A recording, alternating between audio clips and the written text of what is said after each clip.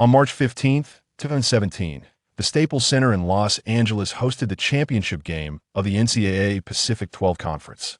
The fourth-seeded University of California, Los Angeles faced off against the top-seeded Arizona State University in the finals. The Los Angeles Daily News reporters fervently promoted the event, while TNT, serving as the broadcasting partner, dispatched renowned commentators Stephen A. Smith and Charles Barkley.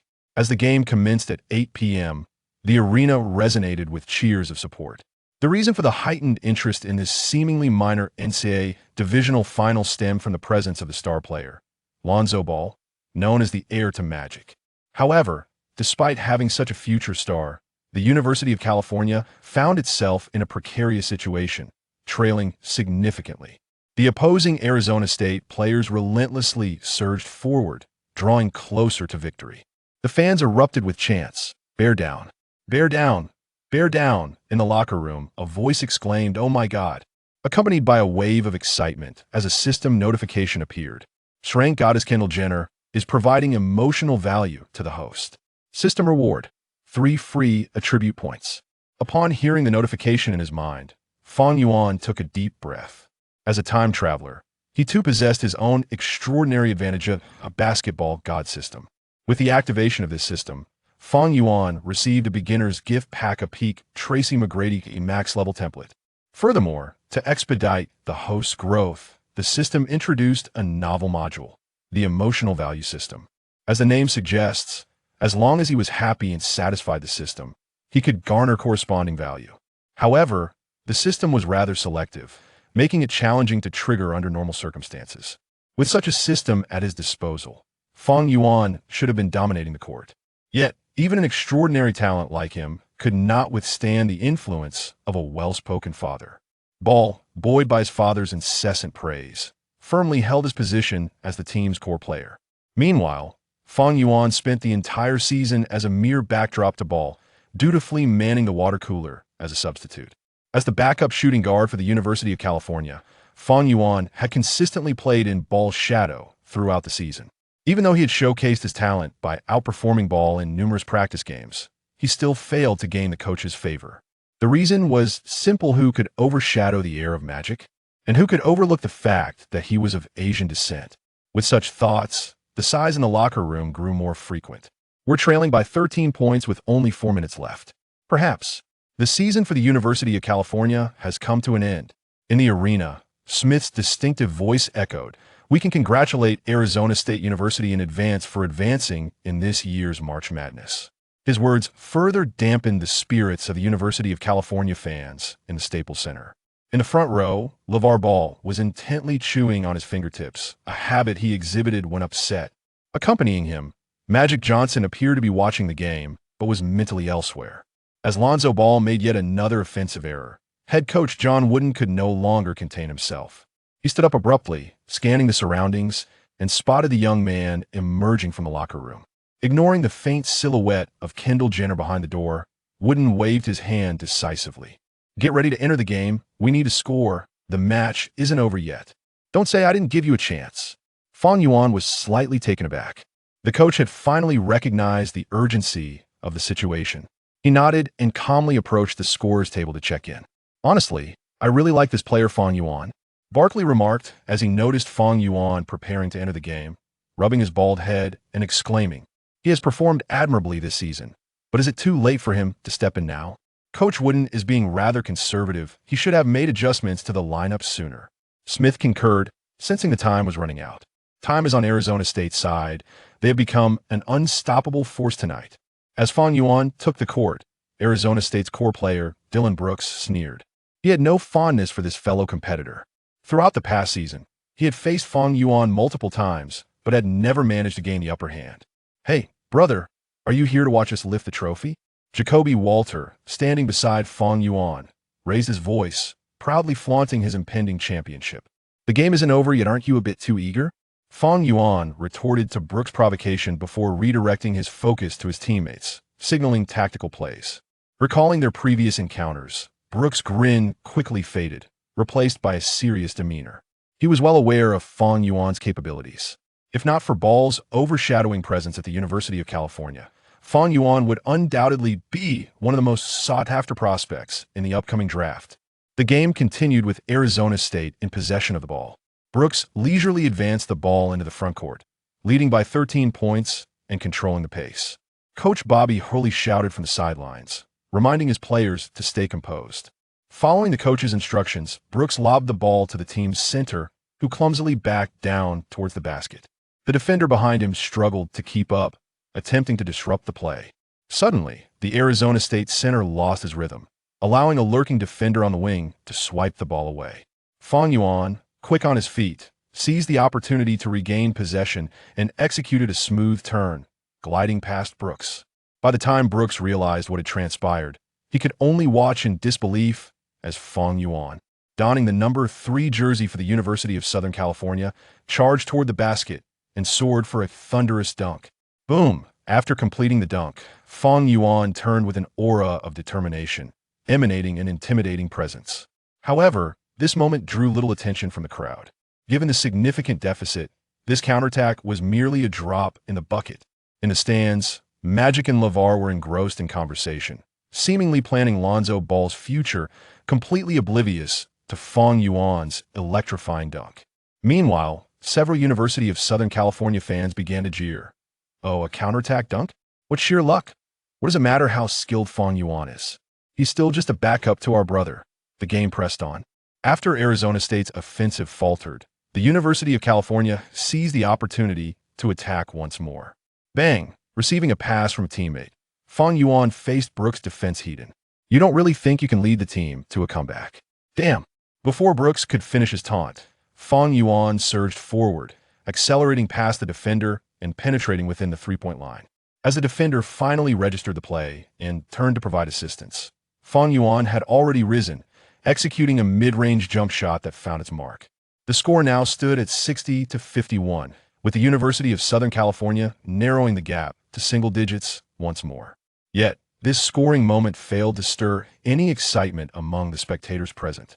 Only the head coach of the University of California clapped vigorously, offering Fang Yuan words of encouragement.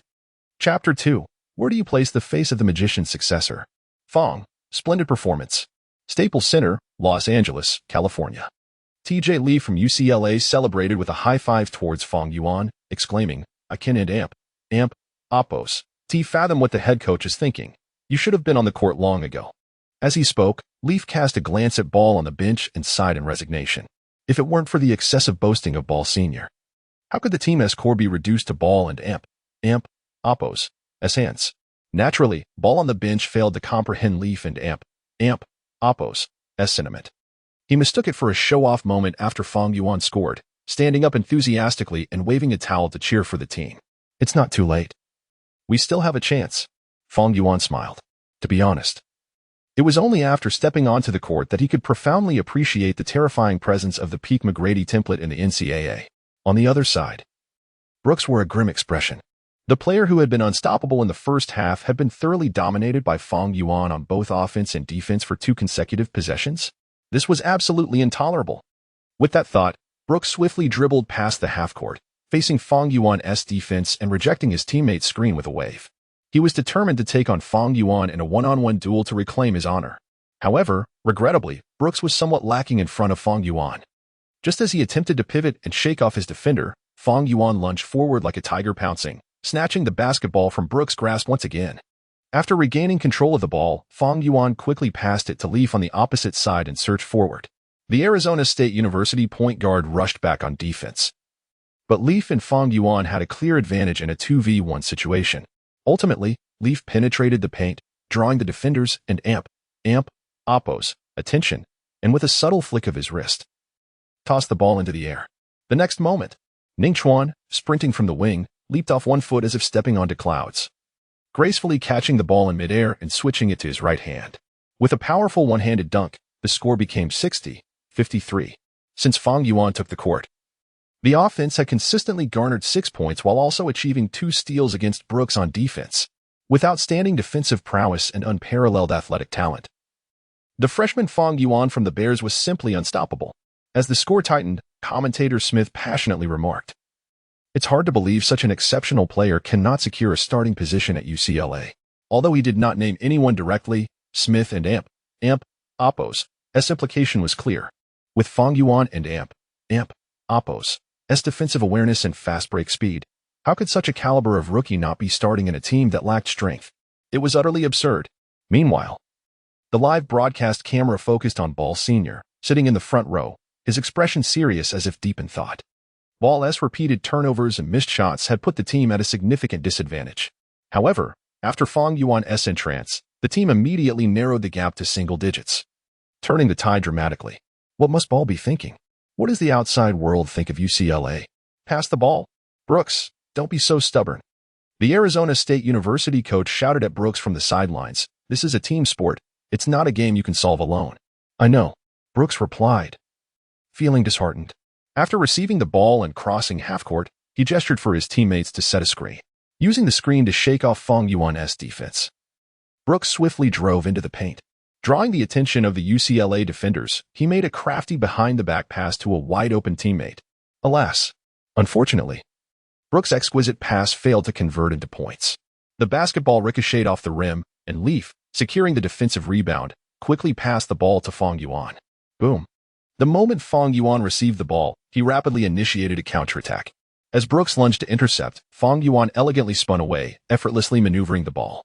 He then advanced to the arc, halted abruptly, leaped, and shot with a flick of his wrist. The entire sequence was fluid and graceful. Swish. The basketball smoothly pierced the net as if it were familiar with its destination. 60-56. Let there be light. Let there be light. Let there be light. As the score drew closer, the atmosphere in Staples Center ignited. Many fans stood, fervently chanting the UCLA Bears and Oppos' rallying cry. In that moment, they realized Fang Yuan and Oppos' entrance was not a signal of surrender, but rather the clarion call for a counteroffensive from UCLA. Arizona State University launched their offense. Brooks, positioned at the arc, utilized a teammate's screen to shake off his defender, but his three-point shot clanked off the rim once again. UCLA seized the opportunity to push forward, settling into their offensive formation. Boom. As the basketball touched his hands, Brooks was right there to defend. Having learned from previous painful experiences, Brooks timely positioned himself closely, one hand against Fang Yuan and Oppos' waist, ready to prevent any drive while also prepared to react swiftly to Yichu and Oppos' sudden move. Bang, bang, bang. Fang Yuan dribbled rhythmically, then began to shift left, lowering his center of gravity while circling the ball beneath his legs with one hand, suddenly lunging forward to the right. His rapid stop-and-go caused Brooks, who was guarding him, to instinctively retreat. Noticing his opponent and Oppos' defensive shift, Fang Yuan immediately executed a crossover step back, swiftly returning beyond the three-point line. Brooks, attempting to adjust his defensive focus, was thoroughly faked out, losing his position entirely. The crowd erupted with cheers at Fang Yuan and Oppos' flashy dribbling. In an unexpected twist, instead of driving into the paint while Brooks was off balance, Fang Yuan swiftly gathered the ball beyond the arc and launched a three-pointer. Swish. The basketball traced a beautiful arc through the air, effortlessly finding the net. 60-59. After Fang Yuan sank the three-pointer, the score gap diminished to 1 point. Damn. As he turned to retreat on defense, painful memories flooded Brooks' mind. He received a baseline pass from a teammate, eager to accelerate. However, he was halted by the coach on the sidelines. With just 1 minute and 20 seconds remaining in the game, Arizona State held a 1-point lead. Securing this possession would grant them absolute control. Lowering the tempo, Brooks dribbled steadily with his left hand past half-court. As he compressed the offensive time to the final 10 seconds, he adjusted his rhythm and surged towards Fang Yuan and Oppos' left side. Yet, Fang Yuan was no novice. With elite athleticism, he maintained his position and, as Brooks prepared for a crossover, Fang Yuan and Oppos' left hand made a precise prediction and shot out like lightning. Bang! Seeing Fang Yuan reaching for the steal, Brooks quickly retreated a step, then rose to take a mid-range shot. Unfortunately, at the moment he received the ball and lifted his hand, Fang Yuan and Oppos' other hand had already appeared on the basketball, swiftly cutting downwards. Clap. A clean and decisive steal, perfectly swatting the ball from his hands. The possession of the ball slipped from control, and Fang Yuan swiftly surged forward, securing the basketball firmly in his grasp. With an exhilarating burst of speed, he advanced into the front court amidst the roaring cheers of the crowd. Just inside the free throw line, he took a small step, leaping into the air with a single foot, soaring like a majestic bird. With a powerful left-handed axe dunk, he struck.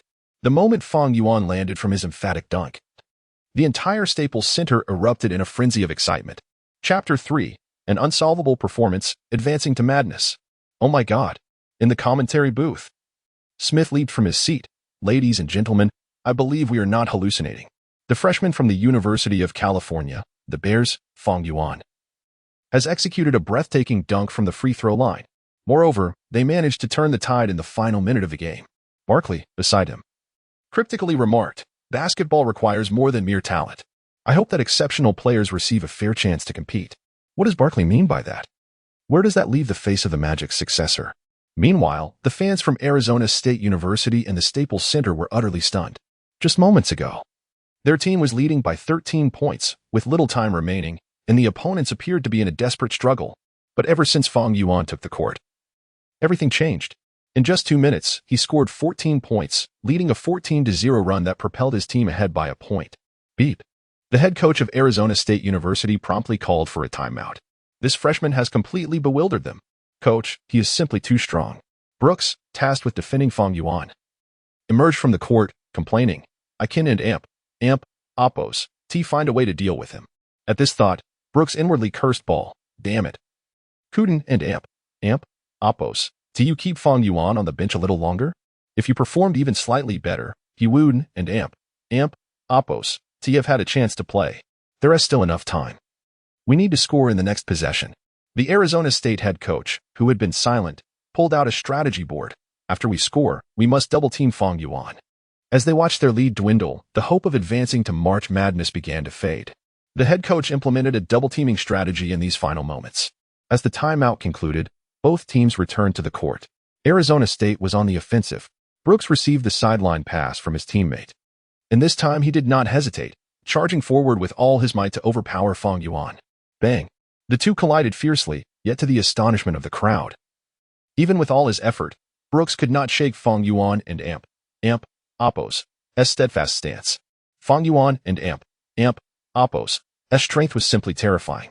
Witnessing the unfolding drama, Barkley in the commentary booth sprang to his feet, exclaiming, Oh my God, we know so little about him. We cannot regard him as just an ordinary freshman.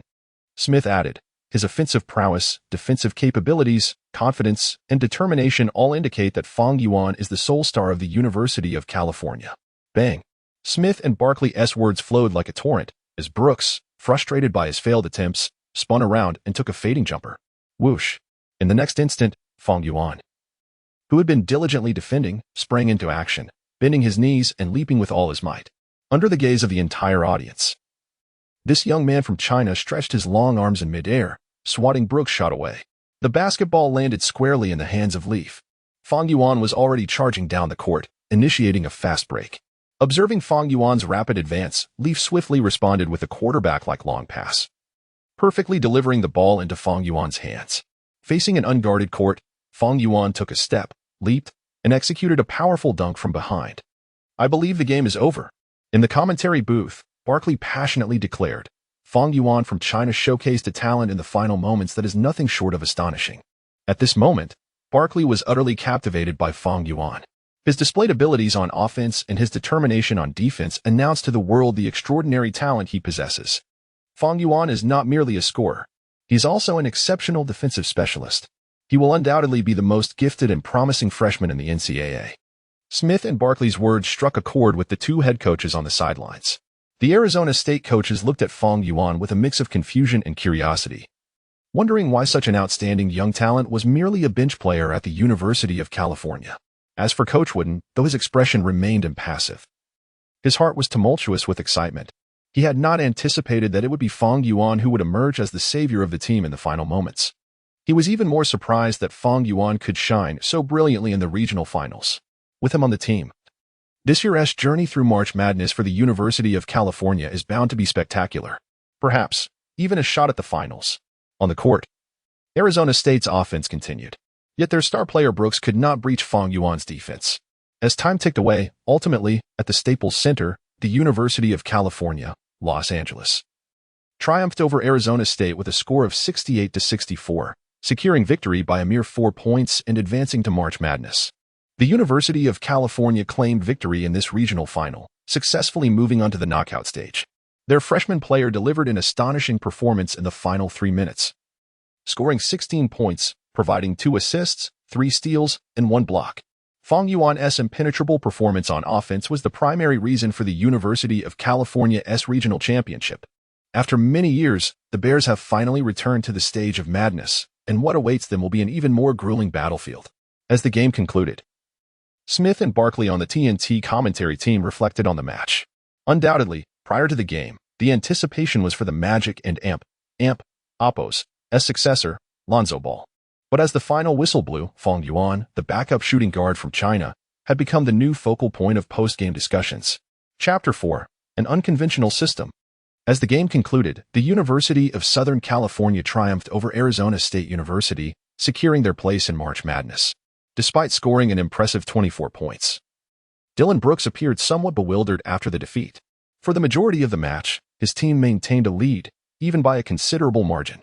However, the dynamics shifted dramatically when the University of California substituted Lonzo Ball for the newcomer Fang Yuan from China. Prior to Fang's entry, Brooks had already accumulated 24 points. Yet astonishingly, his score remained unchanged throughout the remainder of the game. This was the pivotal reason behind Arizona State and Oppos' loss. Fang Yuan effectively contained their star player on the defensive end. Congratulations, my friend, Lonzo is heading to March Madness. As the game concluded, the spectators witnessed Magic Johnson congratulating LeVar Ball, albeit with a caveat: the core of the University of California may no longer revolve around Ball. Magic's gaze was fixed on Fang Yuan, the young talent from China, poised to assume the central role previously held by Ball. I do not believe Fang Yuan surpasses Ball in skill, LeVar stubbornly insisted.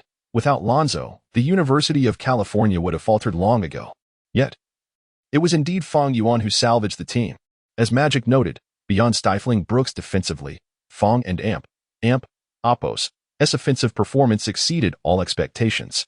In just over 3 minutes on the court, Fang single-handedly accounted for all the scoring and the closing moments for the Bears. Ultimately, his 14 points were merely 2 shy of Ball's total. It is no exaggeration to say that his efficient offensive output was crucial for the University of California's comeback, allowing them to clinch the final ticket to March Madness.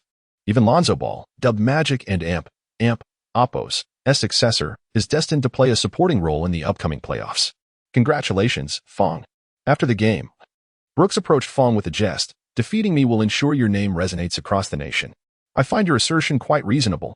In response, Fang Yuan was unfazed. You will indeed be remembered worldwide for besting me.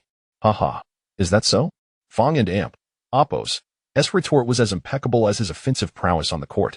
Before parting, Brooks embraced Fang. My brother, we shall meet again in the NBA. I hope you participate in this year and Oppos' NBA draft. Although Fang is formidable, he hails from China. Historically, no Chinese shooting guard has made a significant mark in the NBA. In Brooks and Oppos' eyes, even if Fang triumphed over him, his prospects in the upcoming draft appeared dim. After all, few would use a lottery pick on a Chinese shooting guard. Now back in the locker room, Fang Yuan basked in the cheers of his teammates. Meanwhile, Lonzo Ball, who had underperformed, had red-rimmed eyes and repeatedly apologized to Fang. It was all my fault. I played poorly, causing our team to fall behind.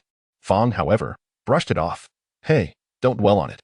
We've secured the championship and advanced to the playoffs. That's what truly matters. The team erupted in celebration upon hearing Fang and Oppos' words. As he tended to his ice pack and packed his bag, Fang eagerly opened his attributes panel. This was his first championship since arriving in this world, and he held high hopes for it. Soon, a virtual display resembling a projection materialized in his mind. Ding! Congratulations, host, for winning the Pacific 12 Conference Championship. Reward issued. Choose one attribute to increase by 1. WTF. Upon seeing the system and Oppos' reward, Fang struggled to contain his emotions. Is this a joke? Open the data panel.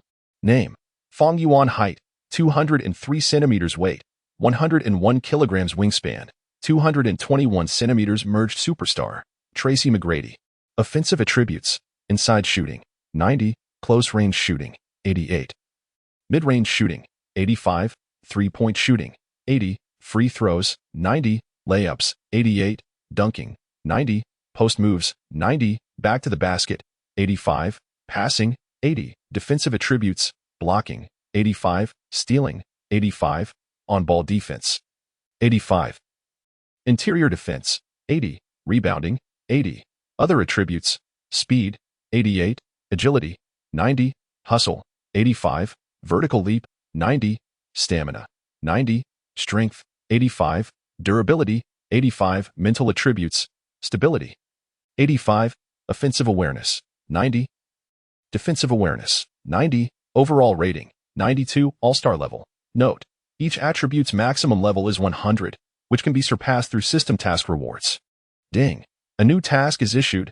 Lead the University of Southern California to win the NCAA championship. Task reward. Choose one attribute to increase by 8. Is this it? Can't the system issue a task that directly increases an attribute to its maximum level? Ding! Emotional value mode has detected anomalies. Hence the inability to issue such a task. To establish himself in the NBA, it seems time to embrace a moment of joy. With the University of California's victory over Arizona State University in the regional finals, the Sweet 16 of this year's NCAA March Madness has officially materialized. Championship favorites such as Kentucky, North Carolina, and Duke have all advanced to the finals. In the global basketball arena, aside from the much-anticipated NBA, the NCAA tournament holds significant prestige. Countless college stars emerge from the NCAA tournament, becoming coveted prospects for numerous NBA teams. The 2017 NCAA playoffs have captivated the attention of executives across the league. Following the emergence of talents like Ben Simmons, Jaylen Brown, and Brandon Ingram in 2016, the potential draftees of 2017 have garnered high praise from NBA teams. Among them are the super point guard Markelle Fultz from Washington, Jason Tatum from Duke, and the best college player in the nation, De'Aaron Fox. Alongside Lonzo Ball, Donovan Mitchell, and Bam Adebayo, these college stars shining on the NCAA courts, who have announced their intention to enter the 2017 draft, herald a new era for basketball. Moreover, the performances of these superstars in the upcoming March Madness will undoubtedly dictate their fates in the draft. While Fang Yuan led his team to a stunning comeback against Arizona State University to claim the Pacific 12 Conference Championship, questions linger regarding his ability to adapt to the heightened intensity of competition. Many experts remain skeptical. A shooting guard from China? That alone could spell his undoing. There is no need to wait until he enters the NBA. In the fiercely competitive environment of March Madness, Fang Yuan may find little room for survival. We cannot deny Fang Yuan and Apos' performance in the divisional finals, yet it is indeed challenging for him to emerge as a competent starting player.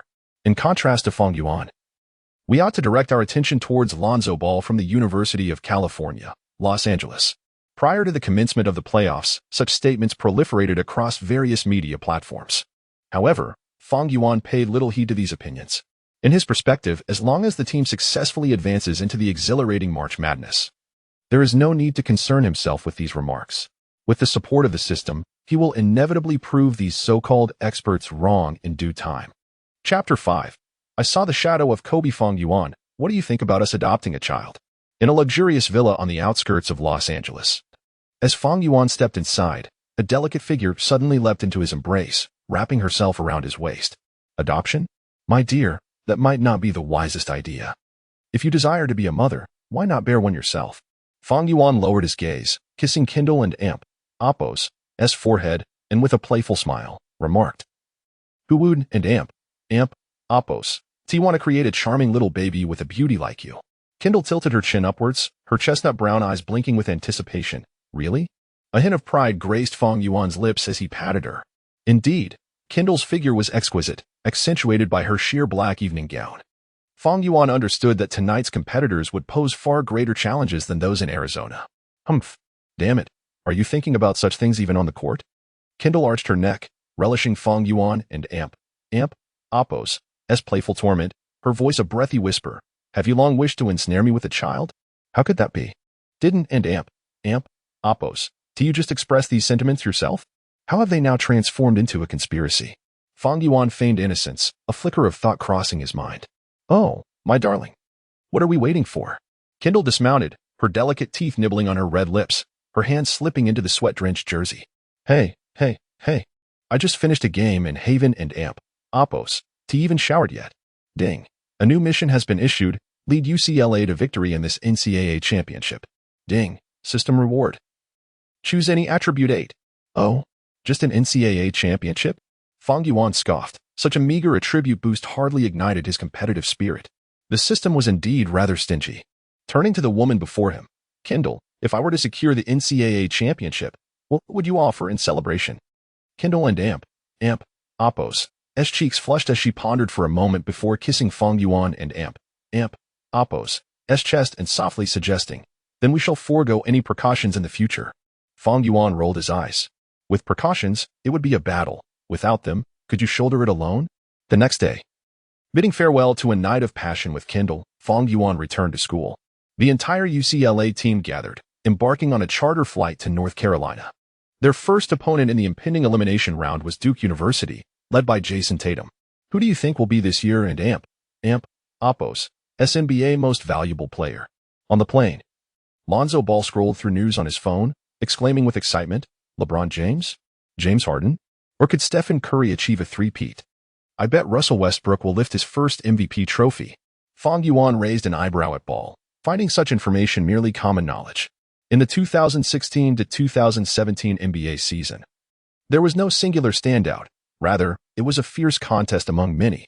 That year, Kevin Durant and Amp, Oppos, S move to the Golden State Warriors sent shockwaves across the league. Dwayne Wade chose to return to his hometown, while fellow Chicago native Derrick Rose embarked on a tumultuous journey. That year, the NBA selected Shochi Wangjian and Di Jianlian, whose brief stint with the Lakers sparked much speculation. George remained the formidable general of the Pacers, while Love and Amp, Oppos, S 34-point quarter became legendary. Ben Simmons, free from psychological issues, held a promising future. The Christmas showdown remained the familiar Cavaliers-Warriors matchup. Anthony Davis's All-Star MVP ignited a storm in New Orleans. Westbrook finally grasped the trophy, and the heroes exchanged glances. D and Amp, Oppos, Anoni and Amp, Oppos, S Houston team debated, as Harden underwent evolution and liberation. The waters of San Antonio would never flow backward, and the 21 jersey of the big fundamental would forever wave. The NBA that year flourished with diversity. Russell Westbrook? Lonzo Ball expressed mild surprise. He had and Amp, Oppos, T expected Fang Yuan to choose him. As a senior, he certainly had the capability. Reflecting on Westbrook and Amp, Oppos, S glory years and his future challenges, Fang Yuan chuckled. Russell is undoubtedly the most misunderstood player. He is a Hall of Fame level elite, deserving of every accolade. Perhaps you're right.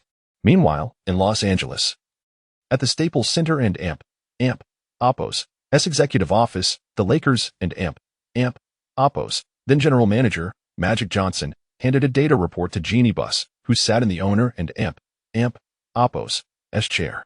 Boss, this is an analysis of Lonzo Ball's performance. After our extensive observation, Lonzo possesses the potential to become an all-star player. All right, I understand.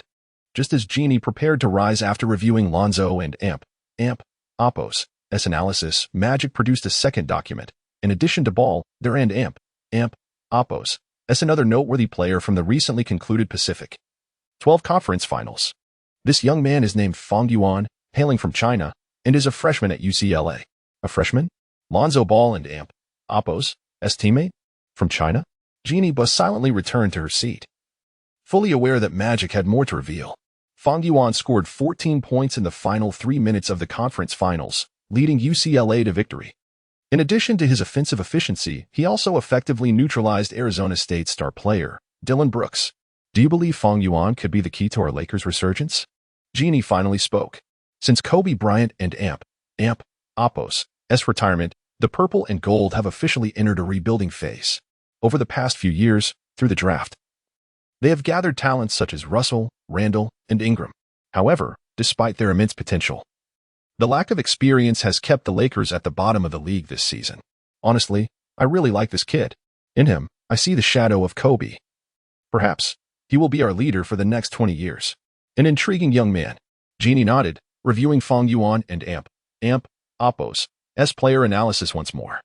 After a moment of contemplation, she commanded, continue to monitor this young man and Amp, Oppos, S performance. I require more detailed data. Also, find out whether Fang Yuan will participate in this year and Amp, Oppos, draft. If he secures the NCAA championship, perhaps we could consider signing him.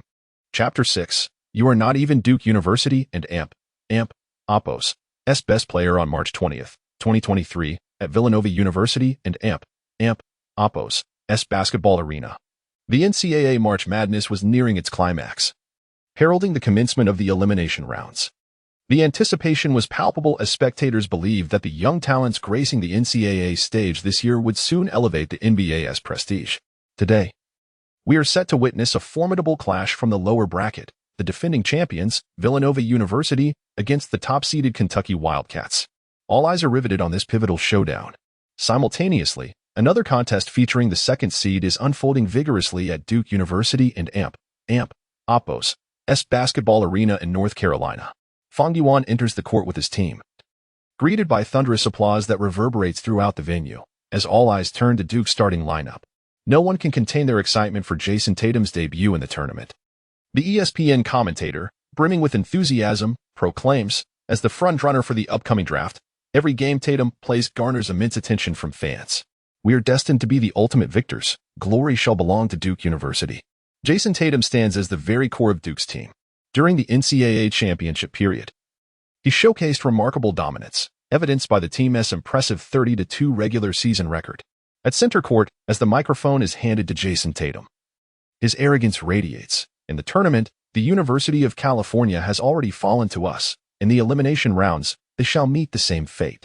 Our sole objective is crystal clear: the championship. Tatum's pregame remarks ignite a frenzy among the fans. As the team's pivotal figure, he fervently fuels the audience's enthusiasm. Tatum gestures to the fans, waving his arms. Fang Yuan, meanwhile, finds himself encouraged by Coach Wood, who fervently motivates him. Tonight, you will start as our small forward. And your mission is singular. Make the world remember your name. I understand. Fang Yuan nods in response, casting a glance at Tatum standing at center court. Sorry, Tatum, but you'll be my first target. Fang, I will pass you the ball. Lonzo Ball removes his jacket to reveal his number 2 jersey. Your duty is to put the basketball through the hoop. In that case, I can only congratulate you in advance. Fang Yuan nudges Ball's arm with his elbow. A premier playmaker is about to emerge. Ball shrugs, acknowledging the irony of the situation. Unlike the banter exchange between Ball and Fang Yuan, Coach K on Duke's side is fervently instilling motivation into his players. In this do-or-die elimination format, surprises abound, and Coach K is determined to ensure his team does not falter. The pregame warm-ups conclude swiftly. This is Duke. This is Duke. This is Duke. Amid the jubilant cheers of Duke and Oppos' supporters, Fang Yuan sheds his warm-up jacket and stands shoulder to shoulder with Jason Tatum on the court. This young man from Huaxia is named Fang Yuan. In the recently concluded Pacific 12 Conference Finals, he single-handedly led the California Golden Bears to a stunning comeback. The ESPN commentator swiftly receives the information. Fang Yuan has become the first Huaxia player to start in NCAA history. The void left by Huaxia players in NCAA history has now been filled by Fang Yuan. The Duke fans in attendance react with astonishment. They are indeed familiar with Fang Yuan and AMP, Oppos' name, but to see him starting in the elimination rounds? That is rather unexpected. Are you Fang Yuan? Tatum, standing alongside Fang Yuan, cast a disdainful glance at the players behind him. This is March Madness, not a place for you to act recklessly. In response to Tatum's provocation, Fang Yuan smiles. If that were said to me by Harry Giles, it might carry some weight. Fang Yuan shrugs, his expression playful, but you are clearly unworthy. You are not even Duke University and AMP, Oppos' best player. Tatum and AMP, Oppos' expression darkens. The trash talk has struck a nerve. As his words linger in the air, the referee tosses the basketball high into the air. Duke's starting center, Damian Jones, outmaneuvers his opponent, tapping the ball to Grayson Allen. As the home team, Duke claims the opening offensive possession. On their first attack, the Duke players operate in unison like a well-oiled machine, engaging in a frenzy of activity. Luke Kennard, Grayson Allen, and Jason Tatum, 3 perimeter scorers, position themselves while occasionally probing the paint. The University of California's perimeter defenders scramble to adjust, their formation shifting continuously under the pressure. Luke Kennard is the first to score, executing a swift cut to the basket and releasing the ball before the California center can react. Following the 2-point score, Duke transitions to defense, swiftly regrouping to face the Bears and Oppos' players. Is this truly Duke University? On the bench, many California players express astonishment at Duke and Oppo's rapid execution. They operate like cogs in a machine, seamlessly coordinating their movements. Whether on offense or defense, they swiftly and accurately find their positions. What a formidable team! It is no wonder they are the second seed.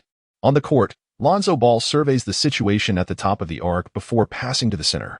Upon receiving the ball, the center is immediately confronted by Duke's double team and is forced to pass it out. Bang! On the left side beyond the arc. Fang Yuan receives a pass from his teammate, only to find Tatum swiftly setting up his defensive stance, tauntingly challenging him. Come on, yellow skin. Show me what you've got. A prodigy rarely seen at Duke? In the face of Tatum's taunt, Fang Yuan is filled with a desire to attack. His expression calm yet intense. As Tatum observes Fang Yuan holding the ball with one hand, raised high as if to shoot, he scoffs internally. Do you really think you're Michael Jordan? Holding the ball one-handed? Just as Tatum dismisses him in thought, Fang Yuan suddenly initiates his move. He appears to flick the ball towards the inside, seemingly aiming to pass, prompting Tatum to turn his head. However, where is the ball? Shit. He immediately realizes he has been deceived. Yet, as he turns back, the basketball arcs over his head, descending toward the hoop. Damn it. Tatum feels a surge of frustration. He was tricked by Fang Yuan's simple feint. Swish. Without any surprise, Fang Yuan's first three-point attempt finds its mark. 3-2. After completing the score, Fang Yuan, while returning to defense, made a shooting gesture towards Tatum, who was still stunned in place. Woohoo! Fang Yuan's celebratory action was rife with provocation. Chapter 7. Insult. This is an unabashed affront. Oh my god, what have I just witnessed? Such brazen celebrations, this is my first encounter with such audacity. Duke University Basketball Arena in North Carolina. The commentator from ESPN, upon witnessing Fang Yuan's shooting celebrations, was momentarily stunned before exclaiming, Fang Yuan's celebration is perhaps the most audacious I have ever seen. On the court, Tatum's expression darkened. He had not anticipated that while being deceived by Fang Yuan's feint, he would also be subjected to such a humiliating display. What a rookie. Just made one basket and already he's floating. Unexpectedly, Fang Yuan did not indulge him. You're an old bird. Let us see if you can make one. With that, Fang Yuan turned and walked away. As Duke initiated the baseline play, Tatum, dribbling the ball into the front court, was taken aback. This kid's trash talk skills are indeed impressive. As Tatum reached the arc, the components of Duke's offense sprang back into action. Tatum passed the ball to Kennard, who took a couple of steps inside before distributing it to Grace Allen cutting to the basket. After drawing the attention of the California defense, Allen returned the ball to Kennard, who had positioned himself in the corner. Boom. As Kennard caught the ball, the approaching Leaf couldn't close out in time, and he took the shot. Swish. The open three-pointer found its mark. 5-3. LaMelo Ball received the inbounds pass and, before crossing half-court, handed the ball to Fang Yuan. Boom. As the basketball hit his hands, Fang Yuan surged forward, charging toward Tatum, swiftly arriving at the three-point line. Tatum, keeping a watchful eye, shadowed him closely, wary of another sudden strike. In response to Tatum's tight defense, Fang Yuan slightly bent his knees, dribbled between his legs, and with the ball in his left hand, made a leftward drive, then paused and switched the ball to his right hand. Screech. Tatum's sneakers screeched against the floor as he abruptly shifted his weight, moving left to staunch Fang Yuan's advance. In the next moment, having read Tatum's defensive posture, Fang Yuan opted for a backward step, retreating beyond the three-point line. Tatum, attempting to disrupt the shot, found himself slipping and crashing to the ground. Oh my. The Duke fans erupted in astonishment, hands on their heads, incredulous at Fang Yuan's display. Yet, his moment was far from over. Retreating to the three-point line, Fang Yuan took his time to prepare for the shot, meticulously dribbling and feigning. Casting a glance at the fallen Tatum, enraged by his brother's humiliation, Grace Allen rushed in from the side to assist defensively. However, before he could arrive, Fang Yuan had already launched the ball. Swish. The basketball soared through the air as if guided by GPS, finding the net. 6-5. The Bears had taken the lead. Turning back, Tatum took the initiative to bring the ball past half-court. Faced with the relentless taunting of Fang Yuan, he accelerated, forcing his way past on the left. But in the next instant, Fang Yuan swiftly caught up, his long arms extending to intercept Tatum's path. Boom. Their bodies collided, and Tatum, overwhelmed by Fang Yuan's strength, came to an abrupt stop. The highly touted Jason Tatum was thwarted. The commentator on the sidelines marveled. Fang Yuan has rapidly closed in on Tatum and has blocked his driving lane. On the court, realizing his breakthrough was stifled, Tatum knew he would need to rely on his skill to shake off the defense. With that thought, he quickly initiated his move, changing direction swiftly as Fang Yuan anticipated his interception. One change of direction was insufficient. Tatum continued to shift, suddenly breaking right. Fang Yuan pursued, but Tatum spun, creating a momentary gap, and took a mid-range jumper. Smack! Just as Tatum launched his jump shot, Fang Yuan, who should have been deceived, erupted from the side, executing a thunderous block that sent the ball flying. The basketball landed directly in Ball's hands, who quickly initiated a fast break. On the wing, Fang Yuan hit the gas. Racing up the court, Grace Allen and Luke Kennard had already returned on defense, yet Ball's focus was solely on Fang Yuan. After drawing the defensive attention, he flicked his wrist, sending the ball toward the hoop. In the next moment, Fang Yuan, sprinting in from the wing, leaped off one foot, soaring through the air like a dragon emerging from the sea. He caught the ball with his left hand, swiftly switching it to his right, and delivered a one-handed slam. Fang Yuan once again unleashed his extraordinary talent. As he completed the alley-oop dunk, the commentator passionately exclaimed, "This rising star from Huaxia is demonstrating through action that he is not just a fleeting phenomenon. He is crafting a miracle of his own." Back on the court, Tatum, who had been repeatedly humiliated by Fang Yuan on both ends, felt a sense of urgency. Receiving a pass from a teammate, he charged toward the basket, hoping to capitalize on the California defense's negligence. Boom. Yet he underestimated the defensive prowess of the California center, who, like a celestial deity, delivered a magnificent block on Tatum's shot. Ball regained possession and looked to the front court, spotting Fang Yuan sprinting ahead, and immediately passed him the ball.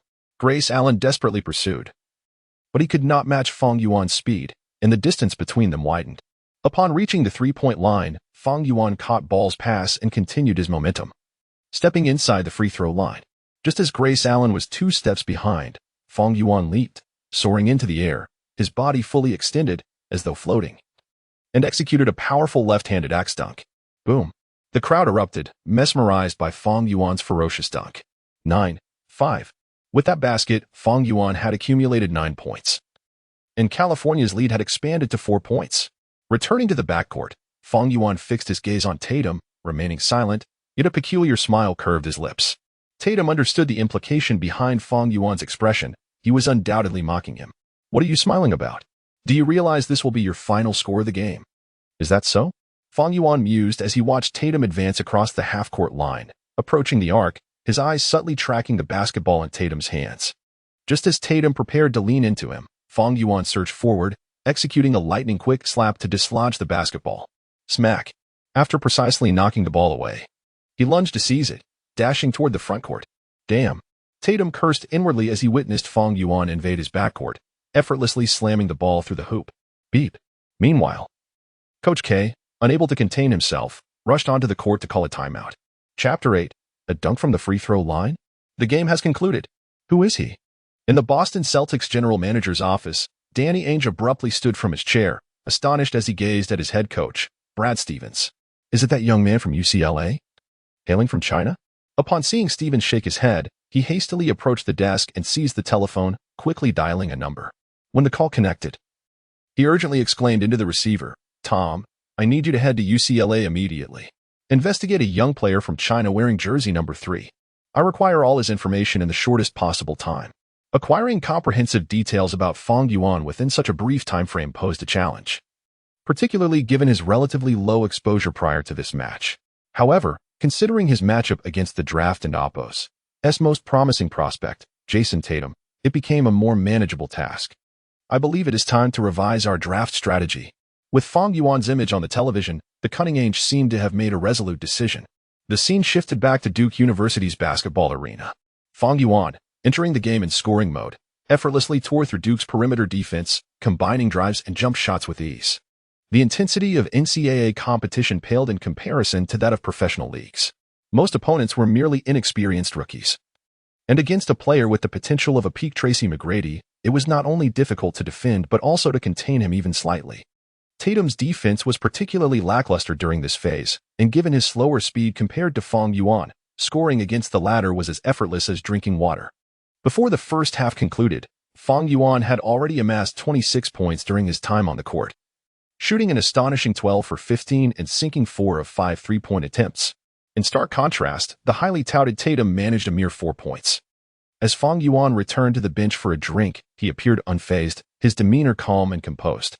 Yet the fans in the stands were far from tranquil. Their gazes toward Fang Yuan were filled with shock, as if witnessing a phenomenon.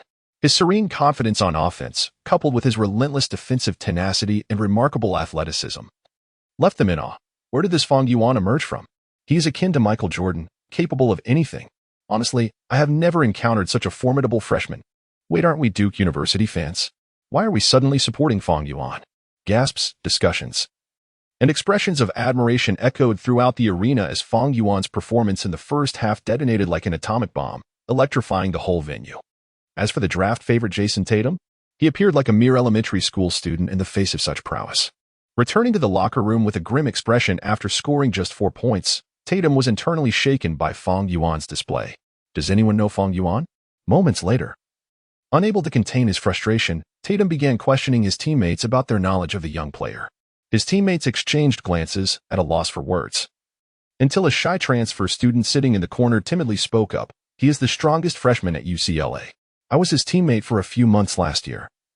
He is genuinely impressive. Upon hearing this, Tatum's eyes blazed with intensity. The strongest freshman? Really impressive? I didn't need you to tell me that. The halftime break swiftly concluded, and both teams returned to the court. As the second half commenced, Coach Wooden opted to rest Lonzo Ball, allowing Fang Yuan to lead 4 teammates back into battle. Duke retained its starting lineup. No one could have anticipated such a scenario before the game commenced. Observing the lineups, the announcer remarked, the second-seeded Duke University finds itself cornered. The architect of this predicament was none other than the young man from China, Fang Yuan. Our knowledge of him remains scant, but I suspect that after this match, the entire world will remember his name. The second half began with possession belonging to Duke University. Tatum quickly advanced the ball across half-court, still confronted by Fang Yuan's defense. Utilizing a screen from a teammate at the top of the arc, Tatum attempted to maneuver to the opposite side, but regrettably, he could not shake off Fang Yuan. As he swiftly navigated around the pick, Fang Yuan once again intercepted his path. The California Bears did not employ a switch defense, and Fang Yuan was relentless, reappearing before Tatum. If Tatum could not penetrate Fang Yuan's defense, victory would be elusive. Bang, bang, bang. Realizing this, Tatum initiated his attack, executing a series of quick changes in direction before attempting to back down against Fang Yuan, seemingly poised to penetrate the paint. Just then, Fang Yuan's right hand swooped in like a monkey grabbing a peach, stealing the ball from Tatum's grasp.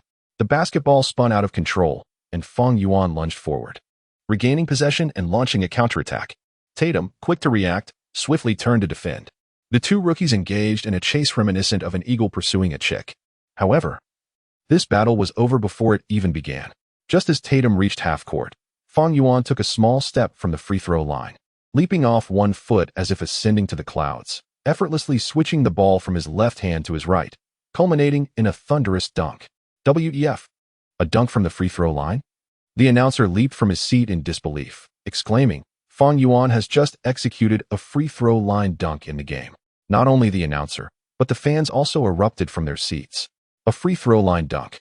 This move, typically reserved for NBA slam dunk contests, had made its appearance on the NCAA stage, and executed by a player from China, no less.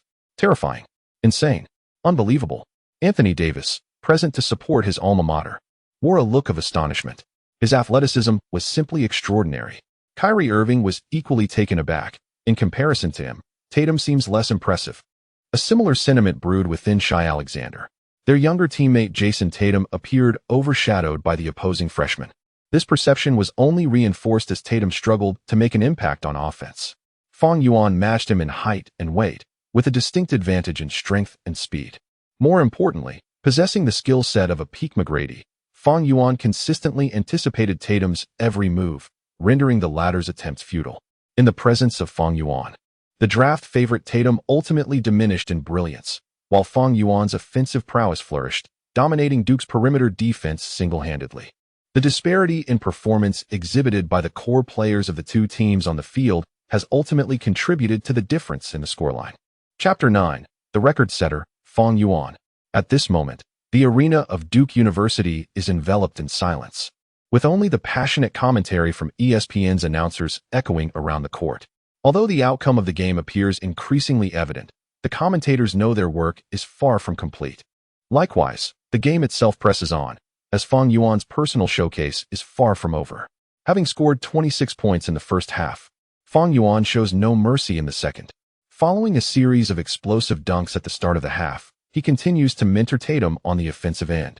Even with ball back on the court, he relentlessly feeds the ball to Fang Yuan, who is making history for himself. It's worth noting that there remains just 1 minute on the clock. Coach K of Duke University substitutes all the senior players onto the court.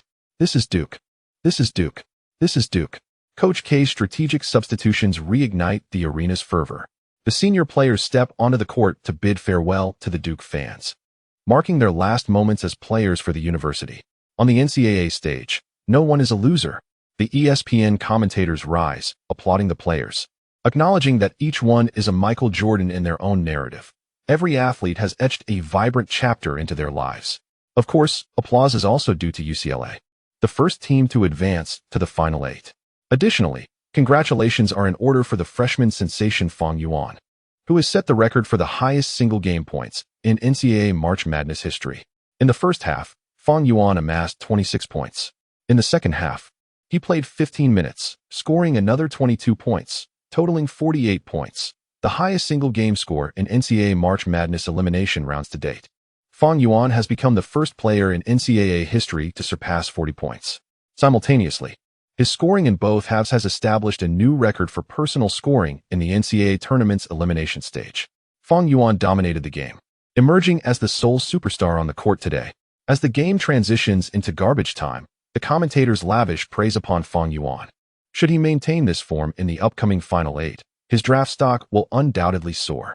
Unless he opts out of this year's draft, his displayed talent suggests that a place in the NBA is well within reach. After all, today he faced Jason Tatum, a top contender for the #1 pick in the draft, whose physical prowess and potential are among the finest of this year's talents. Yet, this superstar found himself utterly overwhelmed when matched against Fang Yuan. As the highly anticipated elimination game concludes, UCLA, propelled by Fang Yuan's remarkable 48-point performance, triumphs over Duke by a margin of 15 points, securing their spot in this year's NCAA Final Eight. Until the final whistle sounded, Tatum remained seated on the bench, lost in thought. This may have been the closest he has come to a championship as the core of his team. He lost more than just a game today. It is not an exaggeration to say that Fang Yuan has diminished Tatum's standing in the basketball realm. If Tatum is deemed the frontrunner for the #1 pick, then Fang Yuan has already cemented his status as an established NBA star. Ultimately, with tears in his eyes, Tatum rises from the bench, making his way to the court to embrace Lonzo Ball. After exchanging a few pleasantries, he finds Fang Yuan and shares a warm embrace. "See you at the draft." Tatum whispers, "Once you enter the NBA, you will realize just how vast the gap between us truly is."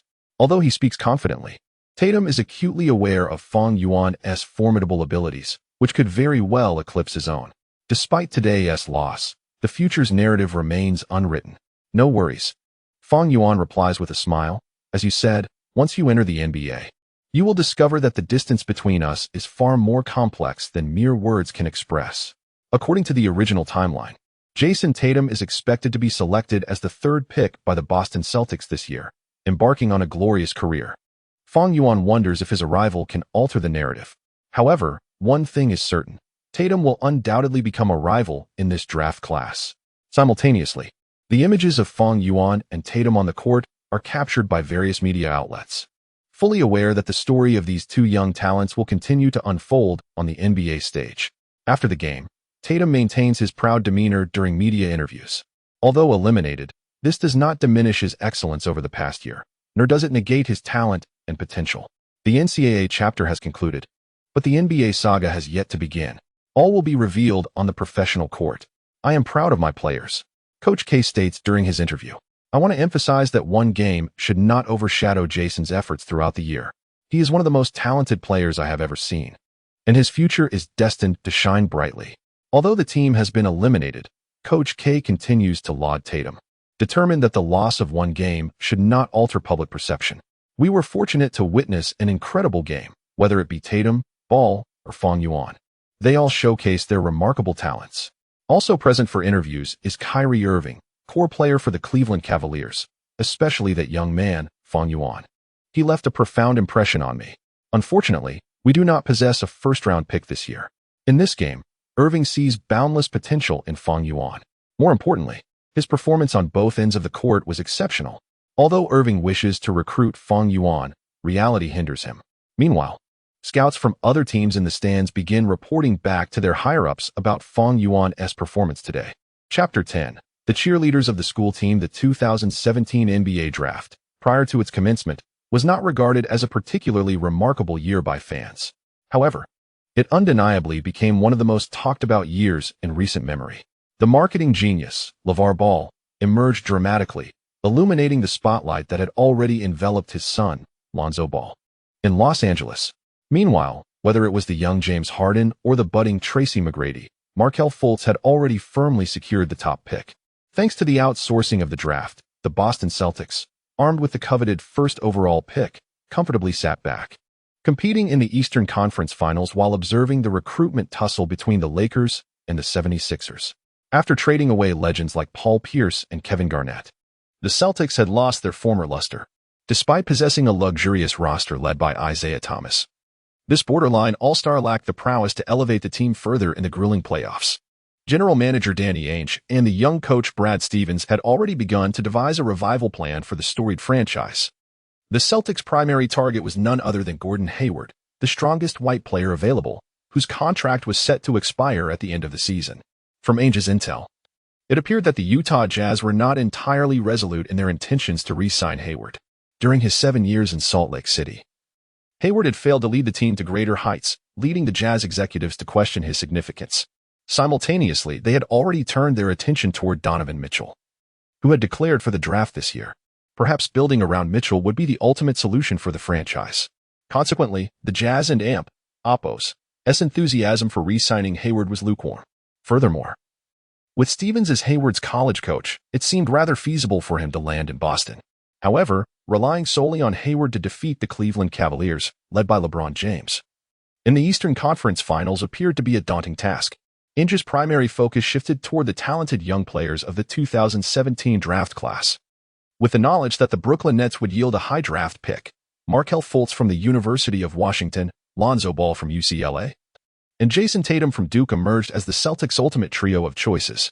However, following the conclusion of the first round of the Sweet 16, Fang Yuan's record-breaking 48-point performance overshadowed Tatum's efforts, making him the standout candidate among the Celtics' options.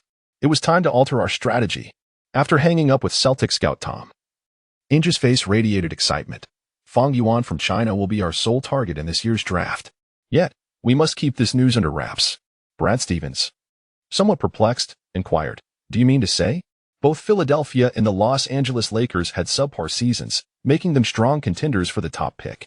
Ainge continued, "Both teams lack a point guard. Lonzo has been flirting with the Lakers, while the 76ers remain loyal to Fultz." At this, Ainge wore an exceedingly enigmatic smile. "If we secure the first overall pick in the draft, we must make the most of it. If the Celtics draw the top pick, you shall be in for a treat. I shall not be called the old fox if I do not outsmart you."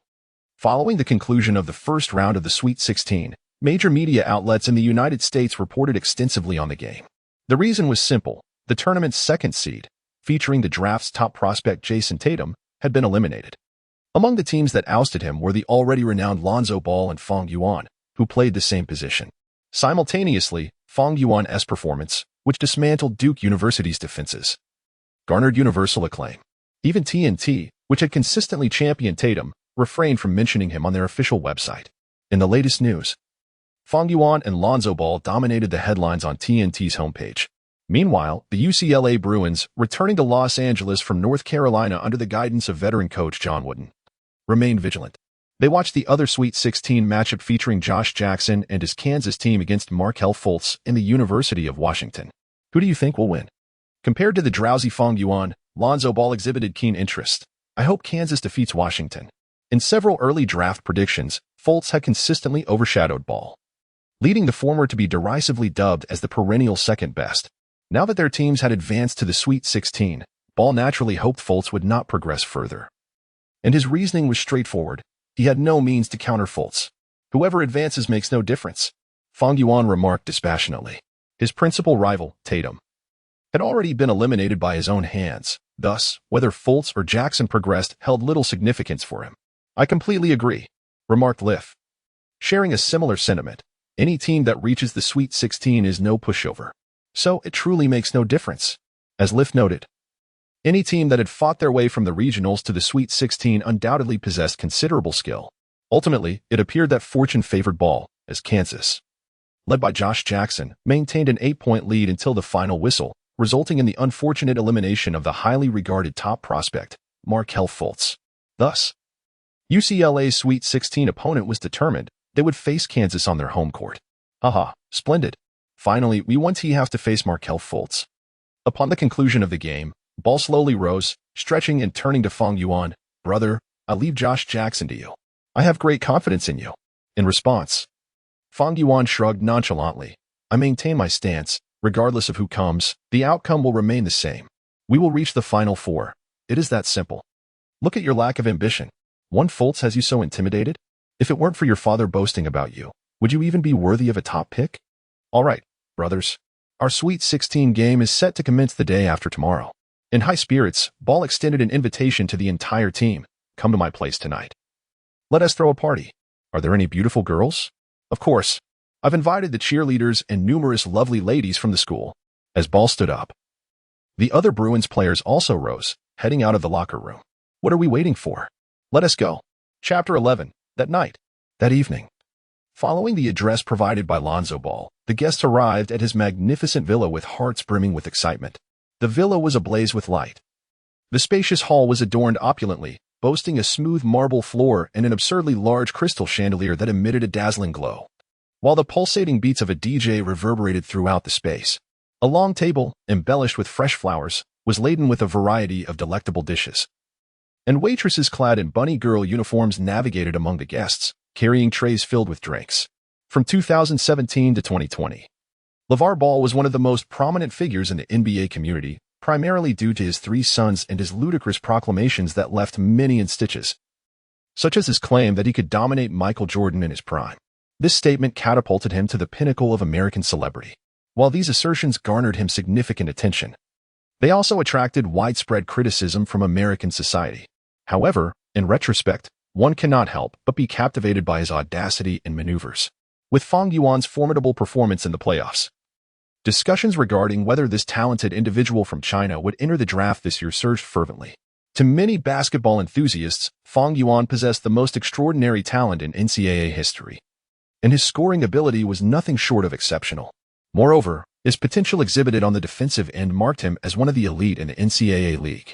Should he participate in this year's draft, Fang Yuan undoubtedly holds tremendous promise. On the flip side, Fang Yuan had only played 2 games thus far.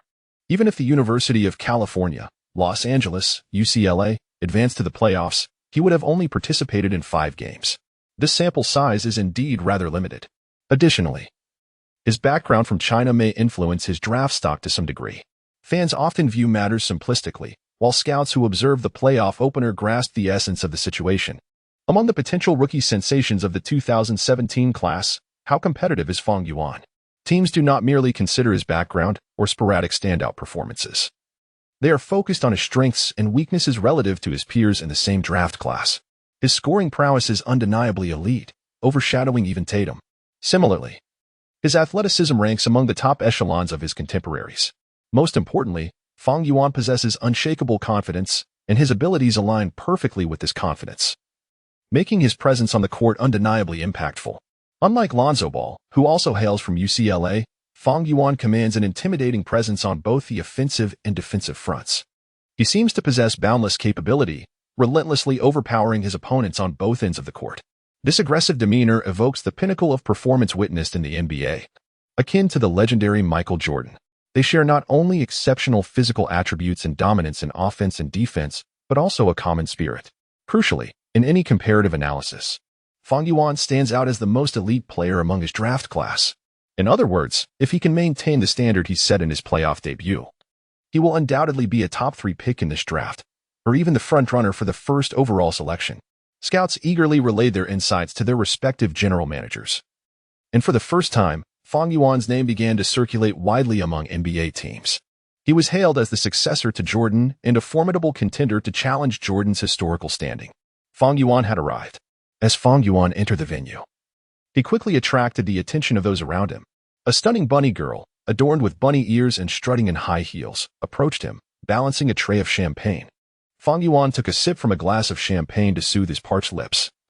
Captivated by the numerous beautiful women in the hall who were casting flirtatious glances and blowing kisses in his direction.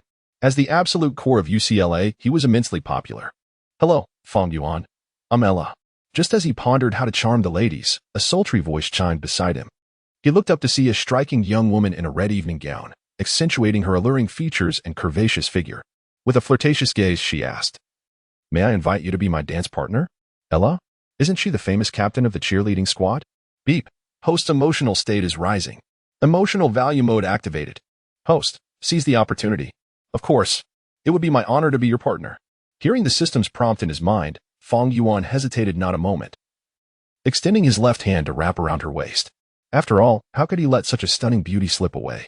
"Haha, then let us dance." She resembled an ethereal fairy.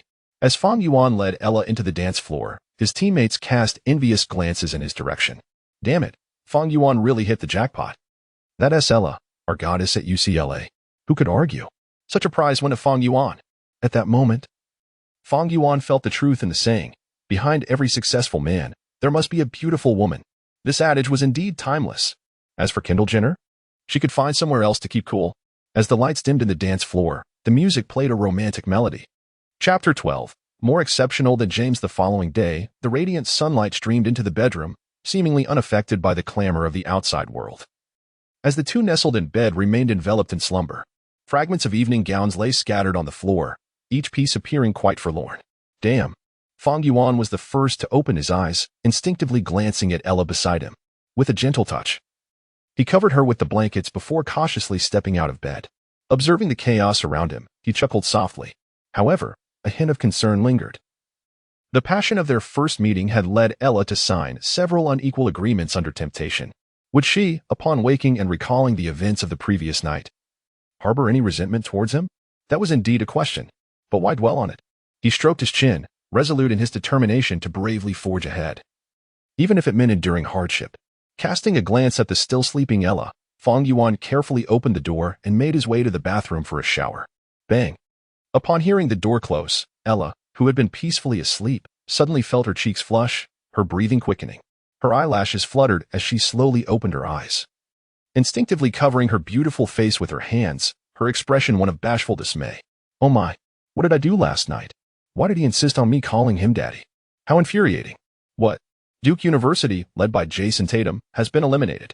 At the Kansas University basketball arena, Josh Jackson was taken aback by his teammates' words that Lonzo Ball managed to keep Tatum in check.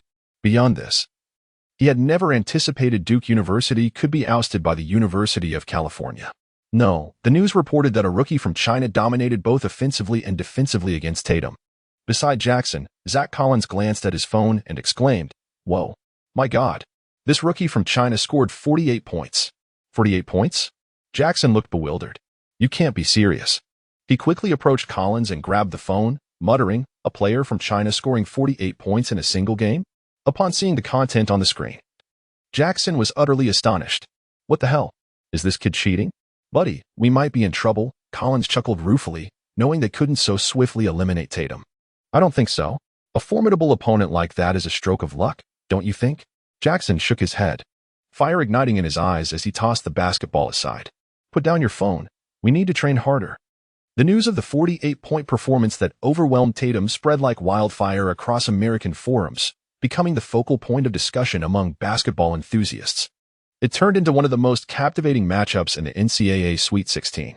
Although Fang Yuan might face a tough challenge from Josh Jackson in the next game, he had already earned their respect. His display of 48 points reminded everyone of LeBron James's dominance in the NBA. Fang Yuan was the LeBron James of the NCAA. I have a premonition that Fang Yuan will lead the Bears on an unstoppable journey. They will not merely settle for the final 8. Last year, LeBron James, the star of the Cleveland Cavaliers, led his team back from a 1-3 deficit in the finals, ultimately securing the franchise's first championship trophy. Now, Fang Yuan had guided the not-so-powerful Bears to eliminate Duke University, evoking memories of King James's brilliance on the NBA stage. LeBron. They say Fang Yuan from the Bears resembles you. In Cleveland, at the Rocket Mortgage Fieldhouse, Cavaliers' second-star Kyrie Irving remarked to the training LeBron James. He scored 48 points in the game against Duke yesterday. His offensive skills surpass mine by a mile. James, equally impressed, shrugged. I never scored that high in an NCAA game. It is well known that James was the first player in NBA history to be drafted first overall straight out of high school. Perhaps for him, his career was already fulfilling enough. Yet, not participating in the NCAA remains one of the few regrets of his career, making him particularly attentive to this emerging young talent. They will face Kansas next. Do you want to check it out? Irving proposed to James. Don't you want to see how formidable your successor truly is? Kansas? Upon hearing the team's name, James frowned slightly. The Bears can't defeat Kansas. Josh Jackson will lock him down defensively. If the Bears manage to triumph over Kansas, we can watch them in the Final Four. For James, his interest lay more in the performance of his teammates in the upcoming match than in the successor the media spoke of. Should the Bears, under Fang Yuan's leadership, reach the NCAA Final Four, James would undoubtedly be there to support him. Of course, the conversation between Irving and James was private and not exposed to the public.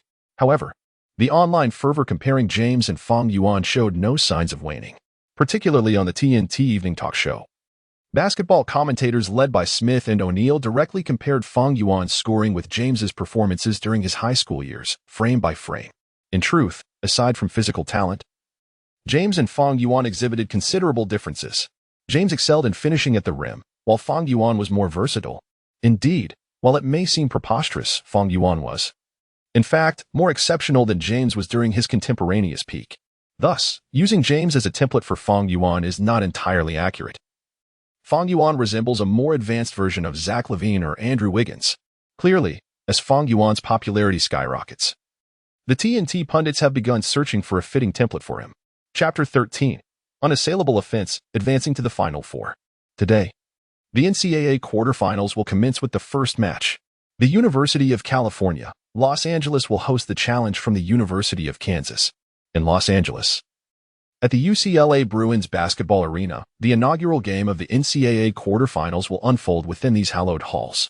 As the match has yet to commence, TNT's esteemed commentator, Smith, has already begun to generate excitement for this contest.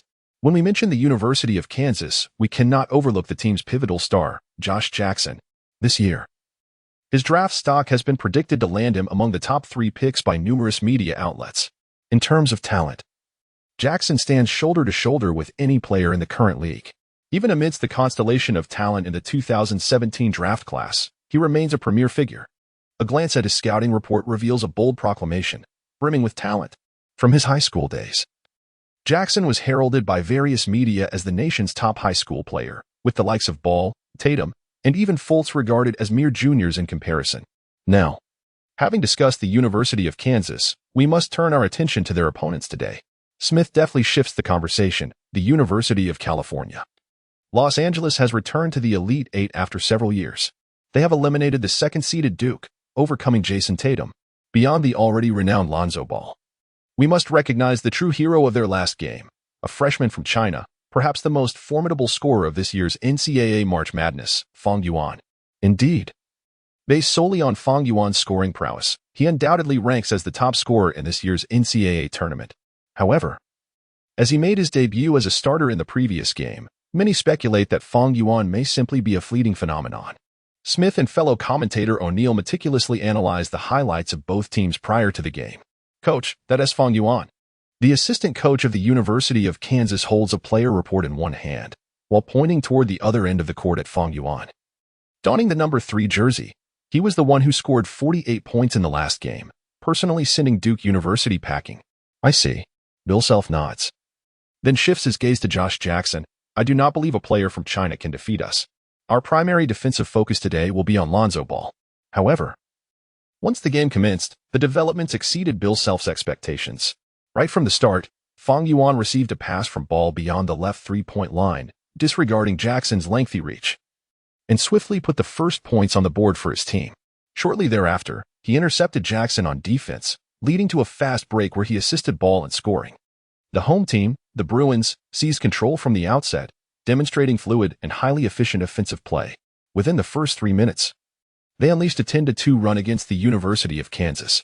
Conversely, it appeared that Kansas was unprepared, Their star player Jackson was contained by Fang Yuan, while the other players struggled with their shooting, resulting in poor accuracy.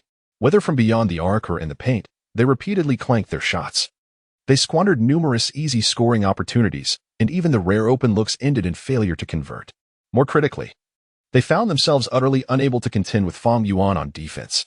Under his leadership, the Bruins maintained a double-digit lead throughout the game, exhibiting remarkable steadiness. By halftime, they led Kansas by nearly 20 points, marking the first time UCLA had a double-digit lead at halftime since the tournament began, showcasing their true prowess to countless fans. With both Lonzo Ball and Fang Yuan on their roster, the Bruins are poised to shine brilliantly in this March Madness journey. Perhaps the significant deficit led Kansas to become somewhat emotional. As the second half commenced, the physicality between the two teams intensified significantly compared to the first half. In a defensive transition, Fang Yuan intercepted Jackson's pass, subsequently assisting a speeding Leaf who executed a thunderous dunk over Jackson. After the dunk, Leaf appeared exhilarated. Exchanging words with Jackson, the mounting frustration from being significantly behind, coupled with provocation from the opponent, ignited Jackson's fury. He charged forward and shoved Leaf forcefully, who retaliated in kind, bringing the tension to a boiling point. Fortunately, the referees promptly intervened to prevent the conflict from escalating. Ultimately, both Leaf and Jackson received technical fouls. Upon resuming play, Coach Wooden sought to avoid further complications and aimed to secure the victory decisively by adjusting the team's tactical approach. He directed the hot-handed Fang Yuan to initiate isolation plays. Responding to the coach's instructions, Fang Yuan seized control of the offense, showcasing his skills to the spectators both in the arena and at home. First, he executed a deceptive maneuver, swiftly changing direction to penetrate Jackson's defense and score. On his second possession, he opted for another drive, breezing past Jackson as if crossing a Los Angeles street in the morning, effortlessly reaching the paint. Collins, stationed for a quick help defense, was met with Fang Yuan's sudden acceleration and a deft reverse layup for an additional 2 points. On his third attempt, following a screen, a Kansas guard found himself matched up against Fang Yuan, who, facing a defender half a head shorter than himself, suddenly launched a three-pointer, catching the defender completely off guard. Stunned, the defender turned to watch the basketball soar toward the hoop, sinking into the net. With dazzling dribbling and unanswerable shooting, Fang Yuan's isolation plays left the fans in the arena and viewers at home utterly captivated by his talent. He was not merely a fleeting phenomenon. He was a genuine prodigy. With a fast break receiving a pass from Ball, Fang Yuan executed another three-pointer, bringing the score to 83-58. With just 3 minutes remaining in the game, the gap had widened to 35 points. The outcome was all but settled. Go Bears! Go Bears! Go Bears! Amidst the jubilant cheers of the home crowd, Fang Yuan was substituted out as the game transitioned into garbage time. Ultimately, the team's second star, Lonzo Ball, guided the bench players to run down the clock. The final score, 90-63. The University of California, Los Angeles, as the home team, triumphed over the University of Kansas with a staggering 37-point margin, advancing triumphantly to the Final Four. Chapter 14. The sole candidate for the top scholar. No one can defeat us. Victory belongs to the University of California, Los Angeles. Go Bears! As the arena erupted in jubilation, the players from UCLA rushed onto the court, exuberantly embracing their teammates. Lonzo Ball quickly found Fang Yuan, and they shared a tight hug at center court. The game had concluded. In the commentary booth, Smith was also swept away by the celebration of the Bears players. The ultimate triumph belonged to UCLA as they successfully advanced to the Final Four. No one dares to underestimate the Bears now. Shaquille O'Neal stood up to applaud the victors. Fang Yuan, hailing from Huaxia, is destined to leave his mark during this March Madness. Throughout the match, Fang Yuan shot 14 out of 18, including 5 out of 6 from three-point range, contributing a remarkable 42 points, along with 5 rebounds and 5 assists. Moreover, on the defensive end, he once again locked down the opposing team's key player. In tonight's game, Fang Yuan became the focal point. Even Lonzo Ball, who was projected to be a top 5 pick in the draft, was overshadowed by his brilliance. Fang, possessing you is an unmitigated joy. The Bears head coach, Wooden, embraced Fang Yuan, nearly overwhelmed with emotion. This typically composed and serious coach was now beaming like a mischievous child. The team's advancement to the Final Four can be attributed largely to Fang Yuan's efforts. While Coach Wooden may have envisioned his team reaching the Final Four prior to the season, he could never have imagined the narrative unfolding in this manner. In the regional finals against Arizona State University, they nearly faced elimination in this March Madness. The team's star, Lonzo Ball, failed to deliver the expected performance, and they teetered on the brink of becoming a laughingstock. At this pivotal moment, it was Fang Yuan who stepped up. A newcomer who previously only served as a backup to Ball, he led the team to a stunning turnaround with his phenomenal offensive display, helping the Bears secure a spot on the last train to March Madness. Despite advancing to the knockout stage, public opinion regarding Fang Yuan remained rife with skepticism. Rather than responding with words, Fang Yuan chose to counter with action. In the following Sweet 16 elimination match, he delivered a record-breaking performance, scoring 48 points, thereby shattering the NCAA single-game scoring record, in addition to tonight's impressive 42 points, 5 rebounds, and 5 assists. UCLA fans erupted in ecstatic cheers for Fang Yuan, and NCAA media outlets began to flood their coverage with stories about his exploits.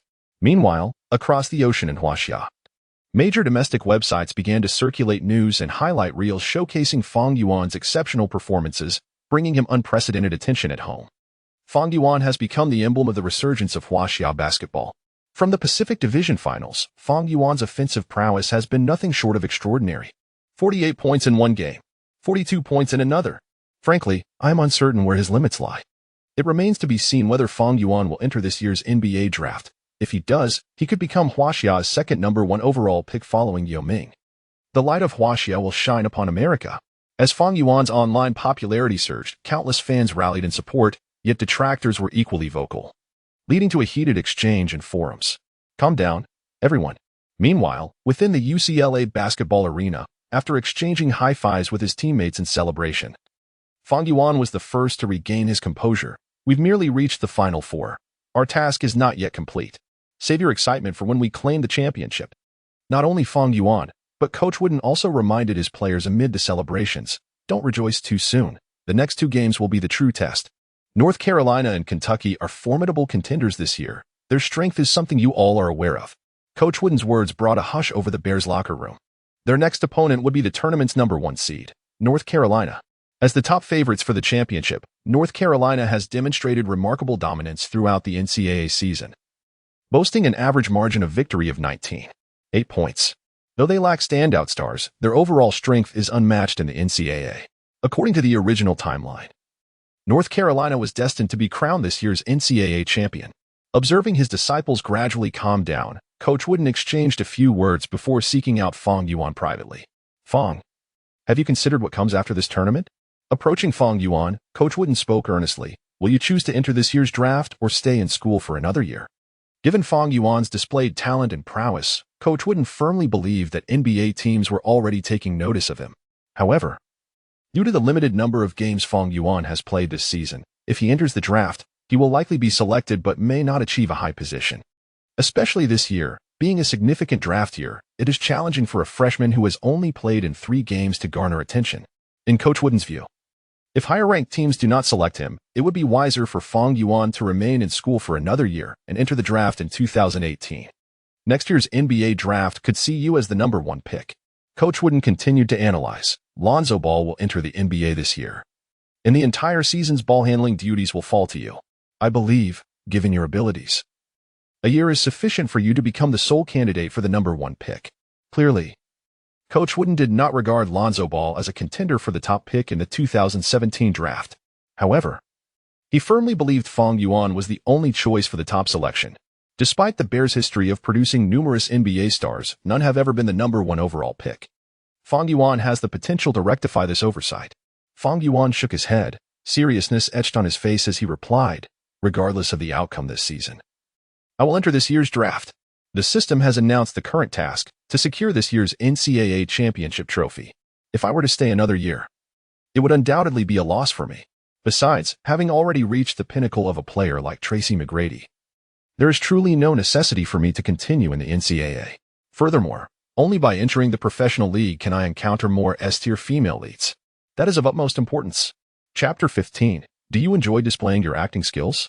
Regardless of the decision you make, I shall support you. Coach Wooden's gaze held a hint of regret.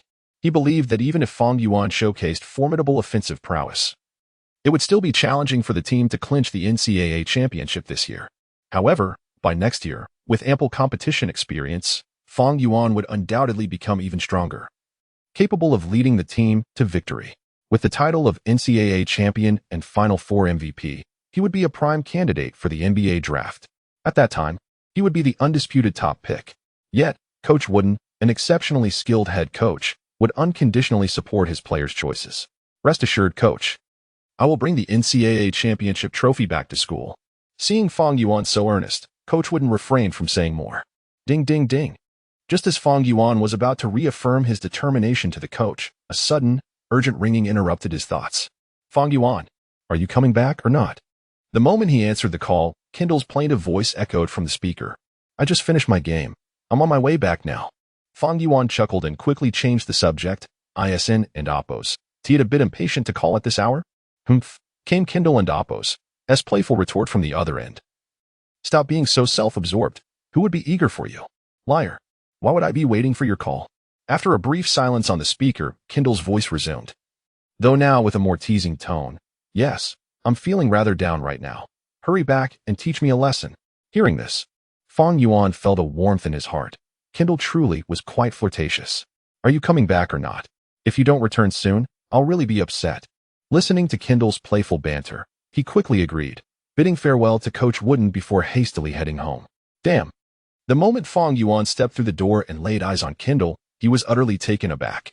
She had somehow procured a set of maid attire, a white shirt, a gray vest, a super short skirt, and a pair of stunning legs adorned with Fang Yuan's favorite thigh-high stockings. And these stockings were not ordinary. They had suspenders. You must be Mr. Fang Yuan? Hearing this, Fang Yuan was momentarily stunned before quickly realizing what was happening. A role play? I see. Indeed, I am Fang Yuan. Rest assured, Mr. Fang, my service will surely satisfy you. Fang Yuan grinned. Great.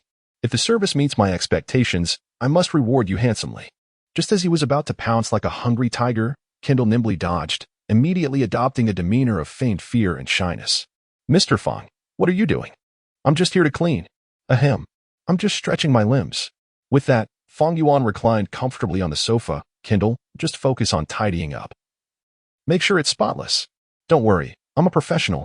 It must be acknowledged that Kendall truly knew how to have fun before getting into character. She showcased her role play with remarkable flair.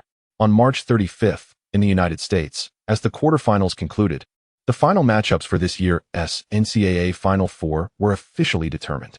Upper bracket, University of Oregon versus Kentucky Wildcats. Lower bracket, University of California, Los Angeles versus University of North Carolina.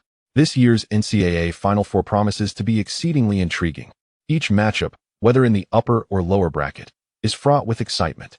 During the TNT evening discussion, basketball commentators gathered to deliberate on the matchups for this year's NCAA Final Four.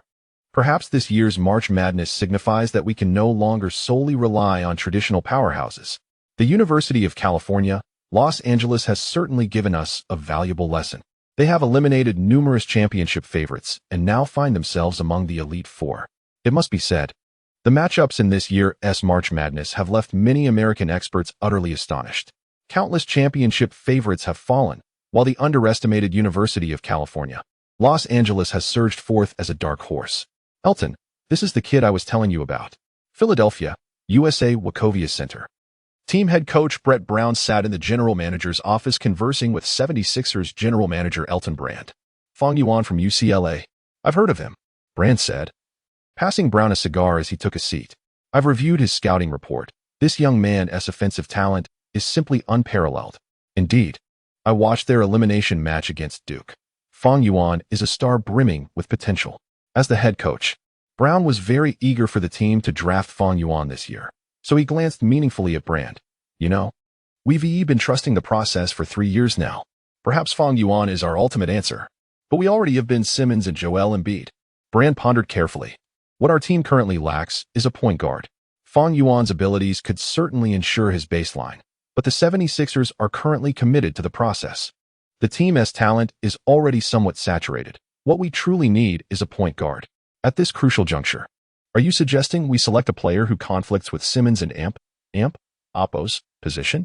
While Fang Yuan possesses remarkable talent, it indeed conflicts with the 76ers and Oppo's future plans to rise. The team must secure a point guard.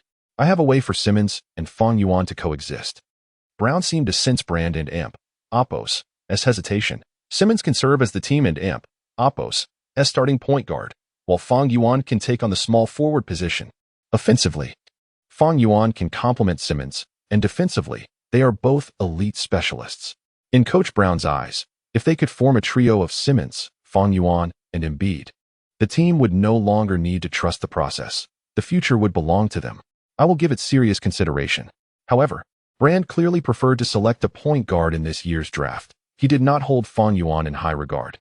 Similarly, discussions about Fang Yuan were occurring among the upper echelons of various NBA teams. Yet many teams expressed varying degrees of hesitation regarding selecting him. After all, this year is widely recognized as a draft year, and no one dares to gamble on a player from Huaxia in a high position. More executives indicated that all decisions should wait until after the NCAA finals before making their selections. Chapter 16. Targeted. The unsolvable teamwork of UNC. On March 29th.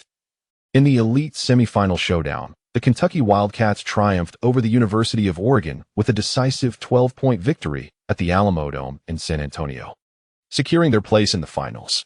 3 years prior, they claimed the championship in the 2014 NCAA finals. Now, once again, the Kentucky Wildcats find themselves on the grand stage, vying for the coveted championship title. Our unwavering objective has always been to seize the crown. Darren Fox, who led the team to eliminate the University of Oregon, was brimming with excitement. Before the tournament commenced, the entire team had already set this goal. Now, we are just one game away from glory. Regardless of whether we face North Carolina or UCLA, it matters not. Whoever stands in our way is destined to play a supporting role. The joy of victory radiated from Fox's face. At that moment, having successfully advanced to the finals, Fox felt that he and Kentucky embodied invincibility. It seemed we had overlooked the Kentucky Wildcats. During the evening TNT discussion, renowned commentator Smith broached the topic. The Bears, led by Fang Yuan, have exhibited explosive performances throughout this March Madness, capturing everyone's attention. The team's Lonzo Ball is hailed as the next Magic Johnson, and their presence has overshadowed the Kentucky Wildcats. Perhaps the Wildcats, who first advanced to the finals, possess a stronger championship aura. As Smith articulated, due to Fang Yuan's meteoric rise, nearly all the spotlight is directed towards this prodigy from Huaxia, coupled with Lonzo Ball's inherent star power.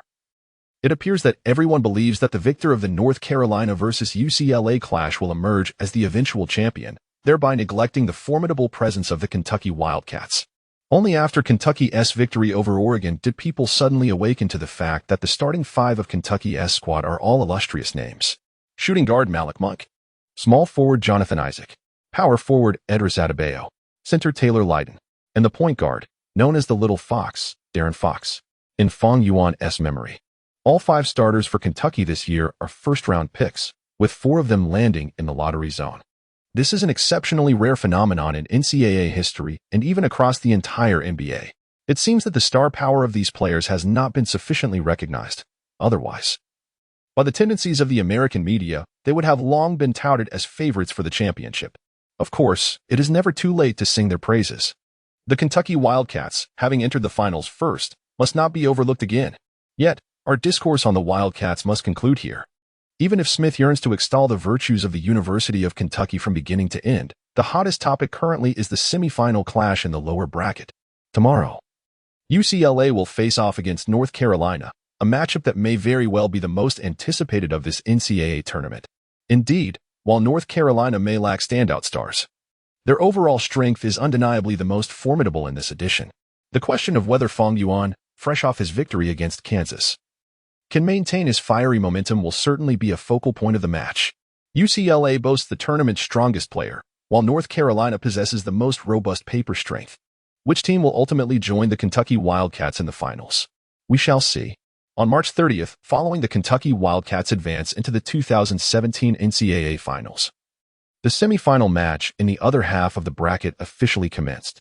This is Yang Yi from Tencent Sports. Meanwhile, in the Huaxia Tencent Sports live broadcast room, one of the 3 brothers of Jishabang, Yang Yi, recited the opening statement. Today, we will bring you a live broadcast of the NCAA semifinal. The competing teams are UCLA, featuring Huaxia player Fang Yuan, and North Carolina, the alma mater of Michael Jordan. I believe that over the past period, everyone has acquired a preliminary understanding of Fang Yuan. Here, I will reintroduce our player Fang Yuan. For Yang Yi, his primary task today is to present Fang Yuan and sing his praises. As for North Carolina, since they lack a Huaxia player, he is disinclined to discuss them. Since entering the elimination round, Fang Yuan has showcased unparalleled offensive prowess and court dominance. In the Tencent live broadcast room, as Yang Yi elaborated, the spectators watching the live stream were filled with fervor. As a Huaxia individual, competing on the NCAA stage against future NBA talents has greatly ignited the enthusiasm of Huaxia fans. As the first of his kind in history, Tencent Sports and AMP, live coverage, or rather, Yang Yi's commendation has made Fang Yuan a household name in Huaxia. Returning to the Alamo Dome. Go Bears! Big Blue! Go Bears! Big Blue! Amidst the cheers from both fan bases, the centers of both teams stood at the center circle as the referee tossed the ball high into the air. The North Carolina center seized the moment, swiftly tapping the ball into the hands of Jordan Berry. North Carolina initiated the game's first offensive possession. Berry advanced past half court, delivering the ball to Justin Jackson. Bang!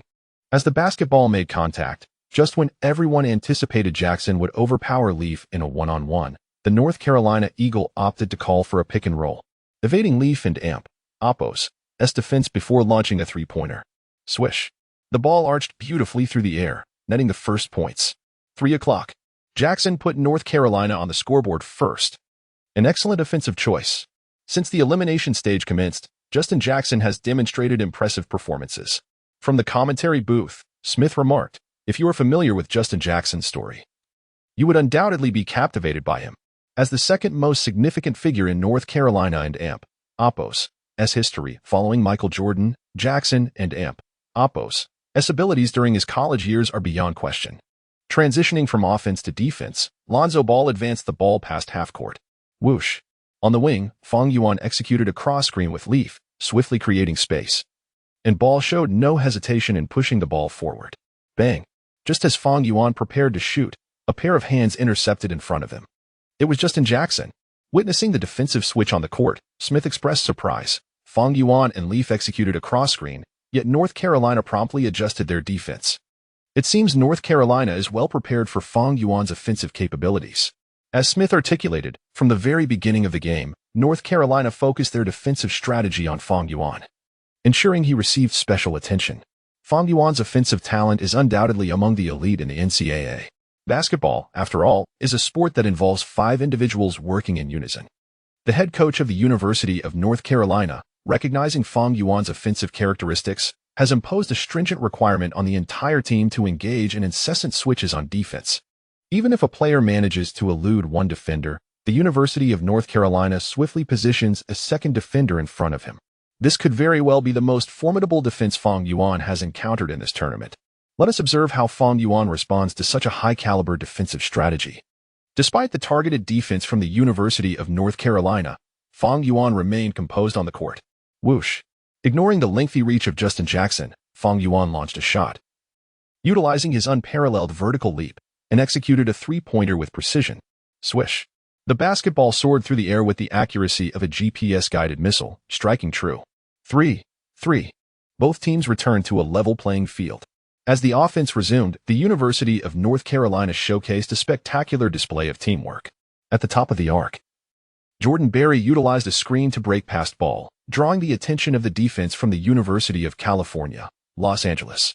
After attracting the defenders, he executed a bounce pass to the cutting center. Thud.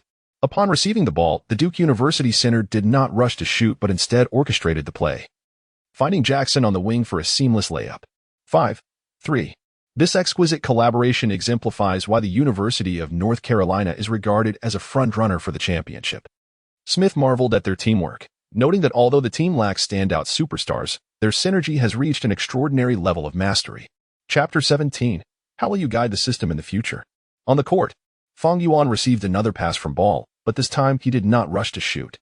Instead, he took a step back to create space and suddenly accelerated with a behind-the-back dribble. Bang! Bang! With a swift motion, he tossed the ball forward from behind, like a wild stallion breaking free, darting past Jackson. After breaking through, he accelerated once more and reached the free-throw line. The North Carolina center quickly charged in from the side to block him, but his defense did not halt Fang Yuan's advance. At this moment, Fang Yuan paid no heed to who was in front of him. He sped up and dashed to the basket. The North Carolina center hurriedly attempted to block him, raising his arms high to obstruct Fang Yuan's shot.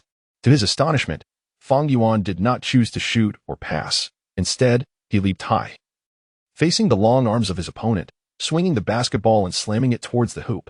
Boom! The thunderous dunk reverberated through the rim. Aside from that sound, the Alamodome erupted with gasps of astonishment.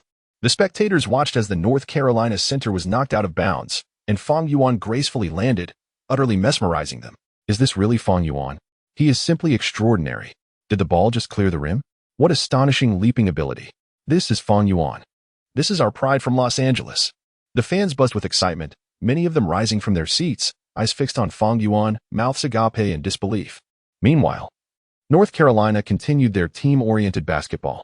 The opportunity arose for Jordan Berry, but unfortunately, his open three-pointer missed, and the rebound was secured by Leaf, who quickly passed the ball to Fang Yuan. Bam! As the basketball touched his hands, Fang Yuan hit the gas, facing Jackson's tight defense and executing a wide-bodied fake to shake him off, rapidly advancing beyond the arc.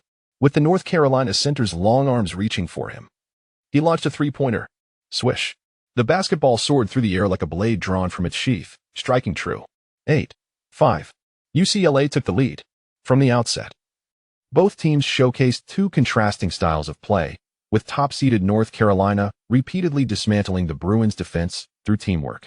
Their defensive strategy against Fang Yuan became increasingly stringent.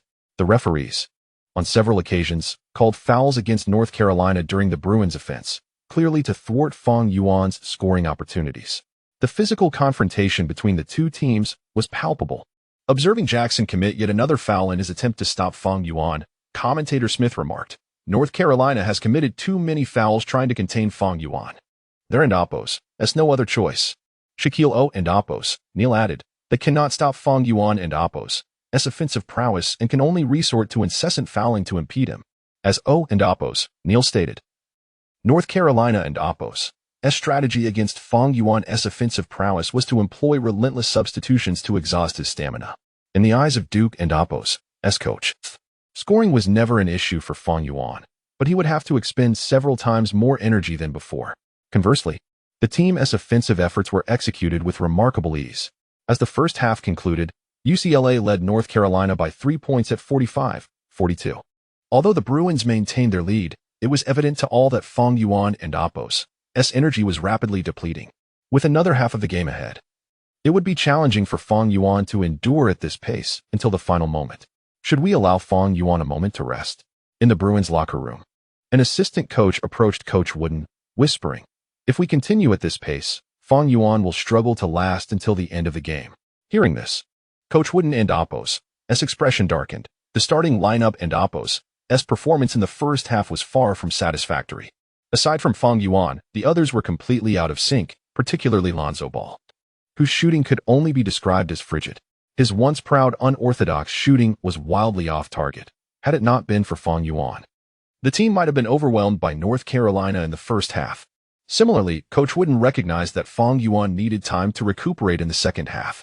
However, if they removed Fang Yuan from the game, the team could likely be overwhelmed in a short time. Coach, I have no issues with my stamina. Just as Coach Wooden intended to suggest resting Fang Yuan for the second half, Fang Yuan, who had been quiet, suddenly interjected, I know my body. I do not need to rest. Others may require it, but I truly need no respite. With the pinnacle of athletic prowess akin to Tracy McGrady, you want me to rest during an NCAA championship game? How could you expect the basketball deity system to function in such a way? Fang, are you certain? Coach Wooden looked at Fang Yuan. You must understand that you've played the entire first half. If the score remains close until the final moments, we will be at a disadvantage. Just as Coach Wooden articulated, if the score remained tied against North Carolina until the end, UCLA would undoubtedly be the more vulnerable side. I will not allow our opponents to drag the game into the final moments. Fang Yuan nodded resolutely and then stood, patting Coach Wooden's shoulder. Coach, trust me. Seeing the determination in Fang Yuan and Oppos' eyes, Coach Wooden refrained from further argument. The halftime intermission concluded swiftly. What followed would be a true test of Fang Yuan and Oppos' capabilities. As the second half began, the moment Fang Yuan stepped back onto the court, LeBron James, seated in the stands, turned to Kyrie Irving and remarked, I have a strong premonition that this young man from Huaxia will deliver an astonishing performance in the coming minutes. Do you mean Fang Yuan will explode and carry the game? Precisely. James nodded earnestly. From the very start of the game, Fang Yuan's performance captivated James. Watching the young man donning the number 3 jersey, James found himself increasingly impressed. However, it was regrettable that the Cleveland Cavaliers did not possess a first-round pick this year. Chapter 18. I have witnessed countless geniuses. The Elite Four, UCLA versus UNC. The second half commences. LeVar Ball crosses half-court and passes the ball to Fang Yuan. Thud. The moment the basketball touches his hands, Fang Yuan releases it without hesitation. The defender, having just positioned himself, finds the ball already beyond his reach, descending towards the hoop. Swish. The ball describes a graceful arc in midair, seamlessly finding its way through the net. At the outset of the second half, Fang Yuan leads the charge for the Bears, scoring first. He appears to have expended little energy, maintaining his razor-sharp offensive prowess. Amidst the exchange between Smith and O'Neal, Fang Yuan once again penetrates the paint. Watching him glide into the lane with the swiftness of the wind, the UNC center, unable to withstand this relentless assault, wraps his arms around Fang Yuan, pulling him down. Yet, the determined Fang Yuan manages to release the shot, though it does not find the mark. However, the referee's whistle sounds, awarding him 2 free throws. Before he steps to the line, Jackson gathers his teammates for a brief discussion, clarifying their defensive strategy against Fang Yuan, dispersing only once he stands at the charity stripe. Fang Yuan's incursions wreak havoc on their defensive framework. Any momentary lapse could yield dire consequences. Although Jackson struggles to contain Fang Yuan as the team's undeniable linchpin, he underscores the importance of collaborative defense against him. Swish. Swish. Both free throws find their target, and Fang Yuan has already accumulated 5 points since the second half began. However, UNC swiftly retaliates. Jackson and Jordan Berry execute a pick-and-roll at the top of the arc. Creating an opportunity, Jordan Berry receives the ball and, as Ball lunges to interfere, launches a three-pointer. Swish. Ball falls victim to their collaboration, attempting to disrupt too late. 50-45. UNC narrows the gap. Back on offense, Fang Yuan makes his move again. From beyond the left three-point line, he faces Jackson and Oppos, as tight defense. With a deft crossover and burst of speed, he easily slips past him, driving into the paint. The UNC defense scrambles to close the gap, aiming to thwart him. Unfortunately for them, Fang Yuan accelerates, sidestepping the oncoming Jordan Berry and soaring for a layup. Jordan Berry, unable to make the stop, transitions into a defensive position beneath the basket, leaping alongside his center to intercept Fang Yuan midair. Thud. The 3 bodies collide in the air, yet astonishingly, despite the encirclement, Fang Yuan regains his balance and gracefully tips the ball into the hoop. Swish. Beep. As the basket counts, the referee signals a blocking foul against the UNC center. Zifa? The UNC center, visibly displeased, approaches the referee to contest the call but is pulled back by Jackson. Once again, Fang Yuan approaches the free throw line. Observing Fang Yuan's back, Jackson shakes his head in resignation. This kid is indeed formidable, possessing the poise of a true giant. As UNC's pivotal player, Jackson has faced many top draft prospects this season, yet none have evoked such a sense of helplessness. Fang Yuan seems to embody a seasoned general on the battlefield, instilling fear in his opponents. Swish. After sinking the additional free throw, Fang Yuan has scored 8 consecutive points. As the team switch rolls, UNC embarks on their offensive possession. At the top of the arc, Jordan Berry and Jackson attempt the same tactic again. After the pick, Jordan Berry sheds Ball's defense, moving toward the free throw line, then rises for a mid-range jumper. Thud. In the next instant, a pair of long arms intercepts the shot, sending the basketball soaring out of bounds. It is Fang Yuan. He delivers a spectacular chase-down block on Jordan Berry. In the commentary booth, Smith and Oppos exchange knowing glances. The first half did not deplete Fang Yuan and Oppos' stamina. Upon returning for the second half, he dominates both ends of the court as if under a supernatural influence. Perhaps, as LeBron remarked, the moment of Fang Yuan has indeed arrived. On the court, UNC initiates an inbounds play, with Jordan Berry still in control of the ball. This time, he opts not to engage in another pick-and-roll with Jackson, instead leveraging his agility and speed to overpower Ball, driving straight into the paint. Just as he does, a swift shadow darts from his side. It is Fang Yuan once more. However, drawing from his previous experience, Jordan Berry approaches with caution, first executing a pump fake to elude Fang Yuan, and then, timing the descent of Fang Yuan's body, attempts to float a layup. How shall I say it? He vastly underestimates Fang Yuan's prowess, even in a descending state. Fang Yuan swiftly utilizes his other hand to swat the basketball from Jordan Berry's grasp before landing and effortlessly collecting it, initiating a fast break. In a display reminiscent of peak Tracy McGrady, his extraordinary speed leaves even Jackson, stationed midcourt, in his wake. Under the gaze of nearly 70,000 fans at the Alamodome, Fang Yuan takes a large step from the free throw line, leaps, performs a 360-degree spin in midair, and delivers a thunderous two-handed dunk. Make some noise. After the emphatic score, Fang Yuan, on his way back on defense, gestures to the fans, urging them to amplify their cheers. Fang Yuan! Fang Yuan! The crowd at the Alamodome seems captivated by Fang Yuan and Apos' charisma, rising en masse to chant his name. Turning back, UNC commits a turnover, and ball regains possession. Pass the ball to Fang Yuan. On the sidelines, Coach Wooden signals for ball to slow the pace and hand the ball to Fang Yuan. Go Bears! Go Bears! Amid the cheers from the crowd, Fang Yuan receives ball's pass at the top of the arc, beginning to wind down the clock. Jackson stands resolute in front of him, determined to thwart his advance. Bang! Bang!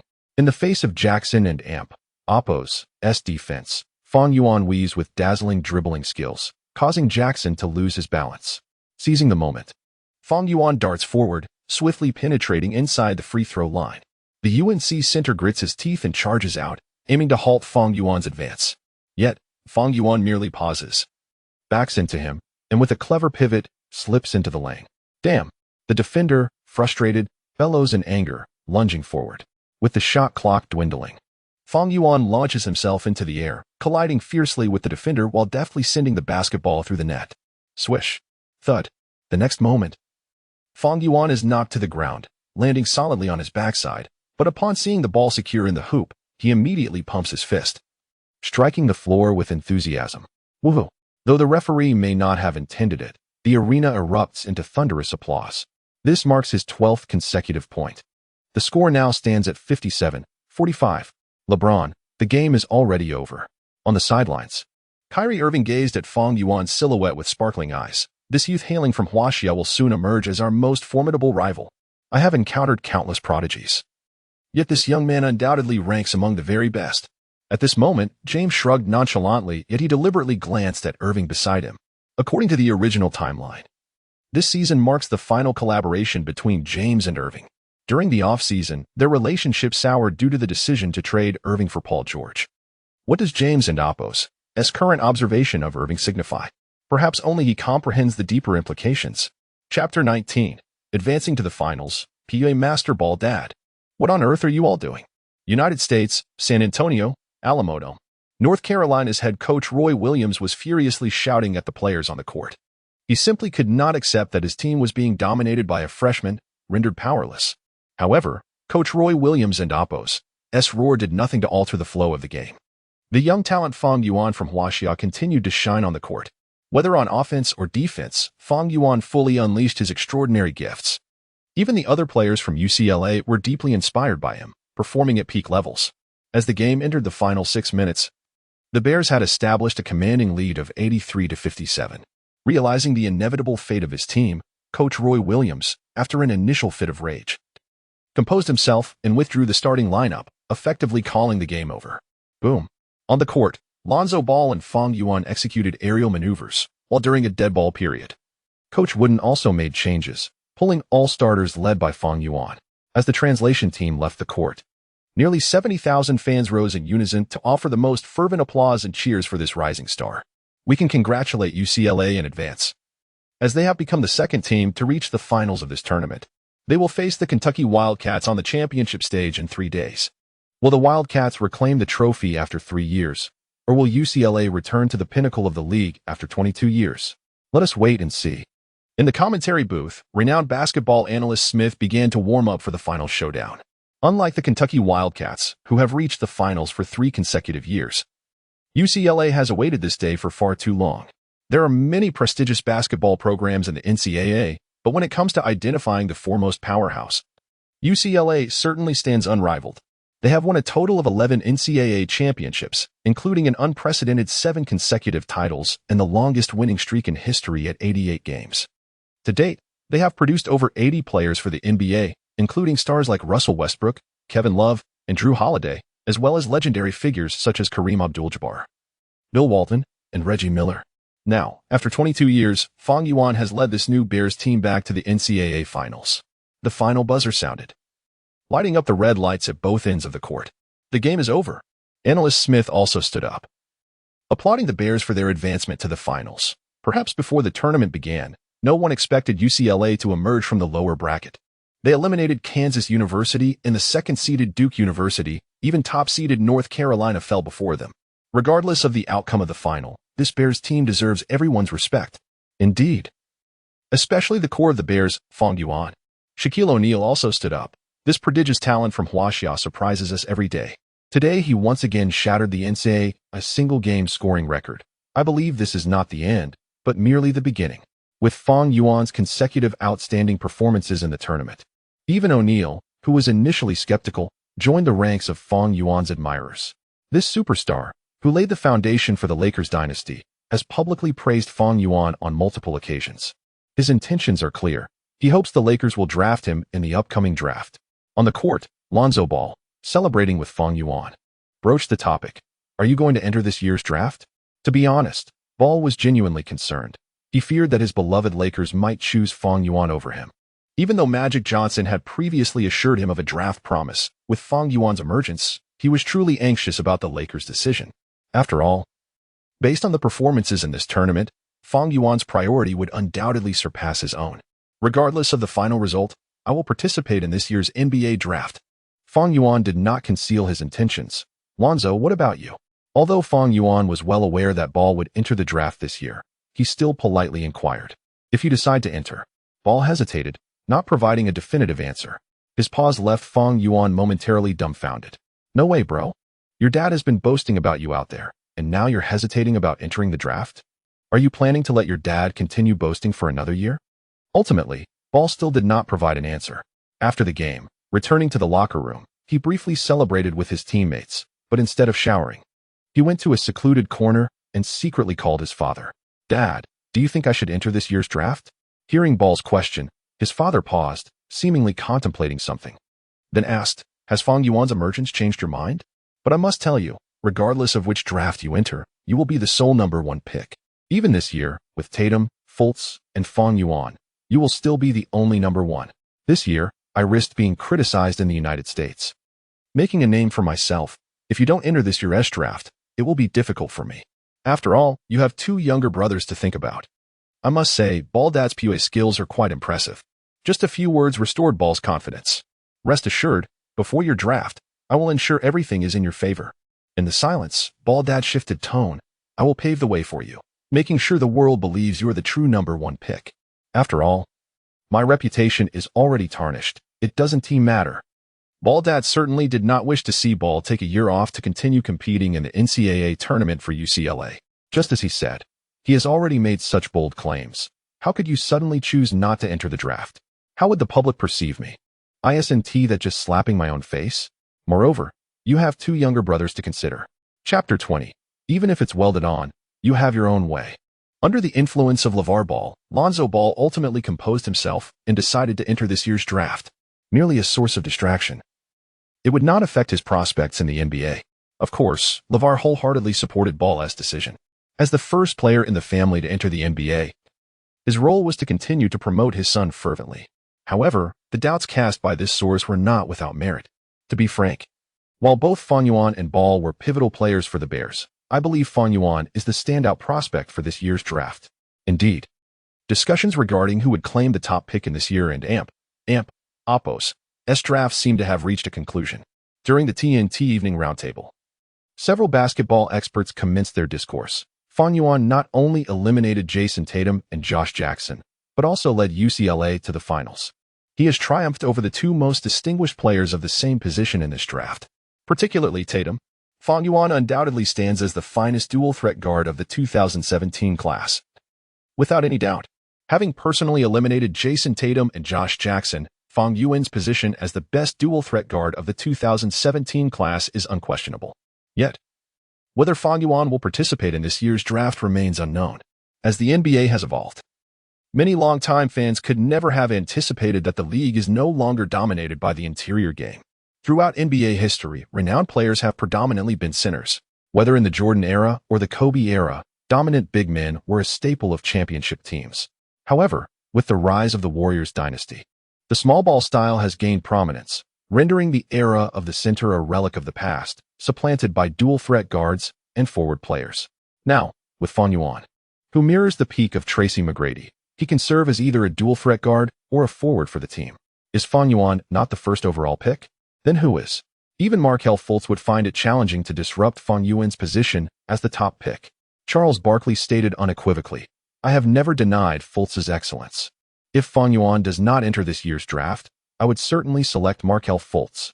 But if Fang Yuan does enter the NBA draft, my choice would solely be Fang Yuan." With no alternative, Smith chimed in, "I concur with your perspective, my friend. I too foresee Fang Yuan becoming the first overall pick in the 2017 draft." Nearly all basketball commentators echoed this sentiment. Thus, might the Boston Celtics select Fang Yuan? After discussing the top prospects, the experts shifted their focus to the current NBA standings.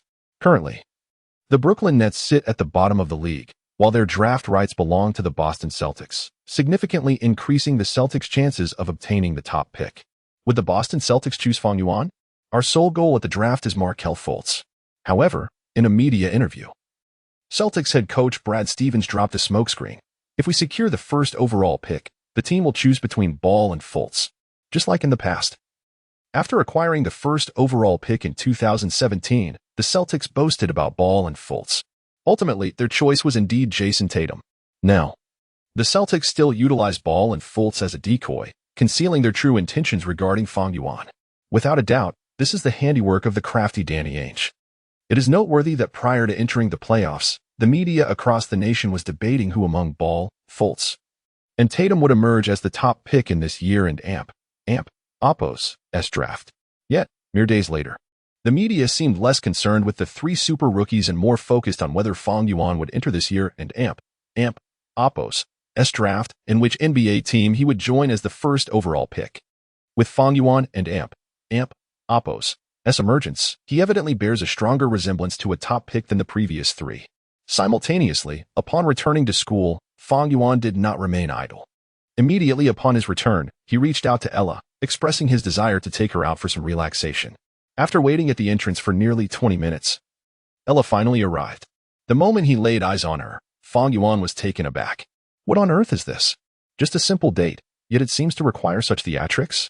She wore an exceedingly short black dress, with a round neckline that dipped low, subtly revealing her curves.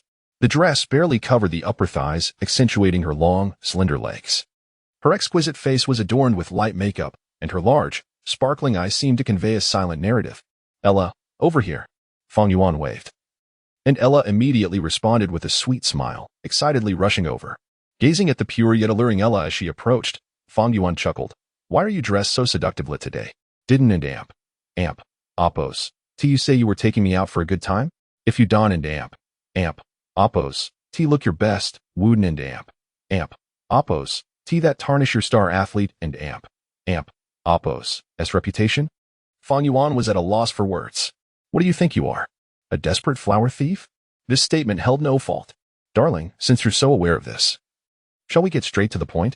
What are you thinking?" Upon hearing this, Ella shot him a glare. "Last time, I was too passive, and you took advantage of me. This time, it's not happening. You must follow my lead." Shaking off his thoughts, Fang Yuan took a serious look at her.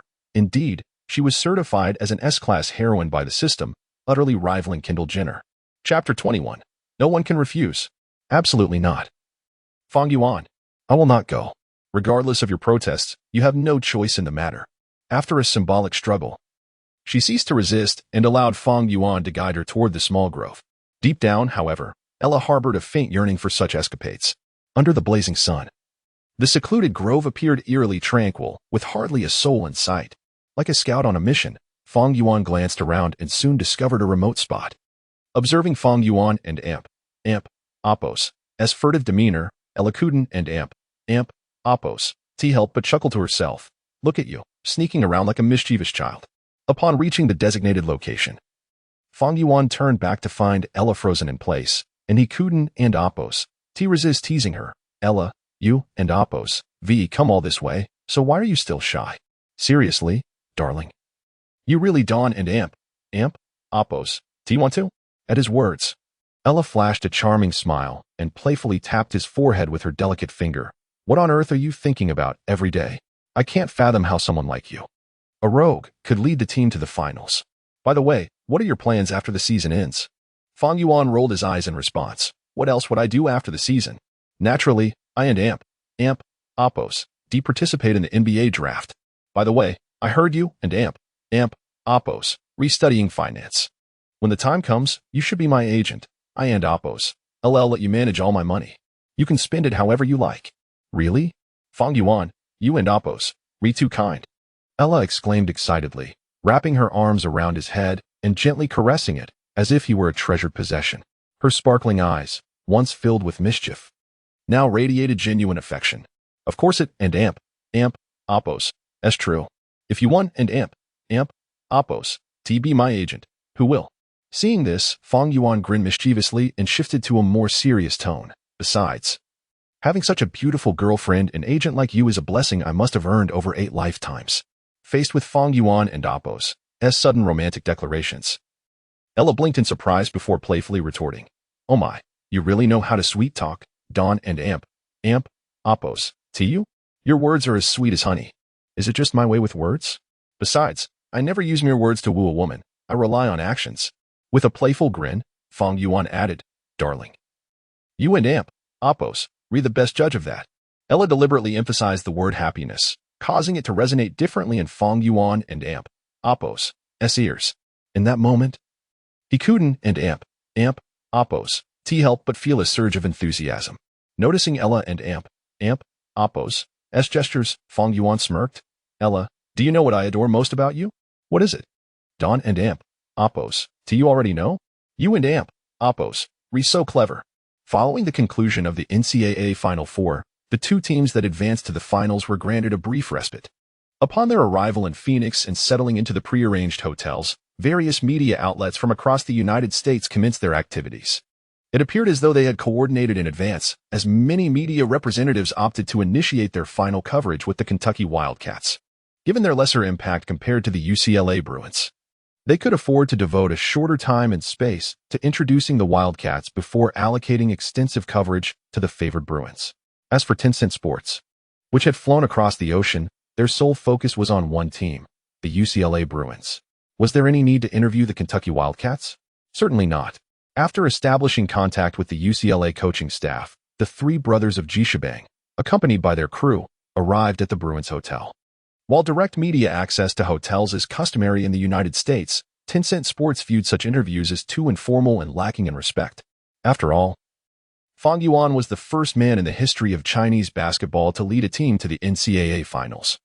And he was also the most sought-after player in the upcoming draft. They had to present him in the best possible light. After a brief setup, they notified Fang Yuan that he could come for the interview. Fang Yuan, it and Amp, Oppos, a pleasure to meet you. We are the commentators from Tencent Sports, Yang Yi.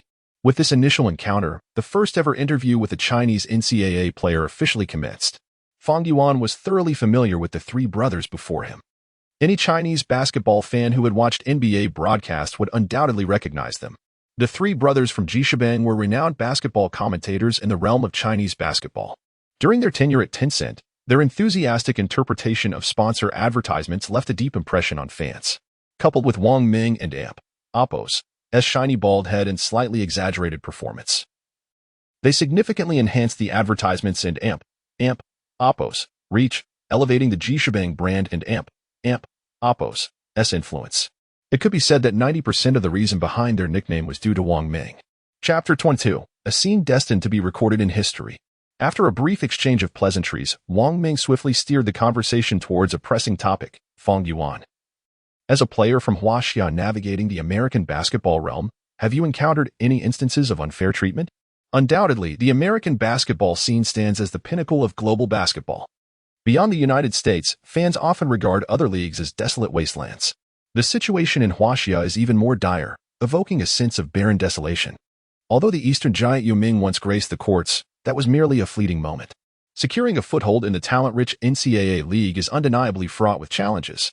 Wang Ming and Amp. Oppos. S. inquiry conjured countless discriminatory remarks in his mind. Discrimination exists everywhere, particularly in a foreign land like the United States. Fang Yuan and Amp. Oppos. S. response was equally direct. Back during the NCAA tournament, my role was limited to observing the water cooler and waving a towel for my teammates. However, everything changed when the regional finals began. Discrimination is real, but if you desire their respect, you must demonstrate your own prowess. As Fang Yuan articulated, to earn the respect of others, one must allow them to witness your strength. Since leading his team to a remarkable comeback and securing a ticket to March Madness, he has firmly established himself in the United States. Subsequently, in the Sweet 16 against Duke University, Fang Yuan and Amp. Oppos. S. response to Tatum and Amp. Oppos. S. verbal taunts was both simple and forceful, silencing him. Advancing to the Elite Eight, Fang Yuan not only excelled on both offensive and defensive fronts but also garnered admiration from numerous fans and basketball commentators off the court. From this point onward, no one dared to provoke this young talent from Huaxia. Fang Yuan, many fans are curious. After this season, will you choose to enter this year and Amp. Oppos. S. draft or remain in college to continue competing in the NCAA? Fang Yuan evasively replied, I wish to announce my decision after the NCAA finals. While he has indeed resolved to take his talents to the NBA, he would not easily divulge his future plans during such an interview. He intends to hold the MLP trophy and the NCAA championship trophy aloft on the grand stage of the finals before proclaiming to the world, I will bring my talent to the NBA. That scene is destined to be etched in history. Meanwhile, at the hotel where the Kentucky Wildcats are staying, head coach John Calipari and team cornerstone Da and Amp. Oppos. Aaron Fox also participated in a pre-game interview with TNT. The attention surrounding the Wildcats has fluctuated dramatically. Prior to the Final Four matchup against the University of California, Los Angeles, they were among the first teams to reach the finals, garnering the highest level of scrutiny. Just as Fox, Adebayo, and others believed spring had arrived, the Bears' entrance into the finals relegated Kentucky once again to the sidelines. Fang Yuan and UCLA became the focal points of media and fan discussions. Numerous media outlets even bypassed the NCAA finals to debate whether Fang Yuan would become the second Huaxia player to be drafted first overall in the NBA after Yale, and which team would select him with the top pick. This indeed overlooked the Kentucky Wildcats entirely. We are acutely aware that UCLA is the most favored team this year. However, they are merely a favorite. The team has primary core, Da and Amp. Oppos. Aaron Fox stated in the interview, being a favored team does not guarantee a championship. We, Kentucky, possess all the requisite elements to become champions. This assertion is far from mere bravado. A glance at their roster reveals why Fox is confident in making such a statement. The team boasts offensive talents in Monk and Fox, while Adebayo anchors the defense alongside Isaac and Wigginton. It is no exaggeration to declare that the Kentucky Wildcats are the strongest team in this year and Amp. Oppos. S. NCAA tournament. Not only Fox, but the entire Kentucky squad carries the mindset of inevitable triumph as they engage in interviews with TNT. People seem to misunderstand the essence of college basketball. Coach Calipari, somewhat resigned, remarked, the most significant difference between the NCAA and the NBA is that here, stars do not dictate the outcome. As Calipari noted, in professional leagues, stars resolve issues. However, in the NCAA, teamwork is paramount. Even the legendary Michael Jordan did not post particularly extravagant statistics during his college career. Presently, all 5 starters for the Kentucky Wildcats are of NBA caliber. Even against Fang Yuan, the brightest star in the NCAA, he remains confident in his team and Amp. Oppos. S. ability to prevail. College basketball is a team endeavor. Relying solely on individual stars cannot solve all problems. In conclusion, Calipari emphasized, UCLA has glaring shortcomings, while we do not. Hence, we will emerge as the ultimate champions. The most significant favorites for the championship should be the Kentucky Wildcats, rather than UCLA. Calipari and Amp. Oppos. S. remarks have garnered considerable media attention. Many experts have indicated that Calipari and Amp. Oppos. S. assertions hold merit. Perhaps the Kentucky Wildcats, often overlooked by fans, will indeed seize the championship. They possess a multitude of talented players and will undoubtedly pose challenges for the Bears. The pre-game interviews of both teams have sparked widespread discussion throughout the United States, with fans on both sides embroiled in heated debates on social media. Is the essence of the NCAA truly as Calipari described? Perhaps only the finals will reveal the truth. Chapter 23. stars with hidden ambitions. Tonight, Phoenix shall be the epicenter of the world. The two teams that have fought their way to the finals will battle here for the ultimate championship. Indeed, for these college athletes. Today marks a pivotal moment in their academic journeys. Regardless of which team emerges as the champion, they will be forever enshrined in history. On April 2, 2017. The entire North American League has scheduled no games, and the reason is quite simple. The eyes of the world are fixed on Phoenix at the College Town Sports Arena. The NCAA Championship Finals will commence here. The attention surrounding this match is unprecedented, drawing numerous titans of the sport to witness the spectacle. As Smith remarked, the fervor of the NCAA Finals has attracted many retired legends and current stars to the arena, following the direction of his finger. The broadcast camera captured a plethora of renowned players at the sidelines, LeBron James and Kyrie Irving of the Cleveland Cavaliers, Stephen Curry and his esteemed partner Kevin Durant of the Golden State Warriors. In addition to these active players, several retired icons such as Magic Johnson and Kobe Bryant have also graced the event with their presence, not merely players. The keen-eyed Barkley also noted the presence of numerous NBA scouts, all intently observing this momentous clash. For these scouts, today's match carries immense significance. They are not only evaluating the frontrunners, Fang Yuan and Lonzo Ball, but also the starting five of the Kentucky Wildcats, who are under their scrutiny. It is widely understood that this game may represent the most illustrious performance for the class of 2017 rookies. Kobe remarked that as Fang Yuan, pointing to Fang Yuan, who was practicing his shooting, Magic asked, "What do you think of him?" "He is indeed a remarkable prospect," Kobe replied earnestly, observing the figure clad in the number 3 jersey of the Bears. "I have been reviewing his game footage repeatedly over the past few days. Frankly, I see the shadow of a former acquaintance in him." "Who?" Magic inquired. "Tracy McGrady." Kobe continued, "They both possess exceptional physical and dynamic talents, contributing to both offense and defense for their teams. If we can secure him in the draft, it would be a splendid choice." Magic nodded in agreement, though internally he began to critique himself. "Damn it. I was almost swayed by that loudmouth, LeVar Ball. What is this about finding his successor?" In the presence of Fang Yuan, he asked nothing. With Kobe expressing such sentiments, what reason could there be to overlook Fang Yuan? However, prior to selecting him, they would not reveal too much interest. After all, the consensus is that the Lakers must choose Ball, so let them be entertained. Meanwhile, in the stands not far away, the two Cavaliers stars harbored their own schemes. Given Fang Yuan and Apos' displayed talent, he is likely to be the top pick in this draft.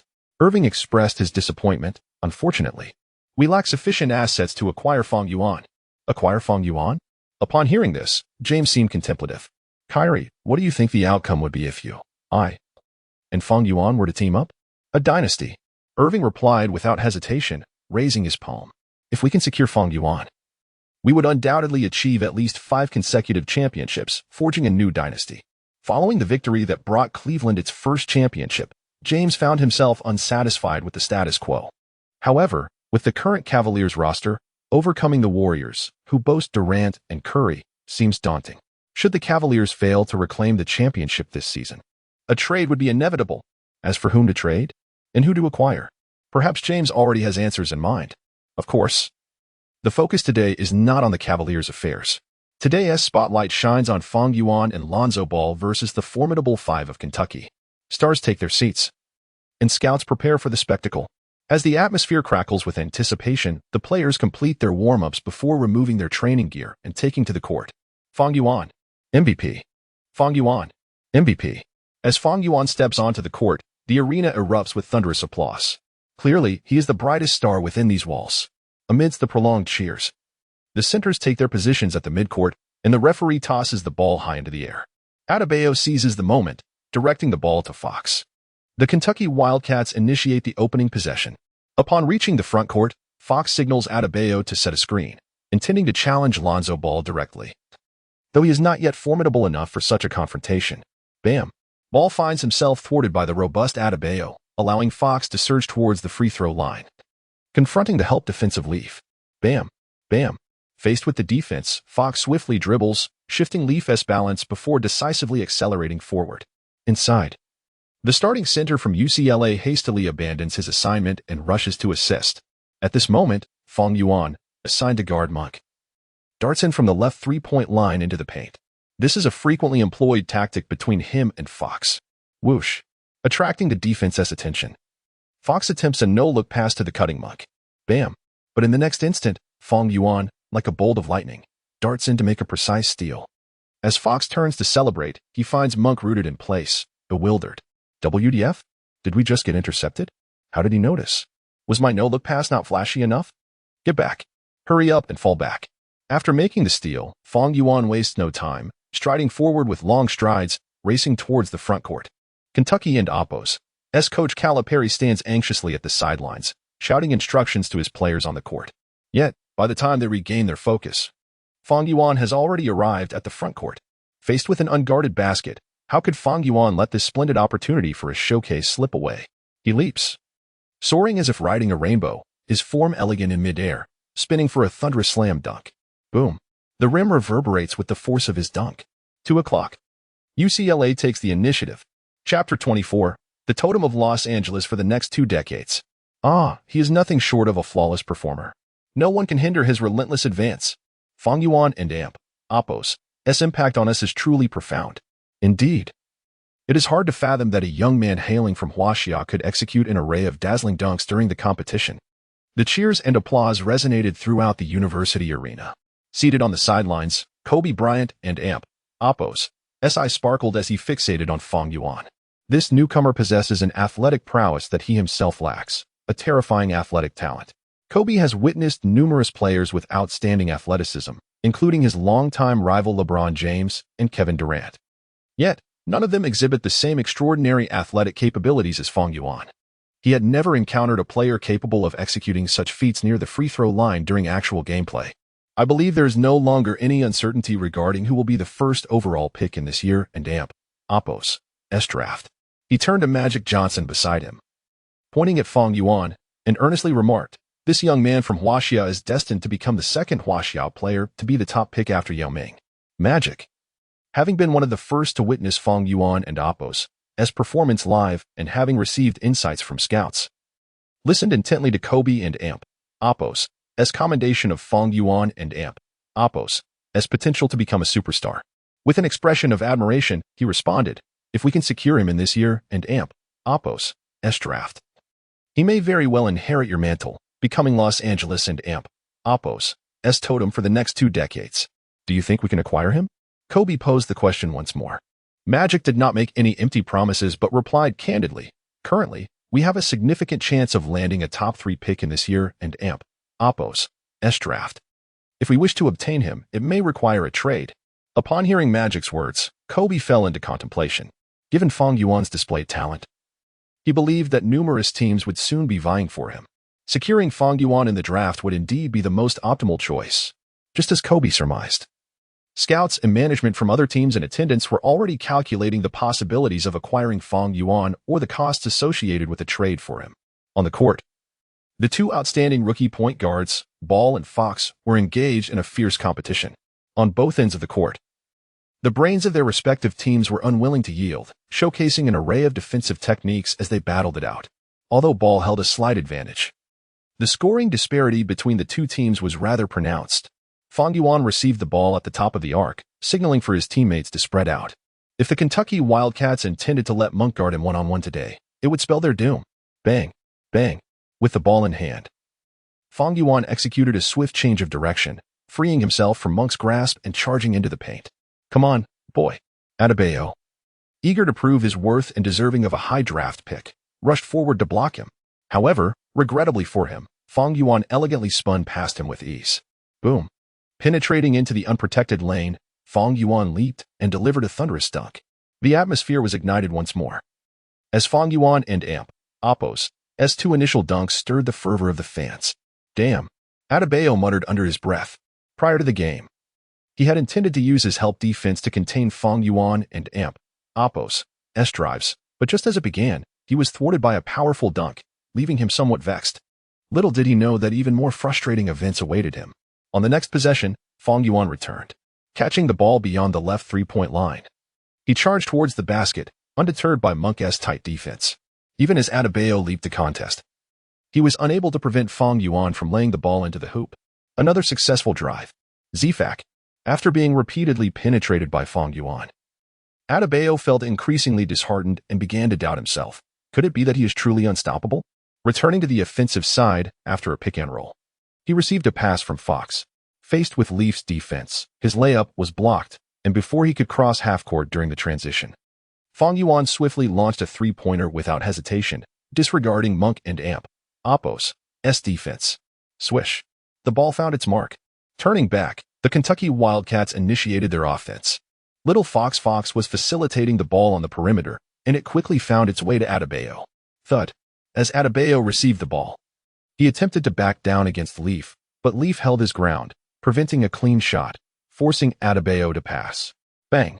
Yet, in the next moment, a phantom-like figure surged from the wing, seemingly having anticipated the pass, intercepting the ball. It was Fang Yuan. From the commentary booth, Smith was astonished by Fang Yuan and Oppo's impeccable anticipation. With such remarkable foresight, Fang Yuan is virtually omnipotent on the court. After successfully intercepting the ball, Fang Yuan hit the gas and sprinted down the floor. Fox and Monk desperately chased after him, attempting to intercept him. Whoosh. This time, however, Fang Yuan did not take the shot himself. Instead, he opted to pass to the rapidly approaching ball, who received the ball and effortlessly finished with a layup. 11-0. In just 3 minutes since the start, UCLA had already stretched the lead to double digits. Beep. Calipari could no longer bear it and stormed onto the court to call a timeout. Isaac, you will be responsible for defending Fang Yuan from here on out, Calipari directed. Fixating on Isaac, do your utmost to keep him beyond the three-point line. Understood. Isaac nodded earnestly, glancing sympathetically at Monk, who was already panting beside him. In the previous moments, Monk had been running all over the court following Fang Yuan, exhausting his energy without yielding any results on the defensive end. Fang Yuan scored at will, treating him as if he were invisible. Confronted with such a formidable adversary, Isaac understood that the head coach had assigned him to guard Fang Yuan, seeking to bolster their defense. Isaac and Oppo's defensive capabilities were already commendable. Yet Fang Yuan and Oppo's prowess was simply overwhelming. Upon returning to the court, Isaac, brimming with determination, positioned himself in front of Fang Yuan. But when Fang Yuan made a passing motion, he mistakenly believed that a pass was imminent, allowing a gap of 2 steps to open up. Unbeknownst to him, it was precisely this distance that granted Fang Yuan the space to shoot. With a swift motion, Fang Yuan gathered the ball and executed a pull-up jumper just beyond the three-point line. Swish. The basketball traced a graceful arc through the air before finding the net. 14-0. Chapter 25. 35 seconds and 13 points are no longer a slogan. Everyone, lift your spirits. The game is not yet over. Phoenix, Arizona, University City Stadium. During the timeout, Coach Calipari repeatedly shouted at his players, "NCAA is a 5-person team game, and we have more players capable of scoring. The Bears have only Fang Yuan and ball. The rest we can completely disregard. Continue to share the ball, trust every teammate beside you, and victory will surely belong to us." Even now, Coach Calipari of the Kentucky Wildcats firmly believes in the essence of team basketball. He intends to employ it to turn the tide of this match. As he stated, the University of California, Los Angeles has only Fang Yuan and ball who can score. But we are different. Players like Fox, Adebayo, Monk, and Isaac are all lottery picks. If we coordinate, I believe we can achieve a comeback. The timeout concluded swiftly, and the Kentucky Wildcats were the first to make adjustments, seeking to maximize their advantage in team depth. In contrast, Fang Yuan remained on the court, although Coach Wooden had considered giving him a brief respite. His suggestion was promptly rejected by Fang Yuan. Are you kidding? This is the final stage of the NCAA. You want me to rest? Rest for what? In fact, Fang Yuan boldly declared to Coach Wooden, a statement that would echo through history. After I die, I'll have plenty of time to rest. Seeing Fang Yuan's resolute attitude, Coach Wooden chose not to press further. The future belongs to the youth, so let Fang Yuan take charge of the game. In this match, both teams showcased entirely different styles of play. From the commentary booth, basketball analyst Smith couldn't help but remark, the Kentucky Wildcats play as a cohesive unit on both offense and defense, willingly sharing the ball. Despite their remarkable synergy, they find themselves significantly trailing. To which Barkley chimed in, it's simply because they've encountered the indomitable Fang Yuan and nothing more. Before the finals commenced, everyone believed that the NCAA league emphasized teamwork.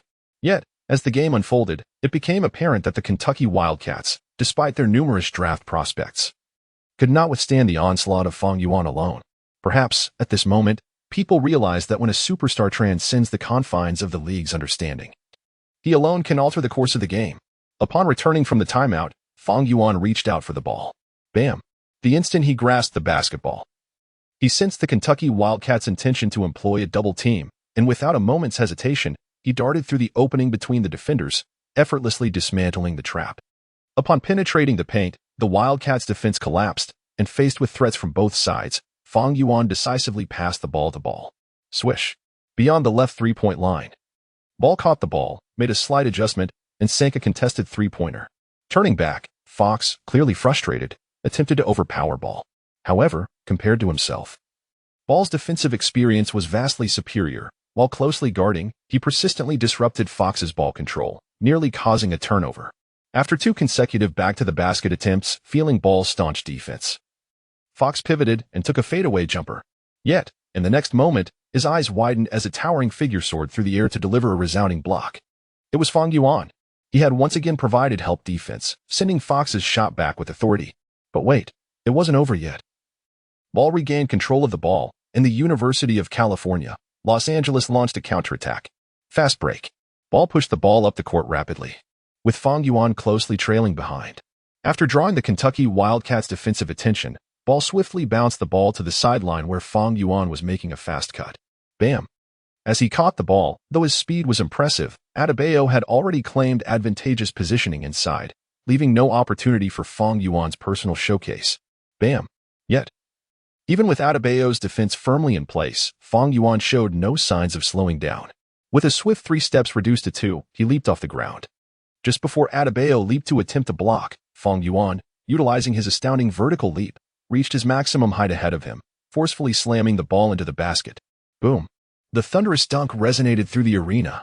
Upon landing, Fang Yuan's calm demeanor stood in stark contrast to the exhilaration of the fans at the sidelines. The Kentucky Wildcats had a clear advantage, yet Fang Yuan relished the challenge. Calipari believed that teamwork surpasses individual prowess? Then Fang Yuan would shatter his proud starting 5 with his personal offensive display and lead his team to victory. What on earth are you all doing? Coach Calipari's head felt like it would explode. He repeatedly stood from the bench, unleashing expletives at his players on the court. It wasn't that his temper was insufficient. Rather, the performance of the Kentucky Wildcats today was utterly abysmal.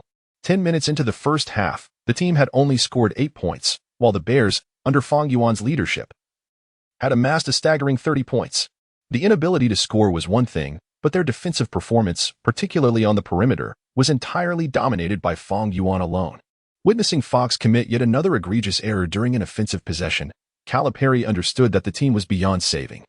Perhaps no one anticipated that the final match would unfold in such a manner. Observing the score on the timer, analyst Smith shared a sense of helplessness. The Kentucky Wildcats have struggled to find their rhythm since the outset of the game, rendering scoring exceptionally challenging. Indeed. To put it differently, the Kentucky Wildcats were being thoroughly dismantled by Fang Yuan alone. Barkley continued, stating, "In this match, Fang Yuan has demonstrated through his actions why he is the most coveted first overall pick in this draft. Perhaps his era is about to dawn. As the Divine Oracle once proclaimed, with a Peak McGrady-like template, Fang Yuan, 35 seconds and 13 points are no longer mere slogans. He is destined to ascend to greatness." Chapter 26. This moment will become eternal. It is over. Everything has come to an end. Phoenix, Arizona, at the University Town Stadium. After a fierce contest lasting 40 minutes, the NCAA championship between the University of California, Los Angeles, UCLA, and the Kentucky Wildcats has finally concluded. The Bruins have not disappointed their fans' expectations and long wait. After a span of 22 years, they have once again ascended to the throne of champions. At the commentary booth, Barkley rose to applaud the Bruins. "Do not believe that victory is as easily obtained as dandelions on a hillside, but you can always believe in Fang Yuan. Fang Yuan deserves a salute from each and every one of us." Smith added, "The Bruins possess the strongest player of this championship's elimination phase. Similarly, Fang Yuan is the most formidable player of this season's NCAA tournament." Prior to the commencement of March Madness, numerous promising rookies were anticipated, including De'Aaron Fox, Bam Adebayo, and Josh Jackson, all of whom were considered top-tier superstars. Jason Tatum and Markelle Fultz were hot favorites for the first overall pick in the upcoming draft. However, as the tournament progressed, Tatum and Fultz faced early exits. Josh Jackson also fell short in the Final Four. The remaining players, including Ball and Fox, while still popular picks, were in a different league compared to Fang Yuan. Fox advanced to the finals step by step, bolstered by his team's tactical system and the strength of the Kentucky Wildcats roster. As for the heir to the Magic Johnson, Lonzo Ball, he was entirely carried into the final by Fang Yuan. Although no one anticipated that UCLA would reclaim the throne after 22 years, they had Fang Yuan on their side. With a protagonist, anything is possible. The champions are UCLA. As the clock struck 0, the red lights illuminated beside the hoops, and a deafening roar erupted throughout the arena. Fang Yuan leaped onto the technical platform, raising his hands to relish the fruits of victory. Closest to him, Ball rushed over and jumped onto his back, much like Lautaro celebrating Argentina's World Cup victory behind Messi. Immediately following, 2 other players on the court erupted in laughter and joined the celebration. Standing on the sidelines, Coach John Wooden, this venerable figure, clenched his fists and shouted exuberantly, completely disregarding his image. The players on the Bruins bench rushed onto the court, encircling Fang Yuan, who raised his hands high, as they linked shoulders and jubilantly chanted the slogan belonging solely to UCLA. In stark contrast to the Bruins' ecstatic celebration, the Kentucky Wildcats looked on with complex emotions, still grappling with their defeat. Monk and Adebayo embraced tightly, tears streaming from their swollen eyes. Fox, who had been entrusted with significant expectations from the team, sat on the floor, repeatedly striking his head in frustration. Durant, lift your head. You are more than enough. Losing this game is not your fault. Kentucky's head coach, Calipari, entered the court to dissuade Fox from his self-reproach, then approached Adebayo and Monk to offer them some consolation. No one felt the sting of missing the championship more than Calipari. He had a cadre of talented disciples, yet he could not mold this team into a championship contender. They had achieved the best record in the regular season, defeating numerous formidable opponents with unparalleled teamwork, notably triumphing over the Cinderella team, Oregon, by a whopping 15 points in the regional finals. Yet, just as he envisioned the championship, the prodigy from Huaxia, Fang Yuan, shattered his dreams. Perhaps it was at this moment that Coach Calipari ceased to believe in team basketball. For the players of the Kentucky Wildcats, their performance in this tournament was commendable. Observing the dejected expressions of the Wildcats, Smith spoke again. In truth, a genuine farewell does not require a long pavilion or urging one to drink another cup. What is truly unforgettable is not the fleeting shadows of this moment, but the passion of our youth. A memorable youth is the essence of true youth. Despite their reluctance to accept defeat, the entire Kentucky Wildcats team extended their congratulations to their opponents.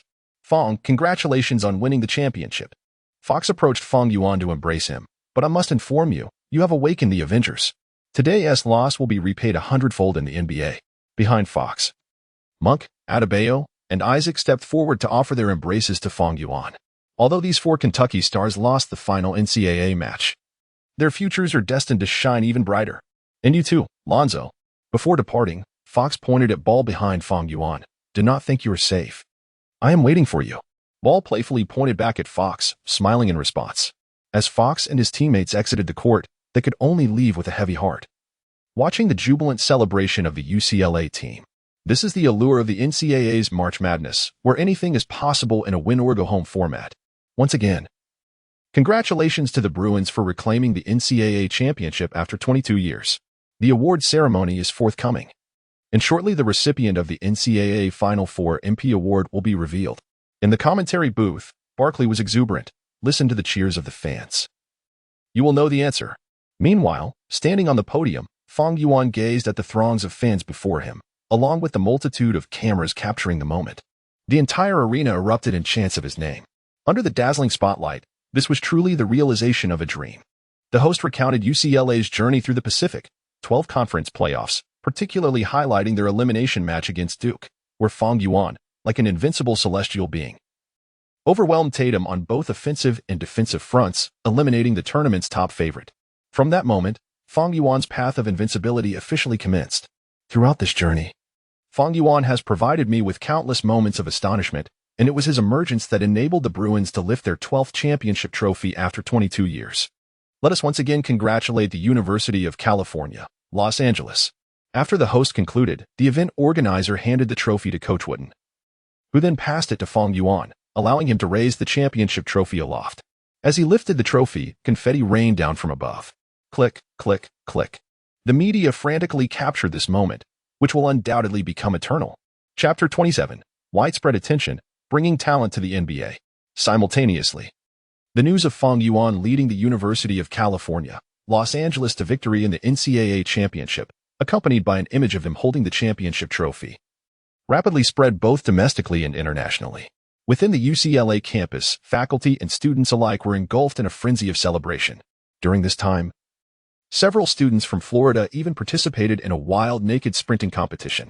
Fang Yuan, who scored an astonishing 47 points, alongside 5 rebounds and 4 assists in the final, ascended to the status of an idol among nearly all students on campus. It is no exaggeration to say that as he reclines on his bed, numerous beautiful college girls would eagerly attend to his needs. Meanwhile, the Phoenix University City Sports Arena was also immersed in a sea of jubilation. Fingers danced with excitement. Embarking on a journey of 1,000 miles, I, a proud youth, never questioned the path ahead. There are no legends in this world. Why must one rely on long winds to break the waves? In youthful valor, let tears be shed. One day we shall reach the pinnacle. The mountains and rivers change. The sun and moon shift. Blood surges within. Without a desperate battle, how can one achieve swift success? Today, Fang Yuan transforms into a dragon after a single battle. In the Tencent studio, host Yang Yi excitedly congratulated Fang Yuan for leading his team to victory. After securing the NCAA championship, Fang Yuan's next ambition is undoubtedly the NBA. We also observe that various draft prediction sites have placed him solidly within the top 3 picks. This marks another instance, following Yao Ming, of a Chinese player appearing in the top 3 predictions of the first round. Following the awarding of the championship trophy, the announcement of the MOP award for the Final Four is imminent, and given Fang Yuan's performance during the semifinals, this trophy is a foregone conclusion. While Yang Yi continued to extol Fang Yuan's achievements, fans throughout the arena rose to their feet, chanting one player's name, Fang Yuan, MVP. Fang Yuan, MVP. The thunderous applause reverberated, with even Fang Yuan's teammates and coach Wooden joining in the chorus. Behind him, Ref even pushed Fang Yuan forward. Under the spotlight, he finally experienced the exhilarating sensation of being a superstar, standing at the center of the stage, with thousands fervently cheering his name. As the host waited for the cheers to subside, he finally announced the ultimate winner. The 2017 NCAA championship, MOP of the Final Four, is Fang Yuan. With the host's final triumphant shout of Fang Yuan's name, the venue erupted once more, accepting the trophy symbolizing the MVP honor. Fang Yuan became the first Chinese player in NBA history to receive this accolade. He is also the first UCLA player in 22 years to be awarded the MOP title. There was no doubt, the MOP trophy was rightfully claimed by Fang Yuan. I believe at this moment, no one can question Fang Yuan. He is undoubtedly the hottest prospect in this draft. As Wang Ming stated, from the moment he stepped onto the court in the Pacific Division Finals, Fang Yuan's story began to unfold. In the opening round of the playoffs, facing the prestigious Duke University, Fang Yuan shattered records with 47 points, personally dismantling Tatum's championship dreams. In the Elite Eight, against a Kansas team led by Josh Jackson, he once again scored 48 points. In the finals, Fang Yuan broke history yet again, becoming the first player in NCAA history to deliver a performance of 40 or more points. As March Madness unfolded, Fang Yuan averaged an astonishing 44, 8 points, 5 rebounds, and 2 assists, setting numerous records. He truly deserves all accolades. He is the most outstanding player on the team. During the post-championship press conference, Lonzo Ball boldly declared, "If the MOP trophy were awarded to me instead of Fang Yuan, I would refuse to accept it." What a statement. Are you living in a dream, my friend? To be awarded the MOP trophy? You would refuse it? It must be said that in the realm of self-promotion, Ball has perfectly inherited his father's flair. Even though he lacked a notable presence during March Madness, his words after the championship certainly elicited significant reactions. Before the final began, there was widespread speculation about whether Fang Yuan would enter this year's NBA draft. The crowd promptly ignored Ball, directing questions at Fang Yuan. Now, representing countless fans and NBA teams, I wish to ask you one question. After this season, will you choose to enter the NBA draft? Or will you remain with the Bears to help the team defend its title? Facing the cameras, Fang Yuan took the microphone. I contemplated this question before the tournament began. Now, having achieved all honors during my collegiate career, I have decided to forego the continuation of my college journey and bring my talent to the NBA. Fang Yuan's decision left the reporters in attendance in utter astonishment, even though the media had prepared for Fang Yuan to declare for the NBA draft. Hearing him articulate this choice stirred uncontrollable excitement. However, Coach Wooden, upon receiving the news, felt a tinge of regret.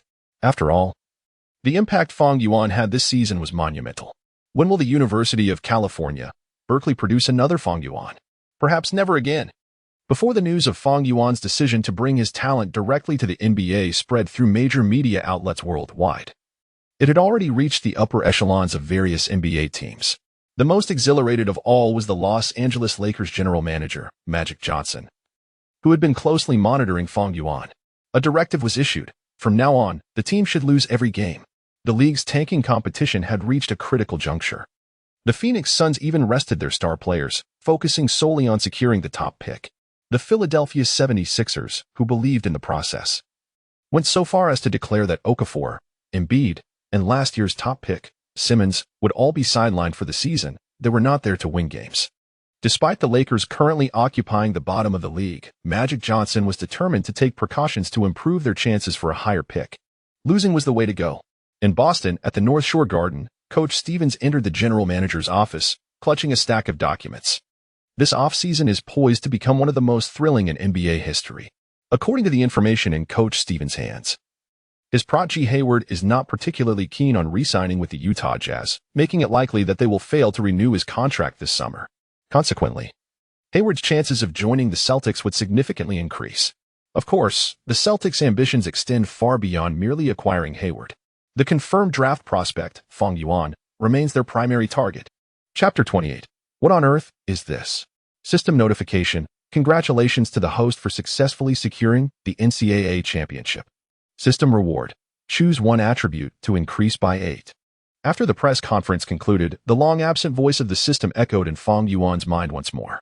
Open the data panel. Name.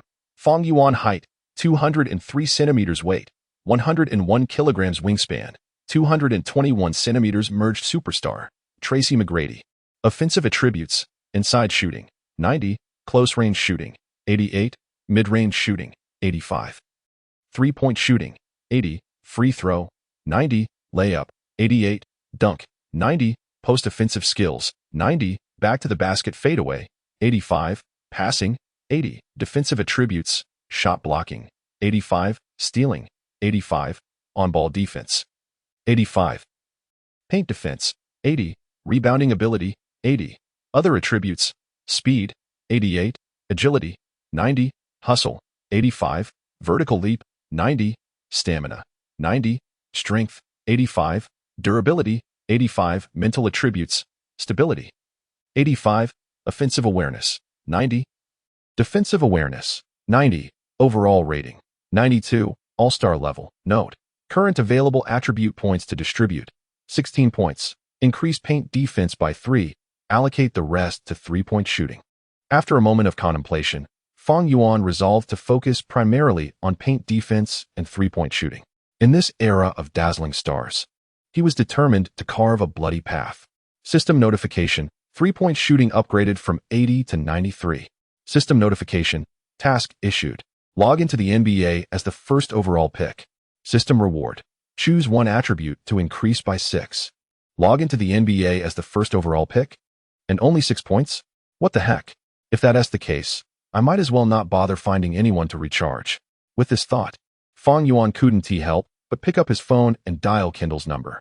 Darling, you are truly magnificent. Why aren't you resting yet? The call connected swiftly.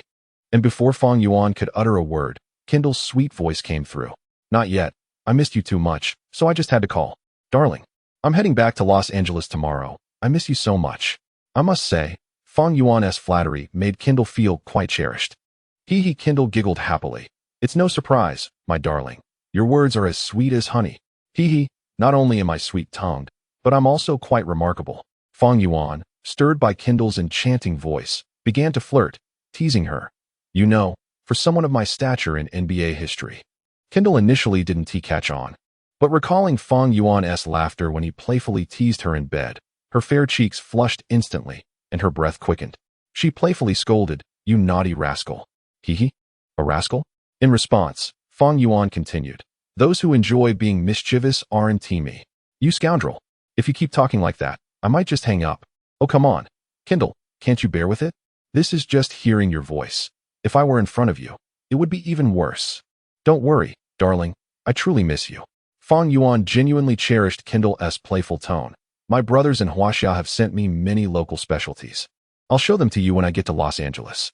Uft, I don't want those Huaxia specialties. Kendall's mind began to involuntarily conjure past scenes, her face reddening as she lightly huffed. Hearing Fang Yuan's cheeky tone made her squirm, and she playfully retorted, "If it comes to that, don't wait until tomorrow. Hurry back now."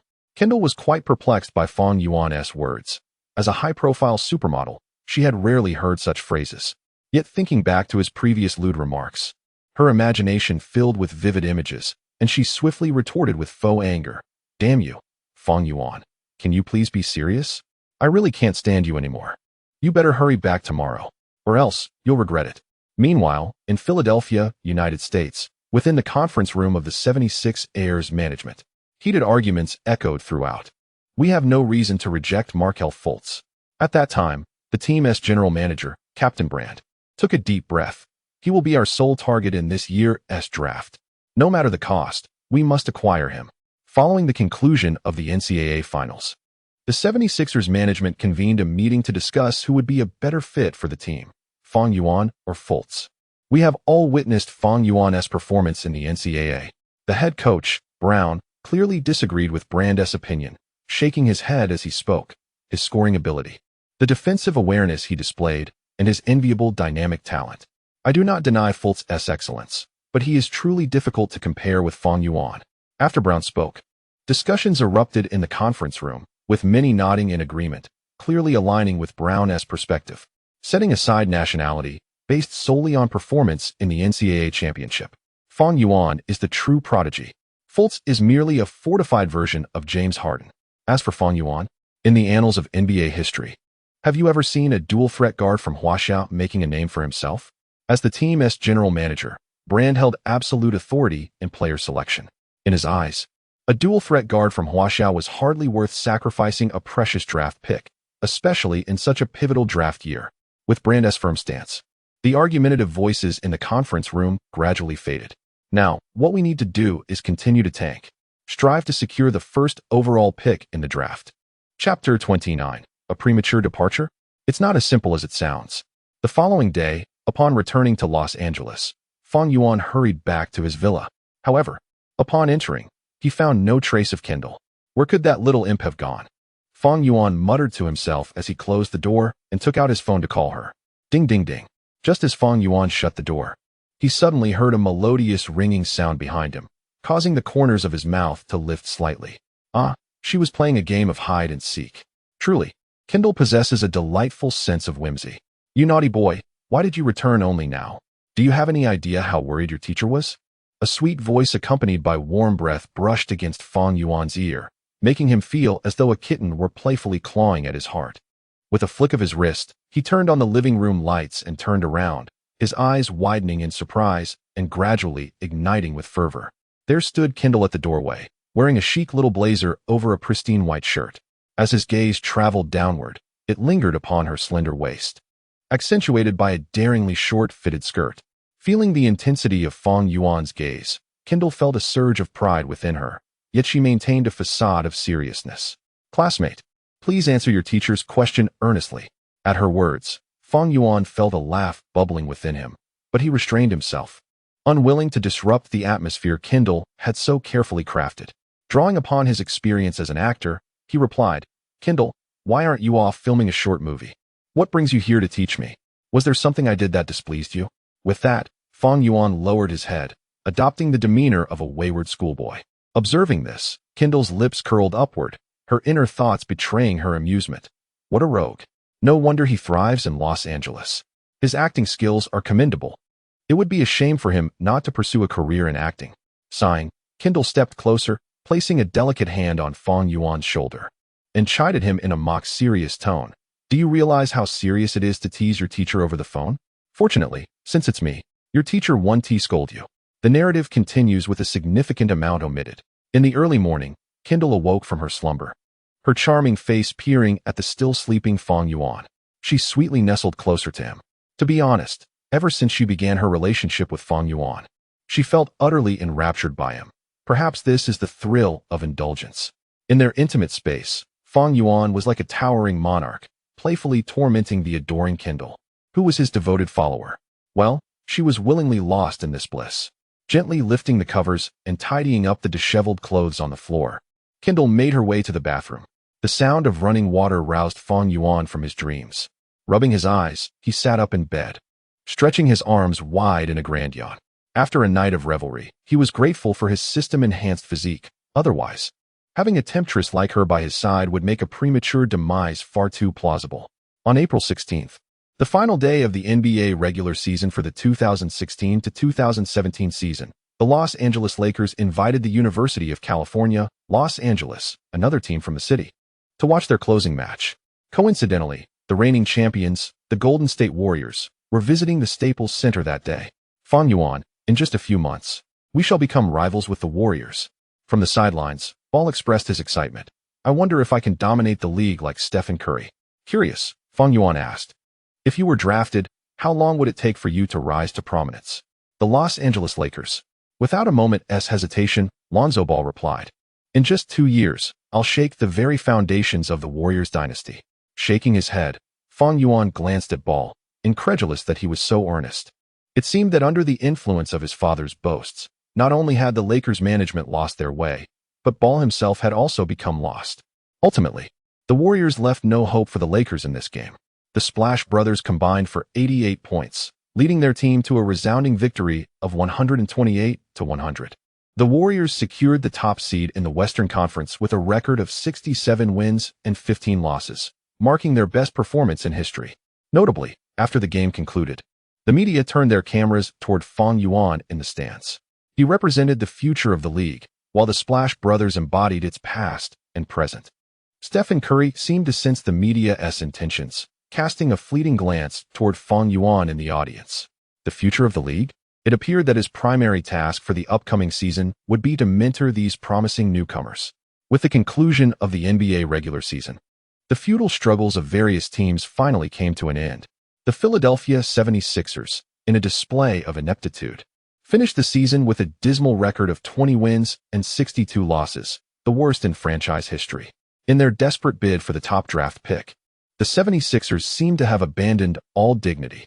The Los Angeles Lakers, in a late surge, managed to secure only 22 wins against 60 losses, slightly trailing the 76ers. Meanwhile, the Phoenix Suns lamented their decisions, finishing with a record of 28 wins and 54 losses, drifting further from the coveted top pick. However, the most unfortunate was the Brooklyn Nets, who concluded the season with a mere 16 wins and 66 losses.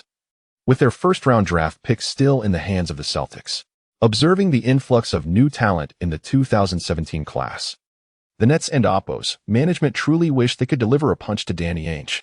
What a wily old fox he is. Chapter 30. The ownership of the top draft pick. The bewildered emperor. The allocation of this year's top draft pick must not be granted to the Philadelphia 76ers. In the United States, at the NBA headquarters, President Adam Silver is conferring with several executives regarding the crucial matter of this year's draft lottery. The foremost resolution they have reached is the imperative that the 76ers should not acquire the coveted top pick. The 76ers' blatant tanking this season has amounted to a public affront to the authority of the league. Moreover, they had already secured a top pick last year. So, to whom should this year's top pick be awarded? The Los Angeles Lakers? The Boston Celtics? Or perhaps the Phoenix Suns? Regardless of who ultimately claims the top pick, each of these teams boasts a plethora of young talents, embodying the youthful vigor that aligns with the future trajectory of the NBA. While the 76ers continue to cling to their misguided trust the process philosophy, they remain oblivious to the fact that the league's higher-ups have already decreed their downfall. On May 17th, during the NBA playoffs, the conference finals have reached a climactic stage. In the Western Conference, the San Antonio Spurs are facing the Golden State Warriors for the first time as challengers, a highly anticipated showdown for fans. Yet, in the third quarter, a seemingly innocuous foot extension by Zaza Pachulia completely altered the course of the game. Kawhi Leonard fell in agony and was subsequently carried off to the locker room, never to return. This moment remains the greatest regret for Spurs fans. No one can ascertain whether anyone could have toppled the Warriors that year, but it is noteworthy that, prior to Leonard's injury, they held a commanding 25-point lead over the Warriors. In the Eastern Conference, LeBron James delivered an outstanding performance in Game 1 of the Eastern Conference Finals, shooting 14 of 20 and amassing 42 points, 12 rebounds, and 8 assists. In the absence of Kevin Love due to injury, James single-handedly propelled his team to victory over the Celtics, securing a strong start to the series. Undoubtedly, LeBron James remains the most formidable player in the league today. Meanwhile, at the United Center in Chicago, the draft lottery ceremony, which will determine the fate of teams that failed to qualify for the playoffs, is proceeding in an orderly fashion. The Boston Celtics, possessing the highest odds for the top pick, are the center of media attention. Team representative Danny Ainge, when asked who they would select if they secured the top pick, expressed an inclination toward Markelle Fultz, followed by Lonzo Ball. Facing the camera, Ainge maintained his composure, stating that the league is now dominated by guards. And citing the success of Stephen Curry with the Warriors, he emphasized the need for a superstar point guard. The young coach's convincing act successfully deceived everyone present. Likewise, both the Los Angeles Lakers and the Philadelphia 76ers have shown keen interest in Ball and Fultz. Other teams' representatives indicated that their selections would depend on the draft positions drawn. These individuals clearly displayed their cunning, revealing no intentions of divulging their strategies to the media. After all, this year's talent pool is exceptionally deep, featuring not only the renowned Markelle Fultz, Lonzo Ball, and Jason Tatum, but also rising stars like De'Aaron Fox, whose draft stock has surged dramatically. Furthermore, the physical measurements and individual workouts for this year's rookies have yet to commence, leaving these franchises with lottery picks hesitant to make premature decisions. History has shown that many teams have overlooked superstars in favor of less promising players. At the appointed hour, the staff for the draft lottery ceremony entered the venue, bearing the placards signifying the draft order. The first introduced was the 14th pick, belonging to the Miami Heat. Pat Riley, representing the Heat, maintained a stoic expression, only managing a slight smile when the cameras focused on him. The 13th pick went to the Denver Nuggets. Despite being a mere 13, this position proved significant when the Utah Jazz traded for it and selected Donovan Mitchell, a move that propelled them back to the playoffs after a 7-year hiatus. The 12th to 9th picks unfolded without surprises, with each team receiving their respective positions. However, an unexpected twist occurred at the 8th pick. The Sacramento Kings, who were statistically favored for the 8th position, found it instead in the hands of the New York Knicks. Following this, the 7th and 6th picks were claimed by the Timberwolves and the Magic, respectively, while the Kings secured the 5th pick. Meanwhile, the Phoenix Suns, who finished with the third-worst record, surprisingly obtained the 4th pick, which meant that the Lakers had successfully landed a top 3 pick, thereby preserving their draft rights. Had they failed to secure a top 3 pick, their selection would have been forfeited to the 76ers. This brought a broad smile to the face of Magic Johnson, while the 76ers representative, the Emperor Joel Embiid, appeared less than pleased. Unbeknownst to him, further discontent awaited. Ultimately, the top 3 picks were awarded to the Boston Celtics, Los Angeles Lakers, and Philadelphia 76ers. The 76ers secured the 3rd pick in the 2017 NBA draft. "Damn," exclaimed Embiid, disregarding decorum. Clearly, he was dissatisfied with this outcome, as the 76ers had only managed a meager 20 wins in the regular season. They were expected to contend for the top pick alongside the Celtics, yet they ended up with merely the 3rd selection. Meanwhile, across the ocean, in a Tencent studio in China, the 76ers' acquisition of the 3rd pick implied that the Lakers and Celtics would vie for the ultimate top pick. Who would emerge as the final victor? The Celtics claimed the top pick. This marked the first time in franchise history that the Celtics secured the coveted top selection. Upon witnessing the broadcast of the Celtics drawing the top pick, commentator Yang Yi exclaimed, "Winning the Eastern Conference Finals while also securing the top pick? The Celtics are poised for an extraordinary season." Indeed, analyst Wang Ming echoed, "If they select De'Aaron Fox with that top pick, things could become quite interesting." As the narrative unfolded, the Boston Celtics ultimately emerged as the owners of the top pick, granting them the opportunity to select the most talented young player in the 2017 draft. Following the conclusion of the lottery, Ainge promptly contacted Coach Stevens, instructing him to execute their predetermined plan. Subsequently, in an interview after the lottery, the young coach declared that the team would only invite Markelle Fultz and Lonzo Ball for individual workouts, entirely disregarding any other candidates. This series of maneuvers by the Celtics conveyed a clear message to the public. They are genuinely intent on acquiring a point guard. Chapter 31, A Year of Drafting. Truly deserved. The Philadelphia 76ers, having drawn the 3rd pick in the draft lottery, are undoubtedly the most anxious team. Since the conclusion of the lottery, they have been incessantly reaching out to the Celtics front office, General Manager Brand has employed every possible means to connect with various teams, inquiring about the feasibility of trading up from the third pick to the coveted first overall selection. Direct negotiations with the Celtics appear impractical, as Coach Stevens has made it clear that they will only consider Lonzo Ball or Markelle Fultz. Consequently, the 76ers are left seeking a third-party trade to present the Celtics with a satisfactory offer. Simultaneously, Magic Johnson has been persistently contacting the Celtics management, attempting to leverage D'Angelo Russell alongside this year's second overall pick to secure the top selection. The Los Angeles Lakers have shown remarkable earnestness in their intentions. Russell delivered an impressive average of 17 points, 5 rebounds, and 3 assists last season, clearly demonstrating his potential to become a future All-Star. Moreover, the inclusion of the second overall pick in their offer makes it an enticing proposition, a first overall pick exchanged for a promising future All-Star in the second pick. Why not consider it? Danny Ainge found Magic's reasoning quite compelling. However, he still declined the offer. As the draft approaches, both the Lakers and the 76ers continue to bombard the Celtics with calls. Ainge remains cautious, opting to wait and see if any other teams present more attractive bids. On June 2nd, U.S. time, LeBron James and Kyrie Irving's Cleveland Cavaliers successfully reached the finals, facing off against the Golden State Warriors for the third consecutive year. The 2017 NBA Finals are heralded as one of the most illustrious matchups in history, featuring 7 MVPs and 6 scoring champions over the past decade, alongside 3 of the league's top superstars. It should have been a fiercely contested battle. However, the arrival of Kevin Durant in 2016 marked the inception of an extraordinary team.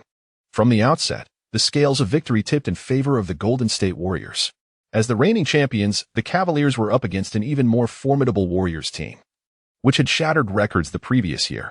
The Cavaliers appeared vulnerable, akin to Iron Man donned in anti-tank armor.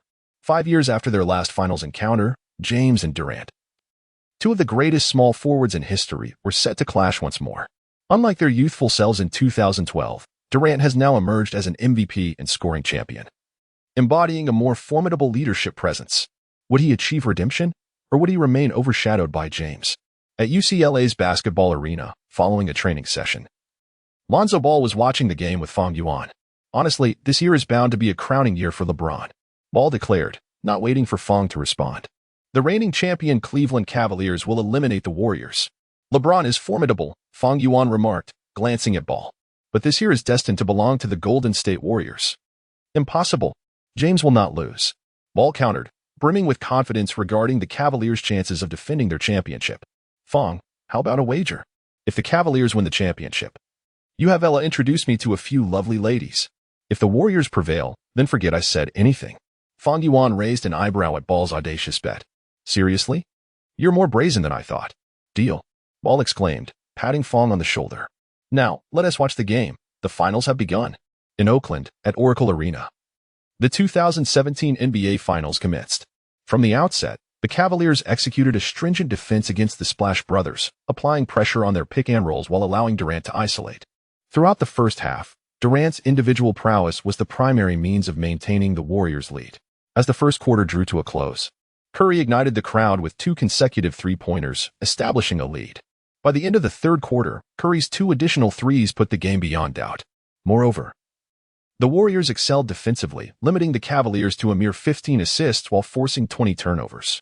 Ultimately, Durant remained resolute, and Curry was not contained. Throughout the game, Durant maintained a stoic demeanor, unmistakably bearing the weight of the championship on his shoulders. The Warriors and Stephen Curry had awaited this moment for 347 days, while Durant had waited 5 long years. Damn. Ball seethed at the sight of the jubilant Warriors on screen. Curse those Golden State Warriors. I will personally bring an end to your dynasty. Lonzo, Fang Yuan chuckled at Ball's frustration. You know, I would love for Ella to introduce you to a lovely lady too. But alas, I am powerless. 2 days later, the second game of the finals unfolded at Oracle Arena, showcasing Stephen Curry's terrifying offensive prowess. When in possession, Curry fluidly transitioned between attack and playmaking, forming potent threats alongside Durant and Green. Curry concluded the game with 32 points, 10 rebounds, and 11 assists. In contrast, the Cavaliers executed their game plan remarkably well, forcing the Warriors into 20 turnovers while committing only 9 themselves. They even managed to limit Green to just 24 minutes due to foul trouble and held Curry to 7 of 17 shooting. All signs pointed towards a Cavaliers victory. Yet, they still lost. The decisive factor was the depth of the Warriors roster. Players like Iguodala and Livingston fulfilled their roles impeccably, contributing to defensive stands, rebounding, and ball movement. This encapsulated the true essence of the Golden State Warriors, the foundation upon which the brilliance of Curry and Durant was built. The first two games of the finals reinforced a poignant truth. You scored 98 because that is your limit. I scored 100 because the maximum score was 100. Following the conclusion of this match, some media outlets and scouts shifted their focus to the Chicago pre-draft combine, where the super rookies participating in the 2017 draft congregated. Awaiting the start of their physical evaluations, Fang Yuan and Ball arrived not too late. Several familiar faces, including Jason Tatum, Josh Jackson, and De'Aaron Fox, were already present. Alongside a host of promising newcomers like Markelle Fultz, Lauri Markkanen, and OG Anunoby. Glancing around, Fang Yuan also spotted the less conspicuous Kyle Kuzma in a corner. Indeed, it was a year of drafting, truly deserving of its reputation. Chapter 32. I am worthy of the number 1 pick. Fang Yuan. I never anticipated that you would seize this year's NCAA championship. As Fang Yuan entered the arena, Dillon Brooks sprinted over from a distance, declaring, I tell you, our rivalry is far from over. Count me in. Jason Tatum also approached, exclaiming, you snatched my championship and my MP trophy. Both of these individuals had suffered the misfortune of being ousted early by Fang Yuan. Following Tatum, Fox and Adebayo also engaged with Fang Yuan. After nearly all the rookies had registered, the physical test officially commenced. The first contestant was Markelle Fultz. Why did Fultz surpass Tatum to become the number 1 pick in 2017? His physical test results speak volumes. A 100-meter dash in 10.3 seconds. A vertical leap of 103 centimeters, and a running jump of 113 centimeters. For those unfamiliar with these statistics, let us compare them with Derrick Rose's. Rose recorded a vertical leap of 90 centimeters, a running jump of 101 centimeters, and a 100-meter dash in 10.5 seconds. It is evident that even the formidable Rose is overshadowed by Fultz's innate talent. Moreover, Fultz's wingspan, strength, and other physical attributes are unparalleled among this year's rookies. Markelle Fultz undoubtedly deserves the title of the leading contender for the number 1 pick. Numerous scouts on the sidelines began documenting Fultz's results while engaging in discussions. Even though the University of Washington had been eliminated early from March Madness, Fultz's draft stock remained unaffected. Next up for testing was Lonzo Ball. In contrast to Fultz's explosive dynamic talent, Ball's performance was somewhat lackluster. Nevertheless, he is a masterful passer, and his imposing stature allows for commendable defensive capabilities. He has the potential to evolve into a team leader akin to Jason Kidd. Following Ball, Fox, Tatum, and Jackson sequentially underwent their assessments. The most astonishing revelation for scouts was Tatum's performance. The star player from Duke University possesses enviable physical attributes. Naturally, the spotlight remains firmly on this year's NCAA championship MOP winner, Fang Yuan. With a physique reminiscent of a prime Tracy McGrady, Fang Yuan's static attributes are already top tier. Height, 203 centimeters, weight, 101 kilograms, wingspan, 221 centimeters, standing reach, 2.7 meters. However, what truly astonished the scouts were Fang Yuan's extraordinary dynamic statistics. Vertical leap, 1.01 meters, running jump, 1.15 meters, 100-meter dash, 10.25 seconds. After reviewing Fang Yuan's complete physical assessment data, the scouts discarded all previous records. Markelle Fultz, Jason Tatum, Josh Jackson, all irrelevant. Fang Yuan is the sole star of the day. Fang Yuan, do you have an affinity for Boston? The Celtics possess the number 1 pick this year. Do you envision yourself becoming the second player from China to be the top pick after Yao Ming? Which team would you prefer to join among the Los Angeles Lakers, Boston Celtics, and Philadelphia 76ers? Following Fang Yuan's explosive performance at the physical tests, the media surrounded him, bombarding him with inquiries. I will not conduct individual workouts for any team, Fang Yuan calmly stated in response to the barrage of questions. If any team desires to acquire me, then I am worthy of the number 1 pick. I will not audition for any team. Only the number 1 pick is deserving of me. These brief statements from Fang Yuan stand out as remarkably audacious within the annals of NBA history. As a rookie declaring for the draft, to assert that he would not participate in any individual workouts? If such words were uttered by any other rookie, they would be deemed insane. Yet these words came from Fang Yuan. If his NCAA tournament performance did not sufficiently showcase his talent, then today's physical tests undoubtedly solidify his standing above the league. Simultaneously, Fang Yuan's testing results were promptly relayed to the management of various teams. Even the Philadelphia 76ers general manager, Durant, who had previously dismissed Fang Yuan, was taken aback. After grappling with the dilemma between Fultz and Fang Yuan, Durant ultimately made a decision. While Fang Yuan's testing data is undeniably impressive, the pressing question remains, can he coexist with Ben Simmons? This is indeed a significant concern. Selecting a point guard remains the team's primary objective this summer. With this in mind, he once again dialed the Celtics management to explore the possibility of trading up for the number 1 pick. When Ainge received Durant's call, he was genuinely startled. His meticulously devised plan with Stevens was proceeding smoothly, yet Fang Yuan's sudden display during the rookie testing had left him at a disadvantage. He feared that the 76ers might snatch Fang Yuan with the traded number 1 pick. The Los Angeles Lakers general manager, Magic Johnson, was equally intrigued by Fang Yuan's explosive display. Haven't we heard back from Boston? He inquired of his assistant at the Staples Center. Increase the stakes. If they don't want D'Angelo, let us throw in our first-round picks from 2018 and 2019. Understood, I'll contact the Celtics management right away. The assistant nodded, preparing to dial the Celtics. Wait. Magic pondered for a moment, deciding it was best to discuss the matter personally with that old fox. Although the Celtics had only invited Fultz and Ball for workouts, Magic was astute enough to suspect that this might be a smokescreen from Ainge. He did not believe that a talent as explosive as Fang Yuan would fail to stir Ainge's interest. After calming himself, Magic dialed Ainge's private number. Through persistent assurances and increased offers, Ainge reluctantly agreed to trade the second pick along with the 2018 first-round pick and the 2019 first-round swap rights to acquire this year's number 1 pick. The Lakers and Oppo's management was truly abysmal. Following the preliminary agreement on the trade, Danny Ainge revealed a triumphant grin, having successfully executed his scheme. The next successor to Magic? They truly enjoy listening to LeVar Ball and Oppo's boasts. Compared to the Philadelphia 76ers, the Celtics preferred trading draft picks with the Lakers. Early in the season, the Lakers had shown considerable interest in Ball, and Magic had repeatedly expressed his admiration for Lonzo Ball in public. This led Ainge to believe that the Lakers were determined to acquire Ball. Perfect. Absolutely perfect. Meanwhile, upon securing the number 1 pick, Magic and Oppo's elation was palpable. Contact that fool LeVar Ball and arrange a public meeting. This meeting must be public, so let and Oppo's have plenty of paparazzi on hand to capture the moment. To prevent the cunning old fox, Angie, from having a change of heart, the magician undertook a series of arrangements. Additionally, you must discreetly reach out to Fang Yuan, ensuring that this matter remains known solely between us. Our meeting with him must be conducted in utmost secrecy. Chapter 33. Follow the command. Ever since the rookie physical tests concluded, Fang Yuan and Oppo's tranquil life has been abruptly interrupted. According to his agent, Ella, several teams have begun to engage in discreet discussions regarding him. At the forefront is the Los Angeles Lakers.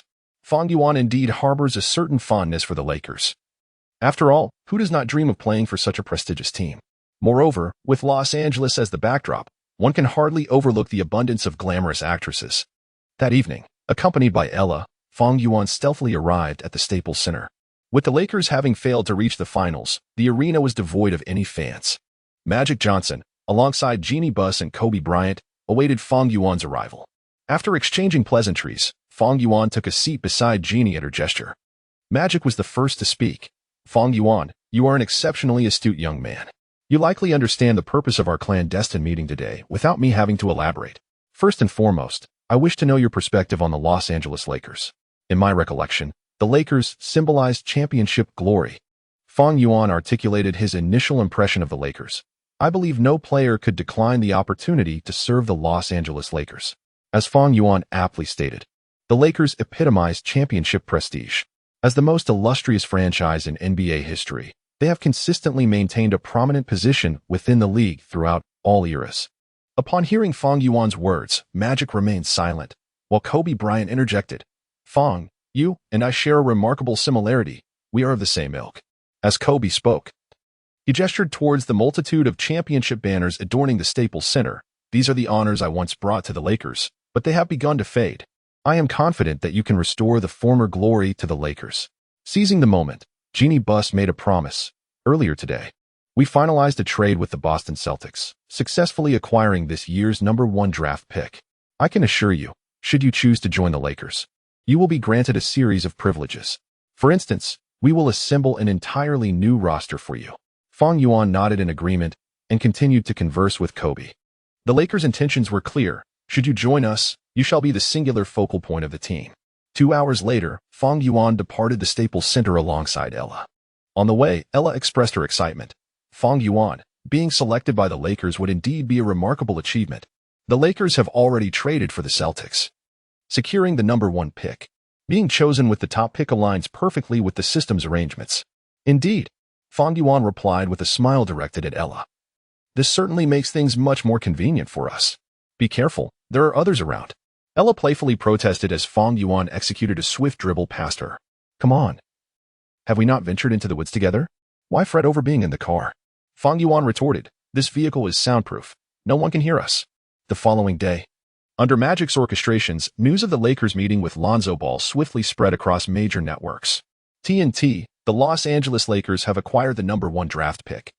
Lonzo Ball is now firmly within the Lakers' grasp. ESPN, the dust has settled.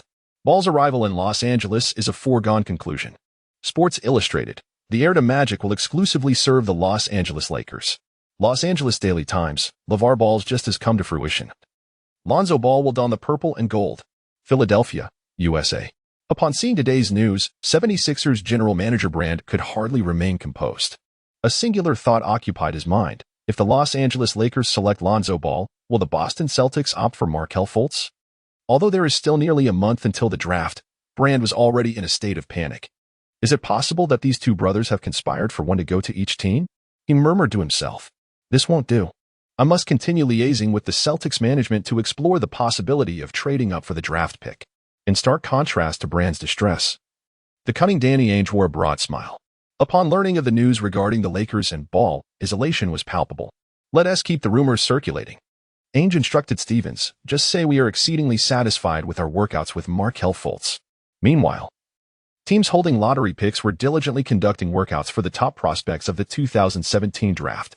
Notably, Fang Yuan, who possessed undeniable #1 draft potential, chose not to attend any team's workouts. Conversely, Markelle Fultz and Lonzo Ball garnered the attention of the Celtics and the Lakers, respectively. Thus, NBA executives had ample reason to believe that Ball and Fultz would be the top 2 selections in the upcoming draft. Next, the Philadelphia 76ers, holding the 3rd pick, remained fixated on Fultz and continued to discuss the possibility of trading up for the selection. The Phoenix Suns, currently positioned for the 4th pick, appeared poised to secure Fang Yuan.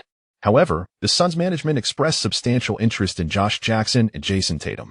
During a private workout with the Suns, Tatum also exhibited a strong desire to join the franchise.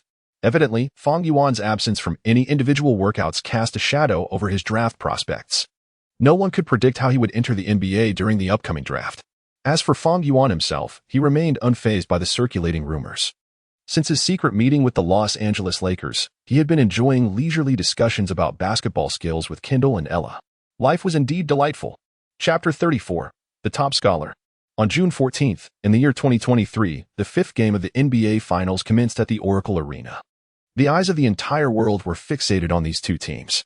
After 48 minutes of fierce competition, the Golden State Warriors, playing on their home turf, triumphed over the reigning champions, the Cleveland Cavaliers, with a score of 129-120, thus concluding the finals with a decisive 4-1 victory and claiming the championship trophy. At the moment the game ended, Kevin Durant was the first to approach LeBron James, offering his utmost respect. The Warriors had avenged their previous defeat, embarking on a quest to establish the first dynasty of a new era. The epic belonging to LeBron James had drawn to a close. Meanwhile, in the training facility of the Grizzlies, Ball, having witnessed the entire match, remarked to Fang Yuan, "The upcoming NBA is destined to belong to us." "I used to think the same way," Fang Yuan shrugged, choosing to say no more. Sometimes, one cannot be deceived by James's age. No one anticipated that upon turning 34, James would deliver a performance in the subsequent 2017 to 2018 season that would etch itself into the annals of history.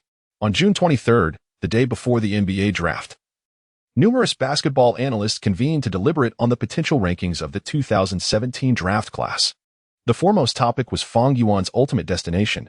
Current reports suggested that the UCLA standout was likely to fall out of the top 3 picks. The Los Angeles Lakers had already extended a draft promise to Lonzo Ball, while the Boston Celtics and Philadelphia 76ers appeared inclined to select Markelle Fultz from Washington State University. It was highly probable that Fang Yuan would be picked fourth by the Phoenix Suns or perhaps by the New York Knicks, who were reportedly in discussions with the Celtics, who held the second overall pick, in an effort to secure Fang Yuan early. Should Fang Yuan have the opportunity to conduct a workout with the Lakers or Celtics, his draft stock would undoubtedly soar. Although experts believed he might not be selected among the top three, they remained optimistic about his abilities and draft prospects, asserting that a position within the top 5 was virtually assured. After discussing Fang Yuan, analysts shifted their focus to the fates of Markelle Fultz and Jason Tatum. The anticipation surrounding the 2017 NBA draft reached unprecedented heights. On June 24th, in New York at the Barclays Center, the spotlight of the world was directed here. We witnessed the anticipated rookies arriving on the scene: De'Aaron Fox, Malik Monk, Bam Adebayo, and Jonathan Isaac, all proud representatives of the Kentucky Wildcats. Jason Tatum and Markelle Fultz were also members of the Green Room, alongside Fang Yuan, the undeniable core of this year's NCAA championship team. Remember these players participating in the draft today. The NBA will undoubtedly belong to them for many years to come. At the Barclays Center, media commentators from various countries began to set the stage for this year's draft. Let us not discuss Fang Yuan and Markelle Fultz any longer. They pale in comparison to my son. Prior to the commencement of the draft, a TNT reporter approached LeVar Ball, who was accompanying his son, and conducted a brief interview. Facing the camera, LeVar showcased his signature flair for self-promotion. "We have secured a draft promise from the Los Angeles Lakers. They will select Lonzo with the first pick. Now you understand why the Lakers are trading up for the draft rights." LeVar seemed to reach a crescendo as he proclaimed, "I can tell you what will unfold in the next 2 years. I have 2 more sons, and they will follow in the same footsteps into the NBA. In the Ball fashion, the NBA will be dominated by the Ball family." Indeed, one cannot help but admire LeVar's linguistic artistry, which has reached unparalleled heights. Ladies and gentlemen, we are currently at the Barclays Center in New York, home of the Brooklyn Nets. Meanwhile, in the media section of Barclays, the famous commentators from Tencent Sports stood ready. Today, we will provide live coverage of the 2017 NBA draft. Wang Ming, a prominent figure among the commentators, initiated the conversation. As for the reasons, I believe everyone is already well aware. In the recently concluded NCAA championship, our very own Fang Yuan delivered a historic performance, leading UCLA to its first championship in 22 years while also claiming the most outstanding player trophy. He is poised to become the second Chinese player, after Yao Ming, to enter the NBA as the first overall pick. As he spoke, the broadcast camera panned to Fang Yuan seated in the front row of the stage, showcasing a close-up of his companion, Kendo Jenner. What stunning looks Fang Yuan possesses. He could easily rely on his appearance, yet he chooses to let his talent shine. Amidst the excitement, fans watching through various streaming platforms erupted in a frenzy upon spotting Fang Yuan with Kendo. Just as the fans were abuzz, NBA Commissioner Adam Silver stepped from backstage. Unfortunately, he was met not with cheers but with a resounding chorus of boos. Perhaps accustomed to such reactions, he patiently waited for the noise to subside before delivering his opening remarks and announcing the first overall pick. The first selection of the 2017 NBA draft belongs to the Los Angeles Lakers. They will have 5 minutes to finalize their decision. Silver glanced at Lonzo Ball seated below and then retreated backstage. Everyone understood the Lakers' infatuation with Ball. They would undoubtedly choose him. Excitement bubbled over at the table beside Fang Yuan, where LeVar had already begun the celebration. He raised his arms, urging the crowd at Barclays Center to amplify their cheers. Suddenly, Fang Yuan's phone rang. "Hi, Fang Yuan. This is Magic Johnson." Upon answering, Fang Yuan was taken aback by the enthusiastic voice on the other end. "We have the first overall pick, and we will select you. Welcome to the Lakers. I can hardly wait to see you don the purple and gold." "Thank you. I am honored to join you." After hanging up, Fang Yuan smiled at Kendall. "You were selected by the Los Angeles Lakers?" "Yes." Upon hearing Fang Yuan's confirmation, Kendall joyfully leaped into his arms, exclaiming, "Darling, this is incredible. We won't need to be apart." Meanwhile, the intimate gestures between Fang Yuan and Kendall left Ball in a state of perplexity. From the very moment Fang Yuan received the phone call, an ominous premonition settled within Ball. Hadn't the Lakers promised to select me? Why had I not yet received a call, while Fang Yuan was the one to answer? Amidst Ball's confusion, Adam Silver emerged from backstage, confidently unveiling the selection envelope that represented the Los Angeles Lakers' coveted first pick. At the 2017 NBA draft, with the first overall selection in the first round. The Los Angeles Lakers chose Fang Yuan, hailing from UCLA. Chapter 35. Remember to surprise me tonight. During the 2017 NBA Draft, the Los Angeles Lakers made an astonishing choice with the first overall pick, Fang Yuan, at the Barclays Center in New York when Adam Silver announced the Lakers selection. The entire arena erupted in disbelief. It was unfathomable that the Lakers had opted for Fang Yuan over their previously touted choice, Lonzo Ball. Prior to the draft, the Lakers had consistently declared their intention to select Ball, making this unexpected decision all the more shocking. The roars of the crowd echoed the astonishment felt by fans and commentators alike. Even the attending rookies were left in a state of bewilderment, particularly Lonzo Ball, who had anticipated being the first pick. The announcement that Fang Yuan was chosen as the number 1 pick left everyone astounded. In the media section, Yang Yi from Tencent exclaimed in excitement that Fang Yuan had become the second Chinese player to be drafted first overall, following the legendary Yao Ming. The Lakers' decision was a complete surprise to all.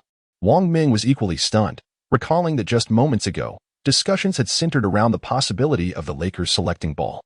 In Boston, Celtics GM Danny Ainge was caught off guard while watching the draft live. He had never imagined the Lakers would choose Fang Yuan. After a brief moment of anger, he composed himself and immediately contacted the Philadelphia 76ers, making it clear that if they desired Markelle Fultz, they would need to offer the 3rd pick along with 2 additional first-round selections. Fang Yuan's selection by the Lakers had completely derailed the Celtics' plans. In Philadelphia, during a meeting among the 76ers executives, GM Brand was resigned as he lit a cigarette, lamenting that they could not afford to gamble. Missing out on Fultz could leave the team waiting for years. Fang Yuan's unexpected choice by the Lakers indeed shocked Brand, but it did not have significant implications for them since they had been focused on Fultz and were wary of the Celtics snatching him up. Back at the Barclays Center, Kendall, sitting beside Fang Yuan, was the first to rise and blew him a kiss, reminding him to give her a little surprise tonight. Afterward, Fang Yuan embraced Coach Wooden in gratitude, acknowledging that without his support during the Pacific 12 Conference Finals, he might have had to wait much longer to step into the limelight. Following a brief period of astonishment, the crowd erupted in a warm round of applause for Fang Yuan. A system notification echoed in his mind, congratulating him on successfully entering the NBA as the first overall pick and providing him with a reward of enhancing one attribute by 6 points. However, Fang Yuan had no time to dwell on this amidst the cheers of the fans. As he donned the cap handed to him by the staff, he walked onto the stage, where countless flashbulbs illuminated the moment, capturing the grandeur of his achievement. How does it feel to enter the NBA as the first overall pick? Descending from the stage, Fang Yuan participated in an interview with TNT, addressing the unexpected nature of the Lakers' decision, especially after multiple meetings with his teammate, Lonzo Ball. I've always believed I deserved the first overall pick, he stated calmly before the cameras. It feels incredible to enter the NBA as the top choice. As for other matters, I prefer not to elaborate. Fang Yuan and Oppo's selection disrupted the plans of several teams that followed. The Philadelphia 76ers executed a trade with the Boston Celtics, using the 2nd pick to select their coveted Markelle Fultz, while the Celtics, holding the 3rd pick, tearfully chose Jason Tatum from Duke University. The Phoenix Suns, possessing the 4th pick, were embroiled in heated discussions among their executives. Ultimately, guided by an official call from the NBA, they selected Lonzo Ball from UCLA as the 4th overall pick, who, having plummeted from being a favorite for the 1st pick, expressed his determination to prove his worth to those who underestimated him. The Sacramento Kings made their 5th pick with De'Aaron Fox, while the Orlando Magic selected Isaac from Kentucky with the 6th pick. The 2017 NBA Draft concluded with the Los Angeles Lakers selecting Kyle Kuzma with the 27th overall pick and Dylan Brooks with the 30th pick. To Fang Yuan's surprise, the Lakers opted for Brooks instead of the anticipated choice, the reliable Hart. Having the tough-minded Brooks alongside him was indeed a favorable option. Just as Fang Yuan believed the draft had ended, the Lakers made a trade with the Brooklyn Nets, sending Kyle Kuzma and a 2nd-round pick for Jarrett Allen. While this minor trade did not garner much attention, Fang Yuan recognized the significance of both players, as Kuzma and Allen were undoubtedly top 10 prospects from the draft. Kuzma had previously overshadowed both Lonzo Ball and Brandon Ingram during their time with the Lakers, while Allen's defensive prowess made him one of the most underrated players in the 2017 draft class. With the Atlanta Hawks selecting Alpha Kaba from Arizona State with the 60th pick in the 2nd round, the 2017 NBA Draft officially came to a close. Chapter 36. The Unveiling of Ella. It is evident that the Boston Celtics emerged as the paramount victors of this draft. Indeed, Danny Ainge's maneuvers during this draft are nothing short of legendary. Following the conclusion of the draft, various media outlets across the United States began to analyze who the true winner of this year's draft was.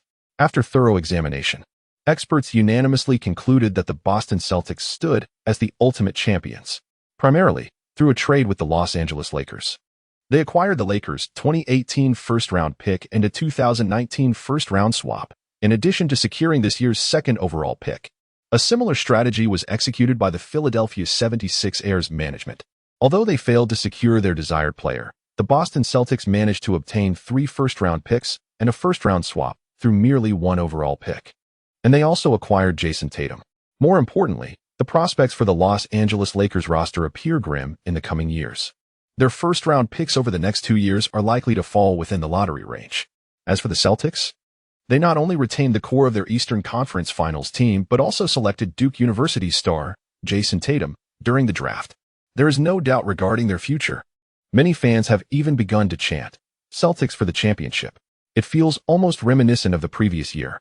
Meanwhile, as Fang Yuan strolled through the University of California, Los Angeles, alongside Ella, he gazed upon the familiar surroundings and couldn't help but express, "I must say, Ella, I find it rather hard to part with this place." Are you reluctant to leave behind the beautiful women at school or the school itself? Ella shot a glance at Fang Yuan and retorted, "You are quite something, aren't you? Have you really managed to charm Kendo Jenner?" "Kendo Jenner?" Fang Yuan, unperturbed, attempted to clarify, "You still don't understand the women of the Kardashian family, do you? It's all for the sake of publicity." "Publicity?" Ella inquired skeptically, "Then why doesn't she seek out Lonzo Ball for some attention instead of you?" "Don't you see?" Fang Yuan halted, responding with conviction, "She is merely leveraging me to enter the Chinese market. Moreover, we have a saying in China, 3 palaces, 6 courtyards, 72 concubines." As he spoke, Fang Yuan wrapped his arm around Ella's waist, adding, "The meaning is quite simple. I shall love you alone throughout my life." "Stop it. Let go." Ella playfully struggled. But seeing Fang Yuan's firm grip, she relented. "All right, I believe you. Don't keep Coach Wooden waiting." Indeed, women have an affinity for sweet words. And Fang Yuan could only conclude, Ella has suffered from a lack of cultural understanding. Before departing from UCLA, Fang Yuan paid a visit to Coach Wooden. "I will be keeping an eye on your performance in the NBA." Strolling through the campus, Coach Wooden glanced at Fang Yuan and asked, "By the way, Fang Yuan, you don't hold any resentment towards me, do you?" "Of course not." Fang Yuan replied without hesitation, "How could I ever blame you? Without you, I wouldn't be who I am today."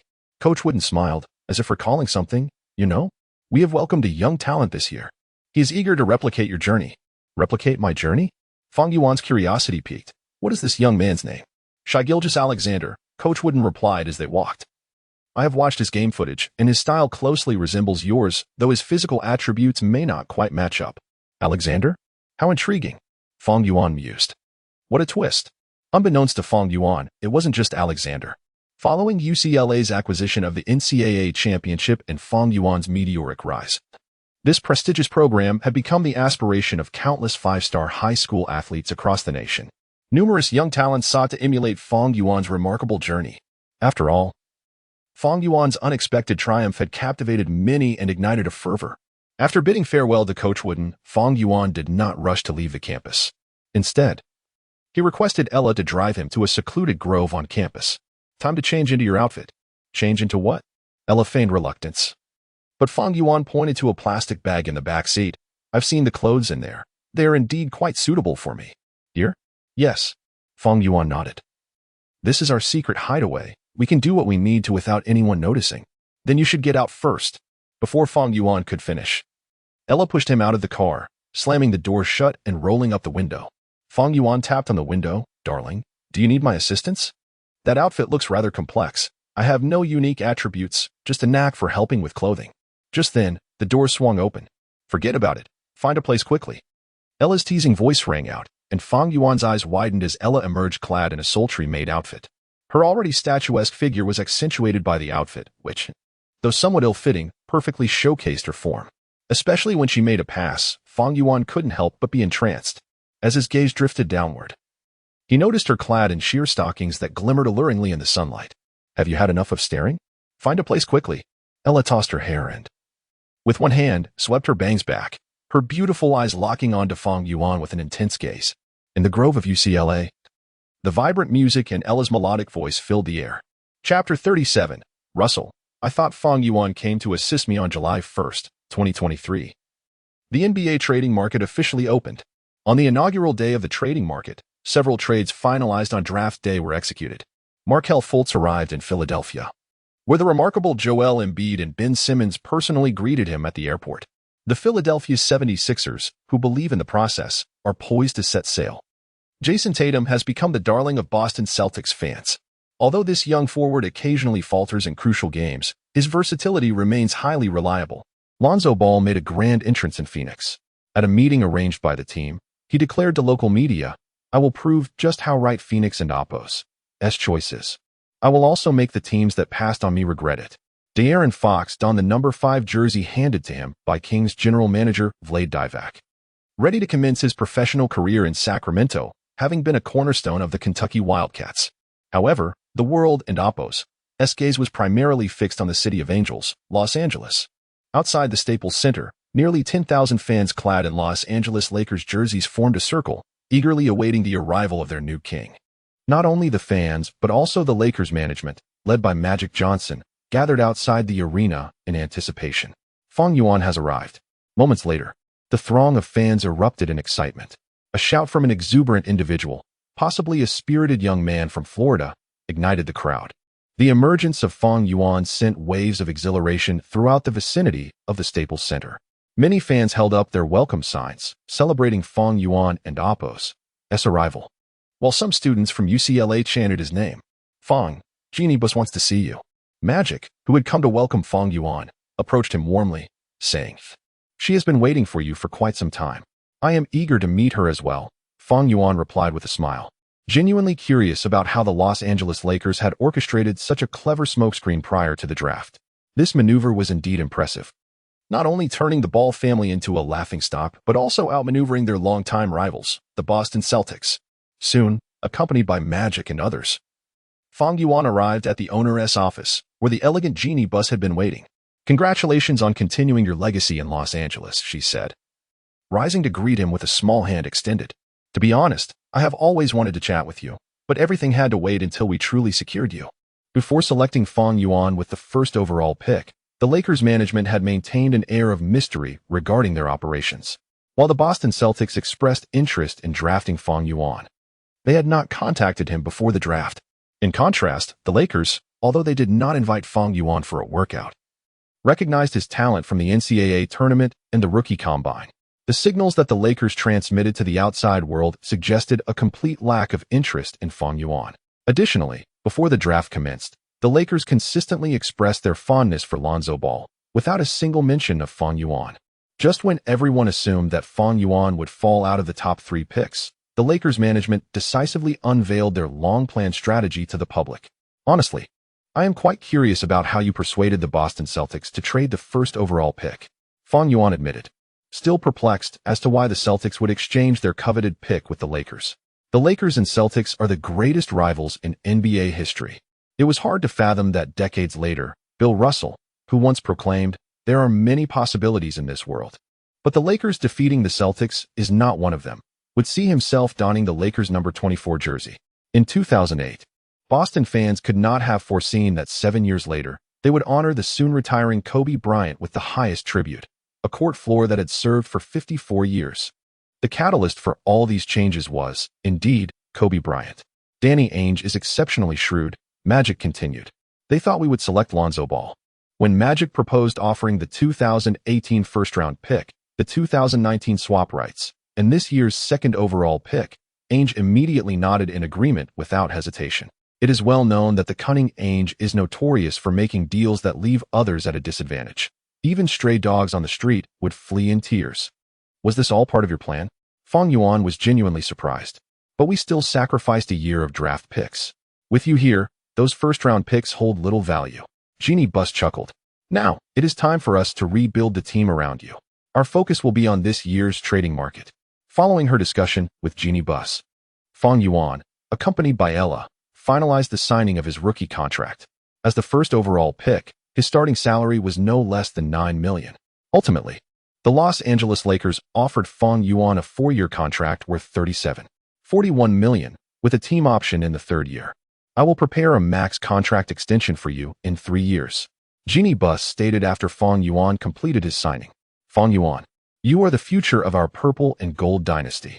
After the signing, Magic led Fang Yuan into the Staples Center. Above this historic arena, the banners of 16 championships hung high, alongside the jerseys of numerous Lakers legends.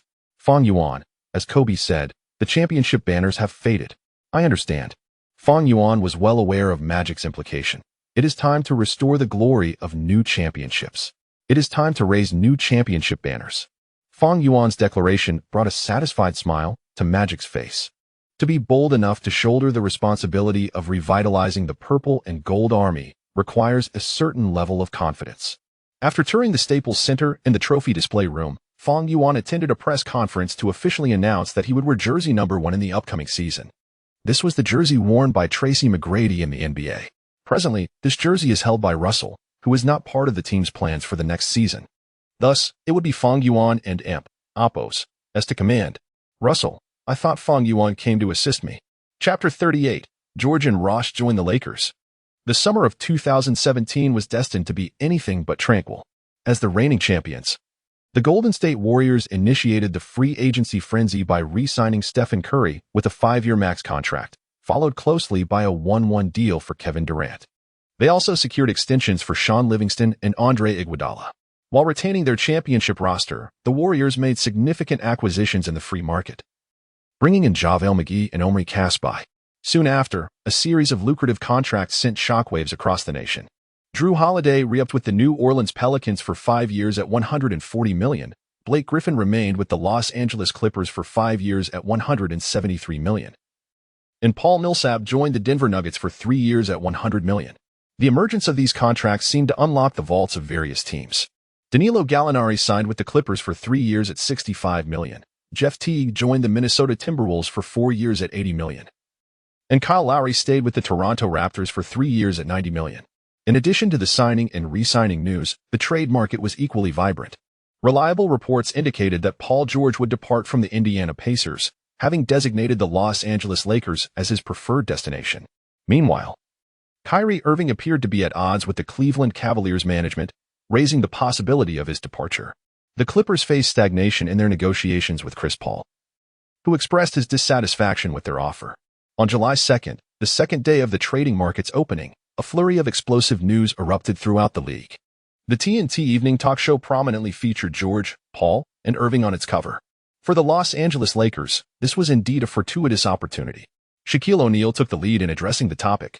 We all know the Lakers just drafted Fang Yuan. The talent of our young players is somewhat saturated. Trading for Paul George at this juncture could be an astute move. Indeed, Charles Barkley concurred. If he were to join the Lakers, he would be an exceptional mentor. Simultaneously, at the Staples Center in Los Angeles, the Lakers had their offer rejected, with the Pacers explicitly requesting Fang Yuan. Upon learning of George's trade request, Magic Johnson promptly contacted Pacers general manager Larry Bird. However, as his longtime rival, Bird was not inclined to make the process easy for Magic. Increase the stakes, Magic urged.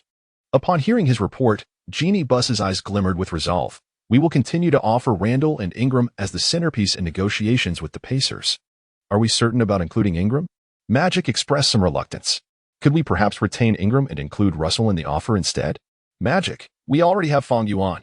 Jeannie Buss remained steadfast. As for the other young players, I believe there is no further need for development. Our objective this offseason is to reclaim our championship status. Very well.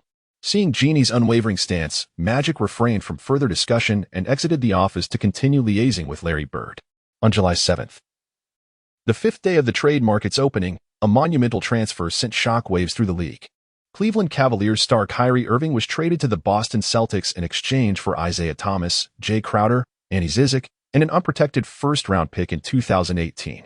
Following Irving and Oppos' trade request, the Cavaliers had explored options with various teams, but had not received substantial offers until they struck a deal with their Eastern Conference rivals, the Celtics. The price was steep, yet undeniably worthwhile. Boston and Oppos' then general manager, Danny Ainge, commented on the transaction. To acquire a 25-year-old perennial all-star like Irving, we sacrificed much. but it is the costly price one must pay. He added, "This trade will enhance our team. That is precisely why we acted." Shortly thereafter, Utah Jazz star Gordon Hayward announced his decision to join the Boston Celtics via social media, signing a 4-year max contract worth $128 million. With two superstars acquired in one day, the Celtics emerged as the front-runners for the championship.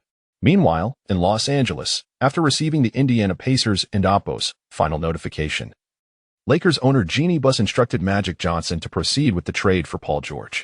In this transaction, the Lakers sent 2014 and Oppo's 7th overall pick Julius Randle, the 2016 2nd overall pick, and Jordan Clarkson to the Pacers in exchange for Paul George.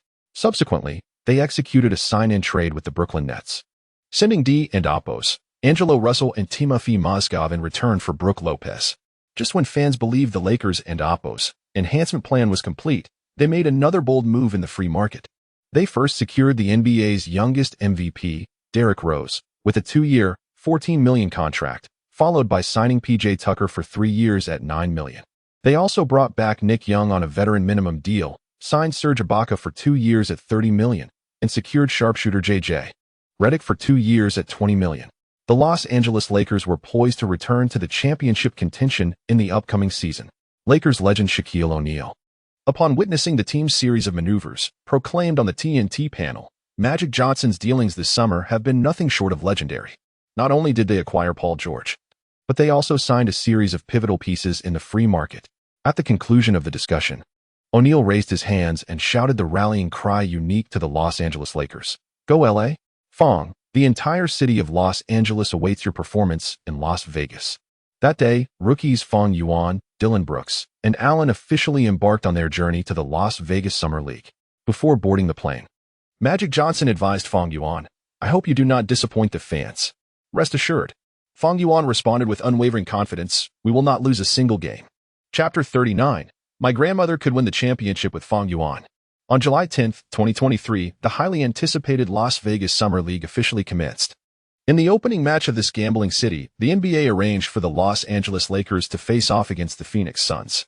This summer, aside from the Golden State Warriors securing the championship and the trade between Kyrie Irving and Isaiah Thomas, the most sensational news undoubtedly revolves around the UCLA Bruins winning the NCAA championship after a 22-year hiatus.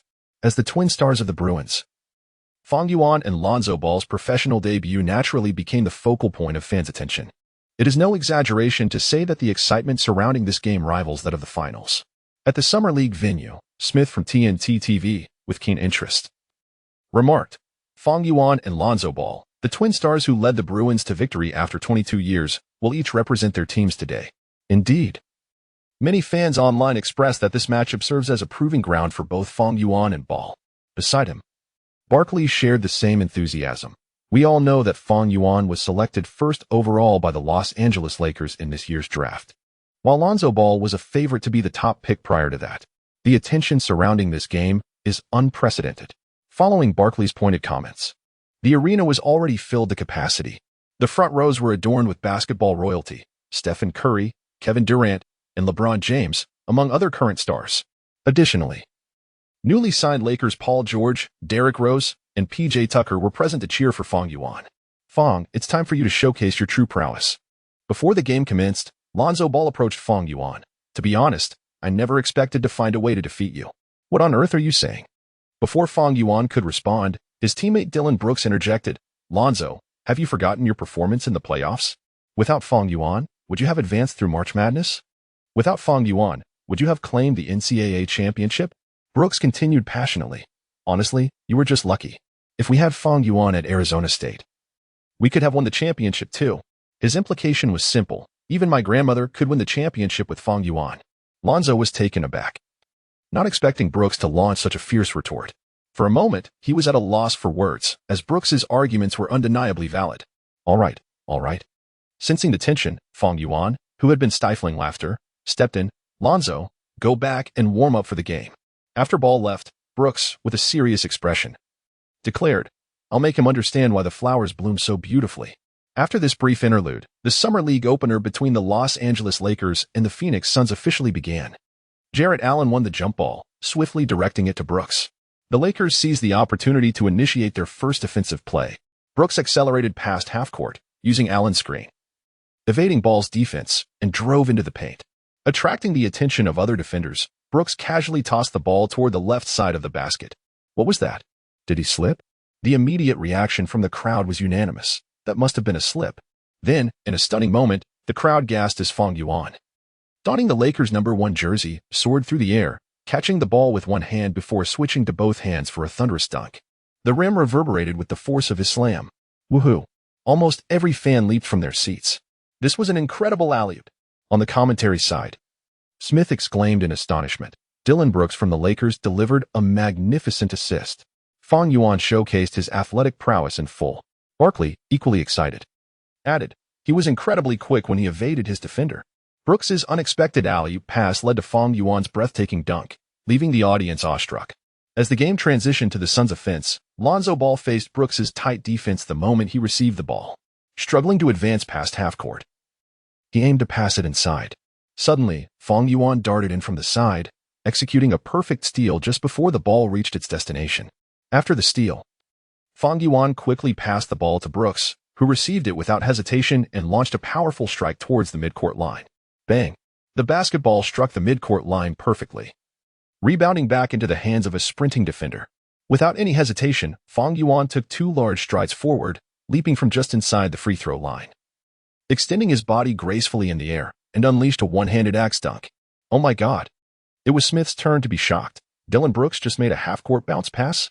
And don't overlook Fang Yuan's contribution in this play. The closest to him, Lonzo Ball, had barely reached midcourt when Fang Yuan completed the dunk. The speed difference between them is simply staggering. However, the spectacle that left the crowd and commentators breathless was still unfolding. After Lonzo's missed three-pointer, Jarrett Allen secured the rebound and immediately found Brooks, unfazed by the defenders. Brooks's sole focus was on Fang Yuan, determined to deliver the ball to him as quickly as possible, regardless of the distance. In just 3 minutes of play, the Suns struggled offensively, allowing the Lakers to execute a series of fast breaks, all led by Brooks and Fang Yuan. In other words, within the opening 3 minutes, Brooks had dished out 6 assists, while Fang Yuan scored flawlessly, going 6 for 6. The duo orchestrated a 12-0 run against the Suns. The Lakers' offense was spectacular. These two teams were clearly not in the same league. Indeed, the offense organized by Lonzo Ball resembled a complete mess. This is precisely why the Los Angeles Lakers chose Fang Yuan over him. Chapter 40, a single match of 62 points, conquering the arena. This is precisely why Fang Yuan is destined to be the first pick in this year and Oppo's draft. In the vibrant atmosphere of the Las Vegas Summer League, Smith from TNT found himself at a loss for words to describe Fang Yuan and Oppo's performance during the opening segment of the Summer League. The Los Angeles Lakers and Oppo's Summer League roster was not particularly formidable. Aside from Fang Yuan, none of the other players were expected to make it into this year and Oppo's lottery picks. So, one might wonder, how did they end the first quarter with nearly a 20-point lead? The answer is simple. Fang Yuan and Oppo's offensive output was nothing short of explosive. In particular, the synergy between Dillon Brooks and Fang Yuan utterly dismantled the Phoenix Suns and Oppo's defense and shattered their mental fortitude. Whenever the Suns faltered offensively, Jarrett Allen would spring into action, zealously securing defensive rebounds. It was a remarkable display of tenacity, given that these were defensive boards, not offensive ones. Yet, from the perspective of the Lakers and Oppo's Summer League coach, such fervor was indeed warranted. Upon securing a defensive rebound, Allen would promptly deliver the ball to Brooks, who, almost simultaneously, would initiate a fast break. The combination of relentless rebounding, rapid passing, and the inimitable Fang Yuan propelled the Lakers to an impressive 36 points in the first quarter, leading the Suns 36-16. Fang Yuan personally achieved an astounding 30 points on 13 of 14 shooting, while fellow rookie Dillon Brooks, experiencing the thrill of playing as the team in Oppo's point guard for the first time, dished out 10 assists, 9 of which were to Fang Yuan. Even with the Suns boasting the heir apparent to Magic Johnson, Lonzo Ball, the outcome seemed inevitable when pitted against an opponent with such transcendent prowess. Moreover, the Suns faced not just one, but 2 formidable adversaries. Although the Phoenix Suns were beyond salvage, the Lakers and Oppo's performance was far from over. As the second quarter commenced, Dillon Brooks and Fang Yuan ignited the crowd with an alley-oop dunk. Let us go Lakers! Let us go Lakers! Let us go Lakers! The entire arena transformed into a cacophony reminiscent of the Staples Center, with fans united in their rallying cry for the Los Angeles Lakers. Perhaps the next 2 decades for the purple and gold have already begun. Amidst the thunderous applause, Smith in the commentary booth couldn't help but reflect. Fang Yuan from UCLA shall inherit the torch from Kobe Bryant, rekindling the glory of the purple and gold. In the vast cosmos of basketball, the Lakers once shone as a dazzling star, their illustrious history and remarkable achievements forever etched in the hearts of fans. However, following Kobe Bryant's retirement, this legendary team faced unprecedented challenges. Now, the first pick from the East, Fang Yuan, is poised to shoulder the responsibility of revitalizing the Lakers. Returning to the Las Vegas Summer League, even as the game slipped into garbage time, the fans remained steadfast, chanting, "We want Fang Yuan. We want Fang Yuan." Despite their awareness that Fang Yuan would not return to the court, their enthusiasm remained unabated. This was undeniably a day that would be inscribed in the annals of NBA history. In the TNT commentary booth, Smith passionately proclaimed, for the first time in history, "A player from China has conquered the courts of America. I believe that once this game concludes, no one will question Fang Yuan's capabilities. Nor will there be doubts about the Lakers' decision." Beside him, Barkley perused the statistics. Let us take a look at the performance Fang Yuan delivered today. He took 30 shots, making 26, including 3 of 4 from beyond the arc, amassing a staggering 62 points. What's more, he did this in just 25 minutes of play. Fang Yuan shattered the previous single-game scoring record of 47 points set by Anthony Morrow in 2009. He also became the first player in Summer League history to score over 50 points in a single game, and the first to surpass 60. The cheers grew louder. As the game concluded, Barkley rose from his seat, applauding Fang Yuan and the Lakers bench. This young man from China deserves the accolades of everyone present. To be frank, I can hardly wait to witness Fang Yuan's performance in the upcoming regular season. How will he fare against the league's elite superstars? Moreover, this year's Rookie of the Year race promises to be fiercely competitive. Smith and Barkley began speculating about the buzz Fang Yuan would create in the coming season. At the forefront of the discussion was, of course, the battle for Rookie of the Year. For instance, Boston Celtics' 3rd overall pick, Jason Tatum, also shown in his Summer League debut with 26 points, 8 rebounds, and 4 assists, eliciting exclamations of fortune from Celtics fans. Then there's Markelle Fultz, the 2nd overall pick, who, free from injury, has proven to be an unstoppable force in the Summer League. Not to be overlooked are the Sacramento Kings' 5th pick, De'Aaron Fox, Orlando Magic's rookie, Jonathan Isaac, and Utah Jazz's Donovan Mitchell. Lastly, making a grand appearance is last season's number 1 pick, Ben Simmons, who, having missed last season due to injury, is embarking on his rookie campaign this year. Now I comprehend why Lonzo Ball was selected at the 4th spot.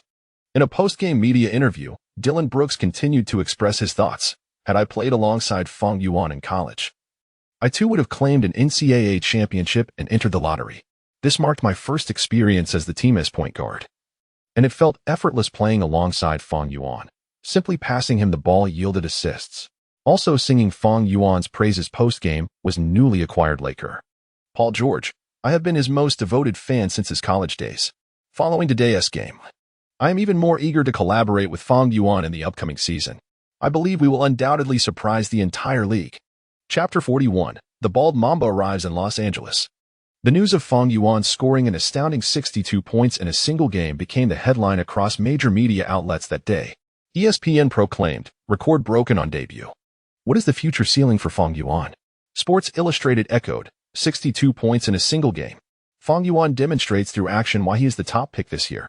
The Los Angeles Daily Times declared, "Unprecedented, unrepeatable.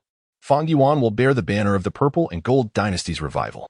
Not only these prominent media outlets, but even experts on the TNT evening talk show began to analyze the performance of the Los Angeles Lakers and Fang Yuan in his debut Summer League game. Across the ocean in China, Fang Yuan's name appeared on numerous media platforms, and even the 7 p.m. news on CCTV featured his performance in the Summer League. Many fans who did not watch the game were able to experience Fang Yuan's formidable dominance in the NBA through this brief news segment. As the first day of the Summer League concluded, the Lakers management reached an agreement with Fang Yuan to withdraw him from the upcoming games. For Fang Yuan, familiarizing himself with NBA rules and the court was sufficient. After all, he is the hope for the resurgence of the Purple and Gold. And to prevent any injuries or unforeseen incidents, the decision was made to protect him from further Summer League competition. The Las Vegas Summer League soon wrapped up, and teams continued to strengthen and trade players. The Los Angeles Lakers faced a pressing issue. after trading away Russell and Clarkson. The team found itself lacking in the point guard position, although they signed Derrick Rose in the free agency. His age and injury history necessitated the Lakers to seek a backup. Initially, the Lakers aimed to acquire Chris Paul from the Los Angeles Clippers, despite offering a substantial package. Clippers owner Steve Ballmer opted to trade Paul to the Houston Rockets instead. With this trade rejected, the Lakers began searching for point guard options. But the market offered few quality candidates. Fang Yuan also recognized the team's need for a point guard. Magic, I have an excellent candidate for the backup point guard position. He proposed to the team's general manager, and we wouldn't need to pay much. We could sign him for the minimum. Really? Who is it? Magic Johnson inquired, intrigued.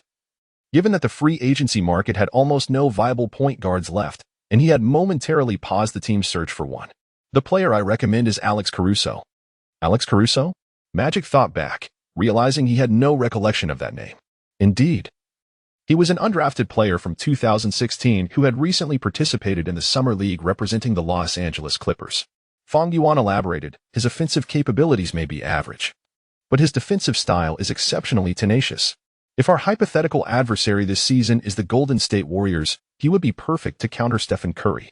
Fang Yuan spoke with calm assurance, yet his words left Magic astonished. To defeat the Golden State Warriors in the playoffs, many teams were aggressively bolstering their rosters with defensive-minded point guards during the summer. For instance, Delon Wright, who had briefly contained Stephen Curry in the finals, signed a 3-year, $27 million contract with the Milwaukee Bucks. Now, the Lakers could acquire such a player for merely the minimum salary. How could Magic not be excited? After concluding his discussion with Fang Yuan, Magic immediately contacted Alex Caruso and Oppo's agent, hoping to invite Caruso for a workout with the team. Caruso was elated upon hearing this news, especially since just hours earlier, he had been rejected by the Clippers. Without Magic and Oppo's call, he might have been on a flight home, continuing his journey in the development league, a life he did not desire. Instead, he sought to validate his worth in the NBA. The following morning, Caruso and his agent arrived at Staples Center. Magic Johnson and head coach Luke Walton personally welcomed him, conducting a series of physical tests. What do you think? Magic asked Walton, watching Caruso sprint across the court. This is the point guard Fang Yuan recommended to me. His fundamentals are solid, and his attitude is commendable. But his self-creation ability is somewhat lacking. Walton paused for a moment. However, I just reviewed his college highlights. His catch-and-shoot ability is quite impressive. I appreciate his playing style. Fang Yuan and Oppo's suggestion is excellent. At this point, Walton found it curious. A player like Caruso, strong defensively and possessing three-point shooting ability, is indeed rare in the league. Signing him for the minimum would be a tremendous gain for the team. Yet, he pondered why so many scouts had overlooked such a promising talent, while a young rookie like Fang Yuan seemed to know him so well. Soon after the workout, Caruso signed a 2-year, $4 million contract with the Los Angeles Lakers. Nearly moved to tears. Despite being a minimum deal, it ensured his opportunity to compete in the NBA. Don't thank me. Signing you was Fang Yuan's suggestion. Magic clapped Caruso on the shoulder. We should all be grateful to Fang Yuan. Fang Yuan? Caruso was astonished to learn it was the top pick who had recommended him. You mean the sensational rookie from this year helped you sign me? The idea that such a prominent newcomer was aware of him thrilled Caruso even more than the contract itself. After all, Fang Yuan's journey in this year's NCAA championship was nothing short of legendary. Overcoming the odds, being underestimated, and ultimately achieving success was an inspiring narrative for a player like Caruso, who came from an undrafted background. When will I get to meet Fang Yuan? Caruso asked Magic as he was leaving. I can hardly wait to play alongside him. You'll meet him once training camp begins. Magic glanced at his phone. It 1 TB long. You'll see him soon. Chapter 42. Kendall's determined preparations for pregnancy. Olsen takes action? Meanwhile, upon returning to Kendall's villa, Fang Yuan discovered the house was empty. However, he noticed an abundance of unopened cigarette packs in the trash bin by the door.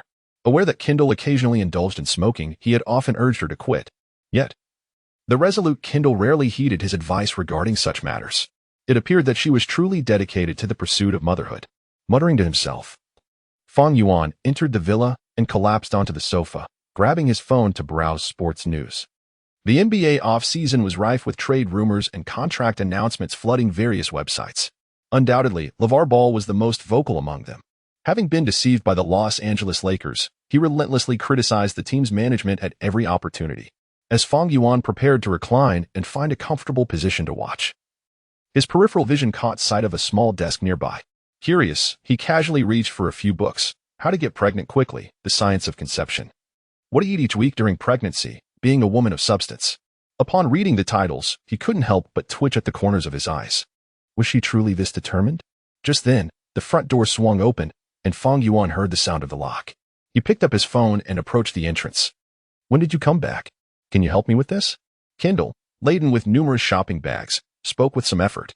Eagerly, Fang Yuan rushed to take the bags from her, leaning in to plant a kiss on her cheek. Darling, will we be able to finish all this food?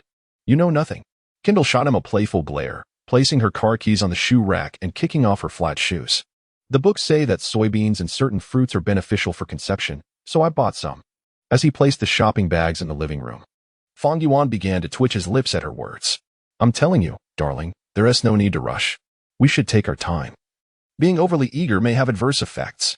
You little brat, what do you know? Everything I bought is to nourish my body and create favorable conditions for successful conception. Hearing this, Fang Yuan's expression darkened. Did she really need to supplement such a fine physique? Wasn't that just a recipe for exhaustion? By the way, I bought some more for you, Kendall exclaimed, rummaging through the shopping bags to produce several small bottles. The next few days are crucial, so you must come home early every night. Fang Yuan smiled wryly at her fierce demeanor, realizing that if he dared to protest, he would suffer the consequences. After all, aside from the bedroom, he had no leverage against Kendall. Whatever you say, your word is law. Satisfied with his response, Kendall and Appo's smile blossomed as she wrapped her arms around his neck. What do you mean by that? Can't you focus on playing basketball? What are you thinking about all day long? With that, Kendall tilted her head back, her eyes brimming with tenderness, placing her delicate hand on Fang Yuan's chest, pleading softly. Promise me you'll take basketball seriously and perform well with the Lakers. Outside the villa, the moon shyly concealed its face behind the clouds. As the morning sun shone brightly, a gentle breeze carrying the essence of summer wafted into the bedroom, dissipating the lingering ambiguity within the space. Kendall, with her typically aloof demeanor now flushed with warmth, remained in a deep slumber, a blissful smile gracing her lips. Throwing off the covers, she swung her legs out of bed and hastily made her way to the living room, where Fang Yuan found his crumpled robe and began picking up the remnants of Kendall and Appo's clothing scattered about. With a resigned sigh, he muttered, It seems I have quite the cleaning task ahead of me. This is utterly chaotic. Fang Yuan retrieved a damp towel from the bathroom and began tidying up. The previous night's escapades were akin to the intensity of World War II, with casualties on both sides. Overall, while there were considerable losses, the victories were substantial. Regrettably, neither party emerged as the clear victor, resulting in a stalemate. However, it was evident that Kendall was the true loser, for if not, he would not be the one cleaning up. An hour later, at the dining table, Fang Yuan and Kendall sat across from one another, observing her sipping on soy milk. He could not refrain from asking, What are your plans for today? You're not thinking of continuing, are you? Is that a problem? Kendall responded, I only have a few days free. Soon, I'll be heading to New York to prepare for this year's Victoria's Secret fashion show. At this, a barely perceptible smile crept across Fang Yuan's face, though he feigned a look of reluctance. You're going to New York? Does that mean we won't see each other for a long time? Kendall nodded. Yes, it will be about a month. A month? Isn't that a bit short? Shouldn't it be 2 months? Fang Yuan mused, aware that the system's recharge mode was not one that permitted daily rejuvenation. If Kendall were to venture far, he would have no chance of meeting new female leads. Damn it, why am I having these dreams again? Meanwhile, not far from Kendall's villa, Elizabeth Olsen reluctantly awoke from her dreams, a blush adorning her cheeks. Embarrassed by the sensations she had experienced, she covered her face with her hands. This is madness. Fang Yuan doesn't even know me, so why do I keep dreaming about him and having such scandalous dreams? Rubbing her tousled hair, Olsen descended from her bed and approached the window, peering at the villa not far from her own, murmuring to herself, It seems I must take the initiative. Chapter 43. Surrounded by 3 great guardians, who dares to challenge Fang Yuan? On September 24, 2017, the NBA training camps officially commenced, heralding the end of the off-season. Players who had not completed their transitions or renewals returned to their familiar arenas, while those who had transferred made their way to their new teams. The reigning champions, the Golden State Warriors, undoubtedly captured the media's attention on Media Day, amidst a summer filled with rampant trades and signings. The question arose whether this formidable squad could defend their title without bolstering their roster. In response, head coach Steve Kerr, the first to address the media, chuckled. "I am unclear where our team needs reinforcement. This summer, we re-signed Stephen Curry, Kevin Durant, Sean Livingston, and Andre Iguodala. That is our enhancement during the off-season. No team has performed better than us. For the Warriors, maintaining their championship lineup was the most significant upgrade of the summer. What does the reinforcement of other teams even mean? Which quintet in this league could possibly defeat the death lineup in a playoff series? Clearly none. Meanwhile, media attention shifted to the Boston Celtics and the Houston Rockets. The Celtics had formed a trio of superstars alongside their talented duo. Retaining their Eastern Conference Finals roster from the previous season, they might be the greatest obstacle for the Cleveland Cavaliers in their pursuit of the Eastern Conference this season. At the Toyota Center, James Harden and Chris Paul appeared elated, having formed the league's most formidable backcourt. Concurrently, at the Staples Center, Paul George, a recent acquisition, arrived early at the arena. As the elder statesman of the team, he aimed to set a positive example for the Lakers' young talents. Unexpectedly, he discovered that a young player had already arrived and was engaged in a shooting drill. Fang Yuan. George immediately recognized the young man who had led UCLA to a championship after a 22-year drought. "You're here so early?" he inquired. "I just arrived," Fang Yuan replied, pausing his drill to wipe away non-existent sweat from his brow. He inwardly lamented his early arrival, driven by the relentless urging of his family member, Kendall. Fortunately, the onset of training camp provided him with a valid excuse to escape home, or else he would have faced another day of being a mere bystander. After a casual conversation with George, touching on their NCAA experiences and transitions to the NBA, the remaining Lakers players arrived. Head coach Luke Walton gathered the team to outline the objectives and strategy for the new season. Suddenly, an electronic notification resonated in Fang Yuan's mind. Detected host is about to embark on an NBA journey. Task issued. Achieve the NBA's first week Division Player of the Week award. System reward. Choose any attribute 3. Excitement surged within Fang Yuan, but upon hearing the reward, he couldn't help but frown. Earning the Player of the Week accolade in the first week as a rookie warranted a meager 3-point reward? Was this some sort of joke? Historically, no player has achieved this feat in their rookie season's inaugural week, not even the legendary Michael Jordan. The system's task indeed demanded that he secure the award, revealing the challenge at hand. Nevertheless, he believed in his potential, possessing the talent akin to a peak Tracy McGrady. Yet, he pondered whether 3 points were too paltry a reward, especially when he was yet to meet an S-tier female lead for a night of inspiration. Fang Yuan. You are the core of the team this season. As he mused, Coach Walton was drawing on the tactical board, emphasizing that Fang Yuan would be pivotal on both offense and defense. The other players had little to suggest regarding Walton's plans. Even superstar Paul George nodded in agreement. Earlier discussions with Jeannie Buss and Magic Johnson had clarified his role to be Fang Yuan's right-hand man. Initially, George had reservations, but after witnessing Fang Yuan's summer league performance, he was thoroughly impressed. Perhaps being a supporting player to Fang Yuan would not be a source of shame, even if he was merely a rookie. Little did George realize that years later, their trio would be hailed as one of the strongest in history. The first day of the Lakers training camp concluded swiftly. Before leaving the arena, Alex Caruso approached Fang Yuan to express his gratitude. "You don't need to thank me, Alex. You've earned everything yourself," Fang Yuan replied. "No. Without your guidance, I wouldn't have re-signed with the Lakers. I'd still be toiling in the G League," Caruso insisted, unwavering in his belief that Fang Yuan was the reason for his success. "Brother, without you, I wouldn't be where I am today. From now on, I'll be your most loyal supporter. If anyone dares to bully you on the court, I'll be the first to step in." Fang Yuan, touched by Caruso's fervor, nodded in acknowledgement but refrained from dampening his enthusiasm. With P.J. Tucker, Dylan Brooks, and Caruso by his side, Fang Yuan felt invincible in the NBA. As time flew by, on October 8th, the NBA preseason officially commenced. Fang Yuan participated in team training but did not play in any preseason games. Despite the Staples Center fans chanting for his debut, Coach Walton remained steadfast.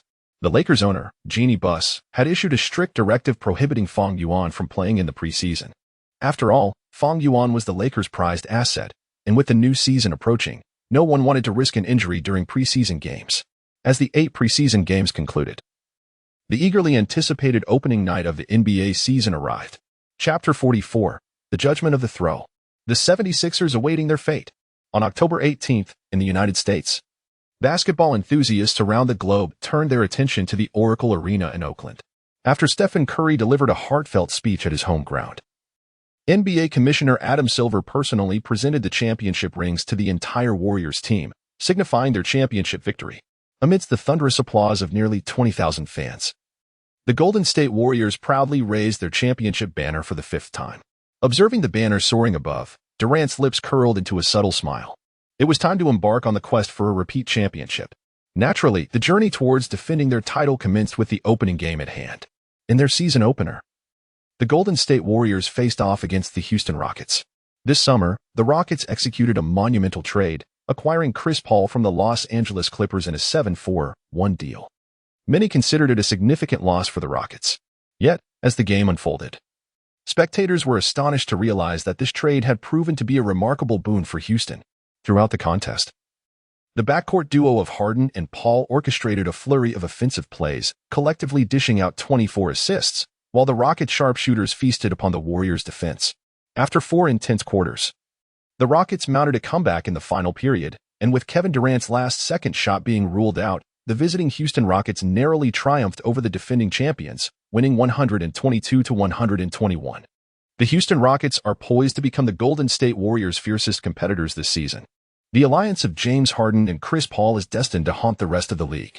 In the aftermath of the game, media outlets swiftly shifted their narratives, extolling the virtues of the Houston Rockets.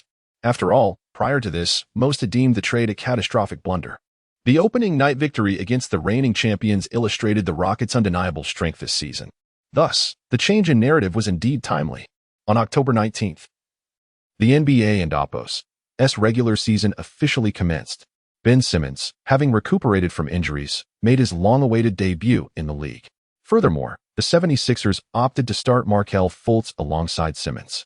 Despite the Los Angeles Lakers selecting Lonzo Ball with the first overall pick, many fans believed that the Philadelphia 76ers, with their second pick, had emerged as the true victors of this year's draft by choosing Fultz. However, as the game commenced, fans were astounded to witness that the 76ers and APOS selection appeared less than prudent. Over the course of the game, Fultz struggled significantly, shooting an abysmal 4 of 18 from the field and finishing with a meager 8 points. Meanwhile, the highly anticipated Ben Simmons laid bare his offensive shortcomings, often left open by defenders, and concluded the game with a modest stat line of 7 points, 8 rebounds, and 7 assists, hardly the performance expected from a player who had been sidelined for an entire year. Even though the dominant Joel Embiid exploded for 33 points and 12 rebounds, he could not uplift his fellow teammates. Ultimately, the Milwaukee Bucks, led by Giannis Antetokounmpo, secured a comfortable victory, winning 120-90 with a staggering 30-point margin, marking their first win of the season. The rookie duo of Fultz and Simmons seemed somewhat anxious. The team was brimming with talent, but they merely required time to gel. The 76ers and APOS choices in this draft were undoubtedly sound. They simply needed patience. Following the game, local media in Philadelphia scrambled to provide various justifications for the 76ers and APOS performance. Acknowledging Fultz and APOS' lack of talent would essentially be a slap in the face to the team and APOS' management. After the 76ers and APOS' disheartening defeat against the Bucks, the focus shifted to the performance of the top pick, Lonzo Ball. After all, if the second overall pick faltered, shouldn't the first overall pick step up as well? In Los Angeles, at the Staples Center, TNT and APOS' commentary team featured Smith warming up before the game, aside from Simmons, Fultz, and Lonzo Ball. Another rookie garnering significant buzz for the Rookie of the Year title, Lonzo Ball, was also set to make his NBA debut. Today, the Los Angeles Lakers would face off against their crosstown rivals, the Los Angeles Clippers. To be honest, I was not overly concerned about the outcome of the game. Beside me, Barkley focused intently on Ball. I merely wish to see what kind of performance Ball will deliver in his inaugural game. Regardless of how stellar his NCAA performances were, they are now merely a memory. It is in the NBA where his true worth will be measured. The choice of the Lakers to bypass numerous talented players in favor of Ball puzzled me. During a pre-game interview, the tenacious Beverly made his intentions clear. He wanted to ensure that Ball understood that the NBA is not merely a child and APOS' game. I will not go easy on him. I will not allow him to score. He will be our focal point for this game. Beverly and APOS' message was straightforward. This is the NBA, the true battleground for men. and he would be the first to teach Ball a lesson. On the other side, upon hearing the media and Oppo's rendition of Beverly and Oppo's comments, Ball nearly burst into laughter. Well, it seems that the jesters from countless basketball novels have finally made their appearance in my inaugural NBA game. I will make sure to find a nice patch of earth for Beverly. Facing the camera, Ball quipped. At least he will look dignified when he is buried. The reporters on site were left utterly bewildered. The game had yet to begin, and he was already talking about burying Beverly? What audacity! As the pre-game interviews concluded and both teams completed their warm-ups, the starting lineups were announced. The Los Angeles Clippers starting five included Beverly, Lou Williams, Gallinari, Griffin, and DeAndre Jordan. Meanwhile, the Los Angeles Lakers starting lineup featured Derrick Rose, Paul George, P.J. Tucker, Ibaka, and the newly appointed star, Lonzo Ball. Notably, this season's Lakers starting five marked their debut representing the team. Observing the Lakers' fresh lineup, Smith remarked, "What kind of performance will this ensemble produce? Let us await the revelation." Chapter 45. He is no rookie at all. As Smith spoke, the two centers positioned themselves at the center line, and the referee tossed the ball high into the air. Ibaka won the jump against DeAndre Jordan, directing the ball into the hands of Derrick Rose. The Los Angeles Clippers, playing at home, seized the offensive possession to initiate the game. Rose swiftly dribbled past half court and lobbed the ball to Ibaka beneath the basket. Confronted with Jordan's tight defense, Ibaka's superior strength allowed him to dribble twice, advancing a step inward, poised to make a decisive move. However, being the season opener, Jordan was overly excited, practically hanging on to Ibaka. Feeling the pressure, Ibaka furrowed his brow and opted not to force the play, instead passing the ball to Paul George beyond the arc. With a thud, George received the ball, and just as he was about to push forward, he noticed Fang Yuan, who had evaded Beverly's defense. With a fierce glint in his eyes, extending his hand for the ball. With a chuckle, George passed it over. Upon receiving the ball, Fang Yuan wasted no time in shaking off Beverly and charging into the paint. His fearless approach, reminiscent of a young bull undaunted by a tiger, drew no objections from his teammates. On the contrary, Ibaka stepped back to create space for his display. Griffin on the wing attempted to rush in for support, but was firmly held back by P.J. Tucker, unable to make any headway, while Gallinari on the other side was lured away by George, leaving the paint wide open for Fang Yuan. With a resounding crash, Fang Yuan executed a spectacular dunk, turning to glare menacingly at Beverly not far away. The crowd at Staples Center erupted in excitement. The much-anticipated rookie had delivered a performance much earlier than expected, bringing sheer delight. This is Fang Yuan. Meanwhile, on the Lakers bench, Dillon Brooks jumped up, vigorously waving a towel. No one here understood celebration better than him. The Clippers launched their offense, with Lou Williams driving to the basket and passing to Griffin, who, under Tucker's staunch defense, failed to make his shot. Ibaka secured the rebound and handed it off to Derrick Rose. Slowing the pace, following Coach Walton's instructions, Rose advanced at a measured tempo, nearly taking the full 8 seconds to reach the arc, passing the ball to George positioned at the elbow before halting. George quickly turned to back down Gallinari, who could not withstand the impact and ended up committing a foul as George turned for a jump shot. Swish, swish. After sinking both free throws, George initiated the next offensive possession. Holding the ball at the top of the arc, he took 2 steps inward, suddenly passing to Fang Yuan, who had circled out using a screen, catching the basketball and releasing it instantly. Swish. The ball arced beautifully through the air, swishing through the net. 7-0. The Lakers' lead continued to grow. Fang Yuan once again scored on the offensive end.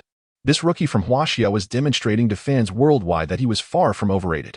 The Los Angeles Clippers were in peril, facing an unprecedented onslaught, with Fang Yuan as the explosive force. Within less than 2 minutes of the game, he had already delivered 2 remarkable offensive plays, leaving commentators Smith and Barkley in awe. Not just them, even the Lakers fans in Staples Center were stirred with excitement. From the early exchanges, it was evident that the new season's Lakers had significantly improved both offensively and defensively. As the game transitioned to the Clippers' offense, Beverly brought the ball past half court, still acting under Coach Rivers' signals, passing to Griffin, once again facing Tucker's defense. Griffin attempted to leverage his physical advantage to overpower Tucker in a bid to score. However, as Griffin held the ball, Tucker swiftly reached in, denying him any shooting space. Although Griffin evaded Tucker and Oppo's steal attempt, the latter and Oppo's relentless defense made it exceedingly difficult for Griffin, whose forced shot after turning around inevitably resulted in a miss. George secured the rebound, and Coach Luke Walton signaled for the team to set up for a half-court offense. Rose received George's pass and leisurely advanced past half-court, delivering the ball to Fang Yuan, stationed at the left three-point line. Boom. The moment Fang Yuan caught the ball, Beverly, who was tasked with defending him, swiftly approached, placing one hand on his waist and proclaiming, "Yellow skin, I unilaterally declare your performance time is over. Remember, the person in front of you is me, Bever." Before Beverly could finish, Fang Yuan exploded into a burst of speed, easily shaking off Beverly and Apos' defense, and before Griffin could close in, he halted for a mid-range jumper that found its mark. Fang Yuan and Apos' maneuver past Beverly resembled a leisurely stroll down a Los Angeles street at 4 in the morning. It was effortless. The fans at Staples Center reveled in the display. Fang Yuan effortlessly dismantling his defender in the NCAA was hardly surprising. After all, it was college basketball.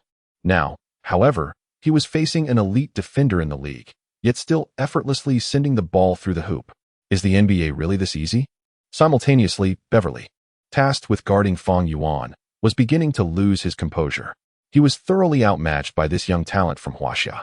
It was known that he had boasted pregame about restricting Fang Yuan to 0 points. But what was happening now? Not only was he failing to limit Fang Yuan and Apos' shooting, but in a standard one-on-one defense scenario, he felt like a mere toy being toyed with. This was utterly absurd. Desperate, Beverly, in the next defensive possession, after being outmaneuvered by Fang Yuan, resorted to a blatant push foul. Unable to stop his scoring?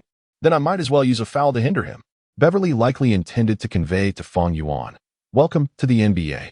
Beep." Of course, such a foul could not escape the referee and Apos' notice. Swish. Just as the whistle blew, Fang Yuan stubbornly released the ball, which arced in a peculiar trajectory and swished through the net. The crowd, momentarily stunned, erupted into thunderous applause. This was a 2-1. What the heck? Beverly was utterly bewildered. He had resorted to a push foul, yet Fang Yuan still managed to score. On the sidelines, Coach Rivers was equally perplexed. How could one score while committing a foul and also earn a 2-1 opportunity? Even if you can't stop him, you shouldn't be giving him free points. Beverly, what on earth are you doing? As Fang Yuan stepped to the free throw line for the additional shot, Rivers called Beverly over to berate him. Fang Yuan is just a rookie. You let him score so easily over you? Beverly felt utterly defeated. I have never seen a rookie score so brazenly in front of me. Just as he stated, since making a name for himself in the NBA, no rookie had ever scored consistently against Beverly's defense. Forget about calling him a rookie. Even the top scorers in the league find it exceedingly challenging to achieve this in the presence of Beverly. Chapter 46. The resurgence of the Purple and Gold Dynasty is now. The head coach of the Clippers, Rivers, could no longer contain his frustration and decisively called a timeout after Fang Yuan's successful free throw.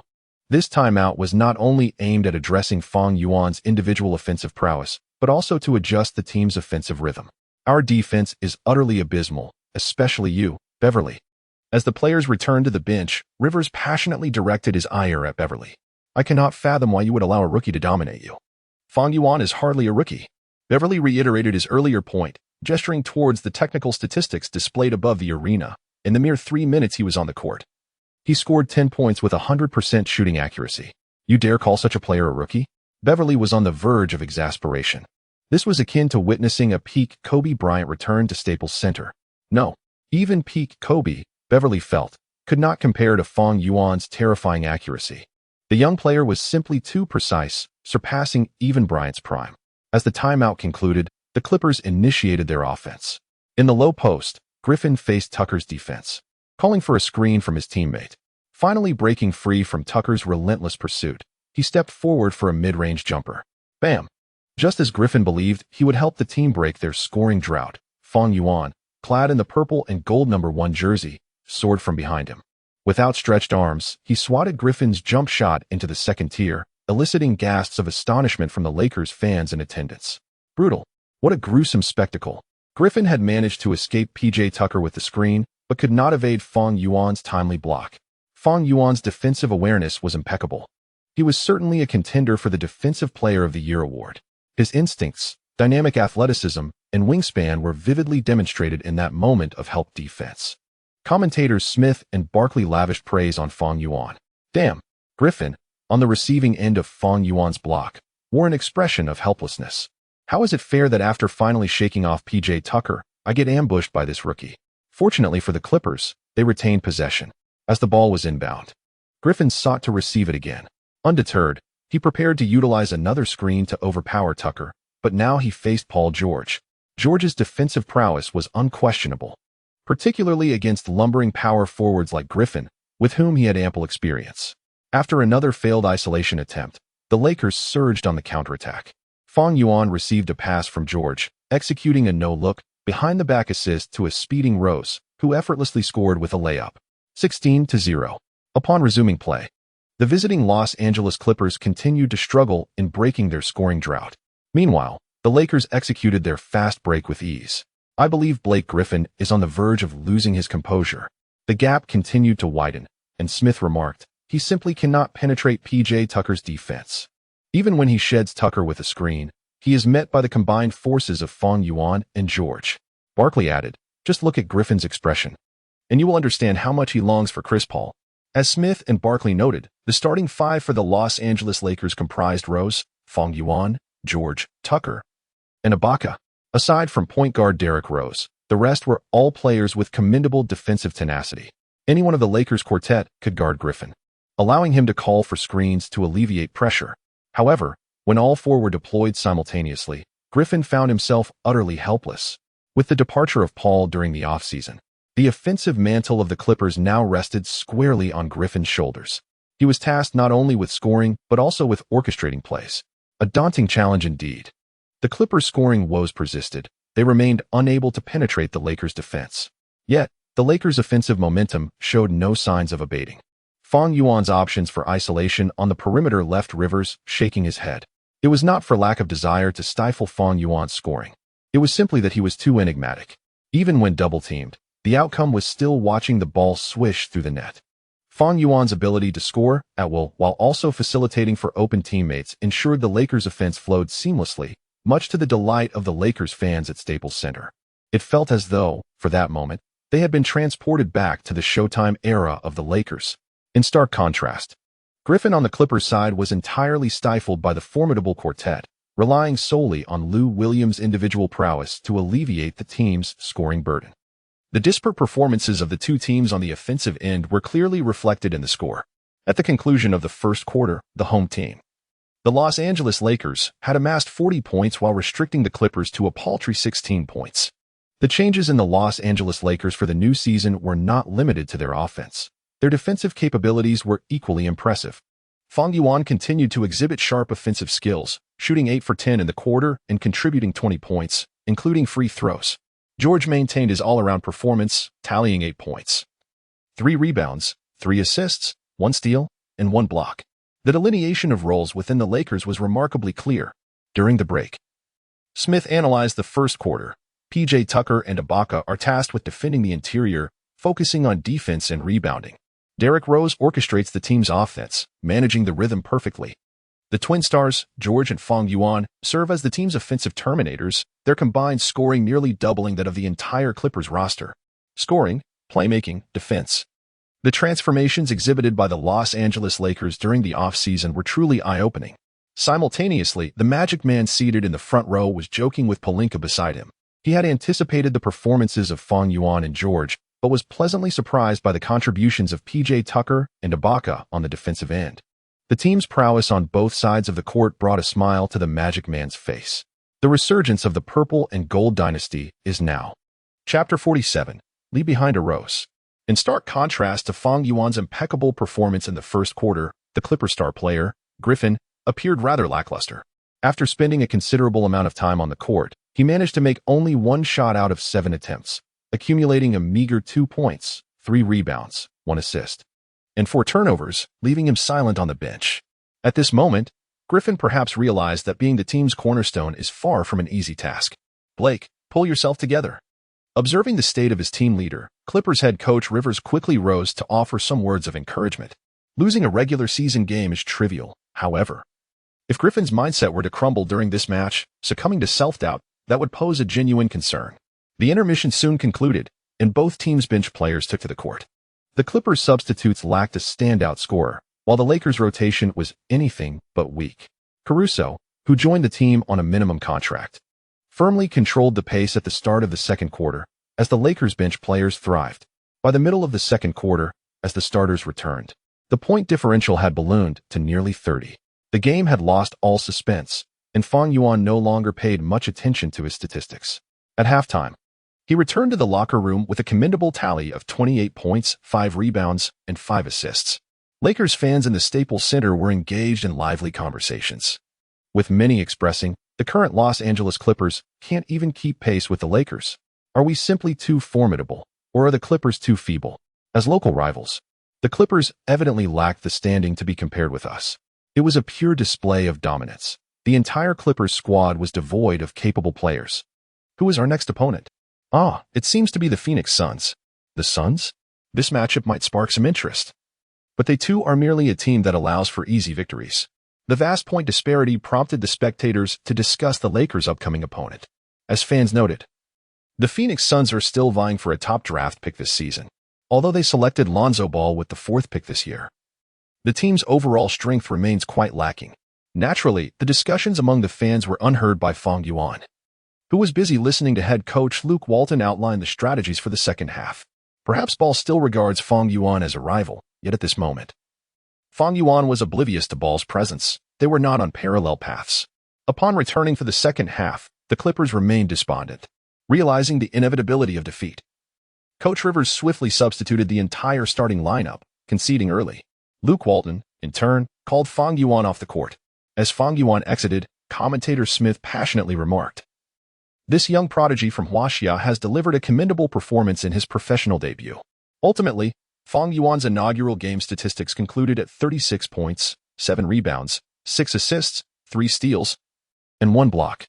In an age where explosive statistics are commonplace, such figures truly warrant the title of versatility. Perhaps the only regret was that Fang Yuan did not play longer in this match. Beside him, Barkley expressed a hint of disappointment. This young king of the Lakers has played merely 24 minutes. Indeed, had Fang Yuan been granted more time, he undoubtedly would have left an even more astonishing mark. Smith sighed deeply. Regrettably, today's performance by the Los Angeles Lakers was simply flawless on both ends. Whether it was the starting lineup led by Fang Yuan or the bench players like Caruso and Lopez, they all showcased their capabilities in this season opener. Particularly noteworthy was the performance of the starting power forward, P.J. Tucker. In his 22 minutes on the court, he contributed 5 points, 8 rebounds, and 4 steals. Though his scoring was modest, his presence made it exceedingly difficult for Griffin to mount an effective offense. Derrick Rose's statistics, while not eye-catching, reflected his ability to orchestrate the team's offense methodically. Despite ongoing physical challenges, he remains the youngest MVP in NBA history. If spring has a heart for the flowers, can it grant him youth once more? How can I narrate your tale to fellow readers? I wish to convey that you are a shy yet composed local boy from Chicago, whose explosive style of play speaks volumes through speed. You can match historical records in your debut and become the youngest MVP in NBA history. You are the finest rose of the Windy City. I want to tell them, you plummeted from your zenith so swiftly that we scarcely dared to ascertain if that was indeed your peak. You returned from a significant injury, hitting game winners, shedding tears post-trade, struggling repeatedly, contemplating surrender during your lowest moments. I wish to share that you ultimately chose acceptance, embracing all that transpired, acknowledging the irreversibility of time, yet still managing to deliver a 50-point game that moved everyone to tears. That night, I seemingly witnessed countless shadows converging, culminating in you, cradling the ball, weeping. I wish to tell them, ultimately, you chose to relish basketball, giving your all when on the court, and when off, you embraced the role of a seasoned player, smiling gently when fans chanted your name. It remains a challenge to determine which moment encapsulates you best. Perhaps, as you stated in your retirement letter, regardless of the ups and downs, everyone has a what-if story in their life. Even if given the opportunity, you would not alter any aspect of your journey, for these experiences have led you to discover true joy, a career marked by peaks and valleys, a journey where brilliance and solitude coexist, a tribute to the eternal Rose.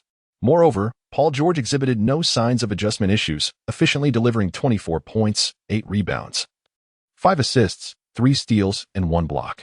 The anticipated integration challenges never materialized. The Los Angeles Lakers appeared as though they had been playing together for several seasons. Finally, The game concluded with the red lights illuminating the hoops at either end. The home team, the Los Angeles Lakers, triumphed over their city rivals, the Clippers, with a resounding score of 127-100, securing their first victory of the season by an impressive margin of 27 points. Chapter 48. The scoring king of the rookie season, Fang Yuan's performance leaves a lasting impression. During the post-game interview, Clippers head coach Doc Rivers candidly remarked on Fang Yuan's commanding presence on both offense and defense, making it difficult to believe he is merely a rookie. Despite experimenting with numerous defensive strategies, the team found themselves utterly powerless against him. In his concluding remarks, Rivers bestowed high praise upon Fang Yuan, stating that his performance evoked memories of Kobe Bryant, affirming that he undoubtedly deserves the title of first overall pick. The comparison to Kobe Bryant speaks volumes about Fang Yuan's remarkable display today. Meanwhile, the Clippers star player Blake Griffin declined to participate in the post-game interview.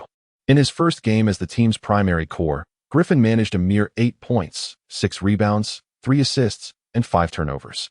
Such glaring statistics plunged him into a state of self-doubt, especially with the Lakers players shining brightly on the court. Griffin felt it was time for a change. As the richest owner in the NBA, Steve Ballmer, he resolved to invest in strengthening the team. Following the trade of Chris Paul in the offseason, the Clippers acquired many championship-caliber players, but they struggled to make an impact on the playoff stage. Thus, a trade seemed imperative. On the other side, nearly all reporters flocked towards the Lakers bench, their cameras trained on Fang Yuan, capturing every moment as if to thrust the lens into his very mouth. This was Fang Yuan's inaugural NBA game. An ESPN reporter was the first to inquire, "What differences do you find between the NBA and NCAA?" Prior to the game, Paul George had shared numerous insights with me. With a calm demeanor, Fang Yuan replied, "He told me this is the NBA, where players are not as easily dealt with as an NCAA. However, after the game concluded, I felt there was not much difference from playing against the Bears. I still scored high, and we triumphed over our opponents." As Fang Yuan noted, this indeed is the NBA stage. Nevertheless, he still racked up 36 points, 7 rebounds, 6 assists, 3 steals, and 1 block, mirroring his performance in the NCAA championship. The Los Angeles Lakers also achieved a resounding 27-point victory at home. Had garbage time not arrived prematurely, Fang Yuan and Oppos, statistics could have been even more impressive. In summary, the distinction between the NBA and NCAA is negligible. The reporters exchanged glances, clearly taken aback by Fang Yuan and Oppos' response. Upon reflection, they found a certain logic in his words, leaving them momentarily speechless. However, it was and Oppos, long before a journalist realized, how could there be no difference between the NBA and NCAA championships? Fang Yuan must be boasting. You scored 36 points in just 24 minutes of play, the ESPN reporter lamented, while a TNT reporter promptly followed up with, "If you played the entire game, what would your final score be?" As for personal statistics, Fang Yuan asserted, "I have never cared about that. If the team needs me to score, I will deliver high points. If they require me to energize the defense, I will become the team's defensive spearhead." Fang Yuan's message was simple. Scoring? It is exceedingly effortless for him. The astute TNT reporter grasped Fang Yuan's intent and swiftly relayed the news back to headquarters. Soon, TNT's website featured Fang Yuan in a headline, "Scoring like its child's play. Fang Yuan may become the first rookie scoring champion in NBA history." While the assertion that Fang Yuan could become the first rookie scoring champion in NBA history was indeed a tactic by TNT to capture attention, it is worth noting that historically, only 2 players have claimed the title of scoring champion in their rookie seasons, the basketball emperor Wilt Chamberlain and George Mikan. However, both achieved this feat during the ABA era. Since the inception of the NBA, no player has managed to become the scoring champion in their rookie season. Not even the legendary Michael Jordan or the young Emperor LeBron James. Thus, if Fang Yuan can maintain an average of over 30 points per game, he stands a significant chance of claiming the scoring title and filling this historical void. This news from TNT sparked widespread debate among fans across various social media platforms.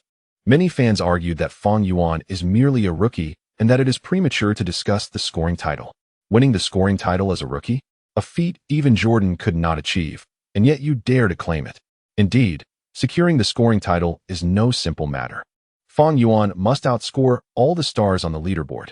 In the competitive 90s, the basketball god Michael Jordan averaged 28 points as a rookie, yet this only placed him third in scoring. To many fans, Fang Yuan's ambition seems an insurmountable challenge. Of course, with opposition comes support. A segment of fans asserted that Fang Yuan possesses the capability to become the rookie scoring champion. Truthfully, if one has witnessed Fang Yuan's performance with the Bears, they would likely endorse this view. TNT's article is undeniably grounded in fact. Based on Fang Yuan's debut prowess, I would not be shocked if he were to clinch the scoring title. Indeed, scoring 36 points with an 85% shooting accuracy in just 25 minutes is a remarkable feat. That evening at the TNT roundtable, the commentators chose not to focus solely on Fang Yuan, but rather to discuss the draft and trades among various teams. The Philadelphia 76ers and Boston Celtics both fell short in their season openers. The 76ers' prideful trio of Markelle Fultz, Ben Simmons, and Joel Embiid was overwhelmed by Giannis alone. Among the teams that traded draft picks, only the Los Angeles Lakers celebrated a season-opening victory. Notably, the first overall pick, Fang Yuan, played 24 minutes, scoring 36 points and leading his team to a 27-point victory over the Clippers. The commentators exchanged knowing glances. Perhaps it is time to reevaluate this trade following the conclusion of all season opening games. Initially, many believed the Boston Celtics had emerged as the clear winners of the trade, while the Los Angeles Lakers and Philadelphia 76ers were seen as the losers. Yet now, as the dust settles, fans are astonished to discover that the Los Angeles Lakers may indeed be the true victors. Chapter 49. Are Western female stars really so open? Fang Yuan displayed extraordinary talent in his very first match of his professional career, establishing himself as a unique presence among the 2017 draft class. The Los Angeles Lakers emerged as the biggest winners of the offseason. During the TNT evening talk show, several basketball pundits made it clear that the Lakers were not merely a team with deep pockets, they were indeed the ones who profited the most during the offseason. The next day, headlines about the Lakers swiftly dominated the front pages of major websites across the United States. Sports Illustrated proclaimed on its official site, the greatest winners in history, simply because they chose Fang Yuan. Meanwhile, ESPN declared, Fang Yuan breaks the mold. This NCAA Final Four MVP and first overall pick deserves every praise. Among the numerous players who entered the NBA as NCAA Final Four MVPs, many eventually faded into obscurity. Even those who were drafted first overall faced significant challenges. Despite Fang Yuan's dual prestige as both an NCAA Final Four MVP and a first overall pick, prior to the new season, a small faction still believed he might not succeed. After all, no dual threat guard from the Huaxia region had ever made a name for himself in the NBA. However, Fang Yuan's performance in his season debut dispelled any doubts. The notion of him being a bust? Utterly unfounded. The renowned local media outlet, the Los Angeles Daily Times, even released 4 consecutive articles detailing Fang Yuan's performance throughout the game. Simultaneously, the NBA League headquarters convened an emergency meeting. The league was preparing to launch an initiative to enhance the global influence of a certain superstar prodigy. In other words, this was the deity-making plan. Since David Stern assumed the role of commissioner, the NBA embarked on an ambitious journey to create icons. In the 1980s, Stern centered the narrative around Larry Bird and Magic Johnson, crafting a legendary rivalry that not only addressed the league's declining viewership but also propelled ratings to new heights. Yet, this was merely the beginning of Stern's aspirations. In the 1990s, Stern made a historic decision to elevate Michael Jordan to the status of a basketball deity. The league went so far as to allow Jordan's salary to exceed the salary cap to keep him on the court. The success of this deity-making initiative not only filled the NBA's coffers but also successfully globalized the league. However, after Jordan's second retirement, viewership plummeted. It was during this period that Stern realized the league could not rely solely on a single star. Subsequent stars like Shaquille O'Neal, Neil, Kobe Bryant, and LeBron James, while immensely popular, never quite reached Jordan and Apos' heights but nonetheless held significant global influence and commercial value. The deity-making plan, however, had its fair share of disappointments. With players like Tracy McGrady, Allen Iverson, and Vince Carter shining brightly for only a fleeting moment.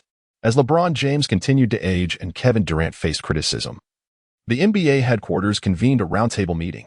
At the helm, then-Commissioner Adam Silver opened the discussion. I believe it is time to establish a new face for the league. Fang Yuan of the Los Angeles Lakers, with his off-court appeal and the burgeoning Huaxia market, was seen as a potential embodiment of a new era for the NBA. The prospect of building a deity around Fang Yuan did not surprise the executives present. As articulated by one, while LeBron James remains in peak form, he cannot continue for another decade. If we do not prepare now, the league may face a vacuum of star power following his retirement, which would be detrimental to its growth. Fang Yuan was indeed the prime candidate for this deity-making initiative. No one was better suited than him, given the potential of the Huaxia market. Nevertheless, the NBA was not a dictatorship under Adam Silver. Discussions and votes were necessary to reach a consensus. Ultimately, it was decided that the topic would be revisited after the All-Star game, contingent upon Fang Yuan's performance being sufficiently compelling to crown him as the league's next icon. Unbeknownst to Fang Yuan, he had been included in this deity-making plan. At that moment, he lay in bed, idly scrolling through the news, feeling quite bored without Kindle around. With a murmured lament, he opened his social media app and began swiftly browsing nearby profiles. Suddenly, he tapped on a profile displaying a woman with nearly 50 million followers. Who is this? How does she have so many fans? Curiosity piqued, Fang Yuan clicked on her avatar. To his surprise, it was none other than Elizabeth Olsen, the star of The Scarlet Witch. Isn't this the person my good friend Biming recommended? Without hesitation, Fang Yuan initiated a conversation, and to his astonishment, she responded positively within seconds. Do Western female stars possess no pretentiousness at all? He pondered, deciding to take the initiative as they began to flirt with each other. Minutes later, Fang Yuan discovered that Olsen lived merely a 3-minute walk from Kindle's villa. He suggested they meet since they were neighbors. Soon, Olsen replied on social media. Upon reading her response, Fang Yuan immediately got up, tidied himself, and left his room. Knock, knock, knock. As he knocked on the door, his heart raced with anticipation. This was his first encounter with a Hollywood star. Moments later, the villa door creaked open, and Fang Yuan's eyes widened in awe. Olsen stood before him. Her height comparable to Kindle's, and her long, slender legs were nearly all he could see below the waist, second only to Kindle's. As his gaze ascended, he found himself momentarily mesmerized. Ding! Detected S-Class female lead, Elizabeth Olsen. Infinite charging mode activated. Chapter 50, Olsen's Little Secret Greetings. I am Fang Yuan, residing not far from you. Upon hearing this unconventional introduction, Olsen chuckled softly. Hello, I am Elizabeth Olsen. Her voice was gentle, slightly louder than a whisper, evoking an inexplicable discomfort within Fang Yuan. Why such coyness? Could it be due to my overwhelming charm? As he observed Olsen, she too scrutinized him. Indeed, he was quite impressive, deserving of the admiration that lingered in her thoughts. She resolved to enlist his assistance with her computer shortly. I wonder how he will react upon seeing the photos within. The mere thought of those enticing images on her computer caused Olsen's cheeks to flush. Are you not going to invite me in? Fang Yuan inquired politely, his gaze lingering on Olsen, though his demeanor was not overly forward. The intensity of his stare compelled Olsen to instinctively shield her form, stepping aside to gesture for him to enter. Can you fix computers? As soon as they crossed the threshold, Olsen spoke up. My home computer has been acting up, frequently encountering blue screens. I can. Fang Yuan nodded. You may not know, but I am quite the versatile individual. I not only repair computers but also fix faucets. Really? That's marvelous. Olsen mused to herself. Although she felt an overwhelming urge to devour Fang Yuan, she took a step back to maintain some distance. The computer is in the upstairs bedroom. Please take a look, and I'll fetch you something to drink. Watching Olsen hastily retreat, disappointment flickered within Fang Yuan. Was his hint not clear enough? Surely someone as astute as Olsen would understand his intentions. Setting aside his wandering thoughts, he ascended to Olsen and Appo's bedroom, where the sweet scent of roses enveloped him, prompting him to inhale deeply. Surveying the surroundings, he made his way directly to the computer desk. After powering on the device within minutes, the screen succumbed to the dreaded blue screen, displaying an array of English error messages. Could this predicament be attributed to her browsing certain websites? Based on his experience, it was highly plausible that Olsen and Appo's frequent visits to such sites had led to this malfunction. To his astonishment, the renowned goddess possessed such a penchant. It must have been quite uncomfortable for her. After reinstalling the system, just as he was about to partition the disk, a folder caught his attention.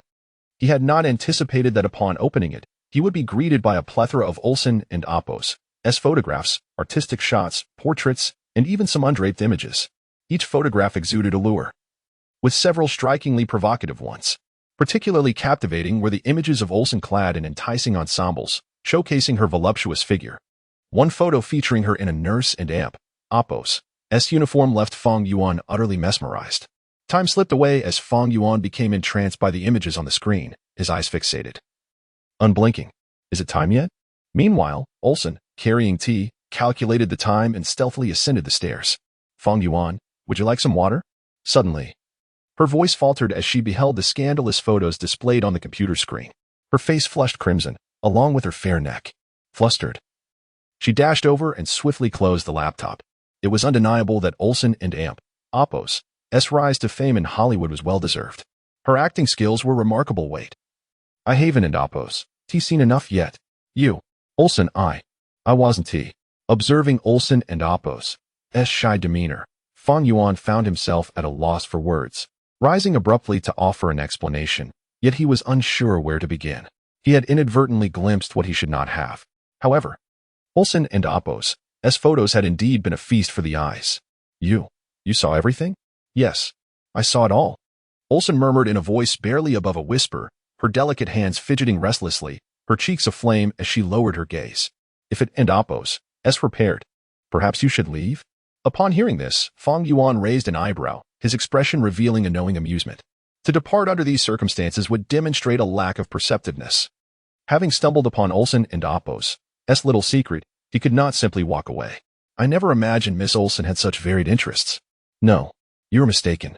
What are you doing? In the next moment, amidst Olsen and Amp, Oppo's startled cries, Fang Yuan lifted her effortlessly.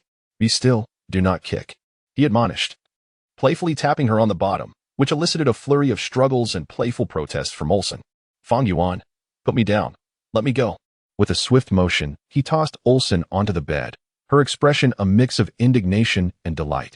Miss Olsen, trust me. All right, not good. What is happening here? God, save me. Chapter 51. Villain.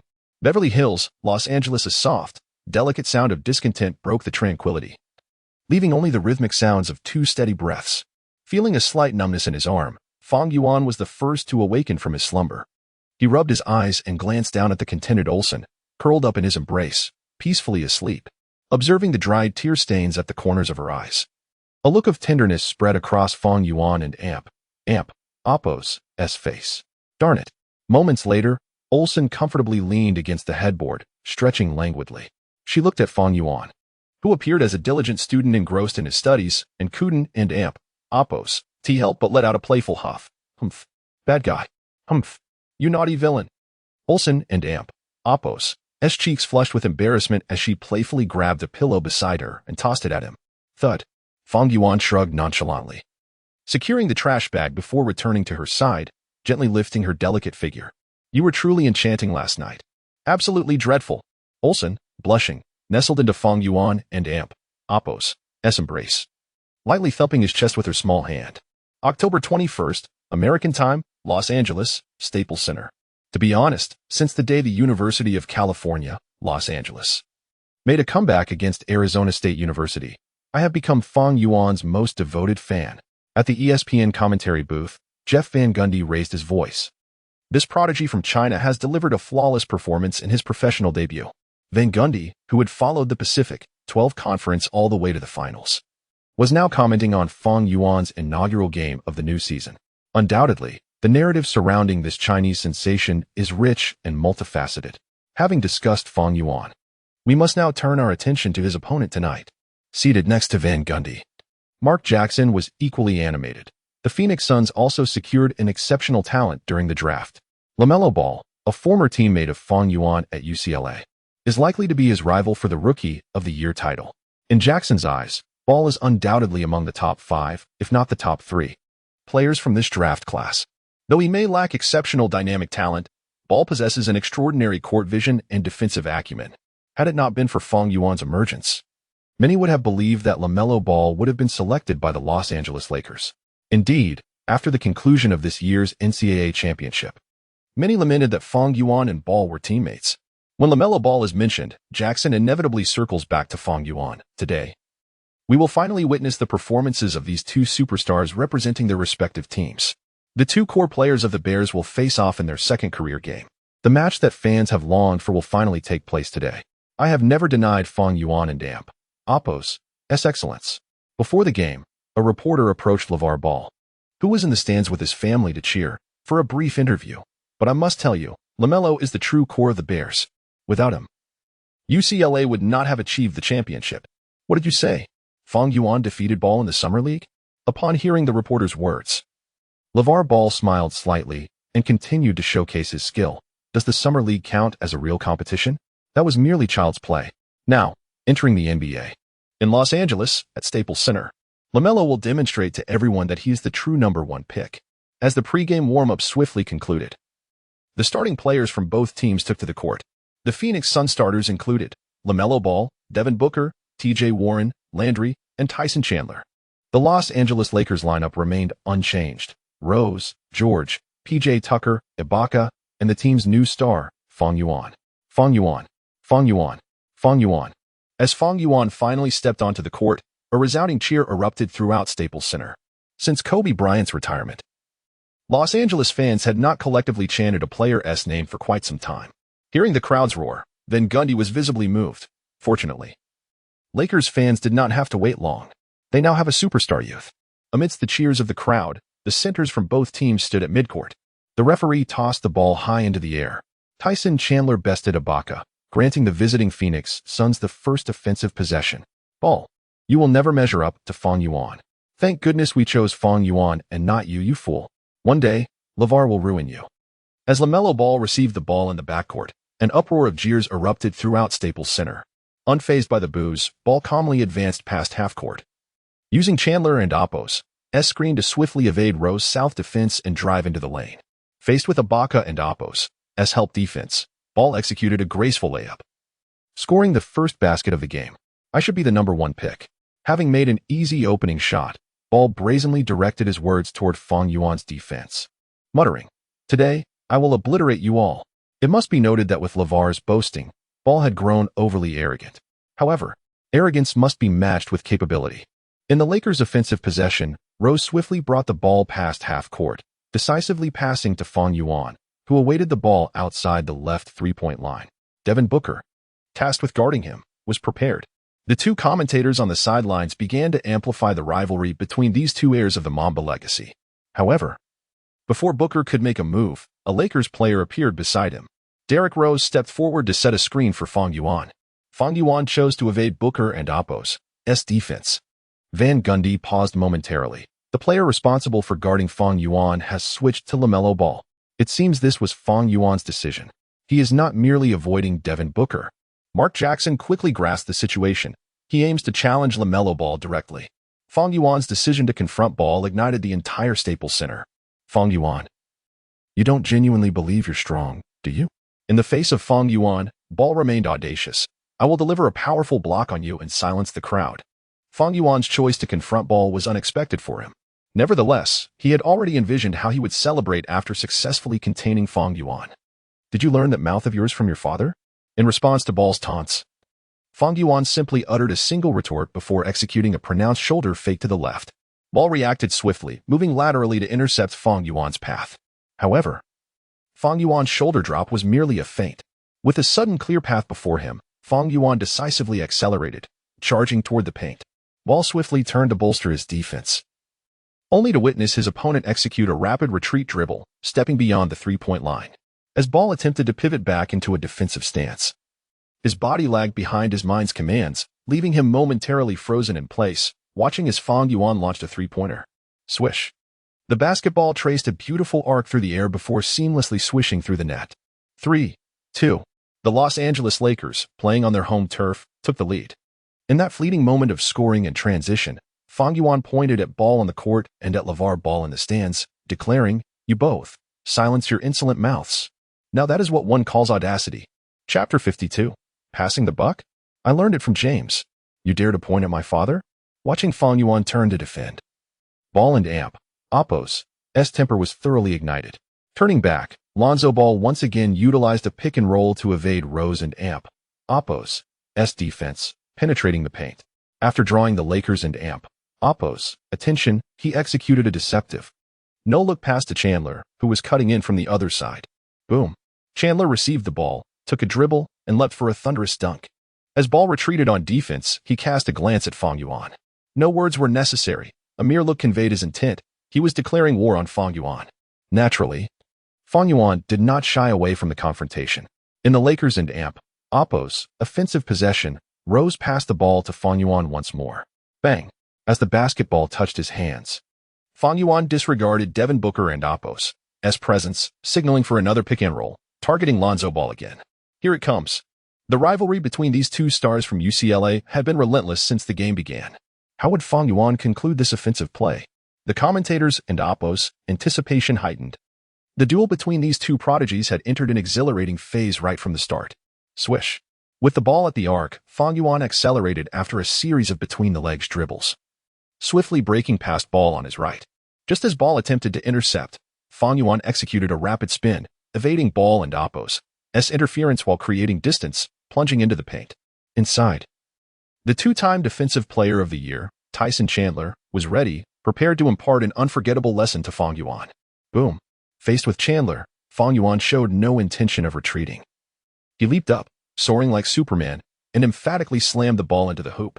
The resounding dunk reverberated throughout the arena. Beep.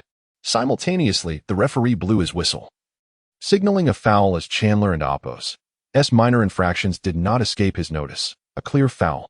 The rookie, Fang Yuan, had outmaneuvered his former teammate, Lonzo Ball, penetrated the paint, and executed a dunk over Chandler while drawing a defensive foul. The 2 points were confirmed, along with an additional free throw. After acknowledging the referee and Oppo's signal, commentators Van Gundy and Jackson exchanged glances, each swallowing hard. A dunk over a two-time Defensive Player of the Year? What hidden potential lies within this young man? Lonzo. You know it. Before stepping to the free throw line, Fang Yuan addressed Ball. Without me, you would never win a championship. Without me, you wouldn't and Oppo's even reach the lottery. This statement struck a significant blow to the confidence of the brimming Ball. He tried to respond, but Fang Yuan offered him no chance, effortlessly sinking the free throw, completing a 2-1.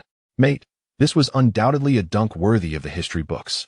From the commentary booth, Van Gundy continued to relish the image of Fang Yuan and Oppo's dunk over Tyson Chandler. The execution of that dunk, from the preceding maneuver to the completion, was nothing short of astonishing. Turning back, Lonzo Ball sought to replicate his earlier success at the top of the arc, utilizing Chandler and Oppo's pick to surge into the paint for a layup. Bang! In an instant, Fang Yuan, lying in wait on the wing, soared into action, delivering a formidable block that sent Ball and Oppo's shot flying. Damn! After the block, Fang Yuan defiantly roared at the fans in the stands, asserting his dominance. The Lakers fans erupted with excitement. First, he targeted Ball repeatedly, igniting the crowd's passion. Then, he dunked on the two-time Defensive Player of the Year, Tyson Chandler. Following that, he delivered a colossal block on defense. Fang Yuan and Oppo's performance in these sequences left the Lakers fans ecstatic. With Fang Yuan on their roster, the Los Angeles Lakers were undeniably captivating this season. His displays were akin to highlight reel moments. The Lakers were no longer the league's pushovers. They were demonstrating to the world that the once-feared purple and gold army was back in action. In the first quarter, the Phoenix Suns were entirely at the mercy of the Lakers. Early on, the pick-and-roll between Lonzo Ball and Tyson Chandler showed promise. However, as the game progressed, the Lakers adjusted their defense, becoming increasingly proactive in their efforts to thwart Ball, particularly Fang Yuan. This young man, who carried the hopes of the purple and gold resurgence, frequently found himself in the ideal position to disrupt Ball's shots and passing lanes. What made Fang Yuan so formidable? During the break, second-year player Devin Booker vented. What has he taken? Why does he show no signs of fatigue? He is truly extraordinary. Lonzo Ball nodded in agreement. How strong is Fang Yuan? As a former college teammate, Ball had ample insight. Although he still hesitated to admit it, Fang Yuan was indeed the man who led him to victory. Can you not be a bit tougher on defense? Suns head coach Monty Williams admonished, especially you, Lonzo. You've been completely outplayed by Fang Yuan. You cannot contain Fang Yuan on defense. Yet he can limit you. Fang Yuan is not my defensive assignment. Ball deflected blame online. The responsibility for guarding Fang Yuan lies with Devin Booker. Although he failed to stop Fang Yuan, Ball's ability to shift blame was far superior to his defensive skills. To this, Booker found himself at a loss for words. It was indeed his duty to guard Fang Yuan. Yet during each of Fang Yuan's offensive possessions, he opted for the pick and roll, switching Ball onto him. Now you dare to tell me it's my fault? This is why Booker has yet to attain the throne of a future team leader. If he ever gains power, the first to be addressed will be Lonzo Ball. Chapter 53. Thus, cease your attempts. Fang Yuan's individual offensive prowess indeed left Lonzo Ball in a state of helplessness. In the first quarter, Fang Yuan effortlessly unleashed a barrage of 22 points, an efficiency that was nothing short of terrifying. To put it into perspective, the entire Phoenix Suns team managed only 21 points in the same quarter.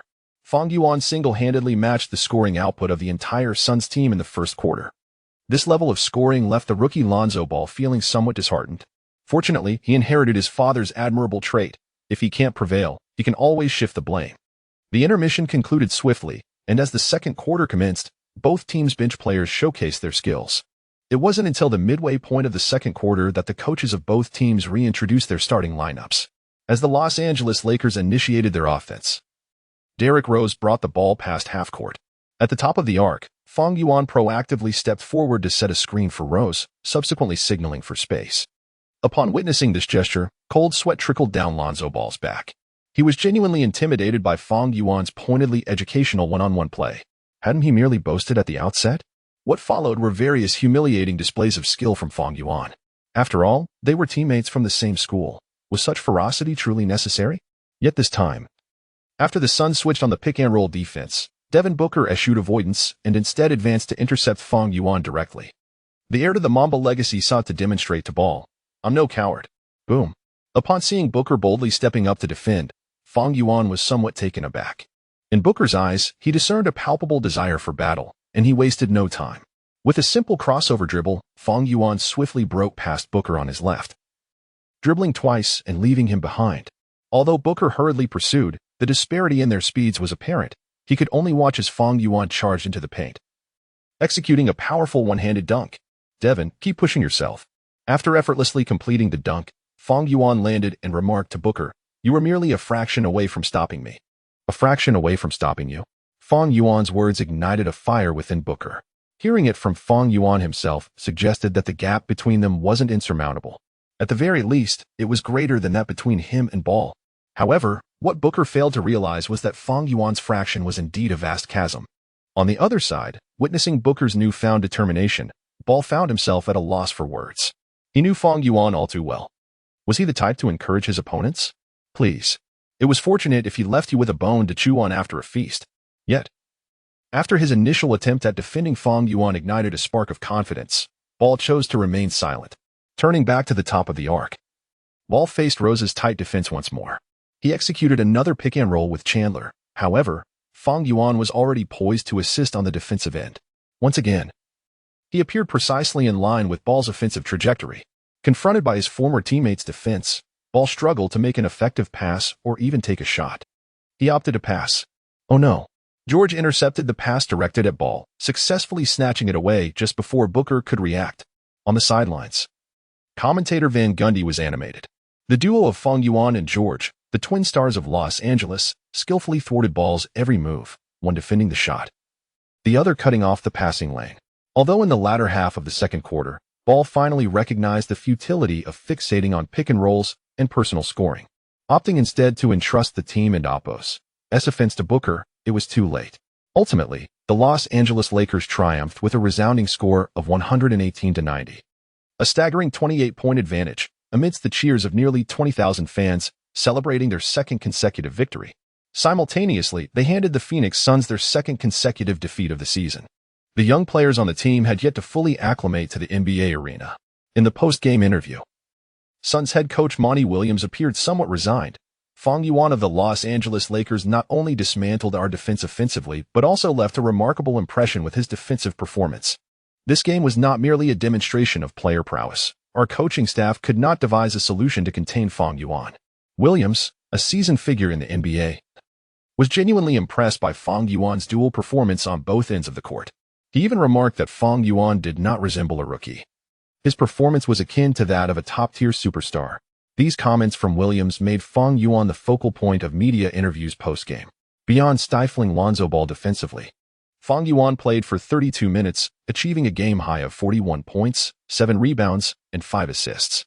This 41-point tally not only marked the highest single-game score for a rookie from the 2017 draft class so far this year, but was also the first 40-point game of the 2016-17 NBA season, making Fang Yuan the youngest player in NBA history to achieve such a feat. Fang, this is your first career 40-point game. You have shattered numerous historical records. including being the youngest player to reach 40. What do you have to say about that? Almost immediately, the gathered media reporters directed their microphones towards Fang Yuan, eager to hear what remarkable statements he would make after his previous post-game musings had generated headlines. Honestly, scoring is as simple for me as drinking water, Fang Yuan calmly stated before the cameras. Back during the NCAA championships, I was responsible for this task. The records you mention, to me, are merely the beginning. Fang Yuan's message was straightforward. Scoring 41 points elicits such excitement from you? What will you do when I shatter Chamberlain's record? Will you ascend to the heavens?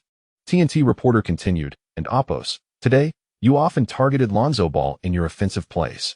Was this because of your collegiate connection? Or did you intend to teach him a lesson? And Oppos, the most exhilarating aspect of today and Oppos' game undoubtedly lay in Fang Yuan and Oppos' relentless offensive onslaught against his former teammate, Lonzo Ball. I simply aimed to teach him a lesson, nothing more. Fang Yuan replied nonchalantly as he took the microphone. I have grown weary of the comparisons drawn between us and the incessant remarks from his father. Therefore, I will address the question regarding Lonzo for the final time. Regardless of the reporter's astonishment, Fang Yuan continued, do not place me alongside Lonzo. We are not players of the same caliber. And as for his father, kindly silence your obnoxious mouth. Fang Yuan's casual yet pointed remarks sent a chill through the gathered reporters. It was difficult to fathom how he could deliver such a cutting statement with the utmost composure. This expressionless diss was akin to a dagger to the heart. Does Lonzo truly believe his prowess aligns with mine? Yet Fang Yuan could hardly perceive him. Thus, cease your attempts. Chapter 54. Rejecting Anta. Nike strikes back? I apologize for my previous statements. Lonzo Ball and Fang Yuan are not players of the same caliber. Soon, as the new season approaches, fans who had previously questioned Fang Yuan began to publicly apologize online. Fang Yuan is the most formidable rookie I have encountered in recent years, with an unparalleled scoring ability. Whenever he desires, he can achieve high scores in any game. Not only in offense, but look at his defensive performance. I believe Fang Yuan is destined to become the Defensive Player of the Year. As a mere freshman, he has delivered numerous spectacular defensive highlights in consecutive games. It is evident that Fang Yuan's talent on the defensive end should not be underestimated. With Fang Yuan's continuous impressive performances, several sneaker manufacturers in the United States began to strategize vigorously. In Portland, within Nike's executive conference room, discussions regarding this year's strategic plan were fervently underway amongst several high-ranking officials. Jason Tatum should be our primary target. He is a local player. And given the prestigious heritage of the Boston Celtics, his future potential is bound to be exceptional. Indeed, the sales of sneakers from local players have always constituted a significant portion of our Nike brand's revenue. Signing Tatum will undoubtedly be a worthwhile investment. Some executives argued that the company should continue to focus on local players and invest heavily in resources to enhance Tatum's commercial value. This third overall pick in the draft is certainly deserving of Nike's investment. However, I believe you may have misunderstood the situation. Of course, where there is support, there will be opposition. The hottest rookie player at present is not Jason Tatum. Let us examine who the most talked about players are across various platforms. LeBron James, Kevin Durant, Stephen Curry, and Fang Yuan from the Los Angeles Lakers. On major social media platforms in the U.S., the top 4 players searched in the sports section are Cleveland Cavaliers star LeBron James, the 2 core players of the reigning champions Golden State Warriors, Kevin Durant and Stephen Curry, along with the first overall pick, Fang Yuan from UCLA. Following Fang Yuan on the list are several superstars, yet he remains the only rookie player featured. The Nike executives presented this data to convey a crucial message. During his rookie season, Fang Yuan has already emerged as one of the most sought-after players in the league. Numerous statistics indicate that we should expedite signing Fang Yuan soon. The manager of Nike's public relations department expressed his opinion. We have every reason to believe in Fang Yuan's future, as well as the potential of the Chinese market behind him. Simply signing him may not suffice. A vice president at Nike furrowed his brow. According to my information, the Chinese brand Anta is preparing to offer a long-term contract and establish an independent brand specifically for him. While Nike plans to sign Fang Yuan and make him the first spokesperson from China, in comparison to Anta's long-term contract and independent brand, we hold no advantage whatsoever. Should we also consider offering Fang Yuan a long-term contract and independent brand? The Nike executives hesitated at this prospect. Historically, only the basketball legend Michael Jordan has had an independent brand under Nike. If Fang Yuan were to receive a distinct brand, It would likely provoke discontent from titans like LeBron James and Kevin Durant. Moreover, while Fang Yuan is indeed experiencing a surge in popularity and hails from China, his sales capability and market appeal remain uncertain. In stark contrast to Nike and Apple's indecision, Anta exhibited remarkable decisiveness. The day after the Lakers triumphed over the Phoenix Suns, they promptly dispatched representatives to Staples Center to negotiate a partnership with Fang Yuan. "This is the endorsement contract we are offering you," said the head of Anta America sincerely. "As fellow compatriots, adhering to the principle that Chinese people do not deceive one another, we will provide you with a 10-year contract worth $150 million. Furthermore, we will establish an independent brand for you in the near future." The 10-year contract and independent brand proposal undeniably reflected Anta's sincerity. Historically, no rookie has secured a contract worth $15 million per year during their debut season in the NBA. Even the league and Apple's executive vice president, LeBron James, has not enjoyed such privileges. However, this was evidently not the offer Fang Yuan desired. "I must decline this contract," he said with a smile as he returned the agreement. "Although your offer is substantial, I firmly believe my worth exceeds such an amount." "Are you serious?" Fang Yuan's decision left his agent, Ella, utterly astonished. Anta's offer was the highest she had encountered during her time as an agent. Why would Fang Yuan reject it? After the Anta representatives departed, Ella expressed her frustration. "Do you understand what $150 million signifies? As an agent, securing this contract for you would yield a commission of 10, equating to $15 million. And you turned it down? How can I not feel exasperated? That is a definite $15 million. There and Apple's, no need to rush." Fang Yuan replied nonchalantly. "We can await other sneaker brands' offers. That is $150 million. Don't worry, I can promise you even more." "More of what?" "Of what you enjoy drinking the most." "Ella, Fang Yuan has rejected Anta's endorsement contract?" Meanwhile, at Nike headquarters, the current president and CEO, Tang Ruashio, was incredulous upon hearing his assistant and Apple's report. He turned down a long-term contract worth $150 million? "Yes, President." The assistant nodded and continued. "Moreover, Anta included the independent brand in the endorsement contract, yet they still could not secure Fang Yuan." WTF? Tang Ruashio's disbelief deepened. "Let us observe for a while. It is not yet the time to act." Nike is acutely aware that their endorsement contract offers no advantages compared to Anta and Apple's. Now that Fang Yuan has outright rejected Anta, presenting him with their contract would likely result in it being dismissed immediately. If Fang Yuan continues to perform this well, Tang Ruashio thoughtfully murmured, "Perhaps we should consider presenting him with a satisfactory offer." Chapter 55, A Duel of True Masters? The Continuous Humiliation of Howard. On October 23, Los Angeles time. At the Staples Center, Fang Yuan faced off against the Charlotte Hornets in the third game of the season. This season, the Hornets are not to be underestimated. After a 5-year hiatus, they returned to the playoffs last season, with star player Kemba Walker making his All-Star debut and earning his first selection to the All-NBA third team. In the offseason, they secured the services of the former superstar, Dwight Howard. Today, facing the Los Angeles Lakers, Hornets head coach Steve Clifford prepared to have Howard focus on guarding Fang Yuan in the paint. Known for his flamboyance, Howard was eager to challenge this rising young talent. After all, who isn't a former #1 draft pick? "Don't worry, coach," Howard confidently assured before the game, "as long as I'm on the court. That kid won and Apple's score in the paint." Clifford felt reassured by Howard and Apple's promise.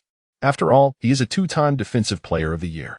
Regardless of how strong Fang Yuan may be, he wouldn't and Apple's dare to challenge Howard directly. During the pregame warm-up, Paul George and Kemba Walker engaged in a casual conversation at the sidelines. "Paul, I don't understand why you willingly take a backseat to Fang Yuan," Walker remarked, glancing at Fang Yuan who was practicing his shots. "I feel this is an insult from the Los Angeles Lakers towards you. Fang Yuan is no ordinary rookie." George smiled. "He is now our team's star player. I have never regarded him as just a rookie. Kemba, it's time for a change."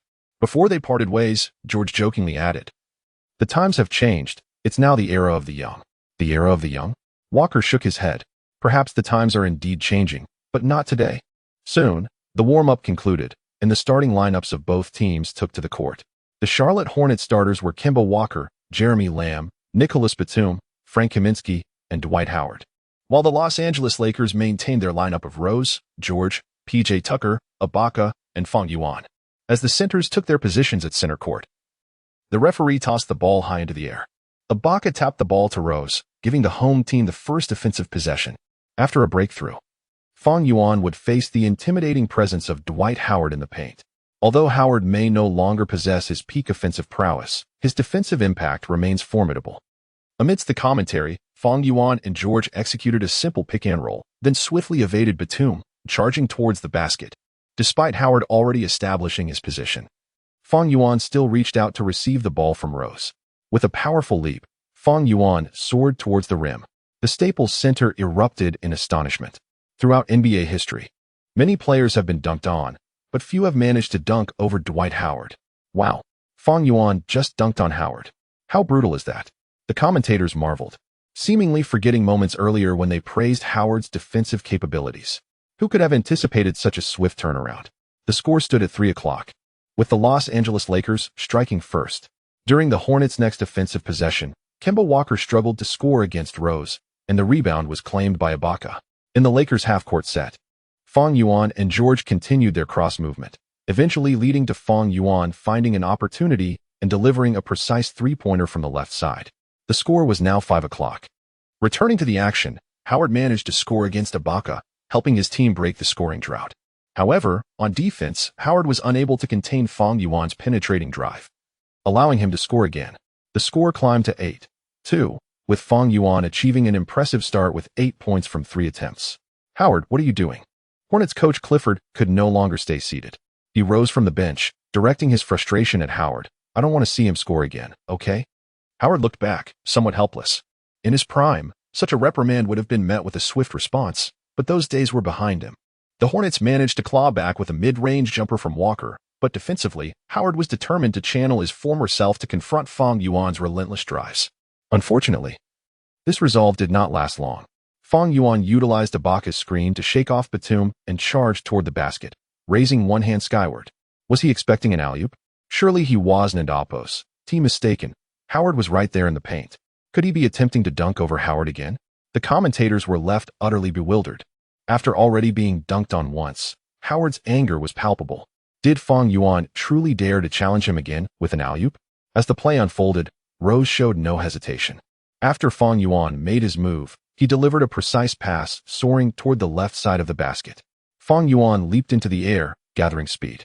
Howard, prepared and enraged, also leaped high. Though he may not have been able to jump as high as Fang Yuan, he certainly aimed to overpower him in midair. In an instant, their bodies collided ferociously. The Staples Center erupted once more. Amidst the cheers of nearly 20,000 fans, Fang Yuan, like a celestial being, ascended and forcefully dunked over Howard, sending the ball crashing through the net. The forceful dunk reverberated through the arena. However, Howard, unbalanced in the air, tumbled to the ground. The referee quickly blew his whistle. Yet, before the referee could signal a foul, Howard sprang up and confronted Fang Yuan. Unfazed, Fang Yuan stood his ground, locking eyes with Howard. "What do you want, you fool? Try me." Yet before Fang Yuan could retort, PJ Tucker and Ibaka rushed in from either side to confront Howard, escalating the tension. On the sidelines, the two subordinates of Fang Yuan, Dillon Brooks and Caruso, would have charged at Howard to deliver a slap had it not been for Walton and Apos' intervention. Upon seeing Ibaka, PJ Tucker, and the menacing gaze of Fang Yuan behind them, the fiery spirit of battle within Howard was instantly quelled by half. Beep. As the emotions of both sides began to stabilize, the head referee on the sidelines issued several technical fouls, thereby administering a fair reprimand to both parties. Chapter 56. The beloved five-star general of Los Angeles citizens. In light of recent events, after expressing gratitude to Tucker and Ibaka, Fang Yuan still requested a brief opportunity to showcase his skills. Ever since acquiring the peak Tracy McGrady template, he had yet to engage in a single fight. If he could face Howard in an MMA confrontation today, it would indeed be a remarkable experience. "Fang, what are you suggesting?" PJ Tucker promptly countered. "You are the cornerstone of our team. My sole duty is to ensure you are not bullied. Should anyone dare to intimidate you, they must first contend with me." Despite Fang Yuan's desire for a chance to shine, his protector Tucker would not permit him to engage alone. Anyone who wished to challenge Fang Yuan would have to go through Tucker first. "Indeed, boss, you should take a rest," Dillon Brooks chimed in. Not one to shy away from confrontation either. Fang Yuan was his first mentor upon entering the NBA, and should he be assaulted, His aspiration to cultivate a tough guy persona would be irrevocably shattered. If it weren't for the head coach stopping me just now, Brooks continued, I would have undoubtedly rushed in to confront Howard. Observing the exchange among his teammates, Fang Yuan could only sigh deeply, yearning for an opportunity to demonstrate his prowess. Meanwhile, on the Hornets bench, Howard was brimming with frustration. Being dunked on once by Fang Yuan was forgivable. After all, everyone makes mistakes. Yet, to be dunked on twice, with the latter being an alley-oop, was utterly humiliating. Most infuriating was the fact that when he sought to retaliate, Tucker and Ibaka appeared in front of him. Howard was well aware of Tucker's capabilities. Though Ibaka was primarily tasked with defending him, Tucker's strength and support was undeniably formidable. Moreover, the intensity in Tucker's gaze indicated a sincere desire to take him on. Additionally, the rookie and undrafted player on the Lakers bench, though unfamiliar to Howard, certainly displayed a fierce determination in their eyes. They were not to be underestimated. Furthermore, Fang Yuan's expression seemed to signal a longing for action. Did he truly wish for Howard to retaliate? The entire Los Angeles Lakers team exhibited no fear of Howard. Should he make a move, he would likely be met with a barrage of retaliation. In stark contrast, the Hornets players remained composed, while no one on the bench even rose to their feet. Dwight, the opposing team has already received 2 technical fouls. Hornets head coach Clifford consoled Howard. Overall, we are still in a favorable position.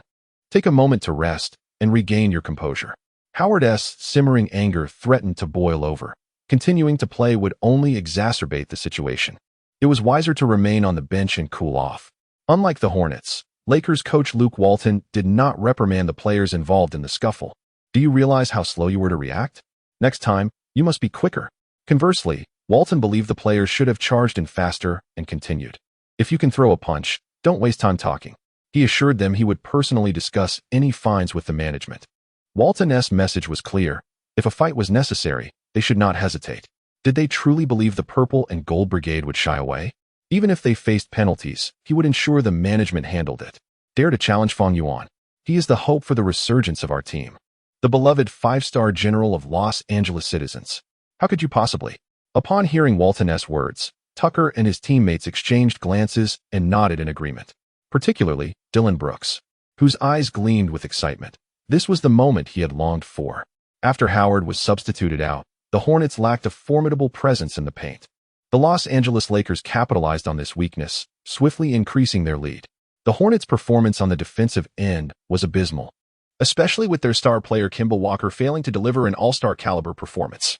During the intermission, the commentators reviewed the statistics, noting Fang Yuan's impressive 22 points and 5 assists in a single quarter, figures that many rookies struggle to achieve in an entire game. For Fang Yuan, this was merely a glimpse of his potential. It marked his 3rd game of the season where he scored over 20 points in a single quarter. This consistency was unprecedented. Every game he played thus far had seen him contribute a significant performance. Moreover, Fang Yuan's first quarter scoring surpassed the entire Hornets team, providing ample fodder for the commentators' banter. Perhaps the only thing that could halt Fang Yuan's scoring spree would be the cataclysmic explosion of the Earth itself. As the second quarter approached, the commentators expressed their disappointment. Barring any unforeseen events, it appears today will culminate in yet another resounding victory for the Los Angeles Lakers. Indeed, the game had devolved into a one-sided affair, stifling Fang Yuan's opportunity to shine. The commentators were convinced that Fang Yuan possessed the talent to deliver a record-breaking scoring performance, yet the Hornets' ineptitude had prematurely extinguished any suspense in the match. Not only the commentators, but also the Lakers fans in the Staples Center shared their dissatisfaction. Did we come here to witness a benchwarmer showcase?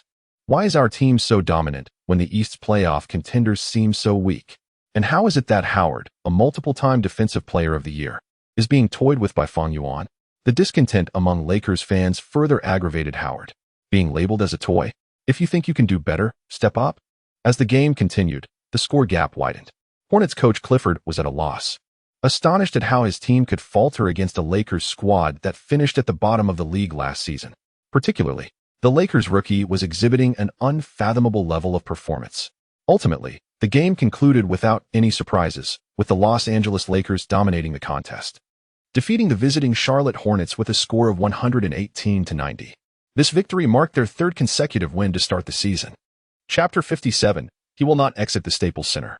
Undoubtedly, The narrative between the Los Angeles Lakers and the Charlotte Hornets will become a topic of fervent discussion among fans for quite some time following today's events.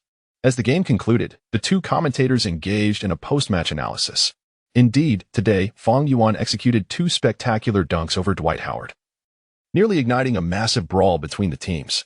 The animosity between them has been established, and it is foreseeable that future encounters between these two teams will be nothing short of explosive.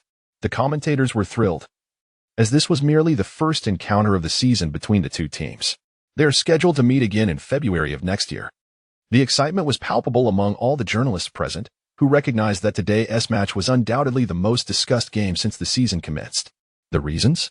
Quite simple. Fang Yuan's two emphatic dunks on Dwight Howard, coupled with the near eruption of conflict between the players.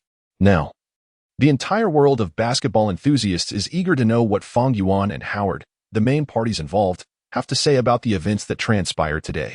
Dwight, despite your team suffering a significant defeat today, it is worth noting that at the onset of the match, the odds were still in your favor. A TNT reporter, seeking to provoke, first posed the question to Howard, what do you believe was the turning point of the game? What led to your team a substantial loss? Looking at the reporter before him, Howard felt an overwhelming urge to deliver a punch. A turning point? A significant loss? Did these questions even need to be asked? Was it not obvious that he had been dunked on consecutively by Fang Yuan, leading to the ensuing conflict? The reporter's probing inquiries reignited Howard's already simmering frustration. Fortunately for him, he was well-versed in the art of strategy and chose to ignore the reporters, opting instead to walk down the players' tunnel. It was evident that Howard was far from pleased today. The journalists, however, were quite content. Not answering questions? Ignoring us? It mattered little. They had already prepared a press release, and if Howard had answered, they would have had to revise it. But with Howard refusing to give an interview and walking away, it became their moment to shine. The team performed decently at the start, but a subsequent conflict led to their gradual decline. Following this, Hornets coach Clifford candidly stated, "We need to enhance our players' emotional control. This is an area we must focus on moving forward." As for why the team suffered such a considerable defeat, Coach Clifford had little to elaborate on. Fang Yuan remained as fierce as a tiger, and the team struggled to contain him on defense. The loss today also opened Clifford's eyes to a crucial realization. Howard was truly unreliable. He was like a volatile powder keg. With Howard refusing interviews and Clifford's responses being quite standard, the reporters knew they needed to seek out the Lakers players for the juiciest news. "No one can lay a finger on Fang Yuan in my presence," PJ Tucker boldly declared in his interview. "Before I hit the ground, no one can touch him." The reporters were thoroughly satisfied after hearing Tucker's statement, comparing the comments from the Hornets players during interviews to those of the Lakers. It was no wonder the Lakers emerged victorious today.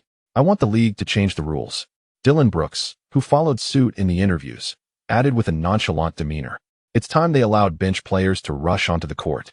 If the league changes that rule, then I doubt anyone would dare to say a word against Fang Yuan." The reporters' smiles grew wider upon hearing Brooks' remarks. After concluding interviews with these two, their focus shifted to the true centerpiece, Fang Yuan. "Congratulations on another victory," began an ESPN reporter. "An incident occurred during the game. Coach Clifford believes it altered the match's outcome.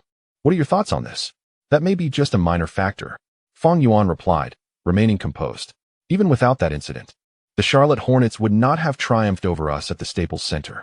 The Lakers established a double-digit lead well before the first quarter ended. This was not a contest of equals. The conflict truly isn't that significant. "Fang, the conflict stemmed from your two dunks." The ESPN reporter pressed further. "We know Dwight Howard is rarely dunked on throughout his career. What were your thoughts after the first dunk? Were you excited?" "Excited? Not at all. It was merely an ordinary dunk." Fang Yuan maintained his calm demeanor. "Many fans may perceive dunking on Dwight as an extraordinary feat, but for me, it's just a common scoring method, nothing more." Once again, the reporters witnessed Fang Yuan's remarkable ability to remain unfazed. Would dunking on Dwight Howard truly elate him? Surely, they underestimated him. No matter who stands before him, that dunk is inevitable. For the final question, a bold TNT reporter interjected, "Fang, if you face the Hornets again, will you dunk on Dwight once more?" "Of course, why wouldn't I?" Fang Yuan responded without hesitation. "As I mentioned earlier, it's simply a standard scoring method. No matter who obstructs our path, the outcome remains unchanged. They will be dunked upon. If they wish to play a supporting role, let them come. WTF? They wish to play a supporting role? Bring it on. After wrapping up interviews with the entire Lakers team, the reporters expressed their astonishment. Now, this is what an interview should be like. Whether it was the new king of the purple and gold dynasty, the tough PJ Tucker, or the bench player Dylan Brooks, their responses made the journalists feel their efforts were worthwhile. The Los Angeles Daily Times featured an image of Fang Yuan pointing at Howard on the front page of their evening news. The conflict between Fang Yuan and Howard sparked far more intense discussions than the match itself. Fans commented, "In Los Angeles, no one can lay a finger on Fang Yuan. What kind of softie is Howard? Does he dare to provoke the Lakers? Touch Fang Yuan, and he won't even make it out of the Staples Center." Others chimed in, "Howard has the physical advantage. Fang Yuan may not necessarily prevail. Indeed, it's Tucker who should step in. He is the real powerhouse." Fans fervently debated on social media. Certainly, regardless of who emerges as the ultimate victor, the rivalry between the Lakers and the Hornets has undeniably been firmly established. Their upcoming rematch promises to be a clash of titans, akin to a cataclysmic collision of celestial bodies. Chapter 58. Greatness Needs No Words. While discussions proliferate across the internet, the NBA officials have also been diligent. In the early hours following the Los Angeles Lakers' victory over the Charlotte Hornets, the NBA announced the players of the week for the Eastern and Western Conferences on their official website.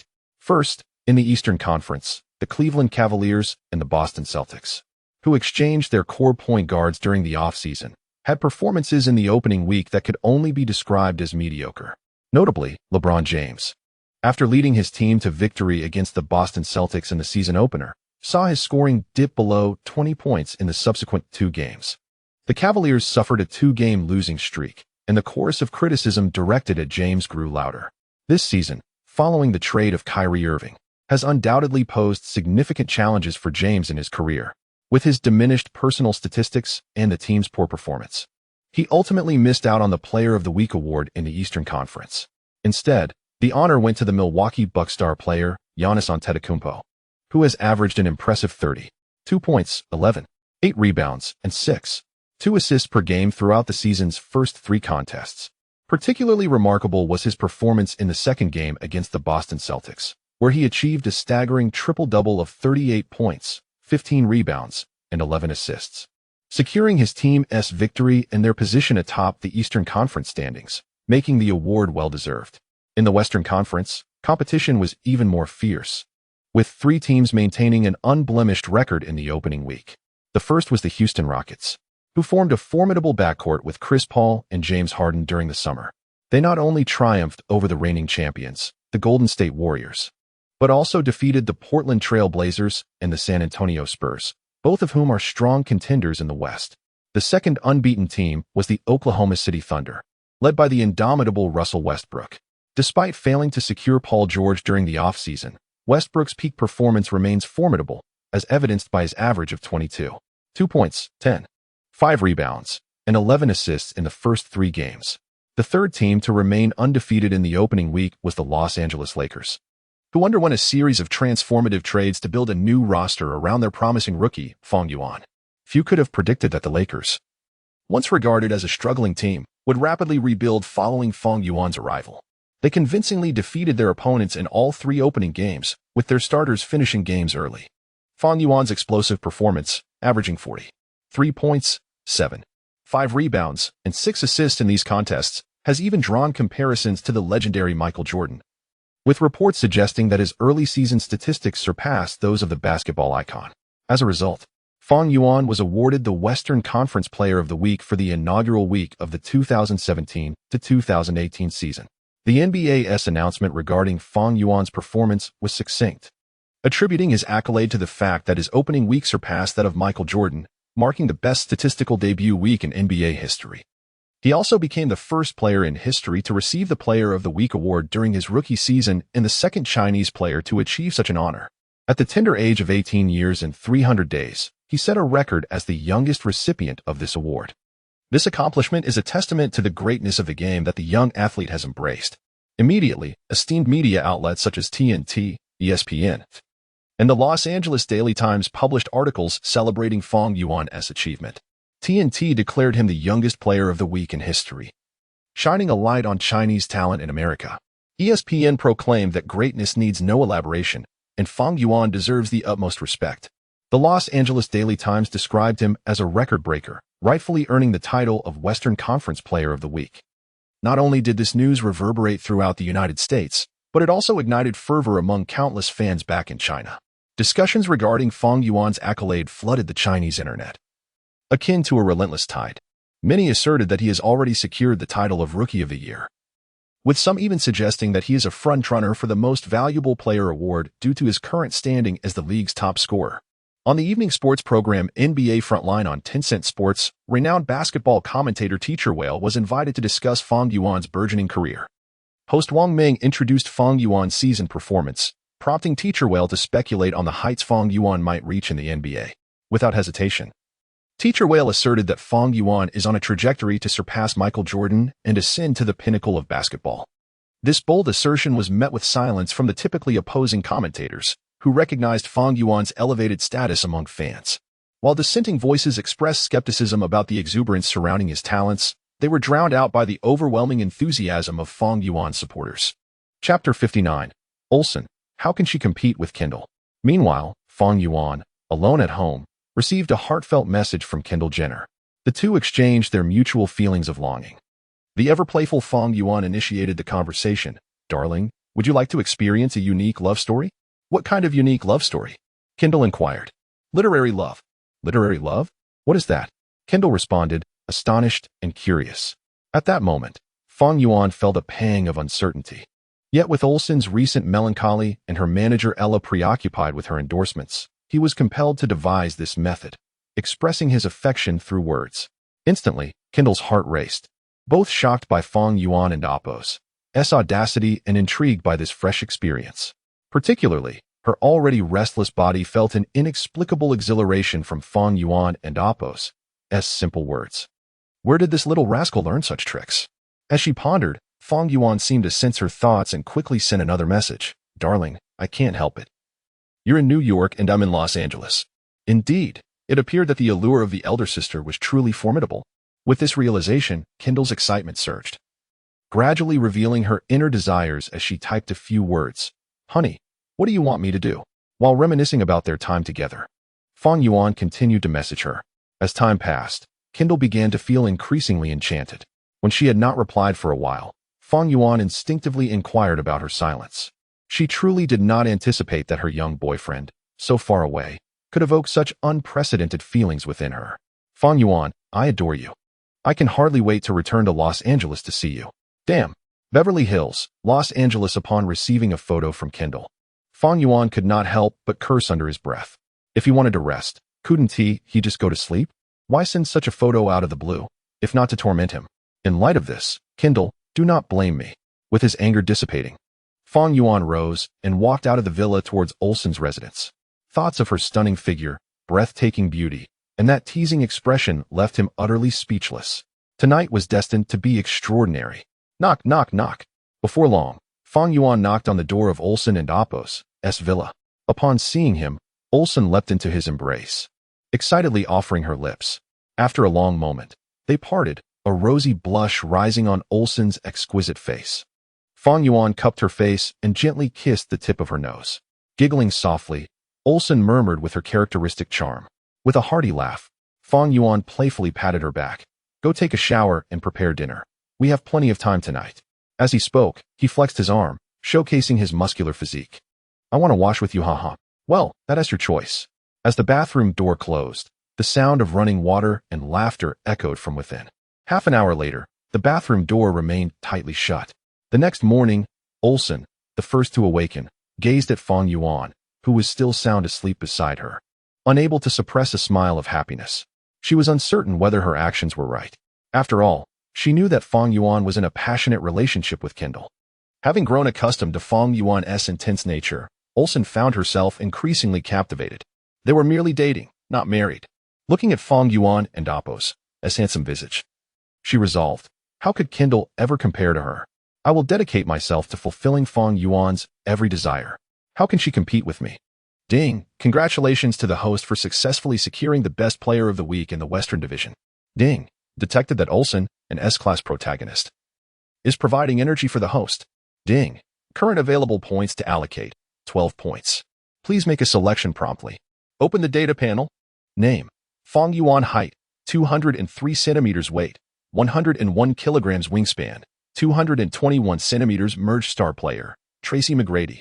Offensive attributes: inside shooting, 90, close range shooting, 88, mid-range shooting, 85, three-point shooting, 92. Free throws, 90, layups, 88, dunks, 90, post moves, 90, back to the basket fadeaway, 85, passing, 80 defensive attributes, blocking, 85, stealing, 85, on-ball defense, 85, paint defense, 83, rebounding, 80 other attributes, speed, 88, agility, 90, hustle, 85, jumping, 90, stamina, 90, strength, 85, durability, 85, mental attributes, stability, 85, offensive awareness, 90, defensive awareness, 90, overall evaluation, 92, all-star level, interior defense 3, allocate the remaining points to max out mid-range shooting. Ding. Interior defense upgraded from 83 to 86 successfully. Ding. Mid-range shooting upgraded from 85 to 94 completed. Ding. The current release recognizes the host as the player of the month in the division. Ding. System reward. Select any attribute to increase by 5. Many readers may wonder why I chose to enhance the interior defense attribute. The reason is quite simple. Who wouldn't want to dominate the paint? Chapter 60. The Flight Attendant Uniform. This is Olsen. Fang Yuan. Please, spare me. Seeing that Fang Yuan had no intention of letting him go, Olsen could only humbly plead, "Can I take a moment to rest before serving you?" "No. Get up now." Upon hearing Fang Yuan's stern words, Olsen felt a wave of helplessness. However, just as Fang Yuan was about to initiate his personal offensive, Olsen suddenly pushed him away, saying, "Wait, I have a little surprise for you." Taken aback, Fang Yuan was momentarily stunned, and before he could react, Olsen had already escaped his embrace and dashed upstairs. Bang! Bang! After about 4 or 5 minutes, the sound of high heels striking the floor echoed. Damn! Fang Yuan immediately turned towards the sound, unable to suppress an exclamation in English, because Olsen had unexpectedly changed into a striking red and blue flight attendant uniform, complete with a tilted hat and a black silk scarf adorning her fair neck. Casting a flirtatious glance at Fang Yuan, Olsen swayed her slender waist as she descended slowly.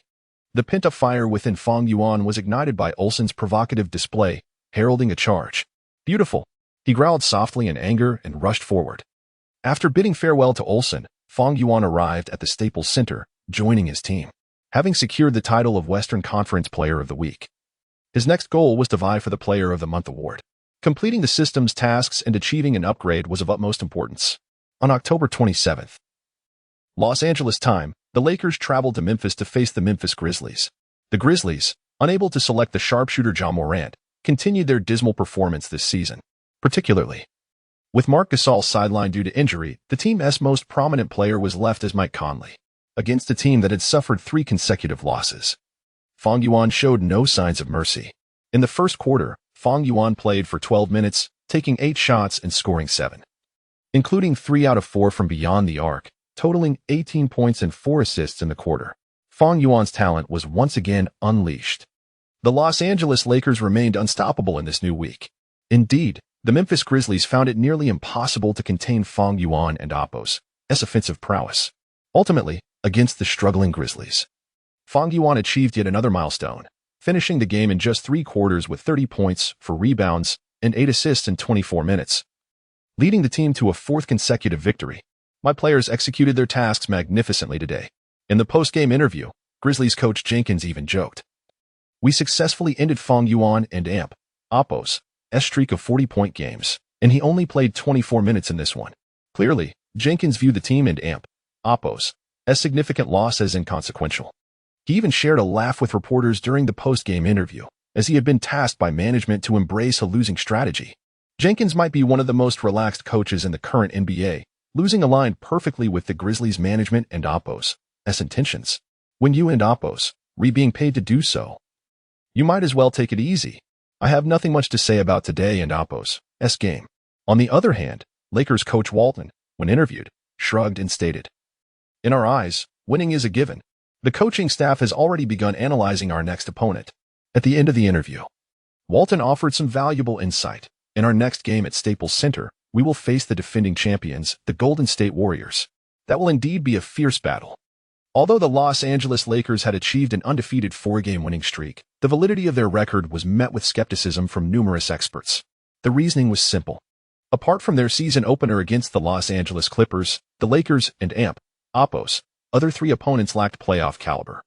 Their winning streak bore little significance as they had yet to face a true powerhouse. Indeed, the Los Angeles Clippers, having traded Chris Paul during the offseason, no longer possessed championship aspirations. However, in the next game, they would encounter the strongest team of the season. On October 28th, Los Angeles time, the Lakers would return to the Staples Center to challenge the defending champions, with superstars Stephen Curry, Klay Thompson, Kevin Durant, and Draymond Green. The Golden State Warriors boasted an impressive roster. Not only did they retain these 4 giants, but they also successfully re-signed key figures such as Sean Livingston and Andre Iguodala. The Warriors' team strength this season showed no signs of decline. In fact, it seemed to have improved slightly. For Fang Yuan, this would be the most pivotal battle of his rookie season. Rain Sports. In a nondescript live streaming room in Huaxia, renowned basketball commentator Su Jingyu began her signature opening. Good morning to all the viewers tuning in. I am Su Jingyu. Today, I am thrilled to bring you the commentary for the matchup between the Los Angeles Lakers and the defending champions, the Golden State Warriors. Days earlier, during the NBA Frontline program, teacher's unabashed praise for Fang Yuan had garnered him significant attention from Fang Yuan's fans. Observing the influx of viewers, teacher couldn't help but smile slightly. Everyone knew that Fang Yuan had always been the focus of my attention, even before the game began. Teacher succinctly summarized Fang Yuan's performances from the NCAA championships to his first 4 games. In summary, today was undoubtedly a crucial match for Fang Yuan's rookie season. Teacher continued, the defending champions, the Golden State Warriors, are undeniably a unique force this season, ever since Kevin Durant defected to California. This team's dominance on the court can only be described as terrifying. Just as Teacher stated, Huaxia fans also recognized that today was a pivotal game for Fang Yuan. The Golden State Warriors had the capability to give LeBron James a run for his money. Indeed, even the league's second-best player, James, found it challenging to secure victories. Today, Fang Yuan would face the combined might of Thompson, Green, Durant, and Coach Kerr. Alas, I hope Fang Yuan can surpass 20 points. In the streaming room, most fans were pessimistic. While it was true that Fang Yuan represented the hope of the purple and gold revival, that hope seemed feeble in the face of genuine strength. This match will hold significant importance for you. Meanwhile, at the University of California, Los Angeles, Coach Wooden had also instructed the newly enrolled Alexander to watch this spotlight showdown. Fang Yuan's performance in this game would serve as invaluable learning material for Alexander moving forward. Not only were they watching this match, but fellow 2017 draftees Markelle Fultz and Lonzo Ball were also tuned in. Even LeBron James, who is not participating in the game, is closely observing this match. For Fultz and Ball, this game serves merely as an opportunity to witness Fang Yuan's performance against the league's formidable teams. However, for James, he is utilizing Fang Yuan's display as a means to analyze the Golden State Warriors. Despite the Cleveland Cavaliers exhibiting some struggles during the regular season, once the playoffs commence, the transformed, fully energized James finds himself virtually unmatched in the Eastern Conference. Nevertheless, to triumph over the Golden State Warriors and lift the coveted Larry O'Brien Trophy poses a significant challenge. Thus, conducting early research on the Warriors indeed proves to be a wise strategy. Chapter 61, The Twin Stars vs. the Tsunami Brothers.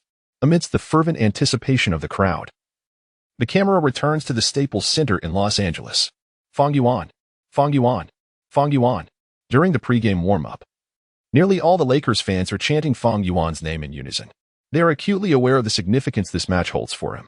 Regardless of the statistics he may produce, these Los Angeles fans will steadfastly stand by him, offering unwavering support and encouragement.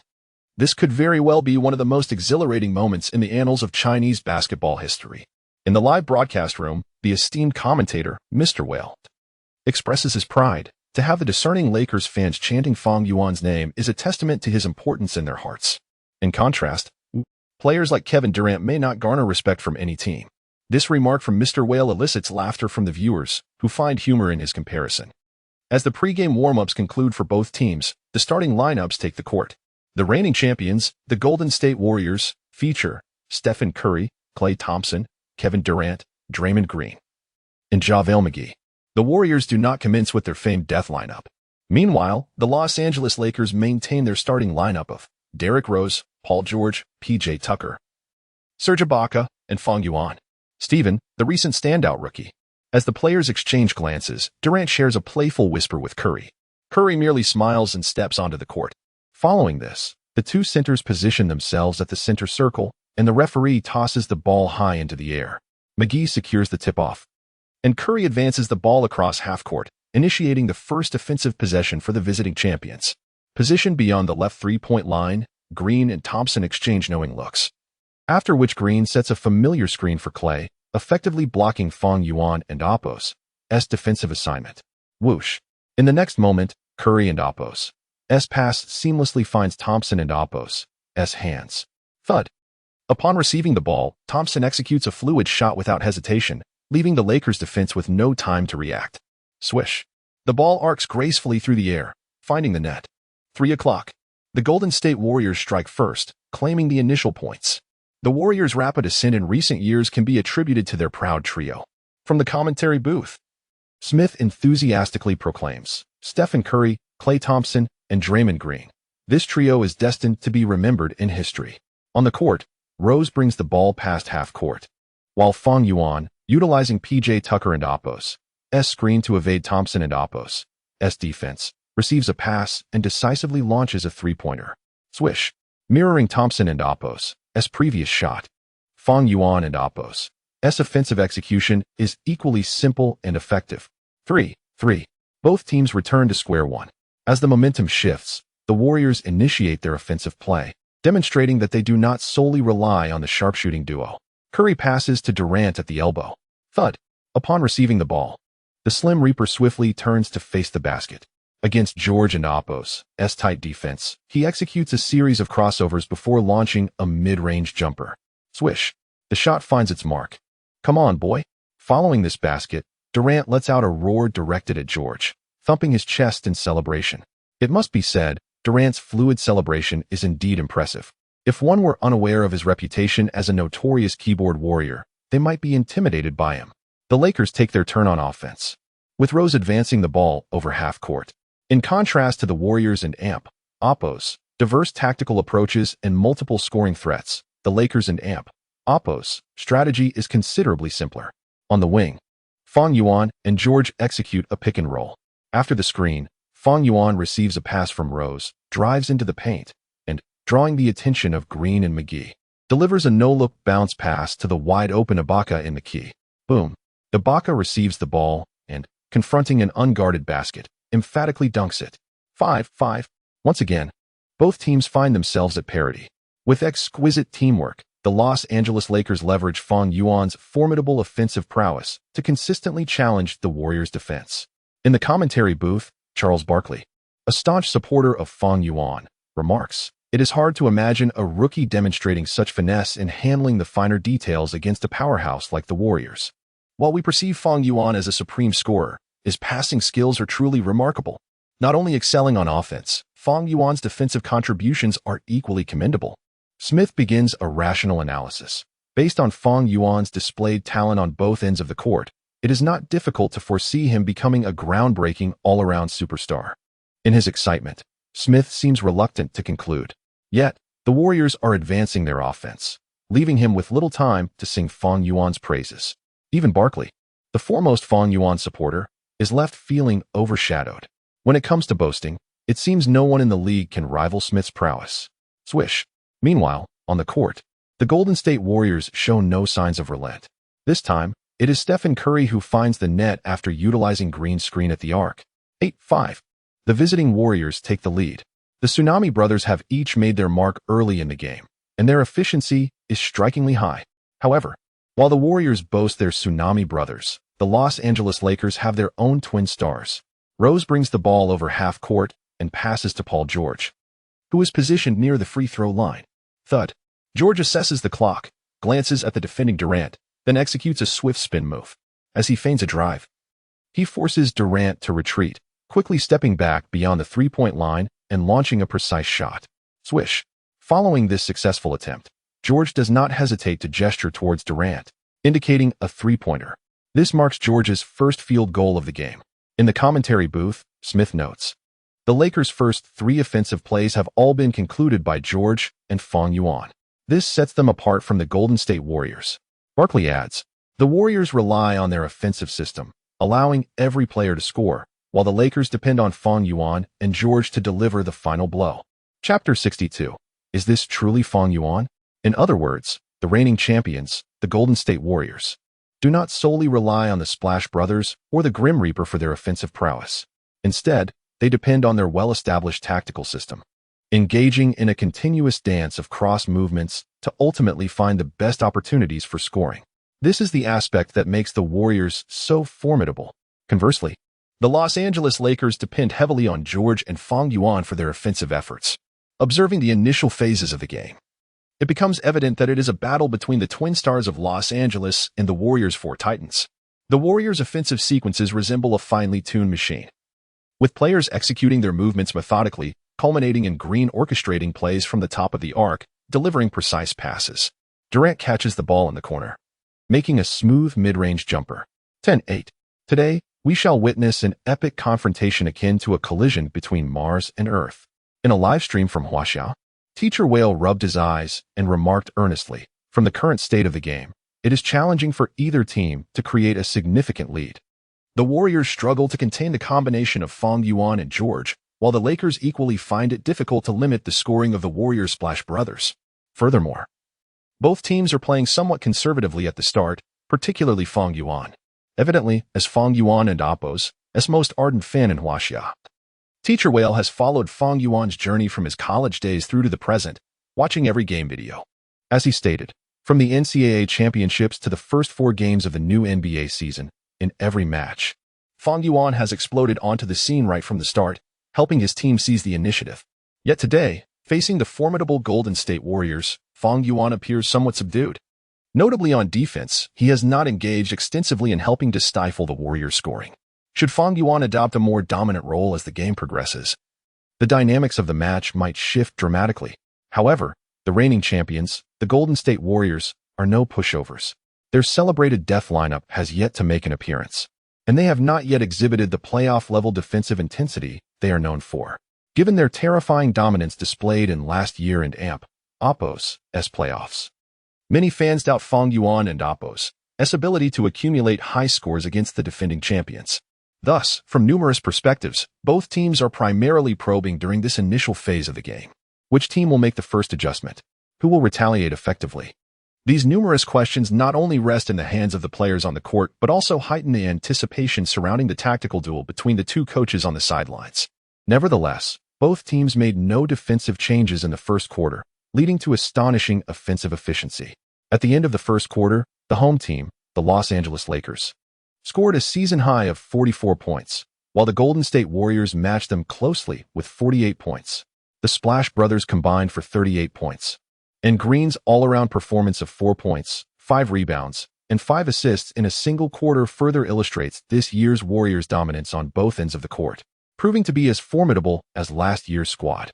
On the other side, Fang Yuan's performance in the first quarter was equally astonishing.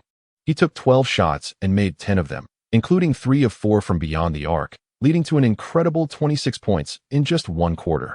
His counterpart, Paul George, also contributed with 14 points. Together, they amassed 40 points, their formidable offensive output even surpassing that of the Warriors' Splash Brothers. Unfortunately, the home team, the Los Angeles Lakers, still found themselves trailing. I unilaterally declare that today's match will showcase a defining moment in Fang Yuan and Appos' professional career. In the live stream, Teacher Whale passionately exclaimed, "The previous few games have been too easy for the Los Angeles Lakers. Fang Yuan was just getting into the groove when the opponent surrendered, pushing the game into garbage time. This prevents him from continuing to break his scoring records.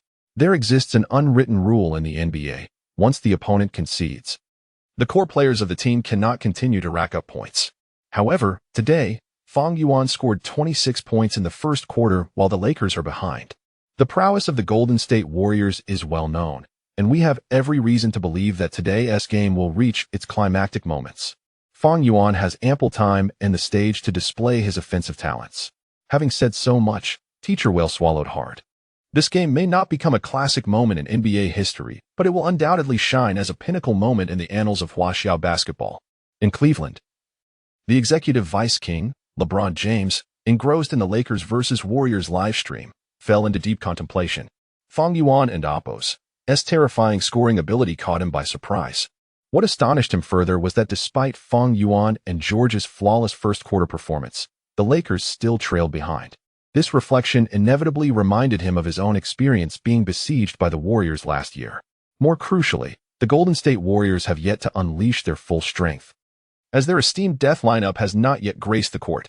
The executive vice king is curious. Will Fang Yuan and George unleash a torrent of scoring to clinch the game? Or will the Warriors' death lineup emerge to stifle the Lakers' offense and secure victory? Not just James. Fang Yuan's first-quarter performance also drew accolades from Boston Celtics rising star Jason Tatum. Truly formidable, the target I've always aspired to defeat, Fang Yuan is exceptional. Although he praised Fang Yuan verbally, Tatum still rubbed his hands together.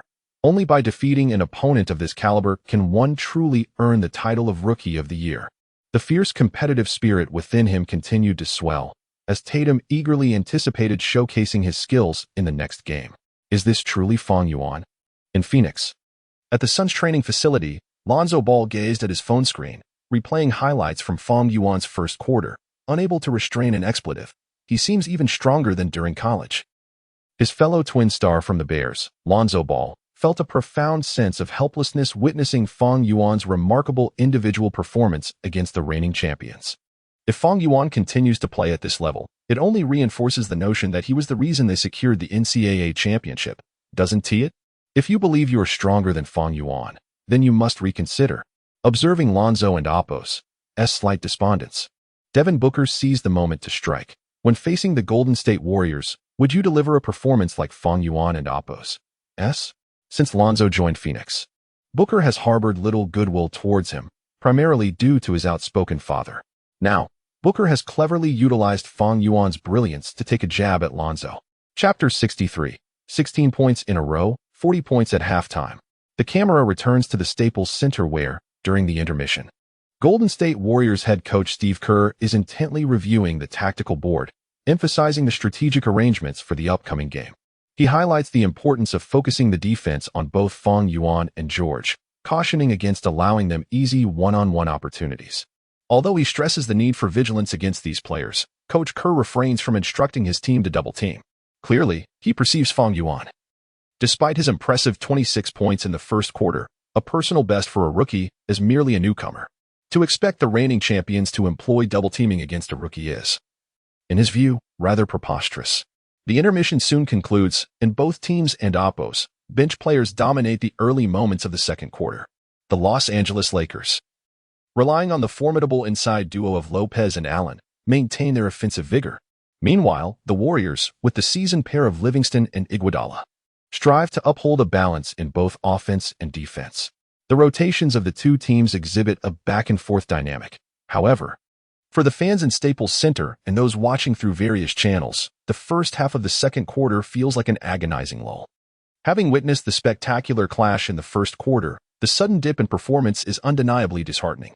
Even the broadcast captured a moment of Ivanka Trump, the daughter of the president, dozing off at the sidelines, prompting playful banter from commentators Smith and Barkley, who remarked on the lack of star power rendering the game somewhat dull. Smith chuckled and asked, "Charles, when do you think the Lakers will bring in their starting lineup?" He suggested that they should make the switch after this possession.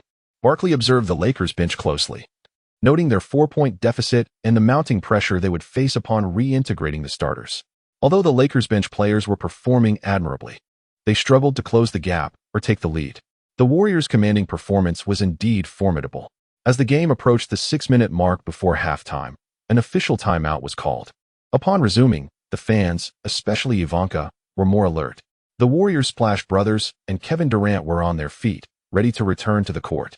On the other side, Fang Yuan gradually rose from the bench, shedding his jacket to chat with George as he stepped onto the floor. The score stood at 64-62, with the Lakers trailing by 2 points. Following the timeout, the visiting Warriors regained possession. Curry advanced the ball over half-court, signaling for Green to set a screen. However, as Green positioned himself at the arc, Curry opted not to use the screen, but instead retreated a step beyond the three-point line and executed a direct, elegant three-point shot. Swish. The basketball arched beautifully through the air, finding nothing but net. 67-62. The Warriors had widened the gap on their first possession after the timeout. "Wow, Stephen Curry," Smith exclaimed from the commentary booth, his excitement palpable. "That was incredible. Curry and Oppos' signature long-range three-pointer is spot on. Just look at the focus in his eyes. No one in this league can rival him in the realm of three-point shooting." Barkley concurred, praising Curry further while noting, "The Warriors are steadily increasing their lead. And the burden on Fang Yuan and Oppos' shoulders is becoming heavier." It was evident that the Warriors had returned with their death lineup, intent on seizing control of the game. Witnessing the growing disparity, Fang Yuan resolved to take matters into his own hands. On the offensive end, he received a pass from Rose and, before Thompson could settle into position, Fang Yuan released a swift three-point shot that sailed beyond Thompson's reach, plunging towards the basket. Swish. The basketball glided through the air with GPS-like precision, landing flawlessly in the hoop. On the subsequent play, Durant and Oppos' mid-range jumper missed, prompting the Lakers to initiate a counterattack. Bam! In the fast break, Fang Yuan received a pass from Rose and, with a burst of speed, quickly distanced himself from Thompson, charging towards the basket. The Green and Oppos' defense, however, failed to impede Fang Yuan and Oppos' powerful dunk. 67-67. The teams were once again tied. Do not allow him to penetrate so easily. Coach Kerr felt a surge of concern as he witnessed Fang Yuan score 5 points in a mere 20 seconds. The defending champions swiftly responded. A pick-and-roll between Curry and Green created an opportunity, leading to Green receiving a return pass from Curry and launching a three-pointer from the top of the arc. Swish. Fang Yuan attempted to close the gap in defense but was a moment too late, with the Warriors targeting Fang Yuan's offensive maneuvers. He faced a double team but accelerated past Green, soaring for a layup. To the surprise of the audience, despite his seemingly slender frame, Fang Yuan absorbed the impact from Green's substantial presence, momentarily losing balance yet swiftly regaining control to lay the ball into the basket. Swish. Beep. Simultaneously, the referee's whistle blew, calling a defensive foul on Green. "Are you kidding me?" Green expressed his dissatisfaction with the referee and Oppos' decision, bouncing over to protest, but the call stood firm. Fang Yuan approached the free throw line to complete the additional attempt. Swish. After executing the free throw flawlessly, Fang Yuan had now scored 8 consecutive points. Turning back, Thompson utilized Green's screen to break free, receiving a pass from Curry and sinking a three-pointer with ease. While Fang Yuan's impressive scoring streak was commendable, it failed to close the gap. The Warriors' death lineup, through cohesive teamwork, maintained a three-point advantage. As time dwindled, the game approached halftime. In the final possession before the break, Fang Yuan held the ball at the arc, preparing for the last shot. Durant, assigned to guard him, stood resolutely in his path. With only 6 seconds remaining, Fang Yuan executed a series of swift dribbles, showcasing his simple yet effective technique. As he maneuvered side to side, he cleverly drew Durant off balance. In a sudden burst, Fang Yuan surged forward into the paint. Green, gritting his teeth, rushed to help defend, intent on confining Fang Yuan to the free throw line. However, with a deft praying motion, Fang Yuan elegantly deceived Green, swiftly gliding beneath the basket, leaping into the air, and delivering a powerful one-arm dunk. Boom. The forceful slam echoed through the arena. Upon landing, Fang Yuan raised his fist triumphantly, celebrating his personal achievement of 16 consecutive points. The score reached a remarkable 40 points at halftime. MVP. Although Fang Yuan did not step to the free throw line, the arena erupted with chants of MVP from the enthusiastic crowd. As the rookie Fang Yuan continuously showcased an array of skills against the Warriors' defense, it undoubtedly electrified the entire team. Kevin Durant, arms akimbo, gazed helplessly at the celebrating Fang Yuan, shaking his head in disbelief. Stephen Curry removed his mouthguard, wearing a wry smile. This young man is indeed somewhat terrifying. In confronting Fang Yuan, they genuinely experienced a sensation akin to battling against a peak LeBron James. While the latter's offensive prowess may not rival Fang Yuan's frightfulness, the sheer intensity they exhibited on the court was undeniably chilling. In that moment, Curry, Durant, and their teammates found themselves grappling with a poignant sense of fated glory.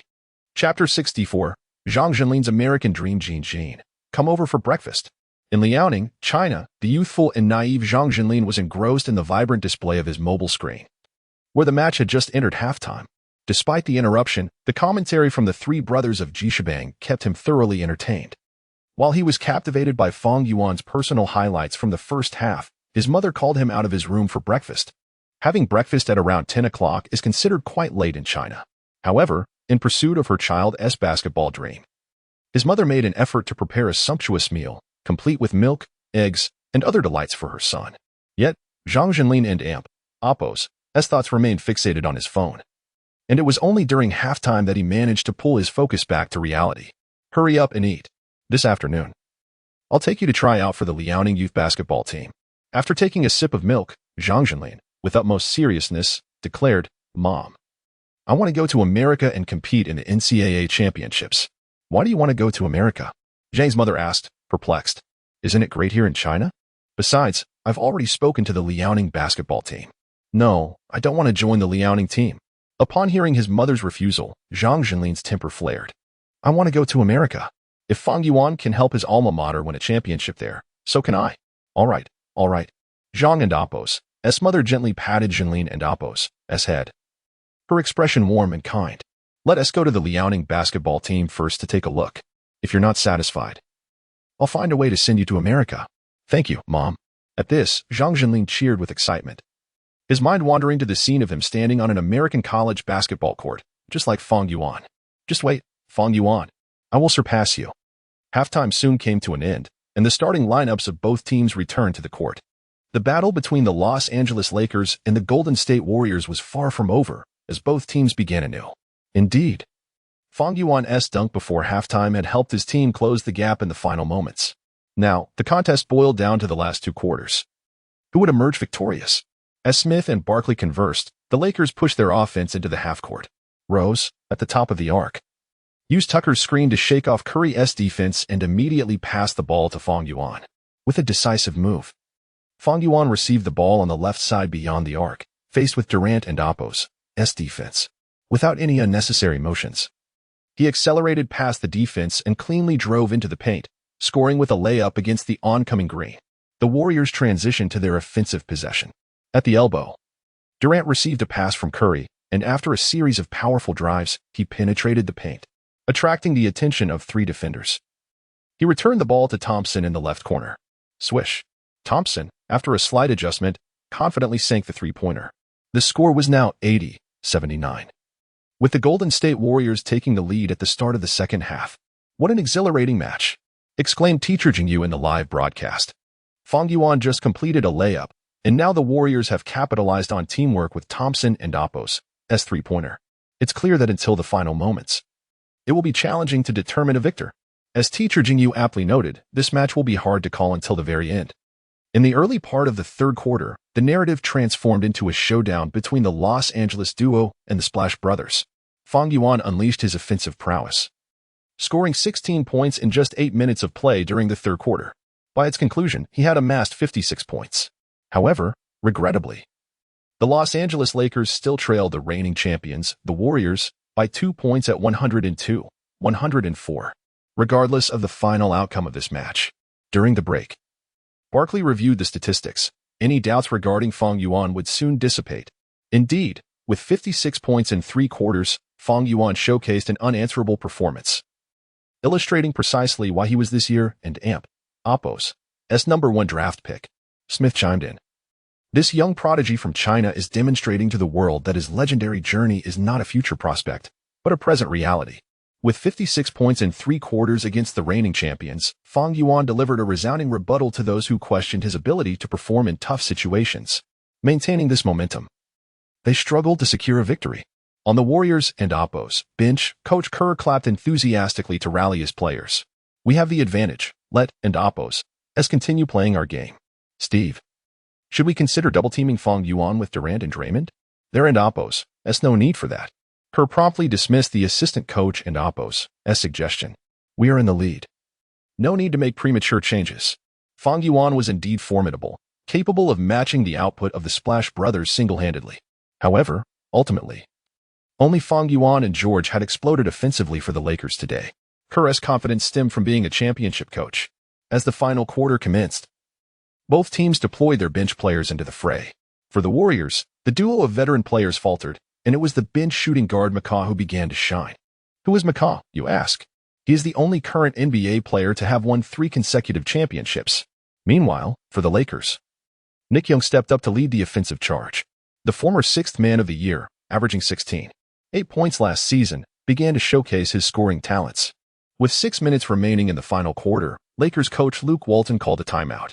The score stood at 116-112, with the Golden State Warriors holding a temporary 4-point lead.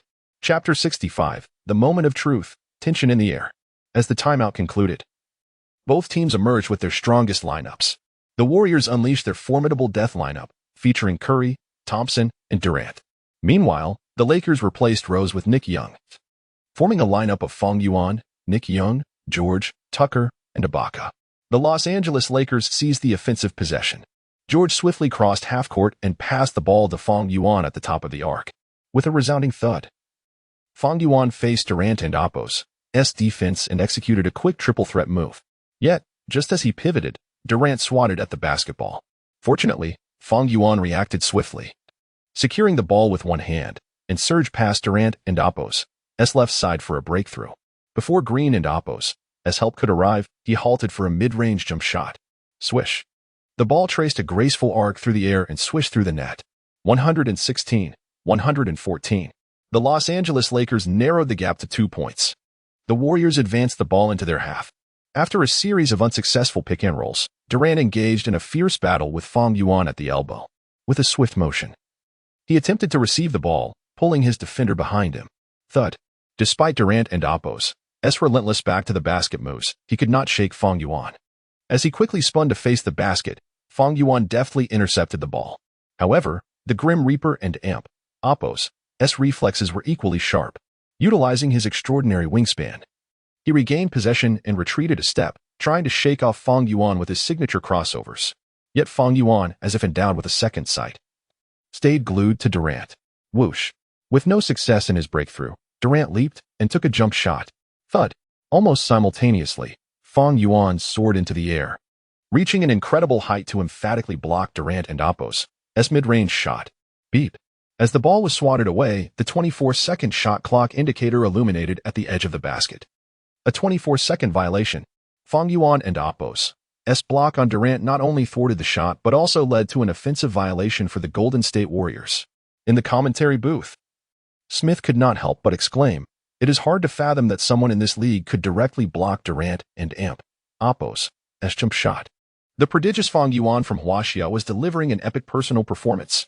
Beside him, Barkley chimed in, "Now the Lakers have possession. They have the opportunity to take the lead or at least tie the score." On the court, Fang Yuan held the ball as Durant eyed him intently, with Thompson and Green lurking on the periphery, ready to assist.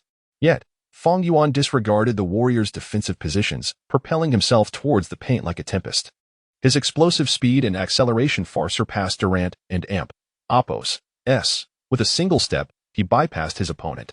Thompson and Apos' attempt at lateral defense proved futile as Fang Yuan executed a simple behind-the-back move, penetrating into the key. Green immediately rushed in to block him. However, to his astonishment, Fang Yuan suddenly leaped with a powerful step, soaring above him to deliver a thunderous dunk upon the rim. Green, furious, was not one to tolerate such humiliation. He stepped forward, arms raised, attempting to contest the shot. Thud. In the eyes of the ecstatic crowd as the two collided mid-air, the rim trembled under Fang Yuan and Apos' forceful dunk, and he landed gracefully. In contrast, Green plummeted to the ground, propelled by Fang Yuan and Apos' impact. Beep. Simultaneously, the referee and Apos' whistle pierced the air. Warriors and Apos' number 23 was called for a blocking foul, resulting in an additional free throw. Woohoo! Smith and Apos' exuberant cry echoed. Fang Yuan actually dunked it, and he gets an extra shot. Even the league and Apos' best defender, Draymond Green, could not stop him. On the court, Fang Yuan stood at the free throw line amidst his teammates and Apos' cheers, receiving the ball from the referee while casting a glance at Green before taking his shot. Swish. 117-116. After successfully sinking the free throw, the Los Angeles Lakers reclaimed the lead. That mischievous lad. Curry watched the ball sail through the net, shaking his head in resignation. How could he be so formidable? In Fang Yuan, he saw a reflection of the late Kobe Bryant, who whose mere presence on the court exerted an intangible pressure on opponents. After a moment of introspection, Curry, fueled by determination, received the inbounds pass from Green. Facing Nick Young and Oppo's tight defense, he used Green and Oppo's pick to break free and penetrate the lane. Drawing the Lakers and Oppo's defenders and Oppo's attention, he would return the favor to Green before circling out, with Thompson and Durant setting 2 screens for him. Whoosh! Green, stationed at the top of the arc, swiftly delivered the ball to the emerging Curry. Thud! Without hesitation, Curry launched a quick 3-pointer. Swish! The ball arched beautifully through the air and swished through the net. 119-117. The Golden State Warriors regained a 2-point lead. In the subsequent Lakers and Oppo's possession, Durant intensified his defensive pressure on Fang Yuan, bringing it to a finals-level intensity. The two players engaged in a near-physical confrontation, where even the slightest push would typically warrant a foul. However, on this day, the referees seemed reluctant to blow the whistle. As the championship moment unfolded, it was left to the players to determine the outcome. As long as the actions on the court were not malicious, the referees would remain hands-off. Beyond the 3-point line on the left, despite Durant and Oppo's relentless pressure on Fang Yuan, George found an opportunity to pass the ball into Fang Yuan and Oppo's hands. Thud! Just as Fang Yuan received the ball, Durant made a gamble for a steal, nearly knocking the basketball from Fang Yuan and Oppo's grasp. Not only that, but the Grim Reaper swiftly closed in, one hand raised to thwart any sudden shot from Fang Yuan while the other disrupted his dribbling rhythm. With time running out on the shot clock, Fang Yuan dribbled along the 3-point line, glancing at the timer. Without hesitation, he stepped back 2 meters beyond the arc and launched a 3-pointer. Swish! The ball sailed over Durant and Oppo's fingertips and in front of nearly 20,000 spectators. It swished into the net. Woohoo! Fang Yuan and Oppo's long-range 3-pointer sent the crowd into a frenzy. 63 points. Fang Yuan achieved a career-high 63 points against the defending champions, the Golden State Warriors. Yet, the game and Oppo's outcome remained undecided. Now was not the time for celebration. The Los Angeles Lakers and Oppo's offense was undoubtedly formidable, but their defense posed a challenge. However, one must wonder which team could entirely stifle the peak Warriors offense defensively. 120-119. With Fang Yuan and Oppo's remarkable 3-pointer, the Los Angeles Lakers once again surged ahead by a point. In the ensuing moments, both teams and Oppo's offensive efficiency waned as the intensity of their defensive confrontations escalated. Especially between Green and Tucker, it seemed as though a confrontation was imminent within the paint. The intensity of the competition grew increasingly palpable. The outcome would undoubtedly be determined only at the final moment. Chapter 66. The Judgment Shot. Breaking the deadlock was the valiant core of the Warriors, Stephen Curry. Utilizing the dual screens set by Durant and Green at the arc, the sharpshooter confidently sank a 3-pointer from his familiar range. A triumphant gesture followed as he celebrated with a rare fist pump. The Golden State Warriors, competing on enemy soil, momentarily led the Los Angeles Lakers 128-125. With only 58 seconds remaining on the clock, Lakers head coach Luke Walton called for a timeout, determined that Fang Yuan would be the one to execute their next offensive play. On the Warriors and Oppo's bench, head coach Steve Kerr made his first defensive adjustment specifically targeting Fang Yuan. Draymond, you and Kevin need to double-team Fang Yuan. The rest must be vigilant against their 3-point threats. We can concede 2-pointers, but we must not allow any 3-pointers. The Lakers and Oppo's strategy was straightforward. Feed the ball to Fang Yuan. Meanwhile, the Warriors and Oppo's objective was to stifle him. As the timeout concluded, the Lakers initiated their possession. P.J. Tucker passed the ball to Rose at the top of the arc. Rose, methodically dribbling and consuming precious seconds, drew Thompson and Oppo's defensive attention while the other Warriors players fixated almost entirely on Fang Yuan. In an instant, Fang Yuan sprang into action. On the wing, he adeptly maneuvered through screens set by Tucker and Ibaka. The Warriors and Oppo's defensive alignment was disrupted as Durant, Green, and even Iguodala in the paint chased after Fang Yuan. Rose, now activating with the ball at the arc, swiftly advanced to the right 3-point line and executed a pass feint towards Fang Yuan. Suddenly, 3 Warriors defenders converged upon Fang Yuan. The Warriors had entirely neglected the other players, yet Rose and Oppo's pass never reached Fang Yuan. It was merely a decoy that lured the Warriors and Oppo's defense. Instead, he delivered the ball to the right corner beyond the 3-point line. Swish! Paul George received the pass, adjusted himself, and confidently sank a 3-pointer. 128 to 128. The teams were once again at a stalemate. Unbelievably, Fang Yuan had merely served as bait for the Lakers' offensive strategy. He had drawn the attention of all the Warriors' defenders, yet he was not the one to finish the play. The remarkable tactical execution astonished fans worldwide, who had anticipated Rose would pass to Fang Yuan, only to be outsmarted. Commentators Smith and Barkley erupted in excitement. The Lakers utilized Fang Yuan and Apos' magnetic draw on the defense to enable Paul George to execute an open three-pointer. Such a tactical collaboration was simply exquisite. Yet, it was just the commentators who were bewildered. Even Lakers and Apos' coach Walton was taken aback. The strategy he devised was for Tucker and Ibaka to set screens for Fang Yuan to take the shot.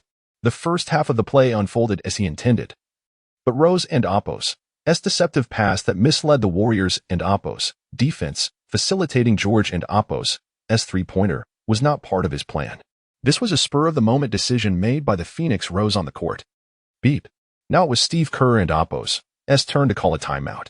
The Lakers had just tied the score with a three-pointer, and there was still ample time left.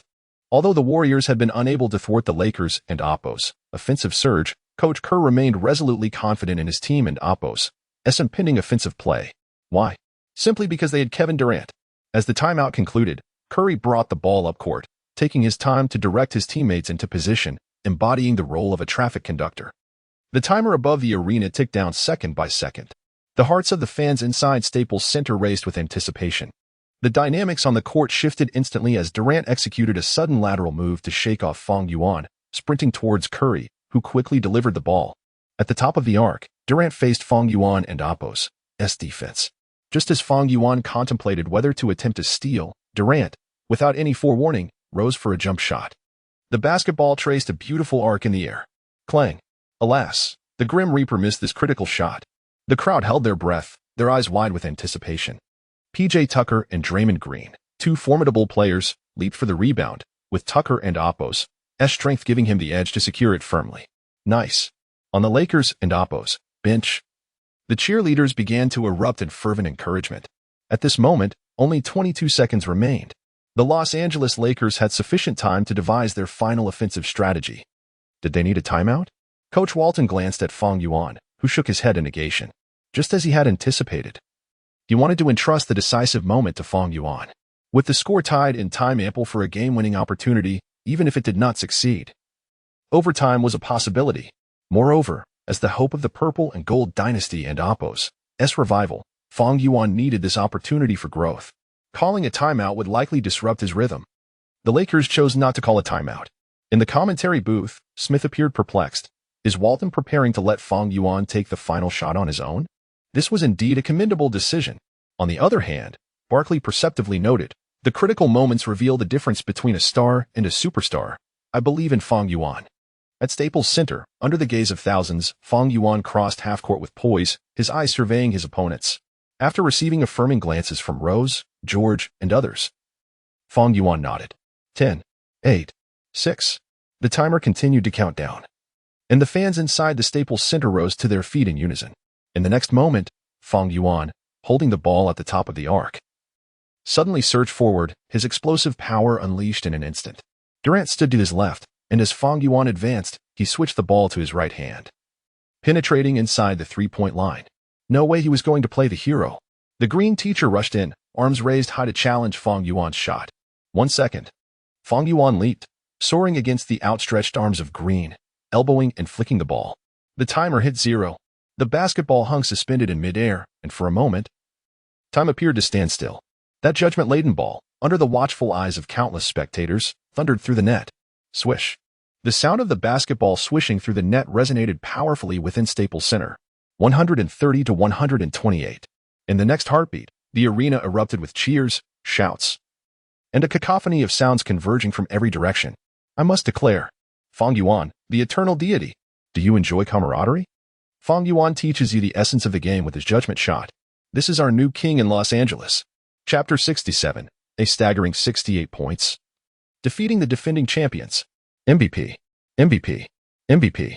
Amidst the jubilant cheers of the crowd, all the players of the Los Angeles Lakers rushed onto the court, overwhelming Fang Yuan with their exuberance. What is this? Can't you celebrate without being so fierce? Dylan Brooks, how dare you provoke me? Not only the fans at Staples Center were elated, even across the vast ocean in China. Countless fans who found various means to watch the game could not help but shout, "Fang Yuan is incredible." This match is destined to become a classic that countless fans in China will remember for a lifetime. It marked the first time for Chinese fans to witness the once unassailable defending champions, the Golden State Warriors, being thoroughly bested by a rookie from China.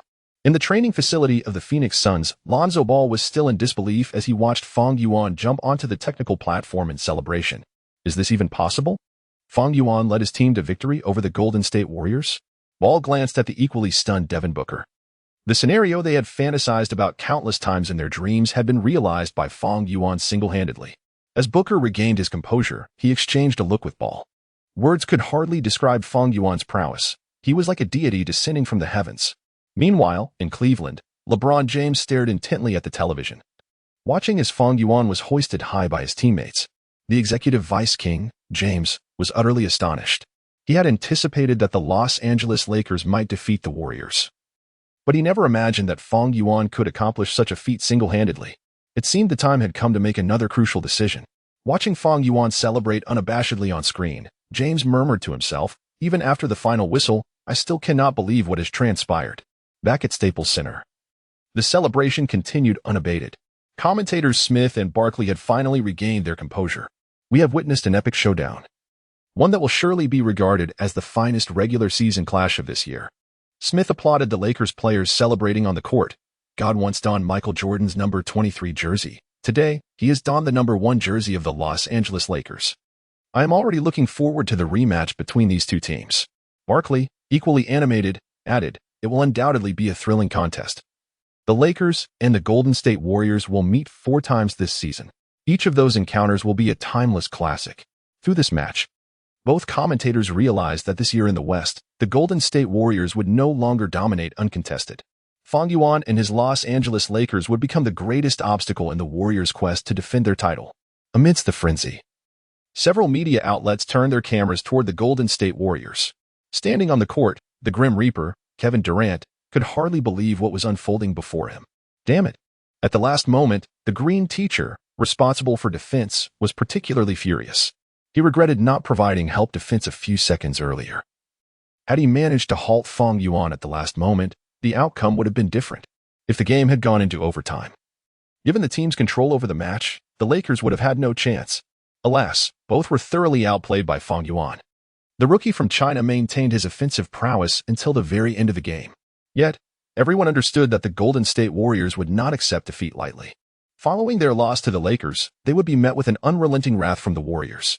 As the Lakers continued their celebrations, media reporters quickly sought to interview the Golden State Warriors post-game. "The responsibility for this loss rests entirely on my shoulders." Head coach Steve Kerr was the first to accept responsibility in front of the media. "I misjudged Fang Yuan's capabilities and failed to employ a double-team strategy during the match." In Kerr's view, the team's greatest failure was their lax defense against Fang Yuan. Had they double-teamed him from the start, the outcome would have certainly been different. Next, the media sought to interview Kevin Durant, who had scored 44 points, his highest since joining the Warriors. However, Durant declined all media inquiries and walked into the players' tunnel.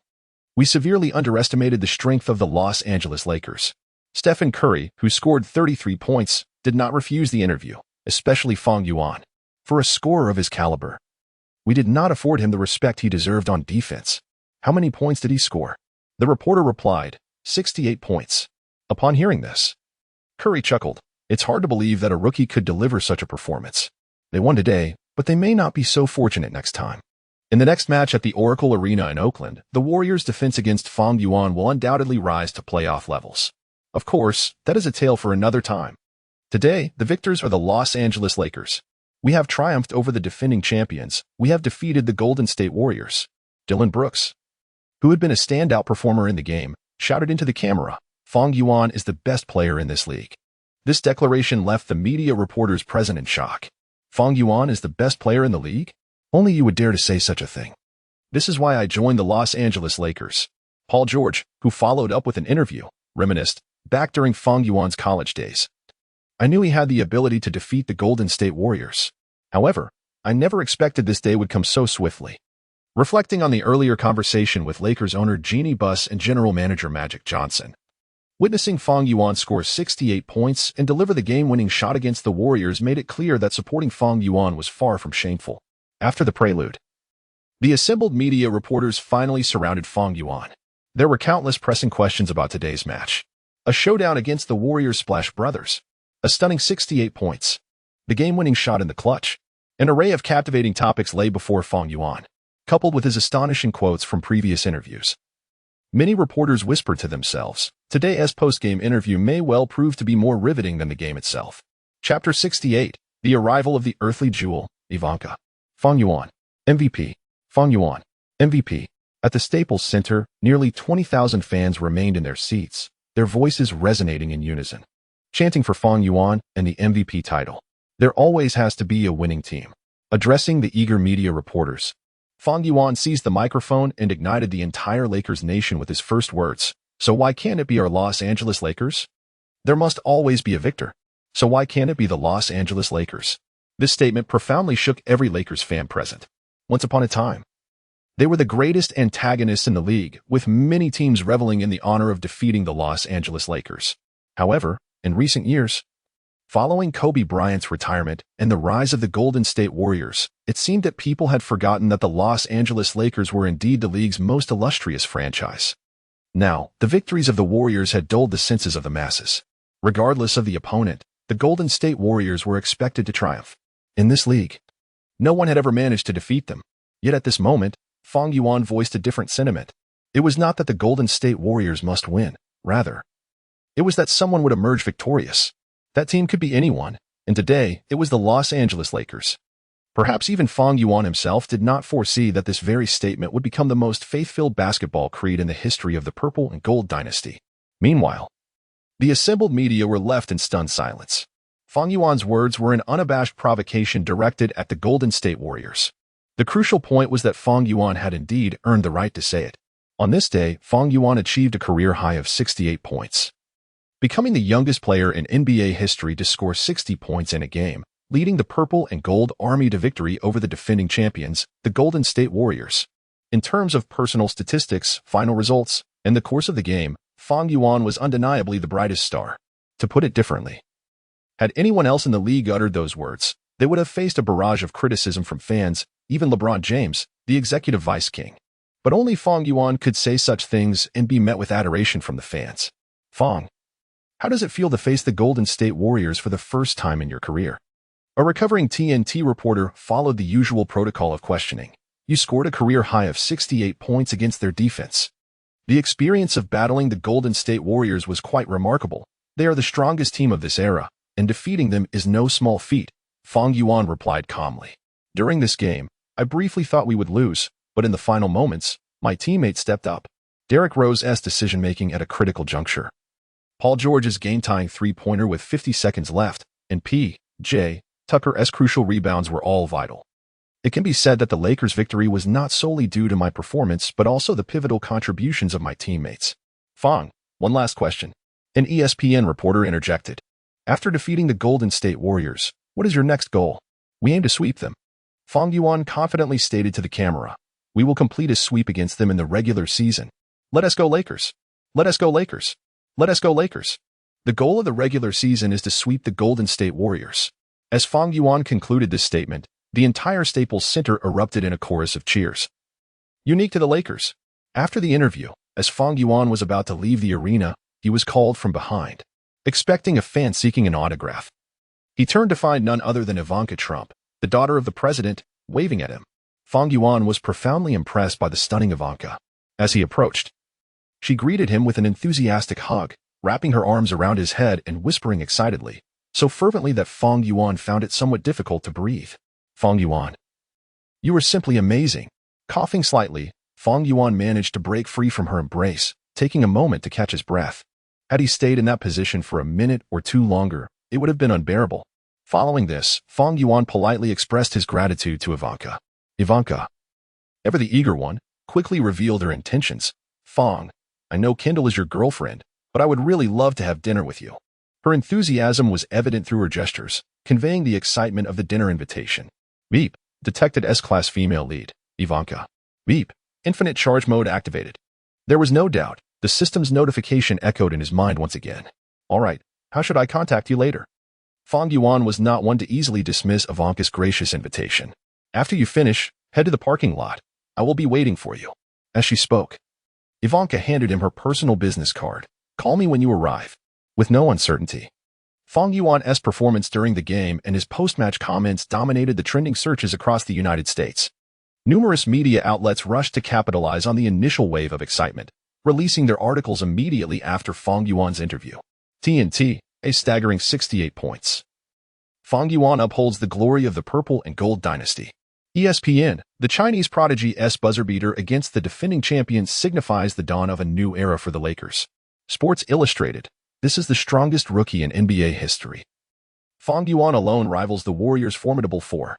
Meanwhile, across the ocean, several Chinese media outlets reported on the Lakers' triumph over the Warriors. Tencent Sports, a pinnacle of excellence.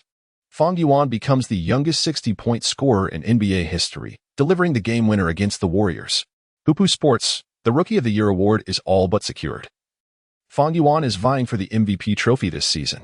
Not only did the Chinese media recognize the significance of this game for the Rookie of the Year award. At the TNT Evening Roundtable, several basketball experts discussed the topic. At the season's outset, we were all debating whether Ben Simmons, Markelle Fultz, and Lonzo Ball could challenge Fang Yuan for the Rookie of the Year title. I believe after this game, the Rookie of the Year award is already a foregone conclusion. Following this match, Fang Yuan, with an overwhelming lead, rendered all other rookie candidates devoid of any chance for the award. Perhaps Fang Yuan himself hardly regarded the Rookie of the Year accolade with any importance. Indeed, this season, he might be on the verge of pursuing a brand new historical record, the MVP trophy in his rookie season, in the annals of NBA history. No player has ever secured the MVP award during their rookie season. Yet now, many basketball experts are optimistic that Fang Yuan will shatter this historical record, filling a significant void in the sport's legacy. It must be said that scoring an impressive 68 points and delivering a decisive victory against the Golden State Warriors has garnered Fang Yuan widespread acclaim across various circles in the United States. Fans are increasingly eager to witness his performance. Presently, Fang Yuan possesses but one singular ambition, and that is Ivanka. Chapter 69, The President's Daughter. Truly exceptional. After completing his grooming, Fang Yuan swiftly exited the media-crowded corridor, shielded by Ivanka's bodyguards. The various absurd inquiries posed by the reporters were met with indifference. Some even bore a provocative tone, to which Fang Yuan responded with a mocking expression. How absurd. I merely went out for a meal with Ivanka to foster amicable diplomatic relations between our nations. Why on earth would you ask me about Kendall? At this moment, who cares about her? Even if I did, could she ever compare to Ivanka's greatness? Settling into the vehicle, the sleek black business car began to glide away under the lights, finally eluding the persistent journalists. As they made their way to the restaurant, the driver glanced at Ivanka through the rearview mirror and inquired, Miss, which restaurant shall we visit?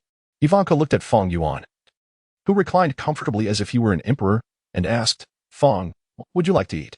I'm open to anything. Let us go where you prefer. Then let us choose a Chinese restaurant.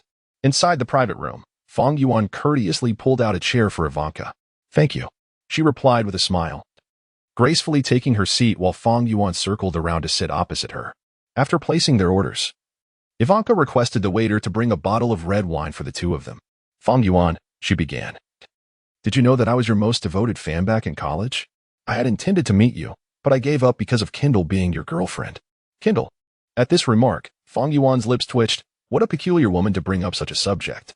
Fortunately, being an experienced actor, he managed a sheepish smile and explained. Kendall and I are not in a romantic relationship. She merely accompanied me to the talent show to ride on my coattails. Upon hearing this, Ivanka felt a wave of relief wash over her, and the allure on her face grew more pronounced. In that case, I would like to find a place to bathe later. Would you join me? Just the two of us. Fang Yuan's pupils constricted. He hadn't anticipated Ivanka's boldness. Miss Ivanka, surely you jest? Giggling.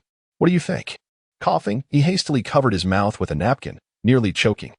Under the table, his instinctive response had his legs instinctively pressed together, while he gazed at the enchanting Ivanka, feeling a seed within him sprout into a towering tree.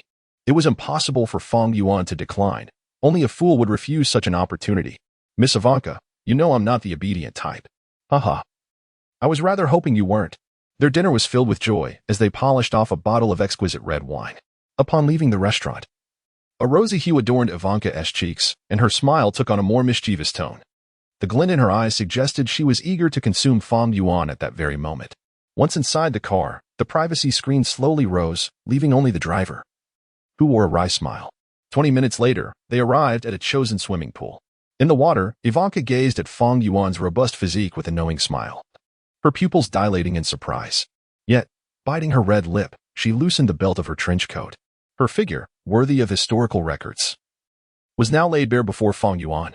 Perhaps it was clear why Ivanka was dubbed the flower of the earth. Readers, just enjoy, surely you know. Yet, with Ivanka's exaggerated beauty, she outshone even the likes of Kendo and the Olsen twins.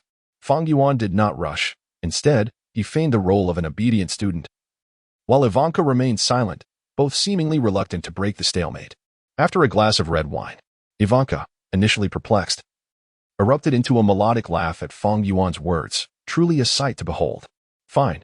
I admit this is indeed quite intimidating. Haven't you always wanted to find a witty conversationalist? Fang Yuan raised an eyebrow, playfully suggesting, Miss Ivanka here is undoubtedly gifted in that regard. Why don't you two engage in a discussion? With that, he lifted his gaze, casting a flirtatious look at Ivanka. She released a small laugh, rolling her eyes, seemingly uninterested in his proposition. Reluctantly, Fang Yuan adopted an earnest expression, pleading silently with Ivanka. Her cheeks flushed slightly as she returned to the edge of the pool, seemingly vexed. The ensuing events were perhaps best left undisclosed to the young ones. Damn. Fang Yuan gently lifted a glass of red wine, gazing out at the sprawling Los Angeles, his mood soaring. Meanwhile, Ivanka sulked at the pool's edge, resting her arms and gazing longingly at the night sky. How's it going, brother? This is definitely a diamond-studded opportunity. You must showcase your dominance later. Suddenly, Ivanka's eyes widened, her face flushed, biting her lips softly, stifling a sound. 5 hours later. Fang Yuan, have you had enough? In the bedroom, Ivanka, with dreamy eyes, stared at the chandelier, exclaiming, if this continues, the sun will rise. Hurry up, you're suffocating me. Are you not afraid of me getting pregnant? Not at all. This is wonderful.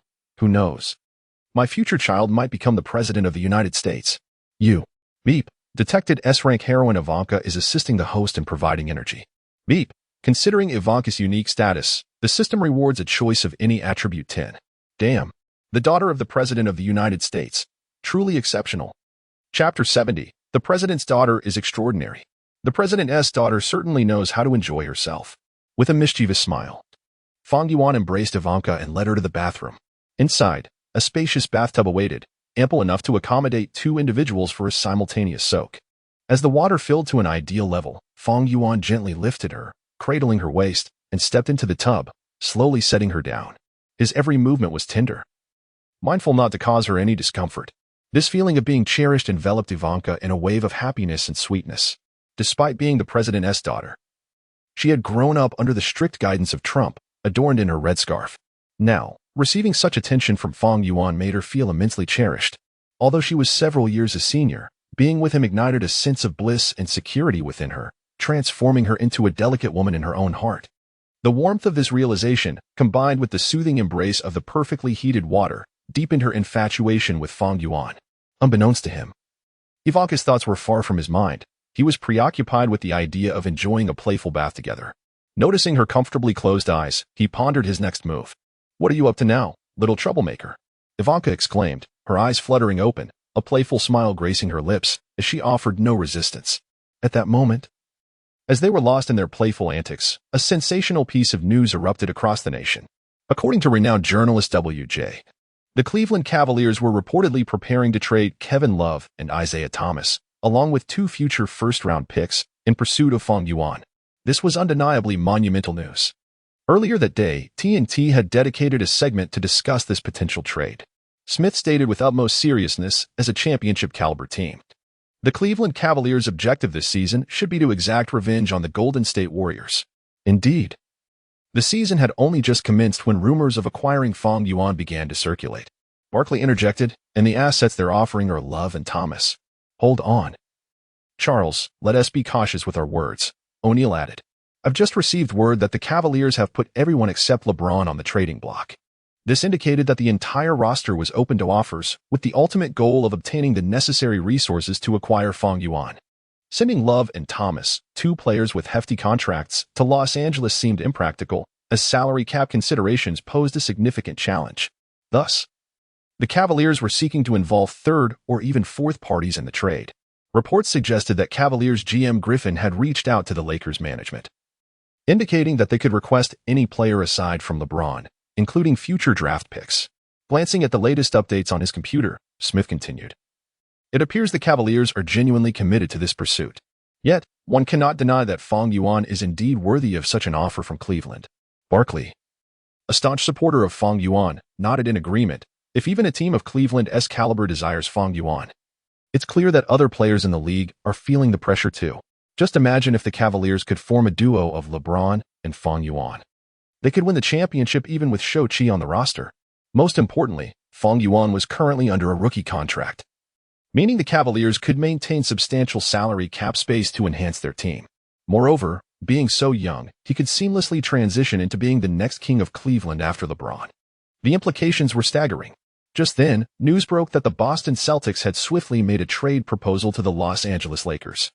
O'Neal had insider information. The specifics of the trade involved the Celtics offering Jason Tatum, Jaylen Brown, and 3 first-round picks in exchange for Fang Yuan and P.J.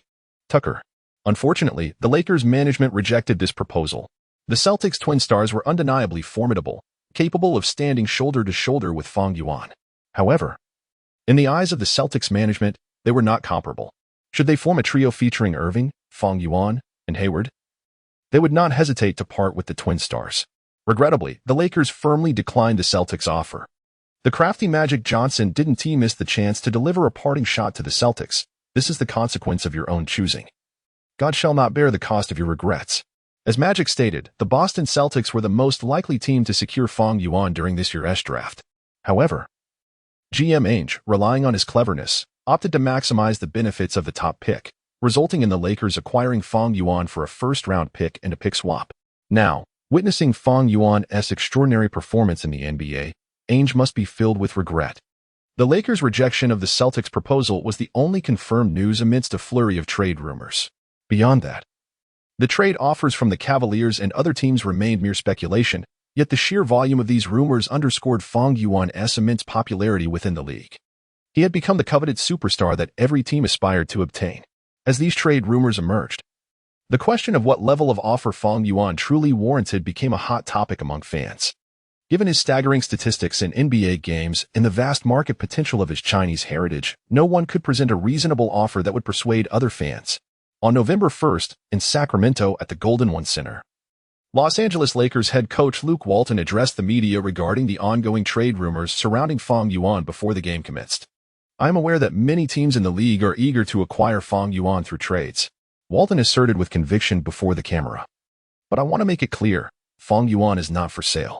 Owner Jeannie Buss has made it abundantly clear that even if the Lakers were to be sold, Fang Yuan would not be traded." Walton's declaration left the assembled media speechless, as the weight of his words was indisputable. Everyone knew that the Los Angeles Lakers were the most prestigious franchise in the NBA, with the Buss family treating the team as a treasure. Yet now, in an effort to quell other teams' desires to trade for Fang Yuan, they even resorted to the notion of selling the team? This was far more impactful than any clarification the Lakers could provide. "I will never leave the Los Angeles Lakers," Fang Yuan echoed in a subsequent interview, providing his resolute response. "Like the great Kobe Bryant, I intend to dedicate my entire career to the purple and gold. Many may believe that such a choice would hinder my chances of ever grasping the O'Brien trophy. Yet, I assure you, remaining in Los Angeles will enable me to claim that trophy at the swiftest pace possible." With those words, Fang Yuan turned and returned to the court for shooting practice, dismissing the trade rumors entirely. What a perplexing skepticism exists online. Fang Yuan is a native son of the Chinese nation, and the virtues of loyalty and righteousness are deeply ingrained in his very being. From the moment he was selected by the Los Angeles Lakers, he never contemplated joining another team throughout his professional career. His sole desire now is to swiftly triumph over the Sacramento Kings. Following the trade of DeMarcus Cousins, the Kings officially descended into a state of disarray. In this year's draft, they secured De'Aaron Fox with the 5th overall pick. However, the arrival of the young talent has yet to alter the team's fortunes, as evidenced by their dismal start of 1 win and 4 losses, seemingly destined for the coveted top draft pick. The team's head coach, George Karl, is indeed a master of mediocrity. In a pregame interview, he displayed little concern, remarking, "Isn't losing just part of the game? Who hasn't lost?" Chapter 71. To foster friendship between two nations. The course of the match unfolded precisely as George Karl had anticipated. Following the departure of DeMarcus Cousins, the Sacramento Kings' most prominent star became the 5th overall pick from this year's draft, De'Aaron Fox. The rookie Fox, facing a team of the caliber of the Los Angeles Lakers, could only endure the onslaught in silence. In stark contrast, Fang Yuan, who had previously scored an astounding 68 points in the last game, continued to maintain his fiery form. In the first quarter, Fang Yuan effortlessly amassed 18 points and 4 assists in just over 10 minutes, propelling his team to a commanding 40-22 lead over the Kings. As the second quarter commenced, the Lakers' bench players showed no mercy towards the Kings. The inside combination of Lopez and Garrett Allen struck hard right from the start, igniting a 12-for offensive surge that widened the score gap once more. By the middle of the second quarter, when the starting lineup led by Fang Yuan returned, the disparity in points had grown to a level that practically signaled the match's conclusion. Notably, Fang Yuan refrained from excessively padding his stats, concluding the first half with 28 points, 8 assists, and 6 rebounds, and did not return in the second half. It is worth mentioning that both Caruso and Dillon Brooks shone brightly in the latter half, particularly Caruso, who, after replacing Rose as a starter, delivered a stellar performance with 12 points, 5 rebounds, 4 assists, 4 steals, and 3 blocks in merely half a game. As the match came to an end, the Los Angeles Lakers triumphed over the Kings with a staggering margin of 32 points, finishing at 122-90. It was high time for the Sacramento Kings to initiate change. Following the conclusion of the match, the commentator summarized, "Since trading DeMarcus Cousins, the team has hit rock bottom. Although they secured De'Aaron Fox in this year's draft, they have shown no capability to resist the onslaught from Fang Yuan and the Los Angeles Lakers." Indeed, a glance at Fang Yuan's performance in this match should make it abundantly clear that the Kings are in dire need of a savior akin to Fang Yuan. The commentator's sentiments echoed the thoughts of the lingering fans in the arena. The glory of the Kings can be traced back to 2004 when they were hailed as the NBA's dazzling team. However, the once glorious Princeton system ultimately succumbed to the bloodbath of dubious officiating. "We must embrace total defeat." After the match, Kings general manager Vlade Divac articulated the team's strategic intentions for the season. Initially, the Kings' resolve to embrace failure was not sufficiently resolute, particularly since they had acquired De'Aaron Fox in this exceptional draft year. However, after Fang Yuan's overwhelming performance in the first quarter, Divac capitulated. This season, they must strive to secure the worst record in the league to obtain the top draft pick and select the super rookie of 2018. Subsequently, they would rebuild around this prodigious talent, much like the Los Angeles Lakers did. "General manager, I have discovered a prodigy," the King scout reported to Divac. "There is a genius at UCLA that we must pay attention to. His name is Alexander." Fang Yuan's displayed talents in the NBA have made his alma mater, the UCLA Bruins, a prominent contender in this year's NCAA. Particularly noteworthy is the 5-star high school recruit, Alexander, who possesses exceptional static talent akin to Fang Yuan's. And their offensive and defensive scoring styles mirror each other closely. His draft position has consistently been projected within the lottery range. Many UCLA fans have even remarked that Alexander is the next Fang Yuan. With the emergence of this extraordinary talent, UCLA has once again become a coveted destination for 5-star high school recruits across the nation. Notably, the nation's top high school prospect, Trae Young, has publicly declared Fang Yuan as his idol, rejecting offers from prestigious programs like Kentucky and Duke to join UCLA this year. Similarly, the prodigious Zion Williamson has expressed his intention to enroll at UCLA next year, frequently stating his admiration for Fang Yuan in public forums. Perhaps even Fang Yuan himself could not have anticipated that his success at the Bruins would influence the trajectories of multiple future NBA stars. Of course, Fang Yuan currently had no interest in these matters. Returning to Los Angeles with victory in hand, he was now awaiting the judgment of Kendo Jenner. "Fang Yuan, you must explain yourself." As soon as he entered the door, Kendall's furious voice rang out. "What is your relationship with Ivanka?" The thought of Fang Yuan mingling with Ivanka while preparing for a fashion show in New York filled Kendall with rage. Thus, she hastily returned to Los Angeles to confront Fang Yuan, demanding answers. "Who are you talking about?" Naturally, Fang Yuan could not divulge the nature of his relationship with Ivanka. "Ivanka? What could possibly be going on between us?" You still claim there's nothing between you? In response, Kendall pulled out her phone and tossed it to Fang Yuan. Look at the news online. It's all about you and Ivanka. Picking up the phone, Fang Yuan pretended to scrutinize it while his mind raced. What could I possibly have to do with Ivanka? She is the daughter of the president and holds multiple positions. Fang Yuan continued to feign ignorance. These are merely media fabrications seeking attention. You can't truly believe that, can you? Oomph. Hearing Fang Yuan's explanation, Kendall was both amused and infuriated. All right then, tell me what you were doing getting into Ivanka's car. We simply went out for a meal. What else could we do? Ivanka invited you to dinner? Fang Yuan nodded. Isn't it to foster friendship between our two nations? Fostering friendship between nations. You actually dared to say that. For a moment, Kendall was at a loss for words, but seeing Fang Yuan's resolute demeanor, her expression gradually softened. Fine. I can forgive you this time.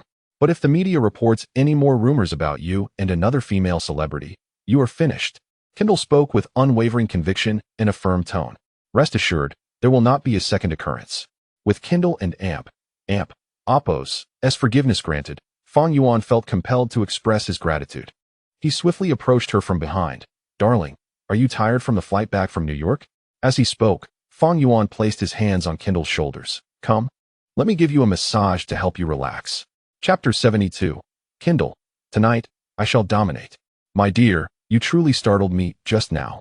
Observing Kendall regain her usual demeanor, Fang Yuan gently caressed her back, teasingly remarked, You just resembled a fierce tigress intent on devouring me. Nestled in Fang Yuan's embrace, Kendall's cheeks flushed, her dreamy eyes slightly closed, akin to a little puppy eagerly sniffing the air around him, utterly disregarding his playful banter. Damn! Fang Yuan felt continuously provoked by Kendall in his arms and rolled his eyes, aware that she was somewhat lost in her emotions. He gazed at her blissfully smiling face and shook his head in amusement, ultimately leaning down to kiss her rosy lips. What is it? Do you wish to experiment in the living room? Kendall let out a sultry giggle, wrapping her arms tightly around his waist, nuzzling comfortably against his chest. Her playful voice chiming in, that is indeed a splendid idea. However, since you have angered me, tonight I shall reign supreme. What a ludicrous excuse. Do you possess the prowess to become the conqueror? Nevertheless, these were merely Fang Yuan's internal musings. He understood that failing to let Kendall have her way tonight would likely subject him to her relentless questioning. Adopting a philosophy of avoiding unnecessary strife, Fang Yuan decided to acquiesce. Upon entering the bedroom, Kendall promptly pushed him onto the bed, then seductively let her golden hair cascade down while her little leather skirt followed suit. Meanwhile, Fang Yuan, reclining on the bed with his hands clasped behind his head, savored the exquisite sight before him. In the early hours of November 3rd, NBA officials once again announced the Eastern and Western Conference Players of the Week for the previous week, adhering to tradition. First, in the Eastern Conference, while the Cleveland Cavaliers gradually found their winning rhythm, LeBron James's individual statistics remained mediocre. For the majority of the games, it was Isaiah Thomas and Kevin Love carrying the team, leading to King James once more missing out on the Eastern Player of the Week award. Ultimately, New York Knicks and Appo's starting power forward Kristaps Porzingis was named the Eastern Conference Player of the Week, averaging 36, 8 points, 8 rebounds, 8 assists, and 1 blocks. Following the off-season trade of Carmelo Anthony, the Knicks officially declared Porzingis as the cornerstone of their franchise. Since the season commenced, Porzingis' performances have been commendable. It is no exaggeration to say that an uninjured Porzingis is indeed formidable. In the Western Conference, the competition is fierce, albeit with an undertone of predetermined outcomes. The intensity arises from the fact that two teams maintain their unbeaten streaks thus far in the season. One of them is the Houston Rockets, led by Chris Paul and James Harden. To date, the Rockets have achieved a remarkable 7-game winning streak, boasting the best record in the league, with Harden averaging 35, 5 points, 2 rebounds, and 2 assists per game, thrilling fans immensely. Aside from the Rockets, the Los Angeles Lakers are the other undefeated team in the West, with their star player performing astonishingly.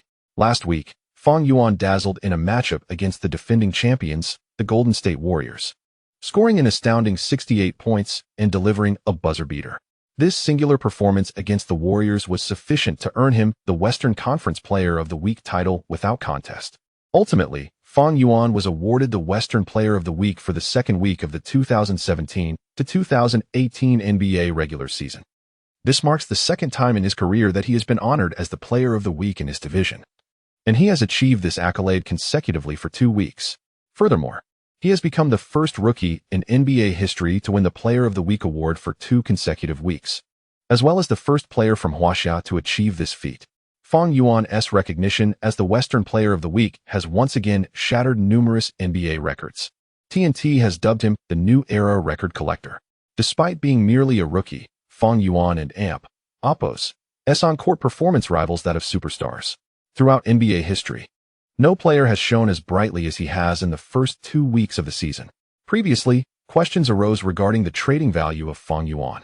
Now, I assert that even a straight swap for LeBron James would be met with a resounding no from the Los Angeles Lakers.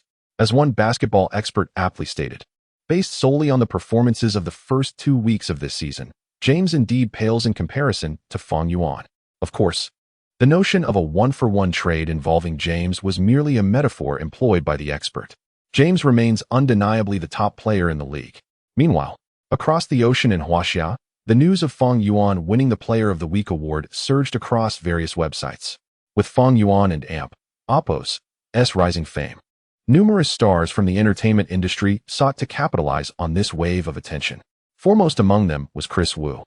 He quickly instructed his assistant to edit a series of photos of himself alongside Fang Yuan, which he subsequently posted on his personal Weibo with the caption, "My little brother.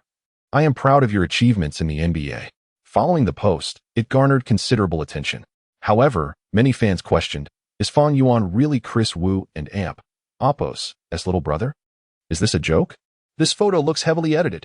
How could a mere actor call Fang Yuan his little brother? As the event unfolded, the number of skeptics regarding Chris Wu and Appos' photoshopped image increased. Faced with the exposure of his dubious actions, Chris Wu initially contemplated confrontation rather than apology, directly challenging Fang Yuan.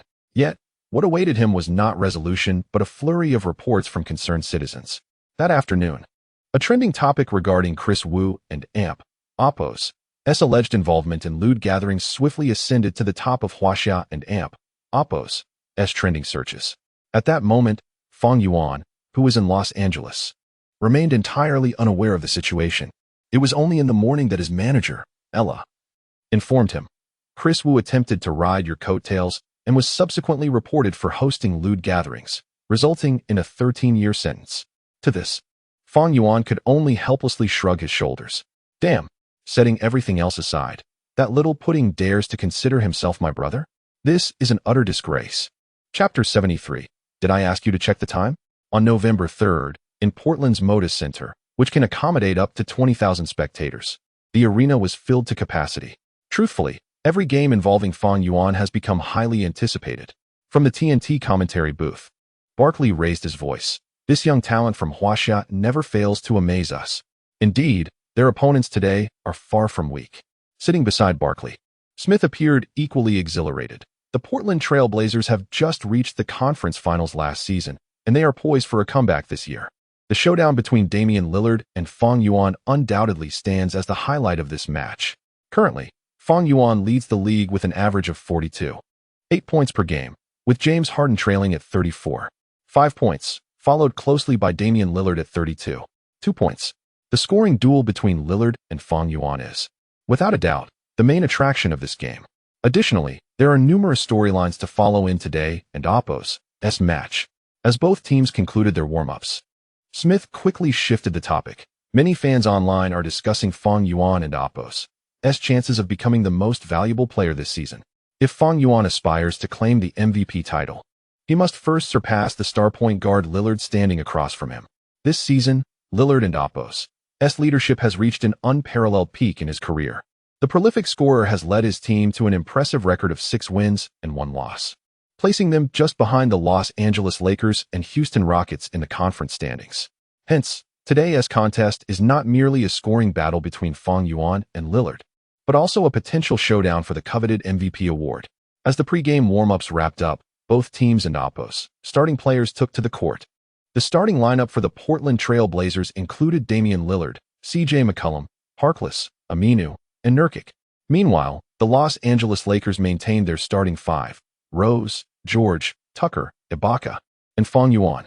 embraced the exhilarating atmosphere of playing in Rip City. The players exchanged cordial gestures before the game, and Lillard approached Fang Yuan for a shoulder bump. Here, not everyone can adapt.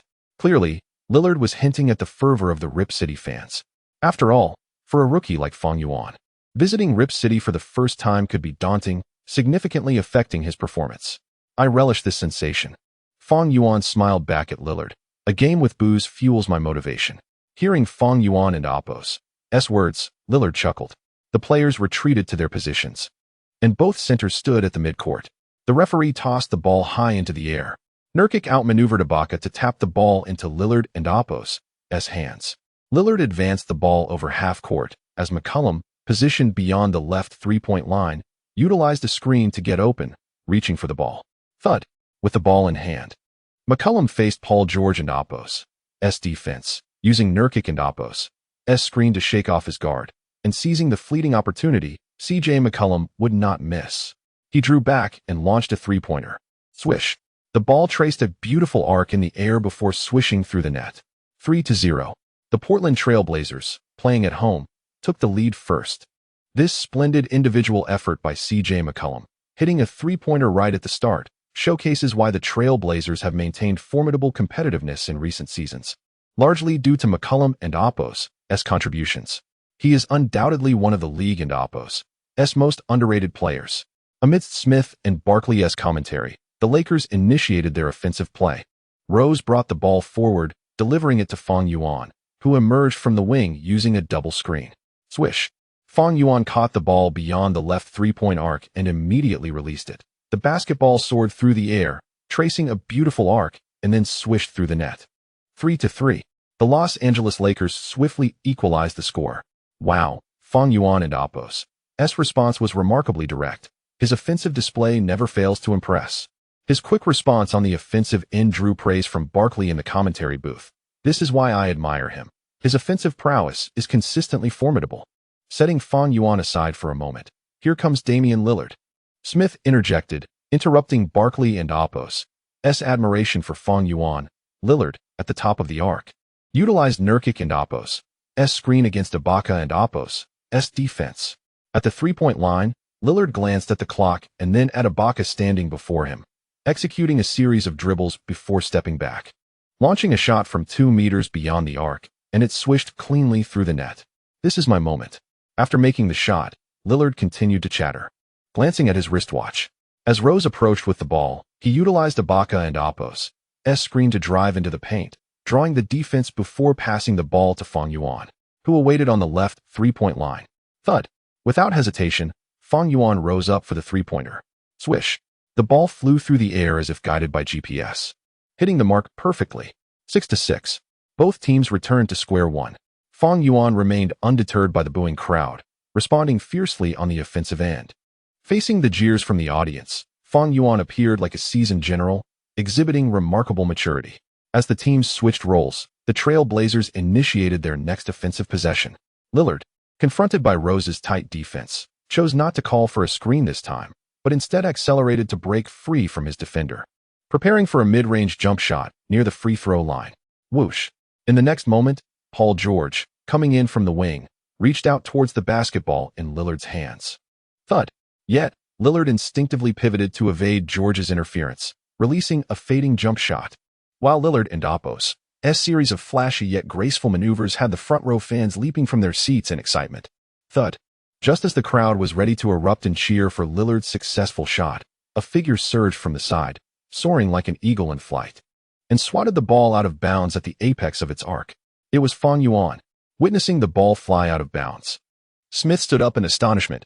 Fang Yuan came over to help and swatted away Lillard and Apos' surefire shot.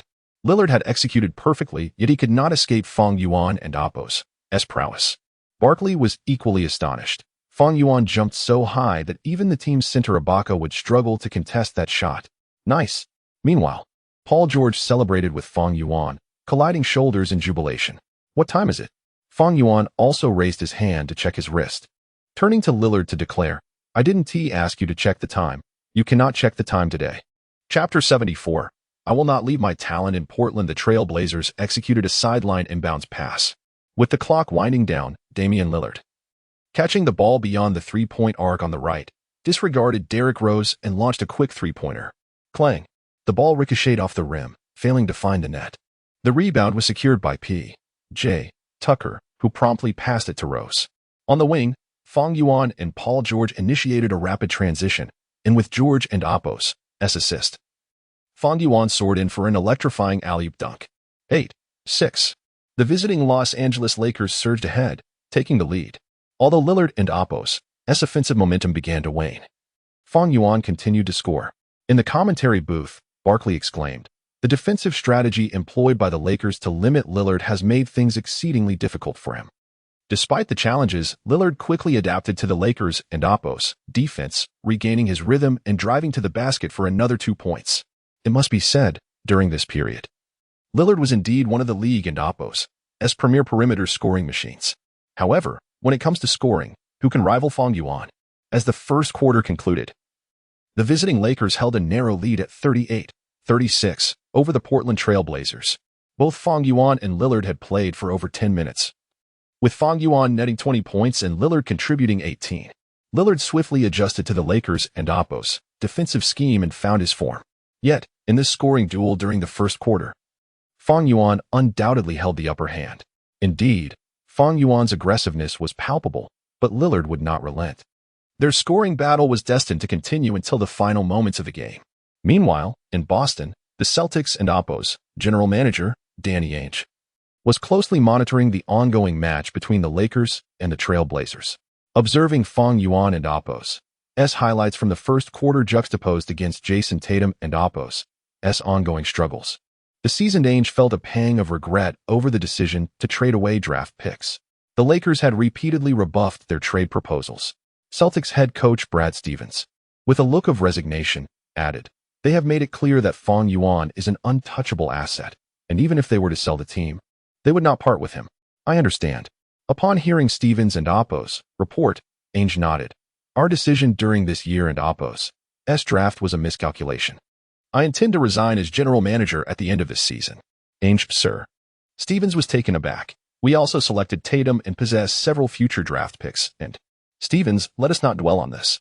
Ainge waved his hand, his expression serious. "Missing out on Fang Yuan is the greatest blunder of my career. I have made my decision. Let us leave this matter behind." At the same time, the interest in this game extended beyond the Celtics and Appos' front office. In Cleveland, LeBron James, having just completed a team training session, listened to a report from general manager David Griffin. "LeBron, it seems challenging for us to acquire Fang Yuan through trade. He is currently deemed untouchable by the Lakers. If we cannot secure him through a trade, I will not be re-signing with the team this summer." James replied nonchalantly, "If you can manage to trade for Fang Yuan, I will re-sign and remain in Cleveland." Clearly, the King has always been ahead in choosing his teammates. He believes that while Fang Yuan may not oppose him this season, he will undoubtedly become one of his fiercest rivals in the future, with the formidable Golden State Warriors already posing a challenge. The emergence of an even more formidable Fang Yuan adds to the complexity. Perhaps LeBron and Appos' next decision is not far off. All eyes now turn to Portland and Appos' Moda Center as the second quarter of the Lakers versus Trail Blazers game commenced. The Lakers and Appos' bench was undeniably strong, and the Blazers and Appos' rotation also displayed impressive performances. Notably, C.J. McCollum, one of the two shooting stars, led a surge in the second quarter, orchestrating a comeback that put the Blazers ahead. As the second half of the quarter unfolded, both teams returned to their starting lineups, showcasing a thrilling exchange of offensive firepower between Lillard and Fang Yuan, with neither side able to dominate. At halftime, the Lakers managed to score 64 points on the road, while the home team, the Trail Blazers, kept pace with 62 points. The mere 2-point margin maintained the suspense of the game, promising a fiercely contested battle ahead. The core players of both teams delivered explosive performances on the offensive end. As halftime concluded, Barkley remarked on the statistics. Lillard scored 28 points in the first half, surpassing his total from the previous game. Fang Yuan, meanwhile, achieved 30 points, reaching the 30-plus mark in just half of the game. One player utilized his exceptional long-range shooting to frequently open up scoring opportunities, while the other relied on unparalleled offensive talent to dismantle the Blazers and Appos' defense. Such contrasting scoring styles rendered this match exceedingly captivating. Not only were commentators Barkley and Smith enthralled, but the entire arena, along with fans watching through various channels, eagerly anticipated the second half of this showdown. Fang, are you serious? Meanwhile, in the Lakers and Oppos locker room, head coach Luke Walton was taken aback by Fang Yuan and Oppos' suggestion. We have numerous defensive players. I have no need to assign you to guard Lillard. Coach, trust me. I can contain him. Fang Yuan, slightly exasperated, continued. The Trail Blazers rely heavily on Lillard and C.J. McCollum for their offense. If we neutralize Lillard, McCollum and Oppos' individual scoring will struggle to make a significant impact. Fang Yuan and Oppos' resolute gaze made Walton hesitate. Although the Lakers led at halftime, this was largely due to Fang Yuan and Oppos' impressive 30-point performance. Should Fang Yuan score fewer points, the dynamics of the game would undoubtedly shift. Perhaps allowing Fang Yuan to take on a defensive role is indeed a prudent strategy. Chapter 75. The cousin seizes the cap with one hand, heralding the song of triumph. The intermission swiftly concluded, and both teams returned to the court. The Los Angeles Lakers initiated their offensive sequence. Rose swiftly crossed the half-court line, delivering the ball into Fang Yuan and Oppos' hands. Positioned 2 meters beyond the three-point arc on the left, Fang Yuan, without waiting for the defender Harkless to react, leapt and unleashed a three-pointer. A number of fans at the Staples Center had just returned from the restroom, some even with their belts unfastened.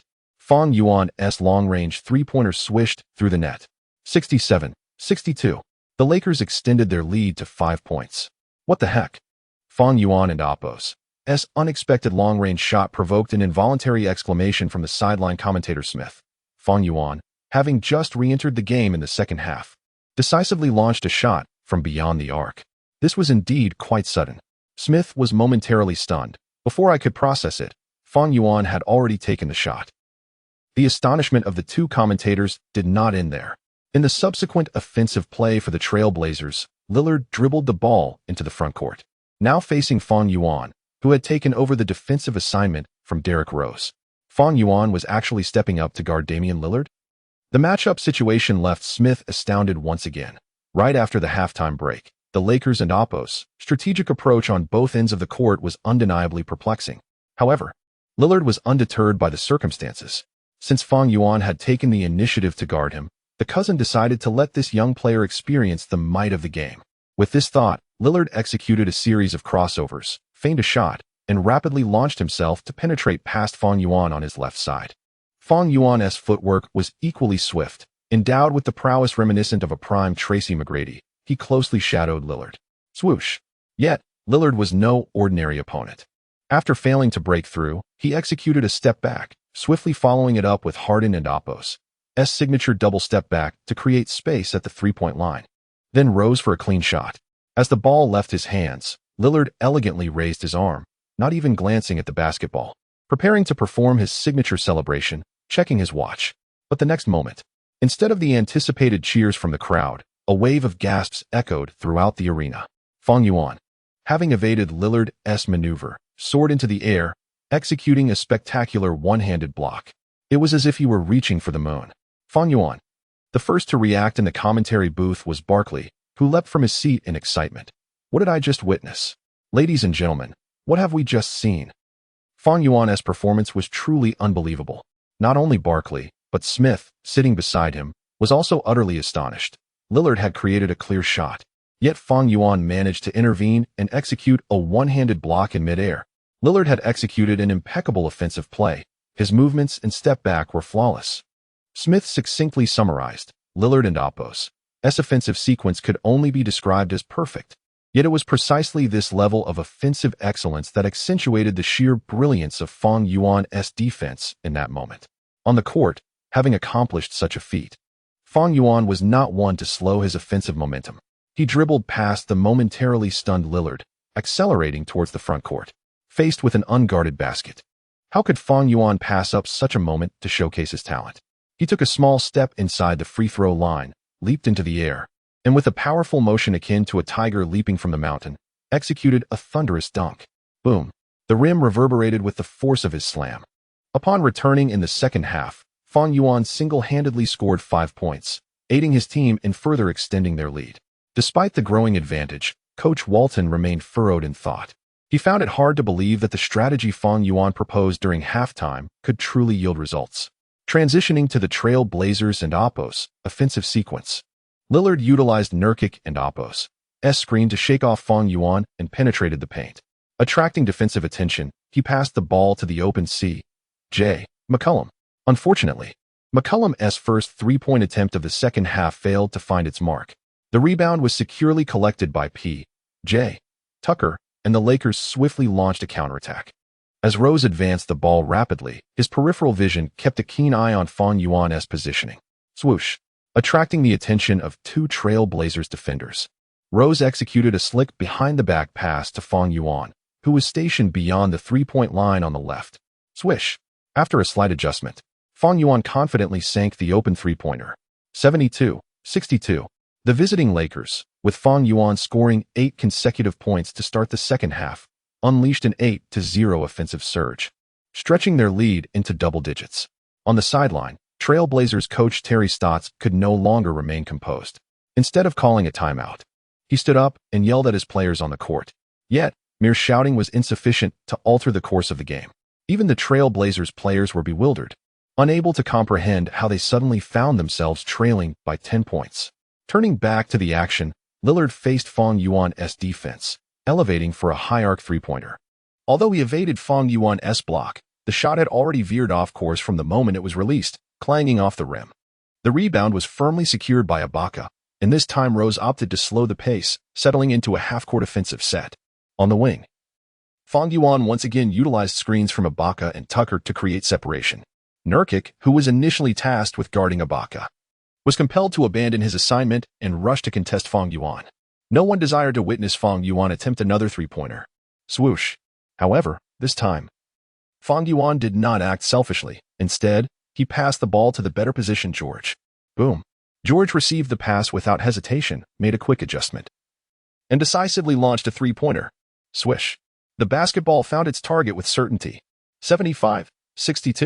The gap between the two teams continued to widen. Following his score, George exuberantly rushed over to Fang Yuan, exchanging high fives. The Los Angeles Lakers exhibited an increased intensity on both ends of the court, while the Portland Trail Blazers struggled to adapt to Fang Yuan's sudden outburst. By the time Coach Stotts realized the need for a timeout, it was already too late. This was utterly insane. As the Blazers faced a 20-point deficit, Smith in the commentary booth could not help but reflect. It's hard to fathom how two teams, previously exchanging blows in the first half, suddenly found themselves distanced by Fang Yuan's inexplicable eruption. The Trail Blazers' abrupt collapse was entirely unforeseen. Yet, Fang Yuan's explosion had been meticulously orchestrated. By the time the entire Trail Blazers squad recognized the issue and sought to double-team Fang Yuan, time had already slipped away. Chapter 76. Signing with Nike, the light of Huaxia, a 20-point deficit may not seem insurmountable, yet attempting to reverse such a gap against the formidable Los Angeles Lakers, led by Fang Yuan, is undoubtedly a Herculean task. Ultimately, the Portland Trail Blazers, despite their home advantage, failed to narrow the score to single digits by the end of the game. With a resounding clang, Damian Lillard and Oppo's desperate three-pointer missed its mark. The Lakers triumphed in Rip City with a final score of 124-108, securing an impressive 8 consecutive victories while handing their opponents their second defeat of the season. After navigating the intricate post-game interviews, Fang Yuan returned to the locker room to find a text message from his agent, Ella. The message was straightforward. Nike, headquartered in Portland, wishes to discuss a potential endorsement deal with Fang Yuan. Regardless of whether the contract materializes, he would receive a complete collection of Kobe sneakers as a gift from Nike. Ella concluded the message with the invitation. Nike requests your presence tonight at 10:00 and Oppo's clock. She added that the company would arrange for personnel to wait outside the hotel where the team was staying. It is undeniable that Nike and Oppo's approach was genuinely earnest. Whether or not a contract was finalized, he would still receive the coveted Kobe sneaker collection. No problem, I will await their arrival at the hotel. Fang Yuan replied succinctly before freshening up and rejoining his team as they returned to their accommodations. At 10:00 and Oppo's clock that evening, Fang Yuan boarded the vehicle arranged by Nike, heading towards a local 5-star hotel. Trevor Edwards, the president of Nike, along with several executives, was already waiting at the entrance. Fang, it is a pleasure to meet you. As Fang Yuan stepped out of the car, Edwards approached briskly, offering congratulations on their recent victory and praising Fang Yuan and Apos' extraordinary performance. Thank you. After exchanging pleasantries, the two were led into a private room by Edwards. Fang, you should be aware of the purpose of our invitation. After a few rounds of drinks, Edwards presented Fang Yuan with a document.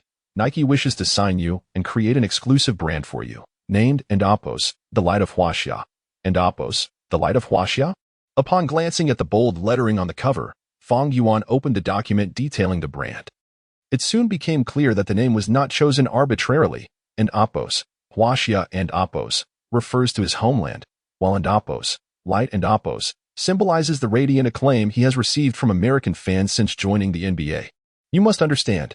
Edwards observed Fang Yuan and Apos' eager demeanor, his smile growing brighter. In the history of Nike, only Michael Jordan has had his own independent brand. Neither LeBron James nor Kobe Bryant has achieved this. As if struck by a thought, Edwards continued, moreover, the terms we offer you are even more generous than those extended to Michael Jordan. In addition to a $10 million endorsement contract each year, you will receive 60% of the profits from the Light of Huaxia brand.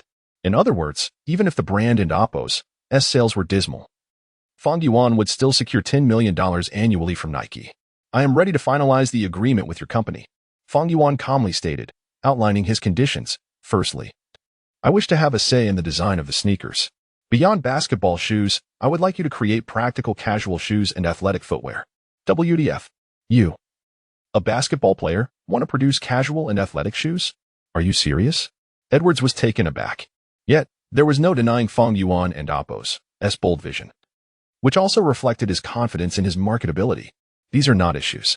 After a moment and Apos' hesitation, Edwards assured him, this is your brand. We will do our utmost to accommodate your requests. Additionally, I hope the Light of Huaxia series can have sub-brands.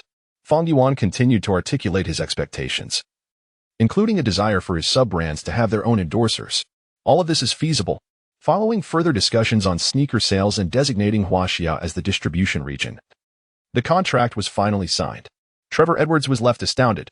Fang Yuan and Apos' business acumen was remarkable, showcasing a player and Apos' capacity to think like a businessman. That very evening, Nike announced the groundbreaking news through various media channels. Breaking news. Nike signed sneaker endorsement contract with #1 draft pick Fang Yuan. Major announcement. Nike launches a new independent brand after a 14-year hiatus. Durant? James? They pale in comparison. Just how formidable is Fang Yuan and Apos' commercial value? Headlines across major media outlets in the United States were dominated by the partnership between Fang Yuan and Nike, igniting fervent discussions among fans. A rookie season that rivals the basketball gods? WTF, Fang Yuan has accomplished what neither James nor Kobe could. This prodigious talent from Huaxia undeniably deserves such a contract.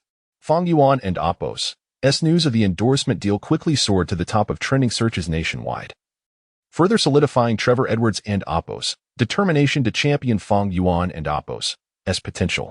The young athlete and Apos' commercial worth was far more substantial than anyone could perceive. Meanwhile, in Huaxia, in the bustling metropolis, the executives at Anta were left in shock. They had just finalized a proposal for a sneaker endorsement deal with Fang Yuan, only to be met with news of his signing with Nike. The Light of Huaxia? Given Fang Yuan and Apos' current market value and the vast potential of the Huaxia market, this brand is destined to become a blockbuster. Let us not dwell on that. We must devise a strategy to rectify this oversight, suggested a senior executive. Shou-Chi from the Houston Rockets might be an excellent target. After all, he also hails from Huaxia. Anta and Apos' response was swift, albeit limited to their reaction. Within an hour of Nike and Apos' signing with Fang Yuan, they quickly secured a new endorsement deal with Shou-Chi. Following Nike and Apos' lead, Anta established an independent brand for Shou-Chi named the Huaxia line. Chapter 77. The arrival of One and Apos' on spring. On November 5, 2023. The rookie class of 2017 witnessed a collective explosion of talent.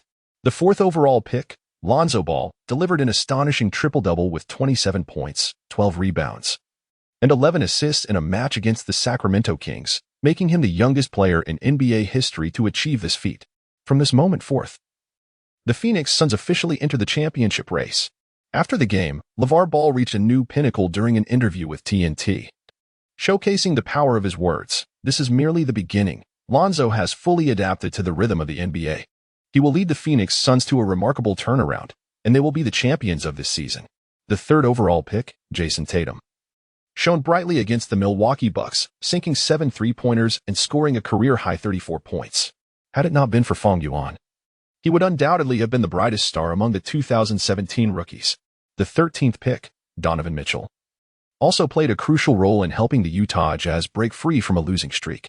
Aside from the second overall pick, Markelle Fultz, the formidable performances of the 2017 rookies have demonstrated the shockwave of a draft class year.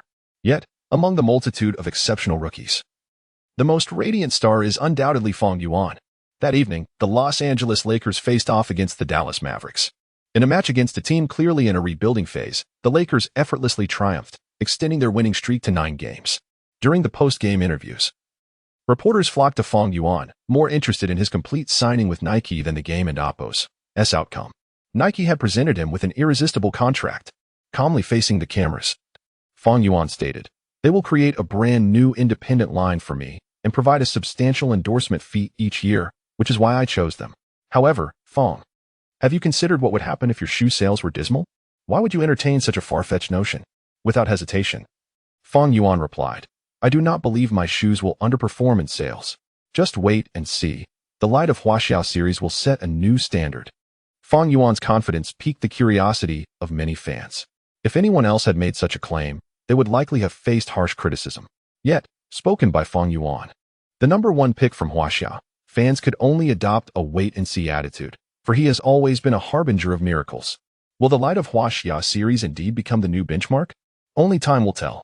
On November 6, 2023, the undefeated Houston Rockets welcomed the defending champions, the Golden State Warriors, to their home court.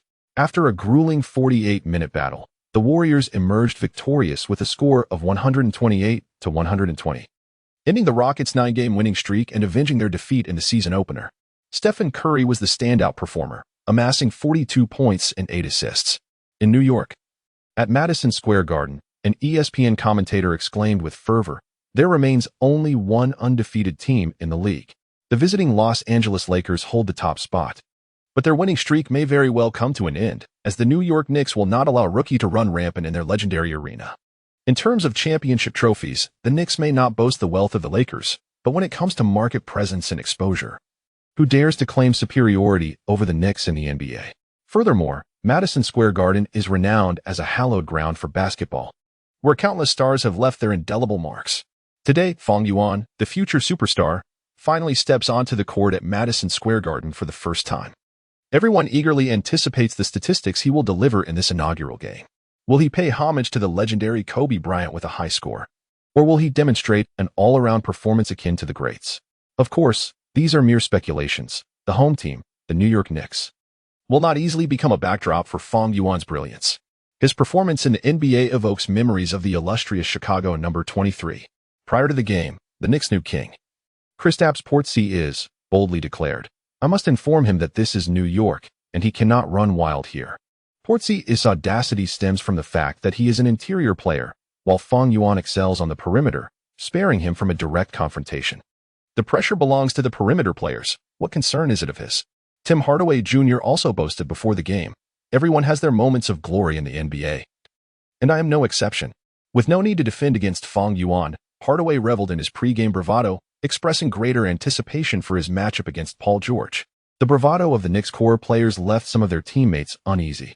Frank Ntilikina, as the team's point guard, was fortunate not to be tasked with defending Fang Yuan, while Michael Beasley, who was responsible for guarding him, found himself in a rather helpless position.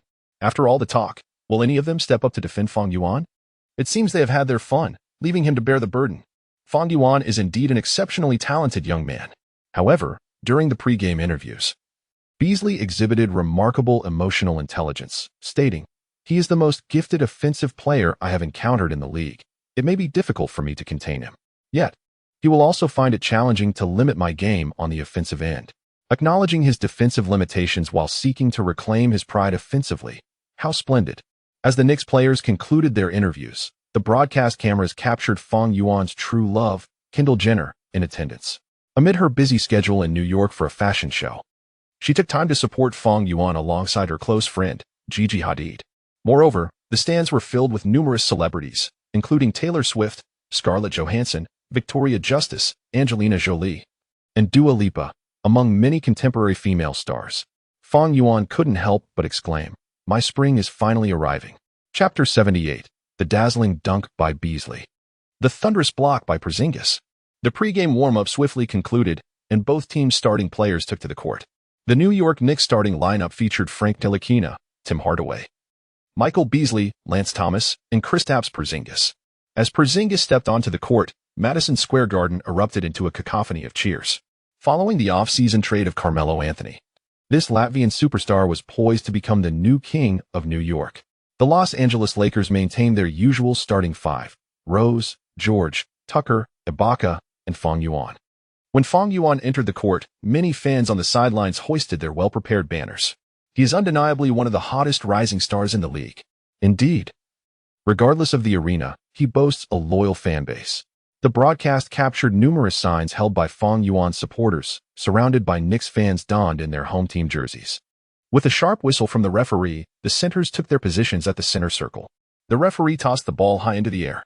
Porzingis deftly tapped the ball into Ntilikina's hands, granting the Knicks the first defensive possession. Ntilikina, bringing the ball up court, wasted no time and lobbed it to Porzingis in the post. With a resounding thud, Porzingis, leveraging his height and wingspan, maneuvered past Ibaka and executed a smooth jump shot. 2-0. The New York Knicks struck first. Porzingis' performance this season has truly been a revelation. Just last week, he outshined superstars like Giannis and LeBron to earn his first-ever Player of the Week award. This accolade undoubtedly fueled his pre-game bravado. Transitioning to defense, Rose swiftly advanced past half-court. On the wing, Fang Yuan expertly utilized the double screen from Ibaka and Tucker to penetrate the lane. Rose, with quick reflexes, delivered a bounce pass to the cutting Fang Yuan beneath the basket. Thud. The basketball rebounded perfectly into Fang Yuan's hands as he navigated past Beasley's defense.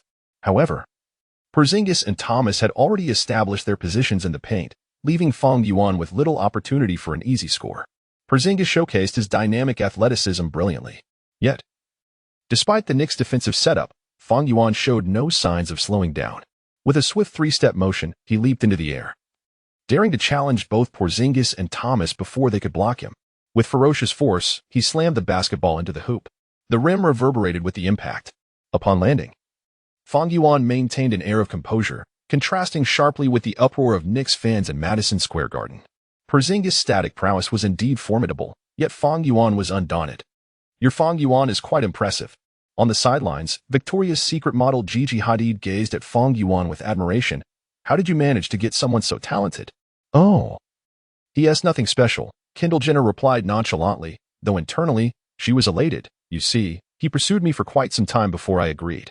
Meanwhile, on the other side, a celebrity remarked, "That was Fang Yuan who just dunked." "I know," replied another, a stunning actress with striking features, biting her lip. With such skills on the court, I wonder how he performs elsewhere. On the court, the Knicks altered their offensive strategy. Ntilikina executed a perfect pick-and-roll with Porzingis. Following that, Ntilikina delivered a slick behind-the-back bounce pass, perfectly finding Porzingis cutting to the basket. Thud. As the basketball landed in Porzingis' hands, he took off, soaring above Ibaka for a powerful two-handed dunk. After completing his personal slam, Porzingis triumphantly roared at Ibaka, whom he had just dunked over. Well, Porzingis just posterized Ibaka. First, Fang Yuan displayed his aerial prowess, followed promptly by Porzingis responding in kind. The intensity of this match was palpable. The commentators, reveling in the spectacle, proclaimed that Porzingis' dunk seemed to declare to the Los Angeles Lakers that in Madison Square Garden, only the Knicks could reign supreme. Porzingis' emphatic dunk ignited the fervor of the Madison Square Garden crowd. After all, this was New York. It was time for Knicks fans to apply some pressure on the visiting players. The renowned Knicks superfan Taylor Swift encouraged the crowd to amplify their cheers amidst the cacophony of boos. As the crowd roared, Derrick Rose brought the ball past half-court. "Derrick, over here." On the wing, Fang Yuan, unusually, positioned himself at the arc, signaling for the ball. Thud. The basketball landed in Fang Yuan's hands as he gestured to his teammates to spread out. Boom, boom, boom. At the arc, Fang Yuan dribbled rhythmically, suddenly accelerating as he made a decisive drive past Beasley on the left side. However, Beasley, a formidable defender known for his prowess, swiftly pursued. offering no easy path for Fang Yuan. Thud. Just then, Fang Yuan executed a dazzling behind the backstop, followed by a sharp change of direction, leaving Beasley in his wake. Wow. Beasley was left scrambling. The commentators leaped from their seats in excitement. Yet, Fang Yuan's moment was far from over. Ignoring the fallen Beasley, he charged into the paint, now facing only Porzingis as the last line of defense. Thud. In a heartbeat, Fang Yuan transformed his 3 steps into 1. Taking a giant stride as he leaped into the air. Confronted by the towering Porzingis, he shouted, "Come on, boy." Porzingis, still seething from being dunked on earlier, saw this as his chance for revenge. As he leapt high, raising his hands to block, a fierce collision occurred mid-air. Then, to everyone's astonishment, the seemingly more imposing Porzingis was pushed out of bounds by Fang Yuan. Boom. The thunderous sound of the dunk resonated. Simultaneously, the New York King, Porzingis, crashed to the floor. Meanwhile, Fang Yuan landed gracefully as if nothing had happened. In the next moment, the Knicks fans in Madison Square Garden fell into stunned silence, only to erupt into a frenzy once more. Chapter 79. New York is unprotected tonight. Oh my God. What have I just witnessed? Fang Yuan has astonishingly dunked Kristaps Porzingis out of bounds. Am I truly not mistaken? This is nothing short of a murder. Even though Fang Yuan, who resembles a peak Tracy McGrady, stands merely at 2.03 meters and weighs less than 100 kilograms, he has managed to overpower the 2.21-meter Porzingis in midair, executing a ferocious dunk. Even more astonishingly, after this feat, Porzingis lost his balance and crashed out of the court, while Fang Yuan landed gracefully. Goodness gracious. Meanwhile, the referee, albeit belatedly, blew his whistle. While Fang Yuan dunked on Porzingis, he also committed a blocking foul against his opponent. The 2 points count, and there is an additional free throw. Observing the referee's gestures, the 2 commentators on the sidelines exclaimed with excitement, "Ladies and gentlemen, we may have just witnessed a dunk that will be etched into NBA history." Fang Yuan signaled his teammates to spread out, first faking out his defender, Beasley, before executing a dunk over Porzingis. This is undeniably a dunk worthy of the annals of history. The commentators, in a frenzy, declared it perhaps the most violent dunk they have ever seen in their careers, without exception. On the court, Beasley struggled to help Porzingis, who was still on the floor. Upon rising, Porzingis attempted to argue with the referee, gesturing that Fang Yuan had elbowed him. Unfortunately for him, his exaggerated motions did not sway the referee's decision. Swish. The free throw was confidently made, marking Fang Yuan's 5th point of the game. Compared to the final dunk, I found myself more enamored with the series of dribbling moves Fang Yuan executed prior to the dunk. During the Knicks' offensive possession, the commentators were still savoring the array of dribbling maneuvers Fang Yuan showcased. His flashy yet practical rhythm was a visual delight, capped off with a nonchalant attitude as he faked out Beasley, a veritable work of art. Turning back, the Knicks clawed back 2 points thanks to Hardaway's perimeter shooting. The Los Angeles Lakers, however, did not falter in their offensive efforts as Talon Horton-Tucker swiftly inbounded the ball to Rose. Boom. Rose pushed the ball up court rapidly and passed it to Fang Yuan, receiving the ball at the top of the arc. Fang Yuan once again declined Ibaka's pick and signaled for everyone to spread out. Goodness. Watching Fang Yuan, who was rhythmically dribbling before him, Beasley felt a cold sweat trickle down his back. As the 2nd overall pick in the 2008 draft, Beasley possesses significant individual talent. Even the legendary Kevin Durant has publicly declared, "No one can defeat me in one-on-one, except for Michael Beasley." Yet now, faced with Fang Yuan's offensive prowess, he appeared flustered. Bam! Beasley was easily outmaneuvered as Fang Yuan accelerated past him, leaving his defense in the dust. Within the 3-second area, Porzingis steadfastly maintained his defensive stance, never shying away from confrontation. Boom. However, Fang Yuan could only respond with, "Sit down." Another emphatic dunk over Porzingis, his terrifying vertical leap left Porzingis unable to jump, merely watching as the Lakers' number 1 executed yet another dunk over him. Another slam. Since the beginning of the game, all of Fang Yuan's points have come from thunderous dunks. Observing Porzingis scratching his head in confusion, the commentators chuckled. Tonight, Fang Yuan has treated us to a dunking exhibition at Madison Square Garden. Sadly, Porzingis has become the most tragic figure in this spectacle. Clang. While the 2 commentators conversed, the Knicks missed their offensive attempt. The rebound was firmly secured by P.J. Tucker, and on the sidelines, Luke Walton signaled for the team to slow down, indicating a need to establish their half-court offense. Of course, he had another intention, to give the ball to Fang Yuan. Receiving the pass at the top of the arc, Fang Yuan executed a shooting fake that completely fooled Beasley. He then made a smooth turn, penetrating the paint, and with Porzingis guarding the inside, unleashed a powerful axe dunk. This time, Porzingis exhibited significantly improved awareness. Seeing Fang Yuan charging towards him, he sidestepped to avoid the oncoming force, watching as Fang Yuan completed the dunk. It was that he didn't want to stop Fang Yuan. After 3 previous encounters, his instinct was to block, yet his feet instinctively moved away. Did Porzingis actually evade him? The sight of the new king of New York dodging Fang Yuan's dunk left the commentators astounded. A towering 21-meter player was bested by Fang Yuan? This is simply mind-boggling. It is only reasonable. After all, no one wishes to remain a mere backdrop. Despite internally lamenting, the commentators still attempted to salvage Porzingis' dignity, stating, "This is merely a regular season game. The playoffs haven't yet arrived." Nonetheless, Porzingis' evasion sends a clear message. The paint in New York will no longer be protected tonight. Fang Yuan has never been known for his mercy on the court. With the Knicks having exposed their evident vulnerabilities, it is now his time to shine. As the first half of the game concluded, the visiting New York Knicks held a commanding 66-48 lead over the Los Angeles Lakers. The Knicks did possess a slight advantage in the paint, yet their defensive mindset had been utterly shattered. Fang Yuan, who scored 22 points in the first quarter, continued to showcase his offensive talent, adding another 18 points in the second quarter. With a personal tally of 40 points at halftime, the entire Madison Square Garden fell into a hush. Moreover, the game was far from over, and Fang Yuan's scoring would likely increase. Today, Kobe Bryant's record of 62 points for away players might be on the verge of being surpassed. Fang Yuan has entered an unstoppable realm, and the Knicks fans are ready to witness yet another magnificent individual performance. Kobe Bryant's 62 points may not suffice to impede Fang Yuan's momentum. Today, Fang Yuan is entirely capable of delivering another 60-point spectacle. During halftime, the commentators fully embraced the moment. Covering Fang Yuan's game does have its downsides. Regardless of who the teams are, they can always find a way to laud Fang Yuan. This is absurd. However, the fans from China watching through various channels relish hearing the commentators extol Fang Yuan's achievements. Chapter 80. As long as I aspire to win, we shall not lose.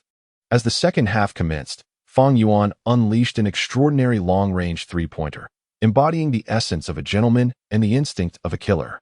Crazy. His swift maneuver not only outwitted Michael Beasley, but also sent him tumbling to the ground. Another three-pointer found its mark. Let us pray for Beasley, hoping his ankle sustains no serious injury. Oh my God. Fang Yuan's counterattack resulted in yet another three-pointer, bringing his tally to 9 points in mere moments since the half began. A truly terrifying feat. Dear God, intervene on his behalf. Fang Yuan struck again, netting his 52nd point of the game. Boom. He evaded Beasley, charging into the paint to deliver a thunderous dunk over Kristaps Porzingis. This game has undoubtedly been a dismal performance for the new king of New York. Here he comes again. Fang Yuan stormed into the lane, soaring past the outstretched arms of Thomas and Porzingis, executing a graceful layup midair.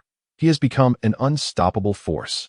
Beasley was once more defenseless against Fang Yuan's lightning-quick first step, easily bypassed. After breaking past Beasley, Fang Yuan surged into the paint for yet another effortless layup. This game has undoubtedly dealt a massive blow to Porzingis.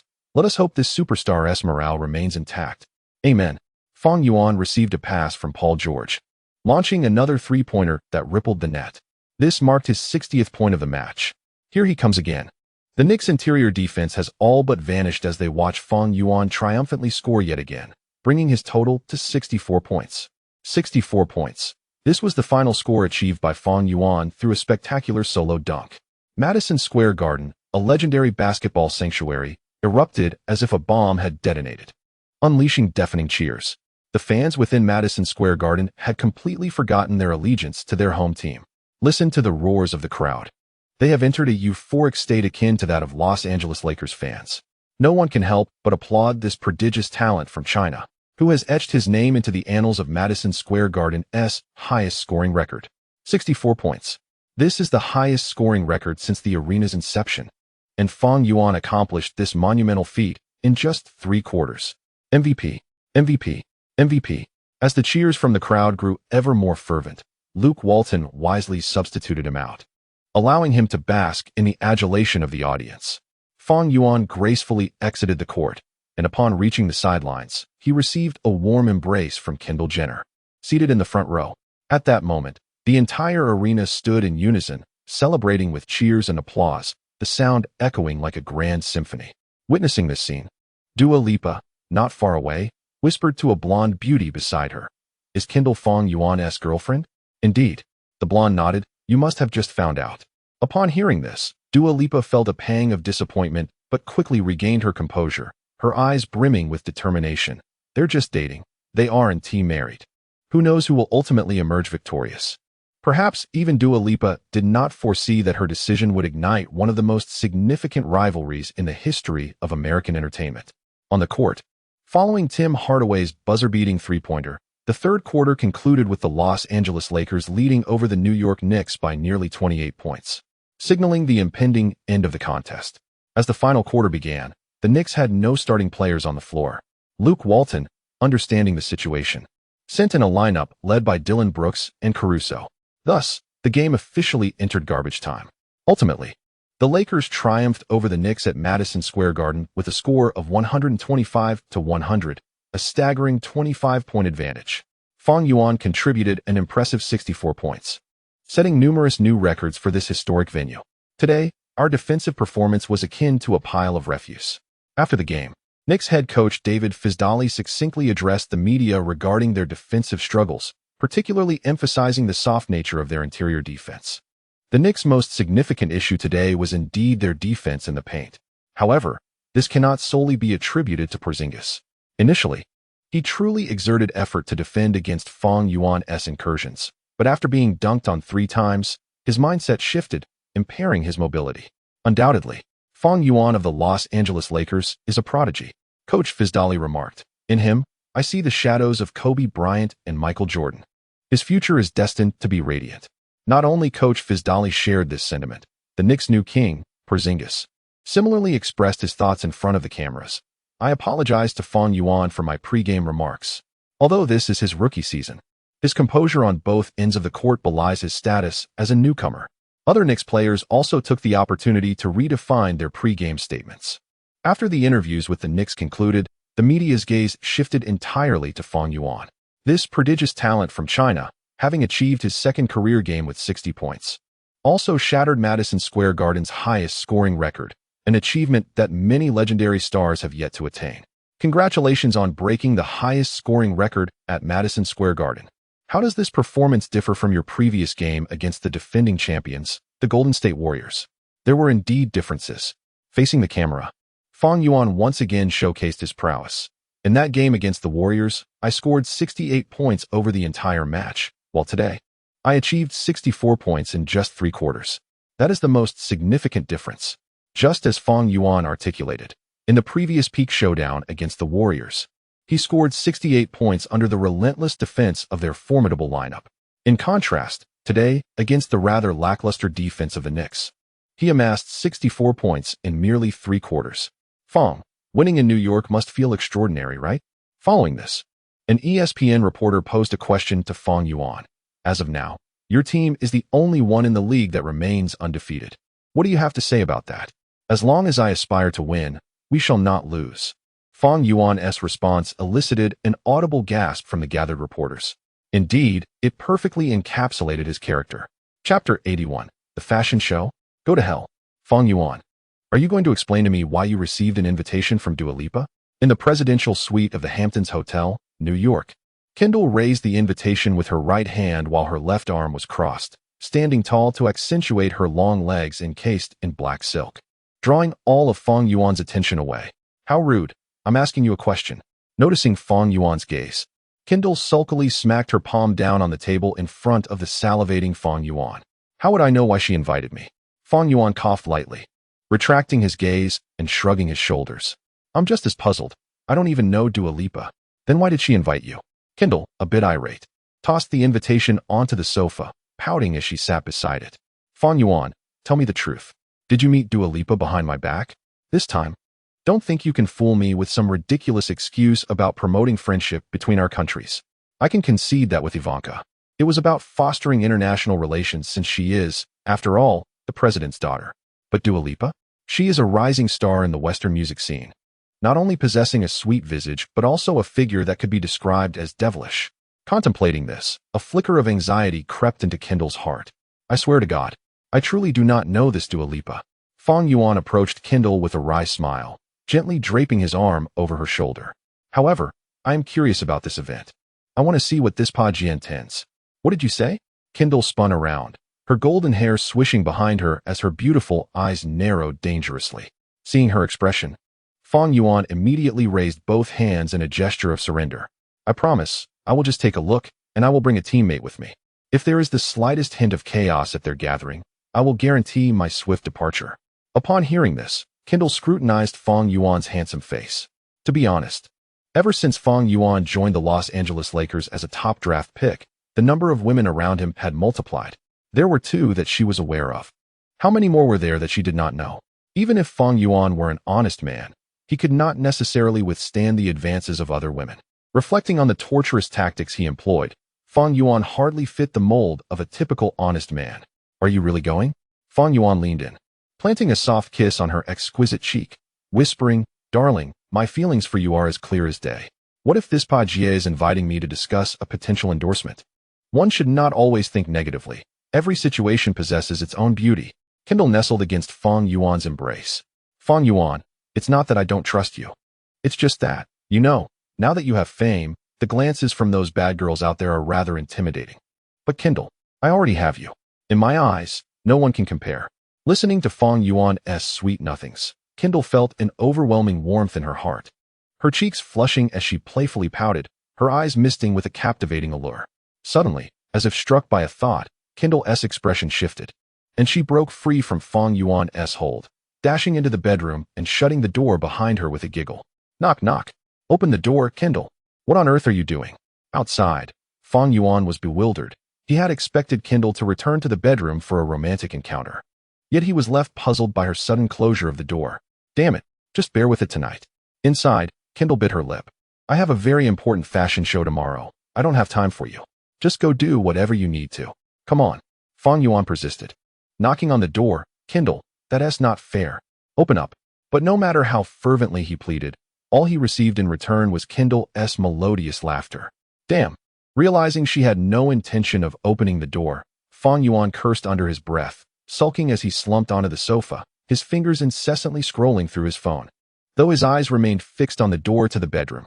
After all, Fang Yuan had been on the road with the team for several days, enduring torment. Finally seeing Kendall today, he was determined to present all his pin-up affections to her.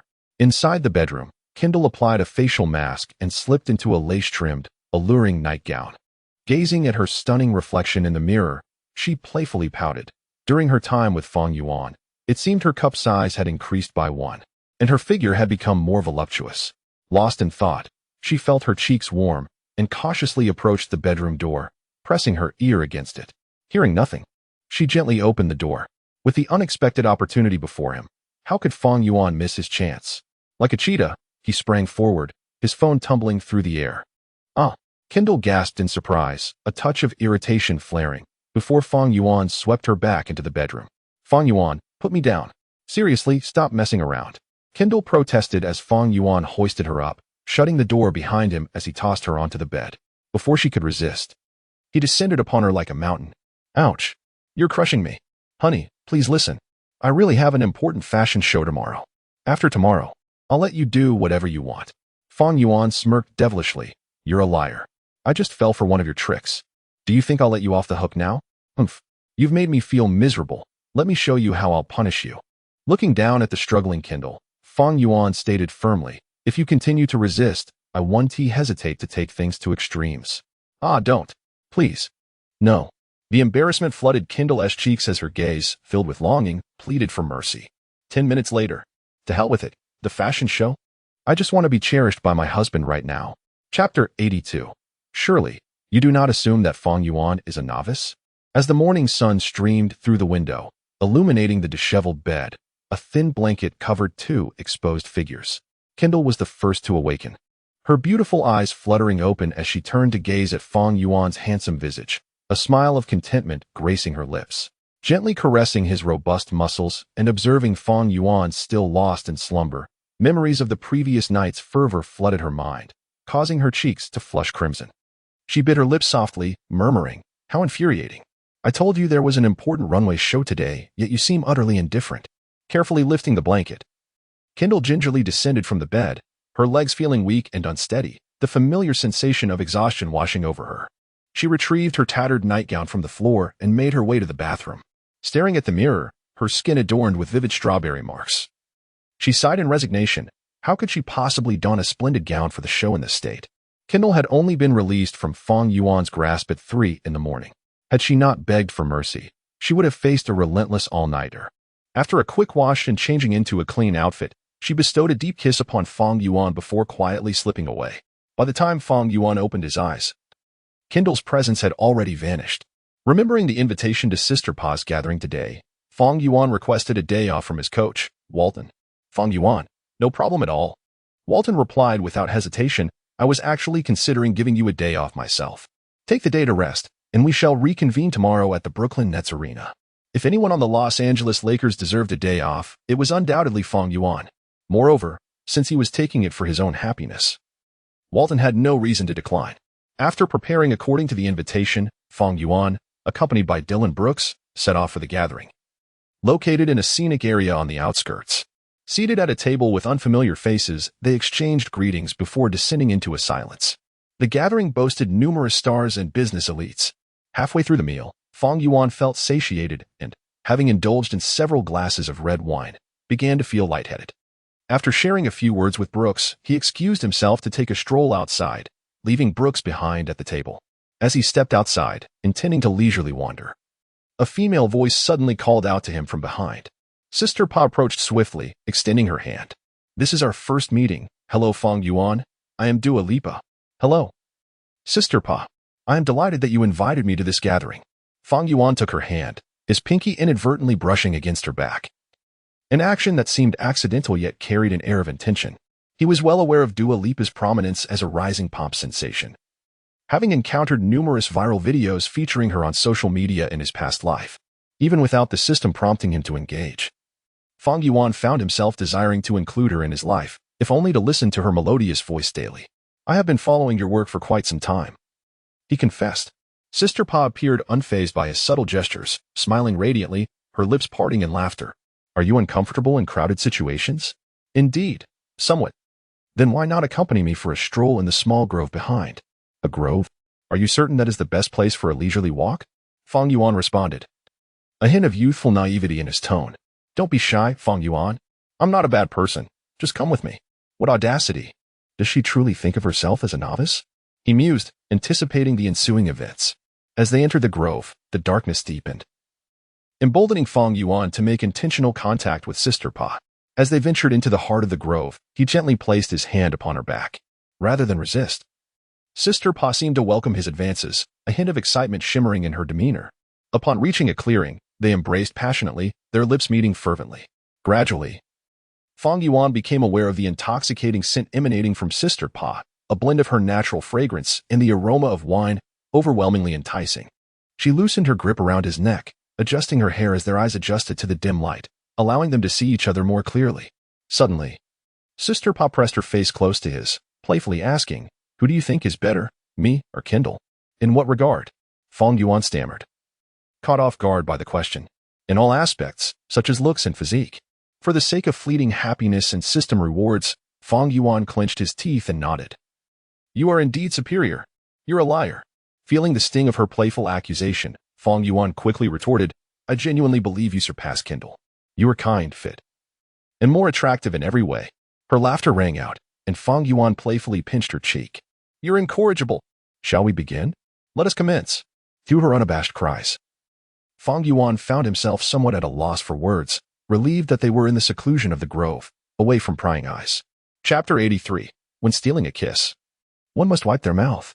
Oh my goodness. Dua Lipa's captivating gaze gradually regained its brilliance, the earlier days dissipating.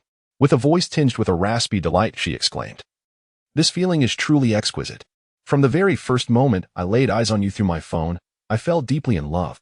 In response, Fang Yuan chuckled softly, gently caressing her cheek. "I too have a special fondness for your exuberant and enchanting presence. By the way, Could you fetch my bag and my clothes? Are you truly unafraid of the possibility of me becoming pregnant? Haha, what is there to fear? If it happens, we shall welcome the child. After all, a child is a divine gift.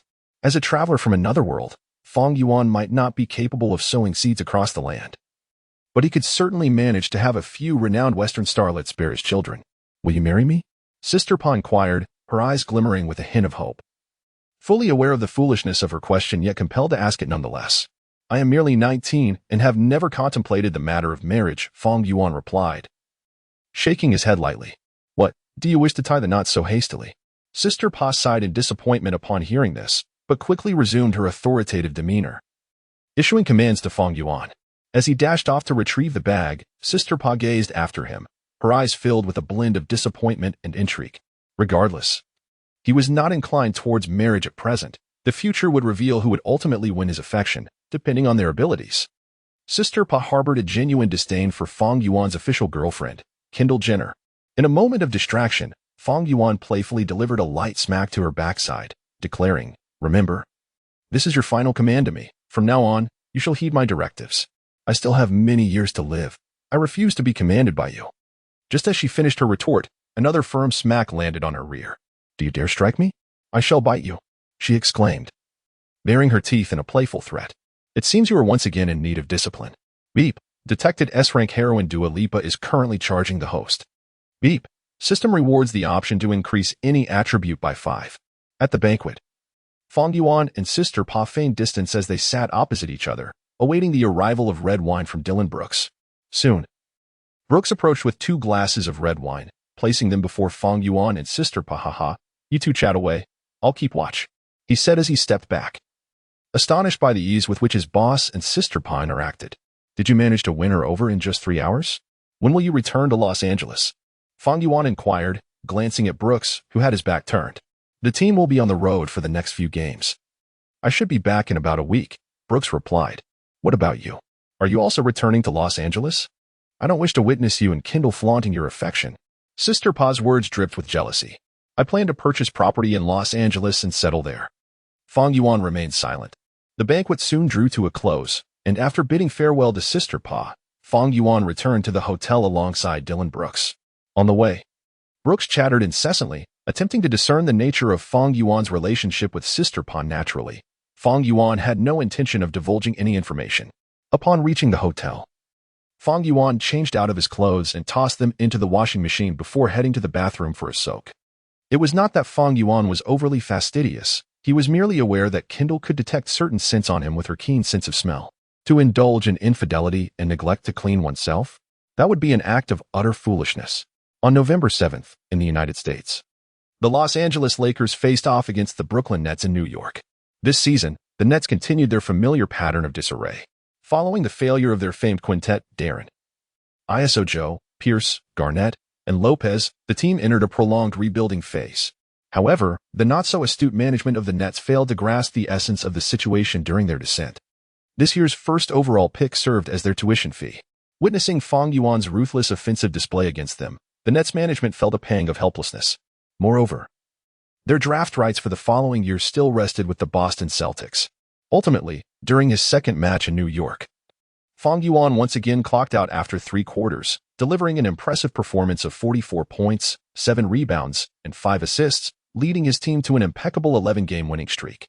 Following their victory over the Brooklyn Nets, the Los Angeles Lakers flew overnight to Boston for their next challenge against the Boston Celtics. This marked the Lakers' first back-to-back games of the new season. Though the distance from New York to Boston was not extensive, the overnight flight would significantly impact the players' stamina. This was also Fang Yuan's first encounter with back-to-back games in his professional career, making his performance in the second match a focal point for various media outlets. Most importantly, the Los Angeles Lakers were set to battle the Boston Celtics on their home turf, marking the inaugural clash between these two powerhouse teams this season. The Celtics, led by Kyrie Irving, would not easily allow the Purple and Gold Brigade to claim victory. Chapter 84. Is this player just off the plane? Fans habitually regard this match as the pinnacle confrontation within the NBA. The Los Angeles Lakers, led by the new king Fang Yuan, challenged the lavishly assembled Boston Celtics. To be frank, this contest may seem somewhat unfair for the Lakers, as they have just disembarked from their flight without even a moment to rest. In contrast, the Celtics, playing on their home turf, have enjoyed 2 days of recuperation. In Boston, at the North Shore Garden Arena, commentators Smith and Barkley swiftly analyzed the various hot topics surrounding this game. Upon discussing the so-called summit battle between the Lakers and Celtics, they both concur that the match is not entirely equitable for Los Angeles. The Celtics, resting comfortably, also enjoy the advantage of playing at home, while the Lakers face the fatigue of a back-to-back game. Even if the Celtics ultimately triumph and halt the Lakers' winning streak, Smith and Barkley still feel a sense of injustice. Why do you think we will be the ones to lose? Paul George, one of the Lakers' twin stars, chuckled at such inquiries during a pre-game media interview. Brother, we have not lost a game this season. I don't believe the Celtics can end our streak, but you've just landed less than 2 hours ago. That's not an issue. George remains brimming with confidence. In our 2 games in New York, we played exceptionally easy, as George asserted. In their games against the Knicks and Nets in New York, the Lakers effectively clocked out after 3 quarters. Strictly speaking, aside from the rushed flight, this hardly qualifies as a back-to-back. We have Fang Yuan. Seeing that the media remains somewhat skeptical, George invoked Fang Yuan's name. Even if we played until the final moments in New York, we still had Fang Yuan. You can always place your trust in him. Our young leader never disappoints. George's pre-game remarks left the journalists astonished. Was this perhaps a tad too much faith in Fang Yuan? Yet upon reflection, George's words indeed held merit. Firstly, in the 2 games in New York, the Lakers appeared to break a sweat. Additionally, as George mentioned, Fang Yuan has never let anyone down since being selected by the Lakers, with an astounding average of 44.8 points per game and leading the team to an 11-game winning streak. No rookie has ever achieved such feats before. Even the basketball deity Michael Jordan never accomplished this. Yet Fang Yuan has. Thus, the so-called back-to-back match holds no weight against Fang Yuan. The pre-game warm-ups for both teams quickly concluded, and the starters took to the court. The Boston Celtics lineup featured Kyrie Irving, Marcus Smart, Jason Tatum, Jaylen Brown, and Al Horford. Although Gordon Hayward was injured in the season opener, the Celtics' performance remained unaffected, boasting a commendable record of 9 wins and 2 losses, securing their position as second in the East. The Lakers' starting 5 remained unchanged: Derrick Rose, Paul George, P.J. Tucker, Serge Ibaka, and Fang Yuan. As Fang Yuan stepped onto the court, an uproar of deafening boos erupted throughout the North Shore Garden Arena. No visiting player ever receives cheers here. With the referee's whistle, the game officially commenced. The centers took their positions at center court, and the referee tossed the ball high into the air. Facing the aging Horford, the long-limbed Ibaka swiftly directed the ball into Rose's hands. The visiting Lakers seized the opportunity to initiate the first attack. With a swift motion, Rose advanced the ball, transforming into a quarterback as he launched a long pass to the front court the instant the Celtics were caught off guard. The basketball traced a flawless arc before landing securely in Fang Yuan's hands. Boom. With the ball in his possession, Fang Yuan took 3 steps, leaped gracefully, and executed a one-handed, ferocious slam dunk. Upon landing, he turned seamlessly to return on defense, as if nothing had transpired. In stark contrast to his composure, the North Shore Garden Arena erupted in astonishment. Is it truly possible to start with such excitement? Why did Ainge trade down in the draft? If we could have selected Fang Yuan, wouldn't we be soaring now? Jason Tatum has potential, but in the presence of Fang Yuan, he pales in comparison. In the Celtics' turn, Irving advanced the ball, deftly maneuvering past Rose with a series of stylish dribbles before hitting a mid-range jumper with precision. Before Irving could revel in his success, P.J. Tucker quickly initiated a baseline play. Rose received the ball and accelerated, while Fang Yuan mirrored his pace, weaving through the Celtics' defenders in a seamless display of speed. Another long pass crossed half-court, and although the landing was slightly awkward, Fang Yuan swiftly regained control, soaring towards the unguarded basket, executing a 360-degree turn in midair before delivering a two-handed dunk. 4-2. The Lakers maintained their lead. As the team swiftly transitioned between offense and defense, Irving penetrated the lane, drawing the attention of 3 Lakers defenders before passing to Jaylen Brown on the left wing. Unfortunately, Brown failed to capitalize on the open opportunity, and the ball ricocheted off the rim. Ibaka secured the rebound and passed it to Rose. The moment Rose received the ball, the Celtics swiftly reacted, scrambling back on defense. However, their recovery speed appeared snail-like compared to Fang Yuan's explosive burst. With the system's support, Fang Yuan darted forward like a cheetah, leaving the Celtics players far behind as he executed a fast-break counterattack. The sheer speed displayed by Fang Yuan was astonishing. Keep in mind, he had just stepped off the plane. Not only were commentators Barkley and Smith taken aback, but even the entire Celtics team was bewildered. Is this truly someone who just landed a few hours ago? What an international joke. To perform such rapid counterattacks after a back-to-back game? Is he even human? Even Kyrie Irving, who had previously played alongside the legendary LeBron James, now found himself in a state of confusion. This fast break was quicker than LeBron's. It's worth noting that in many defensive sequences, LeBron is often the most proactive in initiating fast breaks, even choosing to momentarily abandon defense to deliver a spectacular dunk for the fans during counterattacks. Chapter 85. What are you questioning? The Los Angeles Lakers and Oppo's counterattack strategy persists. Fang Yuan exhibits his speed advantage to the fullest. However, the Boston Celtics are no pushover. During this period, the Green Team relies not solely on Kyrie Irving and Oppo's individual offensive prowess. Their true core is head coach Brad Stevens, the young tactician who has constructed a formidable offensive system for the team. They excel in ball sharing on the offensive end, discovering optimal opportunities to score. This particular offensive sequence culminated in Jason Tatum's three-pointer from the left corner. Swish. The future Finals MVP shows no hesitation, sinking the three with precision. 6-5. The Celtics' starting lineup boasts impressive three-point shooting percentages at every position. Indeed, even their starting center Al Horford maintains a remarkable 43-point accuracy. As the commentators aptly noted, the Celtics' five-out lineup is truly challenging to contend with. In the 2017 to 2018 season, despite missing Irving and Gordon Hayward, they reached the conference finals. Had it not been for LeBron James's extraordinary performance that year, this young Celtics team might have crafted a remarkable narrative. Returning to the Lakers, Fang Yuan shows no mercy on the offensive end. After a crossover screen with Paul George, he receives a pass from Rose and launches a three-pointer from beyond the arc. 9-5. The Lakers continue to solidify their lead. In the Celtics' next offensive sequence, Jason Tatum attempts to score against Fang Yuan but misses. However, Horford secures the offensive rebound and dishes it out to Marcus Smart, who adjusts and sinks another three-pointer. 9-8. On the other side, the Lakers continue to feed Fang Yuan. The Los Angeles #1 never disappoints, unleashing his second three-pointer of the game. 12-8. As the Celtics initiate their offensive play, it is time for Kyrie Irving to shine. The offensive virtuoso navigates the top of the arc, executing a series of dribbles before breaking free from Rose's tight defense, penetrating the paint, and finishing with a layup over the imposing Ibaka and PJ Tucker. The multitude of scoring options for the Boston Celtics is the reason behind their success. Whether it's the backcourt duo of Irving and Smart, the dynamic wing pairing of Brown and Tatum, or the starting center Horford, they can score from any position on the floor. However, when it comes to scoring, who can surpass Fang Yuan? As the commentators remark, Fang Yuan receives a pass from Rose at the top of the arc, rejecting PJ Tucker's screen, and faces Tatum's defense head-on. Boom, boom. After a series of agile shifts, he finds space for his shot, nailing a three-pointer for the third consecutive time. Wow, Fang Yuan has once again struck from beyond the arc. This marks his third three-pointer of the game. In the early moments of the match, Fang Yuan alone accounts for all of the Lakers' points, essentially matching the entire Celtics team in scoring.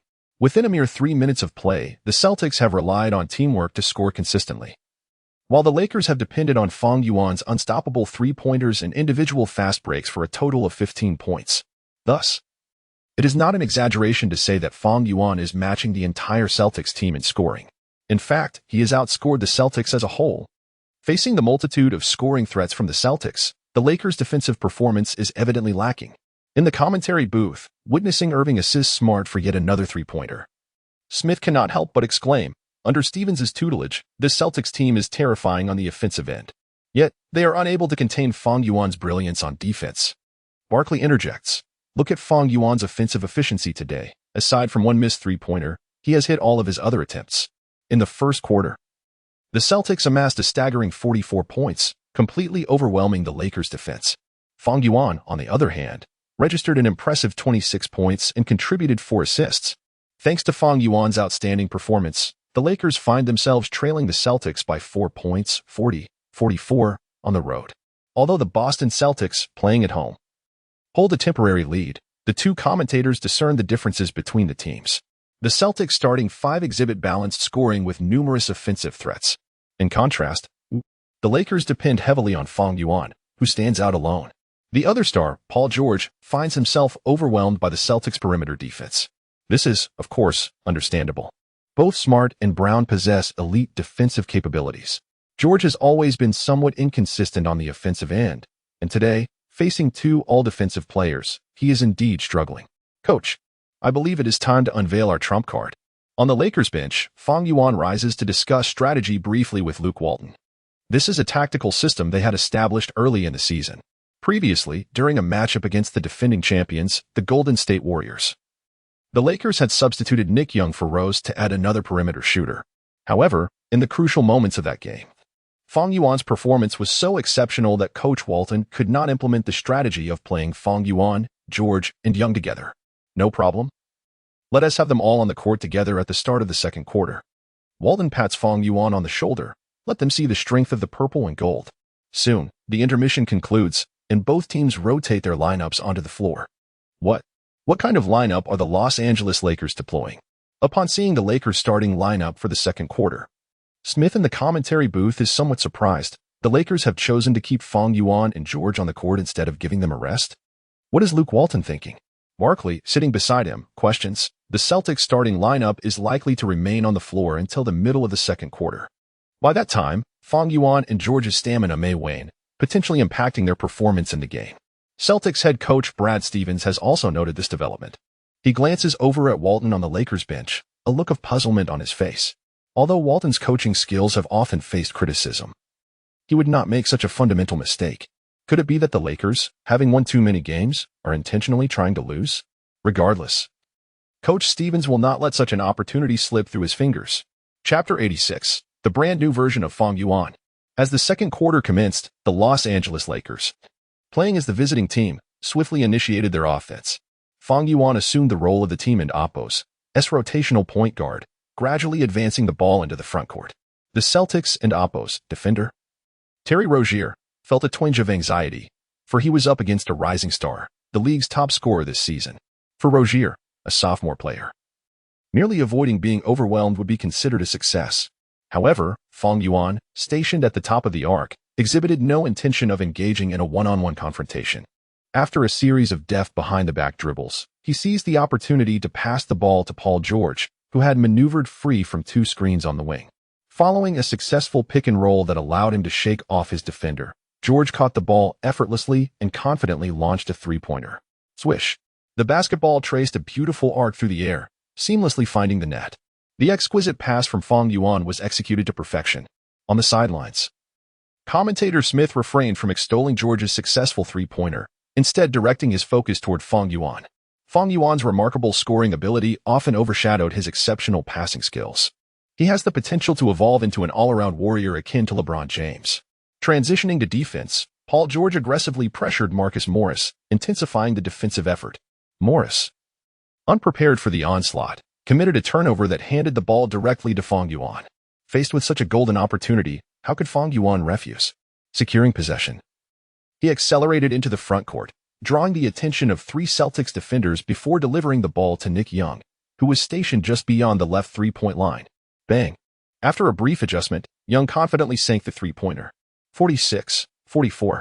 Following the score, Young acknowledged Fang Yuan with a pointed finger, signifying the beauty of the assist.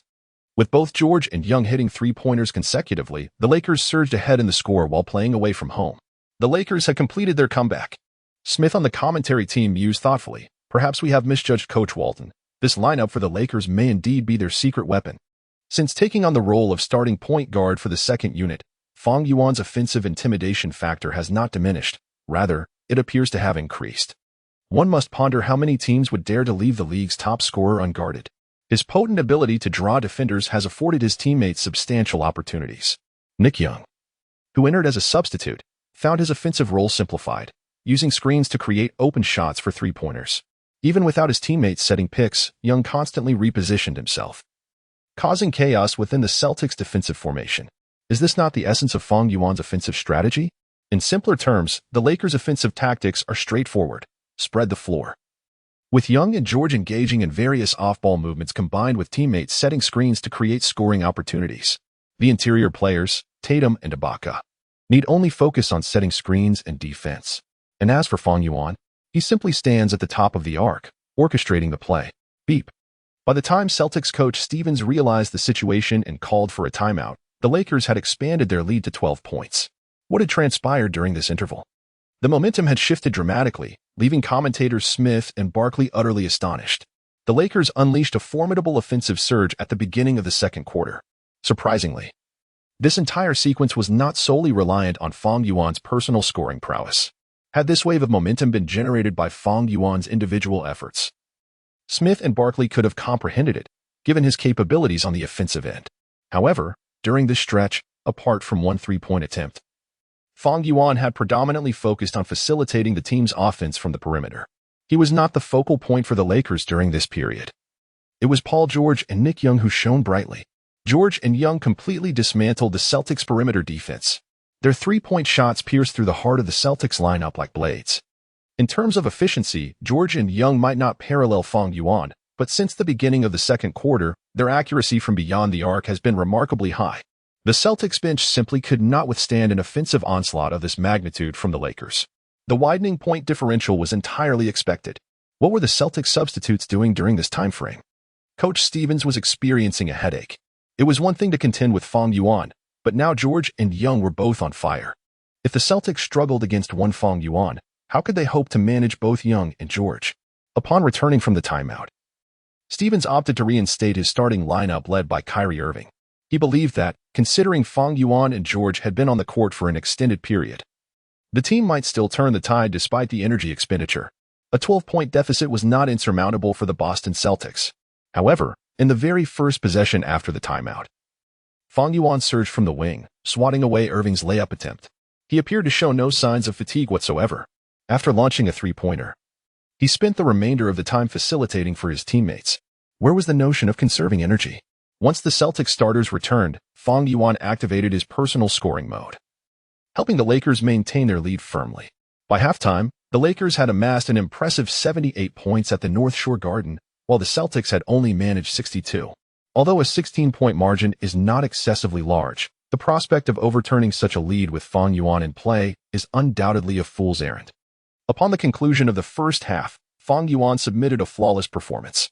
Smith at the commentary table reviewed the statistics. On this magnificent evening, Fang Yuan played the entire first half, racking up 36 points and 15 assists. He became the first player in Lakers history to achieve a halftime stat line of 30-15. Moreover, he is the youngest player in NBA history to attain such figures in a half. While there may be more historical records to be broken, Smith, in the face of uncertainty, refrained from making further claims.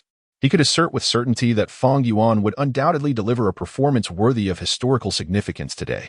As the game progressed as Smith had anticipated, upon returning for the second half, Lakers head coach Luke Walton promptly substituted Nick Young in for Rose. Fang Yuan continued to oscillate between personal scoring and facilitating, leaving the Celtics' defense utterly perplexed. While the Celtics maintained their offensive firepower, they consistently struggled to narrow the deficit to single digits. Meanwhile, Al Horford in the paint found himself in the most unfortunate position. As Fang Yuan penetrated the paint, Horford attempted to contest the shot, but Fang Yuan ultimately opted to pass the ball to a teammate on the perimeter, completing another assist. After several deceptive maneuvers, Horford grew hesitant to defend Fang Yuan. During a counterattack in the third quarter, Fang Yuan assisted George, who made a trailing three-pointer, successfully achieving his 20th assist of the game. Chapter 87. Jordan. I wish to witness the true strength of Fang Yuan in an astonishing display. Fang Yuan has once again delivered a performance of historic proportions. The North Shore Garden in Boston, Massachusetts, became a stage for this remarkable event. Commentators Smith and Barkley were utterly awestruck by Fang Yuan's exhibition today. Throughout NBA history, many players have achieved 20 assists in a single game. Likewise, several have scored 20 points and 20 assists in one outing. However, only 3 players have recorded a staggering 30 points and 20 assists in a single game: the legendary Magic Johnson of the Lakers, the Suns' great Kevin Johnson, and the ancient deity Mahmoud Abdul-Rauf.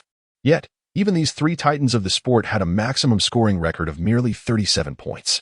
Now, Fang Yuan has accomplished an extraordinary feat of 40 points and 20 assists, an achievement unparalleled in the annals of NBA history. Fang Yuan is not merely a superlative scorer. He is also an exceptional defensive expert and a true orchestrator on the court. He has become the first player in NBA history to amass 40 points and 20 assists in a single game, and astonishingly, he is still a rookie. Establishing such a record as a newcomer is a milestone that may remain unchallenged for years to come. While it is conceivable that others, such as the superstar LeBron James, might someday replicate 40 points and 20 assists in a game, achieving such explosive statistics in one and Oppo's rookie season, akin to Fang Yuan, seems implausible. The North Shore Garden transformed into a library, with Fang Yuan's unanswerable offensive prowess rendering the Celtics fans in utter silence. What were we thinking during this year's draft? We could have brought Fang Yuan to Boston, yet we sent him to Los Angeles instead. Foolishness. We may have not only missed out on Fang Yuan, but potentially an entire dynasty. Witnessing the rise of the Los Angeles Lakers is more painful than defeat itself. Ultimately, the Boston Celtics were unexpectedly defeated by the Los Angeles Lakers, trailing by 18 points. Head coach Stevens, bewildered, reflected on the game. Despite the team executing a more rational and cohesive offensive strategy, they fell to the Lakers by a significant margin. It is noteworthy that the Lakers' starting lineup does not possess the same perfection as that of the Celtics. During the evening's TNT roundtable, numerous experts convened to dissect the Lakers' lineup used against the Celtics. Upon reviewing the game footage, one might observe substantial similarities between the offensive systems of the Lakers and the Celtics. Smith initiated the discussion. Both teams employed a big man and four small lineup. Yet the Lakers appeared to have the upper hand. Analyzing the video further, Barkley remarked, the Celtics rely solely on offense, whereas the Lakers possess a multifaceted approach. Both the Celtics and Lakers indeed depend on their offensive performance, yet the Celtics' perimeter defense struggled to contain Fang Yuan. Their defense was not lacking. It was merely overwhelmed by Fang Yuan's prowess. Conversely, the Lakers, with players such as Fang Yuan, Paul George, and the formidable interior duo of P.K., Tucker, and Ibaka, excelled not only in offense but also made significant contributions on defense. A crucial point was raised by Olney, who had been silent until now. The Los Angeles Lakers have Fang Yuan. He is the unequivocal core of the Lakers' tactical framework, wielding formidable offensive skills while also facilitating scoring opportunities for his teammates and influencing the game's flow through defensive support. Olney's assertion was clear. The fundamental distinction in this matchup lay in the presence of Fang Yuan with the Lakers, which the Celtics lacked. Smith and Barkley applauded this perspective, with the entire TNT crew seemingly extolling Fang Yuan. In contrast to TNT, ESPN adopted a different angle, comparing Fang Yuan's rookie performance to that of legendary stars. Many experts immediately thought of the basketball deity, Michael Jordan. Jordan's scoring ability in the 1990s NBA was virtually unmatched, maintaining the highest scoring efficiency despite fierce competition, as evidenced by his 10 scoring titles. However, when experts juxtaposed the scoring trajectories of the two, it became apparent that the basketball god paled in comparison to Fang Yuan. Fang Yuan not only surpassed Jordan in average points, but also held a stark advantage in assists, when Jordan was deemed insufficient for comparison. Experts turned to the perennial superstar LeBron James. However, James's strength lies in his prolonged stability and enduring career. In terms of explosive scoring ability, he remained significantly behind Fang Yuan, particularly considering James and Oppo's rookie season average of 25 points, which pales in comparison to Fang Yuan and Oppo's output. Ultimately, ESPN's analysts invoked the ancient deity of basketball, Wilt Chamberlain. Both Fang Yuan and Chamberlain are the only players in NBA history to score over 50 points in a single game during their rookie season. Comparing these two offers a truly meaningful discussion. As for others, they simply do not measure up to Fang Yuan. As experts compared Fang Yuan to Chamberlain, Michael Jordan himself took notice of the discourse. Out of curiosity for this rising star, he expressed on his social media that he would attend a game at the United Center in Chicago as a fan. I love Chicago. I cherish everything about this place. During a media interview, Jordan fondly reminisced about the city. I have received countless honors here, but this time I return not for the Chicago Bulls. Facing the camera, Jordan was unequivocal. I simply wish to witness the true strength of Fang Yuan. Chapter 88. How can one possibly acquire this young prodigy? A remarkable 15-year career. 10 scoring titles. 2 MVP trophies. 2 3-peat championships. 9 All-NBA first-team selections. Such awe-inspiring feats can only be attributed to the basketball deity himself, Michael Jordan. In the fiercely competitive landscape of the 1990s, Jordan shattered the championship dreams of numerous superstars with his extraordinary skills, elevating the NBA's prominence to unprecedented heights. The saga between him and the Chicago Bulls is a narrative that could fill volumes. Recently, Jordan announced his return to the United Center as a fan, igniting a fervor throughout the entire NBA. This marks his first visit to the venue filled with cherished memories since acquiring the Charlotte Hornets. Following Jordan's declaration, ticket prices for the matchup between the Chicago Bulls and the Los Angeles Lakers skyrocketed fivefold. The excitement generated by Fang Yuan had already made tickets scarce. But with the basketball god making an appearance, the prices soared to unimaginable heights. Moreover, it wasn't just Michael Jordan making waves, the architects of the Bulls dynasty. Scottie Pippen and Dennis Rodman swiftly reached out to Jordan upon learning of his return, expressing their intent to accompany him courtside. This reunion of the Bulls' legendary trio after many years is monumental. The anticipation surrounding their presence raises the question of just how exorbitant the ticket prices will become, an inquiry that hardly requires elaboration. On November 9th, in Chicago at the United Center, the stands were brimming with spectators. Almost all fans arrived early, eagerly peering toward the entrance. A few prime seats remained conspicuously vacant, reserved for notable guests. Everyone knew precisely to whom these seats were dedicated. At long last, amid the crowd's anticipation, a group of impeccably dressed individuals made their entrance. Jordan has returned. This marks his first appearance at the United Center in several years. His ties to Chicago are profound and multifaceted. Regrettably, he is not here to support the Bulls, but rather due to Fang Yuan's presence. As Jordan took his seat, the commentators in the broadcasting booth promptly rose to offer him thunderous applause. Fang Yuan's performances in the NBA have been nothing short of sensational. However, prior to him, the man who effortlessly shattered records and garnered accolades was none other than the basketball deity, Michael Jordan. As they settled in, Scottie Pippen pointed towards Fang Yuan, who was practicing shooting on the court. I heard you were annihilated by him in a recent show. What annihilation? He merely played a few impressive games. Rodman, ever the loyal bodyguard of Jordan, scoffed. He hasn't even won a championship yet, and he's already being lauded? This young man still has much to learn. On the court, once both teams concluded their warm-ups, the starters took to the floor. As the referee signaled the start, the visiting Los Angeles Lakers seized immediate control of the game. In the opening play, Rose executed a spectacular alley-oop with Fang Yuan. On the wing, Fang Yuan utilized screens from Ibaka and P.J. Tucker to cut towards the basket, receiving Rose's pass, switching the ball from his left to right hand midair, and delivering a thunderous dunk that ignited the atmosphere within the United Center. This moment set the tone for the match. The first quarter essentially became a showcase for the Lakers, or more specifically, for Fang Yuan. Regardless of which Bulls player was tasked with defending him, he outperformed them all. By the end of the first quarter, Fang Yuan had amassed 23 points, paying homage to the basketball god on the sidelines while helping his team achieve an impressive 42 points. The Lakers led the Bulls 44-28, establishing a 16-point advantage. It must be said, this young man possesses undeniable talent. As the first quarter concluded, Rodman modified his earlier stance. A young player who can be compared to Michael is indeed extraordinary. While his perception of Fang Yuan had shifted, his admiration for Jordan remained unwaveringly professional. But what has become of the Bulls? Rodman continued, losing by 16 points in a single quarter? It seems our beloved Bulls have truly hit rock bottom. Observing the youthful player on the Bulls bench, Jordan pondered, this young talent from China is truly remarkable. The records he has shattered in his rookie season are feats I could never accomplish. The second quarter commenced swiftly. Fang Yuan dismissed the coach's suggestion for rest and immediately re-entered the game. After all, the basketball god was in attendance. It was imperative to deliver a stellar performance. Fang Yuan was in a frenzy. The Chicago Bulls were no match for him. His offensive displays evoked memories of Michael Jordan seated courtside.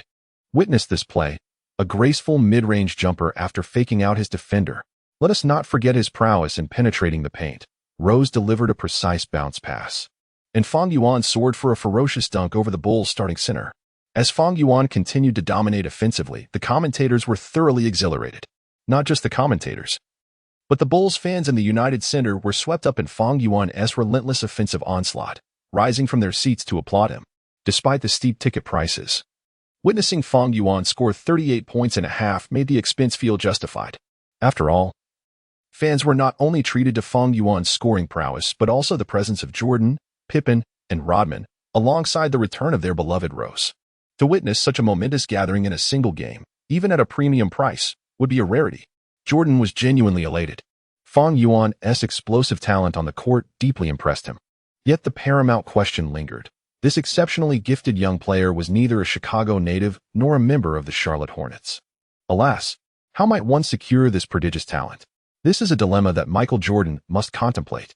Chapter 89. The New God of Basketball.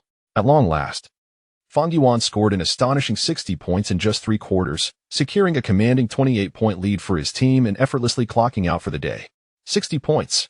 Once again, Fang Yuan reached the remarkable milestone of 60 points by the end of the third quarter. This marks the third occasion in his professional career that he has surpassed the 60-point mark, perhaps as a tribute to the legendary Michael Jordan. Fang Yuan delivered yet another unparalleled personal performance, regardless of the motivation behind it. Amidst the roaring cheers of nearly 20,000 fans in the United Center, he exited the court, while 2 commentators immediately showered him with praise. Ultimately, the match concluded. The Los Angeles Lakers, playing away, decisively defeated their opponents, handing them a 3rd consecutive loss while achieving their 13th victory of the season. This also marked the Lakers' 13th consecutive win since the start of the season. The Lakers have successfully completed their rebuilding process, centered around Fang Yuan, and they are poised to realize the glory of a new dynasty. Notably, Fang Yuan's extraordinary scoring of over 60 points in 3 quarters suggests that had he continued to play in the 4th quarter, he would undoubtedly have set a new career high. As the game wrapped up, the 2 commentators remained awash in admiration for Fang Yuan. This prodigious talent from Huaxia truly deserves every accolade. Fang Yuan possesses an unparalleled gift, contributing significantly on both ends of the court. In a post-game media interview, Michael Jordan also bestowed the highest praise upon Fang Yuan, stating, "To be honest, there are very few exceptional young talents like Fang Yuan in the league today. He is destined to become a legend." After lauding Fang Yuan, Jordan did not hesitate to take a jab at the Boston Celtics. It's hard to imagine that a talent as remarkable as Fang Yuan was allowed to slip into the hands of the Lakers.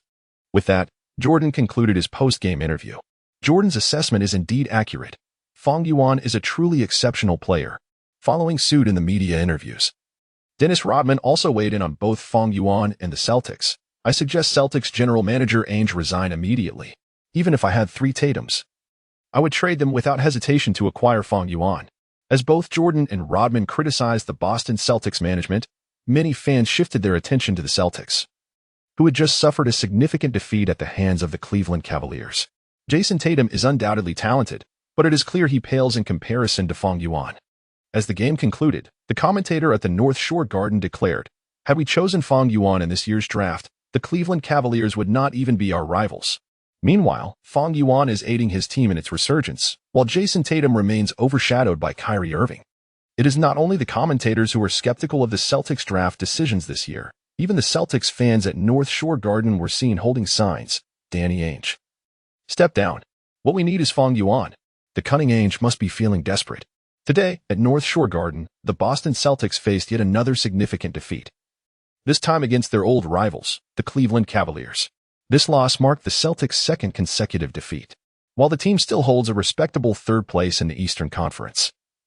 It is evident to any discerning observer that they will struggle to overcome LeBron James in the playoffs. The crux of the issue lies in the fact that they had an opportunity to reverse their fortunes in this year's draft. However, due to Ainge's avarice, they missed out on Fang Yuan. Missing out on Fang Yuan is not entirely catastrophic, as they did select Jason Tatum and secured 2 future first-round picks. Nevertheless, with the rise of younger players within the team, the underlying instability is beginning to surface. Since Kyrie Irving joined the team, the atmosphere has been less than harmonious. The emergence of discord has contributed to the Celtics' recent string of significant defeats. Of course, Ainge's worries extend beyond these issues. The various banners from home fans have struck a chord with him. "We don't want Jason Tatum, nor do we need Kyrie Irving. All we desire is Fang Yuan. Only Fang Yuan can lead the Celtics back to the pinnacle of the NBA. Danny Ainge must resign." Missing out on Fang Yuan equates to missing out on a dynasty. Upon seeing these banners, Ainge was left in despair. Additionally, the comments made by basketball legend Michael Jordan and Dennis Rodman after witnessing the Lakers match have propelled Ainge to the top of the North American trending charts. Concurrently, NBA Commissioner Adam Silver has been closely monitoring the performance of the Los Angeles Lakers. The positive impact that Fang Yuan brings to the league is evident before Silver's eyes. Just one player like Fang Yuan has already generated such significant positive outcomes. If Fang Yuan is developed into the new face of the league, there is no doubt that the NBA will thrive even after LeBron James retires. More importantly, Silver received a report today regarding the NBA's viewership ratings in Huaxia. The ratings across various channels in Huaxia have reached historic highs. The Huaxia market is rapidly reopening its doors to the NBA. If Fang Yuan is positioned as the new god of basketball, Silver has every reason to believe that the NBA's global influence will once again reach its zenith. Reflecting on this, the astute president quietly made a decision. Proposing Fang Yuan as the new god of basketball is hardly a challenge in light of the immense benefits at stake. Chapter 90, Can you not involve me in your criticism of Fang Yuan? After triumphing over the Chicago Bulls, the Lakers hastily journeyed to Indiana to challenge the Pacers. This season marks the official rebuilding phase for the Indiana Pacers, having traded their star player Paul George during the offseason. In exchange for George, they acquired young talents such as Julius Randle and Brandon Ingram from the Los Angeles Lakers. While the young players possess immense potential, it remains merely that potential. Consequently, the Lakers dispatched the Pacers with remarkable ease, becoming yet another victim of Los Angeles' 14-game winning streak. Brandon Ingram, the second overall pick from last year, managed to score 16 points and grab 4 rebounds in over 30 minutes of play. The disparity in performance was glaringly evident when compared to Fang Yuan, who scored 37 points, 8 rebounds, and 7 assists on 14 of 20 shooting, including 3 of 4 from beyond the arc and a perfect 6 for 6 from the free throw line. With this impressive start, Fang Yuan has consistently showcased his brilliance, further solidifying the Lakers' undefeated status and leaving the league in astonishment. The Lakers have emerged as a formidable force this season, a fact well acknowledged. However, no one anticipated that a mere rookie could propel the team into the championship conversation. Their brilliance has begun to overshadow even the reigning champions, the Golden State Warriors. Particularly, their near-flawless performance on both offense and defense, along with their ability to defeat opponents by significant margins, has instilled a sense of trepidation among their rivals. Numerous basketball analysts have suggested that the Western Conference is essentially a contest among the Lakers, Warriors, and Houston Rockets. Whoever emerges from the West will likely claim the championship. As for the other teams, they are deemed entirely incomparable. Though the analysts' statements may seem exaggerated, they reflect the high regard in which the Los Angeles Lakers are held. Amid such anticipation, the Lakers return to the Staples Center, boasting a 14-game winning streak, to face the visiting Utah Jazz. This matchup also featured a spotlight on the top scorers among the class of 2017, pitting Donovan Mitchell against Fang Yuan. Fans worldwide eagerly awaited the clash. Who would score more, and which team would emerge victorious? I have never denied Fang Yuan's excellence. His offensive prowess is nothing short of historic. Prior to the game, Mitchell addressed the media regarding the debate over who is the superior scorer. I'm not lacking either. I've been in great form lately, and Fang Yuan won TB my match. Currently, Fang Yuan averages 43.8 points per game and has led his team to a remarkable 14-game winning streak, the best record in the league. A journalist from the Los Angeles Daily Times remarked somewhat disdainfully, and you currently hold an 8-6 record, placing you 7th in the West. Taken aback by the journalist's cold response, Mitchell found himself at a loss for words. Why would you say something so disheartening? I was trying to play it cool. And now you've ruined that. After a moment of contemplation, Mitchell decided to respond boldly. So you're implying that the Lakers will definitely win tonight? Absolutely, replied the journalist without hesitation. Tonight, Fang Yuan will decisively defeat you. Mitchell was taken aback by the audacity of the reporter. I've seen confident reporters before. But this is on another level, he exclaimed. Let us wait and see. Before the game even began, the verbal sparring had commenced. Upon hearing Mitchell's comments relayed by the reporters, Dylan Brooks of the Lakers fired back. Donovan? Where did this little nobody come from? Enough said. I'll make him understand the consequences of showing off at the Staples Center. Paul George scoffed, adding, he is certainly talented, but compared to Fang Yuan, he is simply not enough. As for Fang Yuan, during a pre-game interview, he shrugged nonchalantly, stating, I've encountered many rookies attempting to challenge me, but their outcomes have rarely been favorable. I hope Donovan can withstand the pressure. That evening, 3 games unfolded simultaneously, including a thrilling matchup between the Thunder and the Warriors, as well as a heavyweight clash between the Milwaukee Bucks and the Philadelphia 76ers. Nevertheless, fans remained most focused on the showdown between the top scorers of the 2017 draft class. It seemed that whoever triumphed would prove to be the strongest rookie of the cohort. In fact, Donovan Mitchell had recorded 3 games scoring over 40 points and 8 games over 30 points in his first 14 matches, averaging 25.6 points per game. If not for Fang Yuan, Mitchell would undoubtedly be showered with accolades from the media. However, in the shadow of Fang Yuan, his brilliance appeared somewhat diminished, with the spotlight firmly on Fang Yuan. During the pre-game warm-up, Mitchell approached Fang Yuan for a brief embrace. Yet, no pleasantries were exchanged. Mitchell initiated the confrontation. Fang Yuan, you know I'm going to personally end your winning streak in this game. To be honest, if Rudy Gobert had made that statement, I might have found it amusing. Fang Yuan waved his hand dismissively, adding, clearly, you lack the capability and the qualifications for such a claim. Me lacking capability? Me lacking qualifications? Mitchell glared at Fang Yuan, feeling somewhat irked. Meanwhile, across the ocean in China, during a live stream, Teacher Whale commenced his broadcast.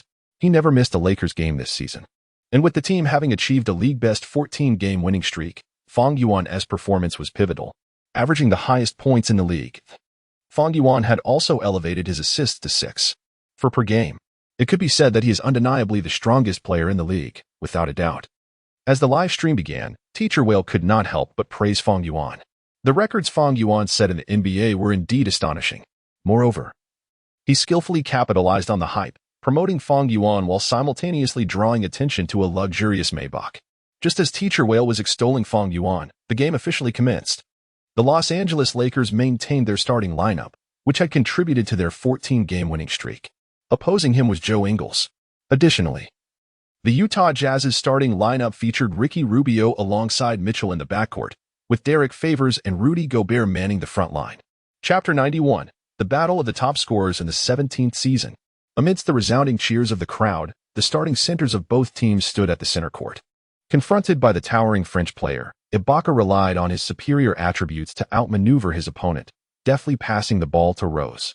The Los Angeles Lakers, playing on their home turf, secured the first defensive possession of the game. As Fang Yuan took his position on the court, Mitchell suddenly appeared before him. Are you going to guard me? Fang Yuan was taken aback, noticing that Mitchell was significantly shorter than him. With unwavering confidence, Mitchell nodded, of course, I am your opponent tonight. This was a poor choice. Amused, Fang Yuan reached out for the ball from Rose. Naturally, he would not let Mitchell's audacious challenge go unanswered. As the basketball touched his hands, Mitchell committed himself to defense. However, Fang Yuan effortlessly disregarded his presence, executing a deft dribble that left Mitchell one step behind. Before rising to take a shot just outside the three-point line, swish, the ball arced beautifully through the air, finding its mark in the net. 3 o'clock. What the heck? Did he just make a long-range shot right off the bat? Mitchell was stunned. He had not anticipated such an easy score against him, especially at the very start of the game. Just wait. After recovering from his shock, Mitchell shot an irritated glance at Fang Yuan, who had turned to retreat on defense. Fang Yuan's shot clearly conveyed his disdain for Mitchell's defensive capabilities. Give me the ball, Mitchell demanded angrily as he rushed to receive the inbound pass. But Jazz head coach Quinn Snyder shook his head disapprovingly, dissatisfied with Mitchell's choice of defensive assignment. Why not guard Rose? Why not defend against the inconsistent Paul George? Why choose to confront an opponent who was not only taller but also possessed greater talent and speed? How could he possibly succeed? Yet, inexplicably, after their pre-game encounter, Mitchell had eagerly volunteered to defend Fang Yuan. Faced with his pupil's insistence, Coach Snyder could only allow him this one indulgence. However, the onslaught against Mitchell was relentless. At the top of the arc, Mitchell used Gobert's screen to shake off George's defense and penetrated the lane for a layup. Yet, upon returning to defense, Fang Yuan smoothly drove into the paint. Before the Jazz's double team could arrive, he leaped from just inside the free throw line and confidently sank a mid-range jumper. Mitchell's dynamic talent and physicality were impressive, but his height was a significant disadvantage, making him appear almost defenseless against Fang Yuan. Nevertheless, our tenacious Mitchell was not one to be easily discouraged. He initiated a personal scoring spree, determined to match Fang Yuan point for point. With dazzling ball handling skills, he deftly maneuvered past George, who, in an attempt to halt his drive, committed a tactical foul. Swish, swish. Standing at the free throw line, Mitchell converted both shots, bringing his personal tally to 4 points. Yet, as he returned to defense, Fang Yuan received the ball and, right in front of Mitchell, took another 3-point shot. Fang Yuan's quick release left Mitchell momentarily stunned. In a flurry, he attempted to block the shot but ended up hitting Fang Yuan's arm. Beep. The referee's whistle pierced through the arena. Donovan Mitchell was called for a foul on the 3-point attempt, but Fang Yuan had already released the ball. The commentators focused intently on the spinning basketball in midair. This shot is good. Goodness. Fang Yuan not only made his first 3-pointer of the game, but also drew a shooting foul from Mitchell, earning him an opportunity for a 3-1. Mitchell, hands on his head, leaped towards the referee, eager to contest the call. Of course, the foul was undeniable. However, what he sought was to have the three-pointer nullified. I'll concede the 3 free throws, but absolutely not the 3-1. Yet, the referee showed no inclination to alter the decision. Swish. After successfully converting the free throw, the score now stood at 8-4. As the Jazz advanced the ball, Ingles approached Mitchell, who had suffered consecutive defeats at Fang Yuan's hands, and advised him, "Donovan, don't be stubborn. The height difference is too significant. Let me take over." Ingles' suggestion was tactful, hinting that Mitchell was struggling to contain Fang Yuan's offensive prowess. "All right." Mitchell replied earnestly, agreeing to switch defensive assignments with Ingles, rather than stubbornly attempting to guard Fang Yuan and conceding easy points. He would be better off lurking in the corner to watch over George. Back on offense, Mitchell continued to engage with Gobert at the top of the arc. This time, Fang Yuan stepped up to assist defensively, forcing Mitchell to opt for a pass. Whoosh. Gobert, surprised by Mitchell and Oppo's unexpected return pass, was momentarily taken aback. Yet, the French giant was still adept at capitalizing on opportunities in the paint. 8-6. On the defensive end, Mitchell positioned himself in front of George, while Fang Yuan and Oppo's matchup shifted to Ingles. Nevertheless, Fang Yuan continued his offensive onslaught, driving into the paint. Facing a double team, he opted to pass, delivering a bounce pass to the unguarded Ibaka, who completed the layup. Fang Yuan and Mitchell were truly locked in a fierce contest. The commentator, Smith, noted the competitive spirit between the two. Each scoring exchange and assist is met with an equal response. However, compared to Mitchell, Fang Yuan exhibited a level of offensive freedom that was unmatched. Barkley chimed in. "In this opening segment, Fang Yuan has demonstrated a perfect offensive efficiency, while Mitchell has failed to contain him." In truth, it wasn't Oppo's just Mitchell. Ingles, who had switched over to defend, was equally ineffective.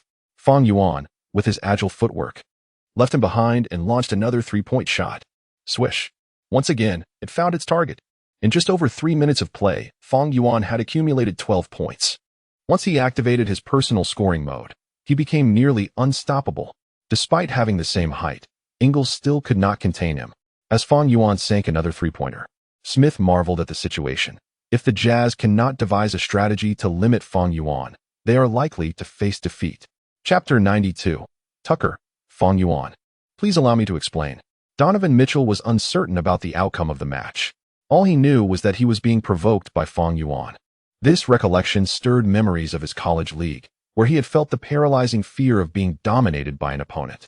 Although Mitchell's Louisiana State University never faced off against Fang Yuan's University of California, Los Angeles in the March Madness tournament, Fang Yuan's reputation in the NCAA was already formidable. In essence, all the rookies from Fang Yuan's draft class were overshadowed by him, simply due to his extraordinary performance during his NCAA tenure. Today, there would be no opportunity for you to show off.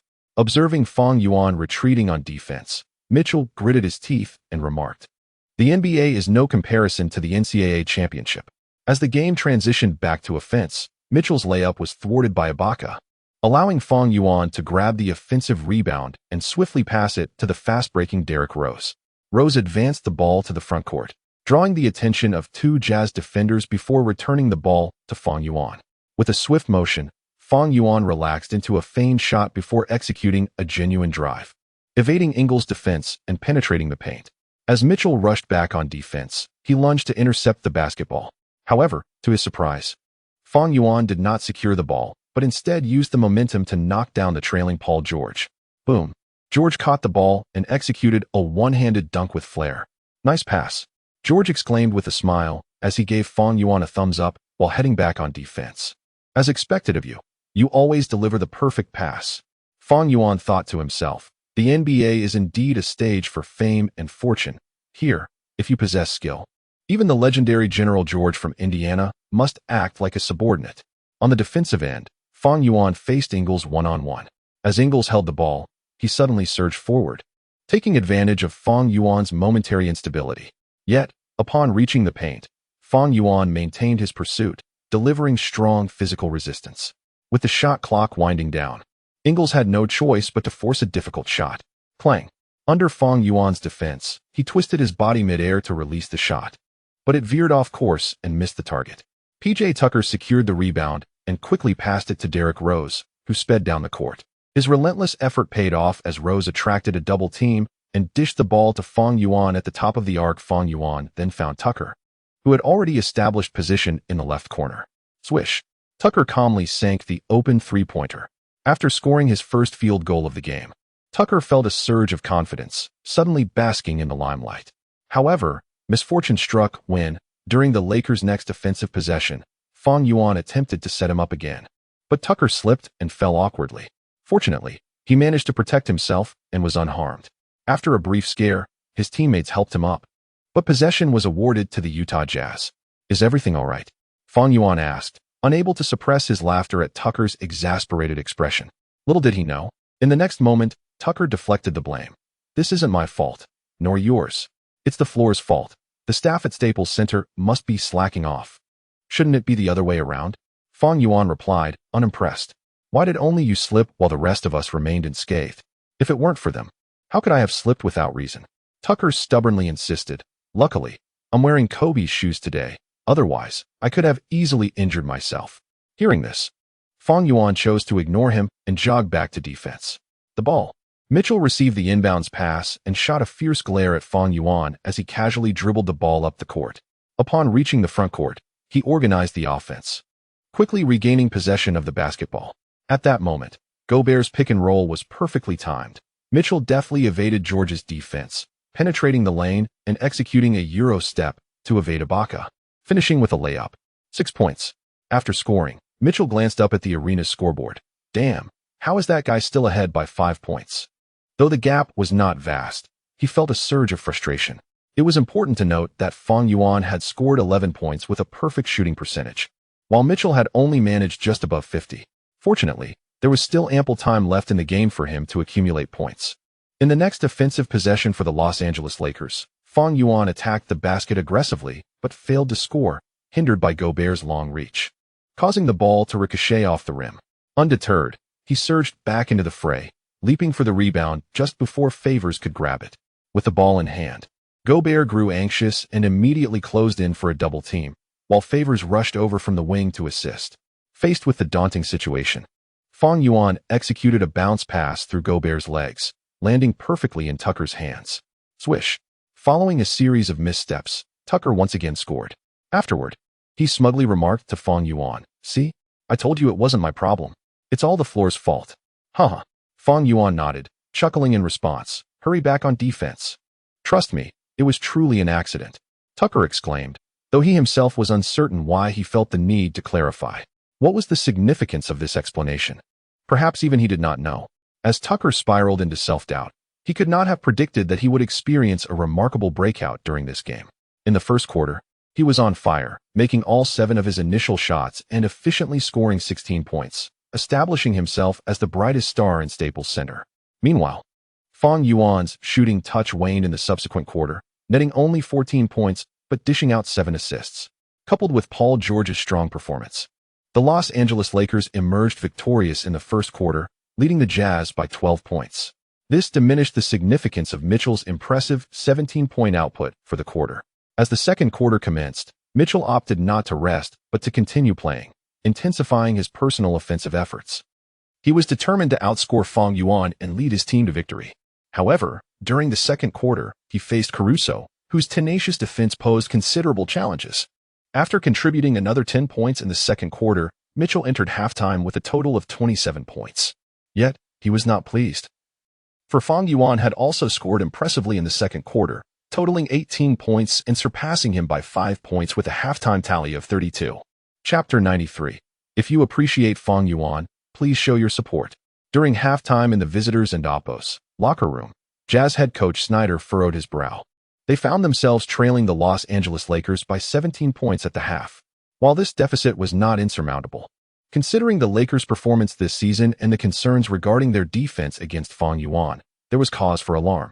To focus on Fang Yuan alone would be a disservice.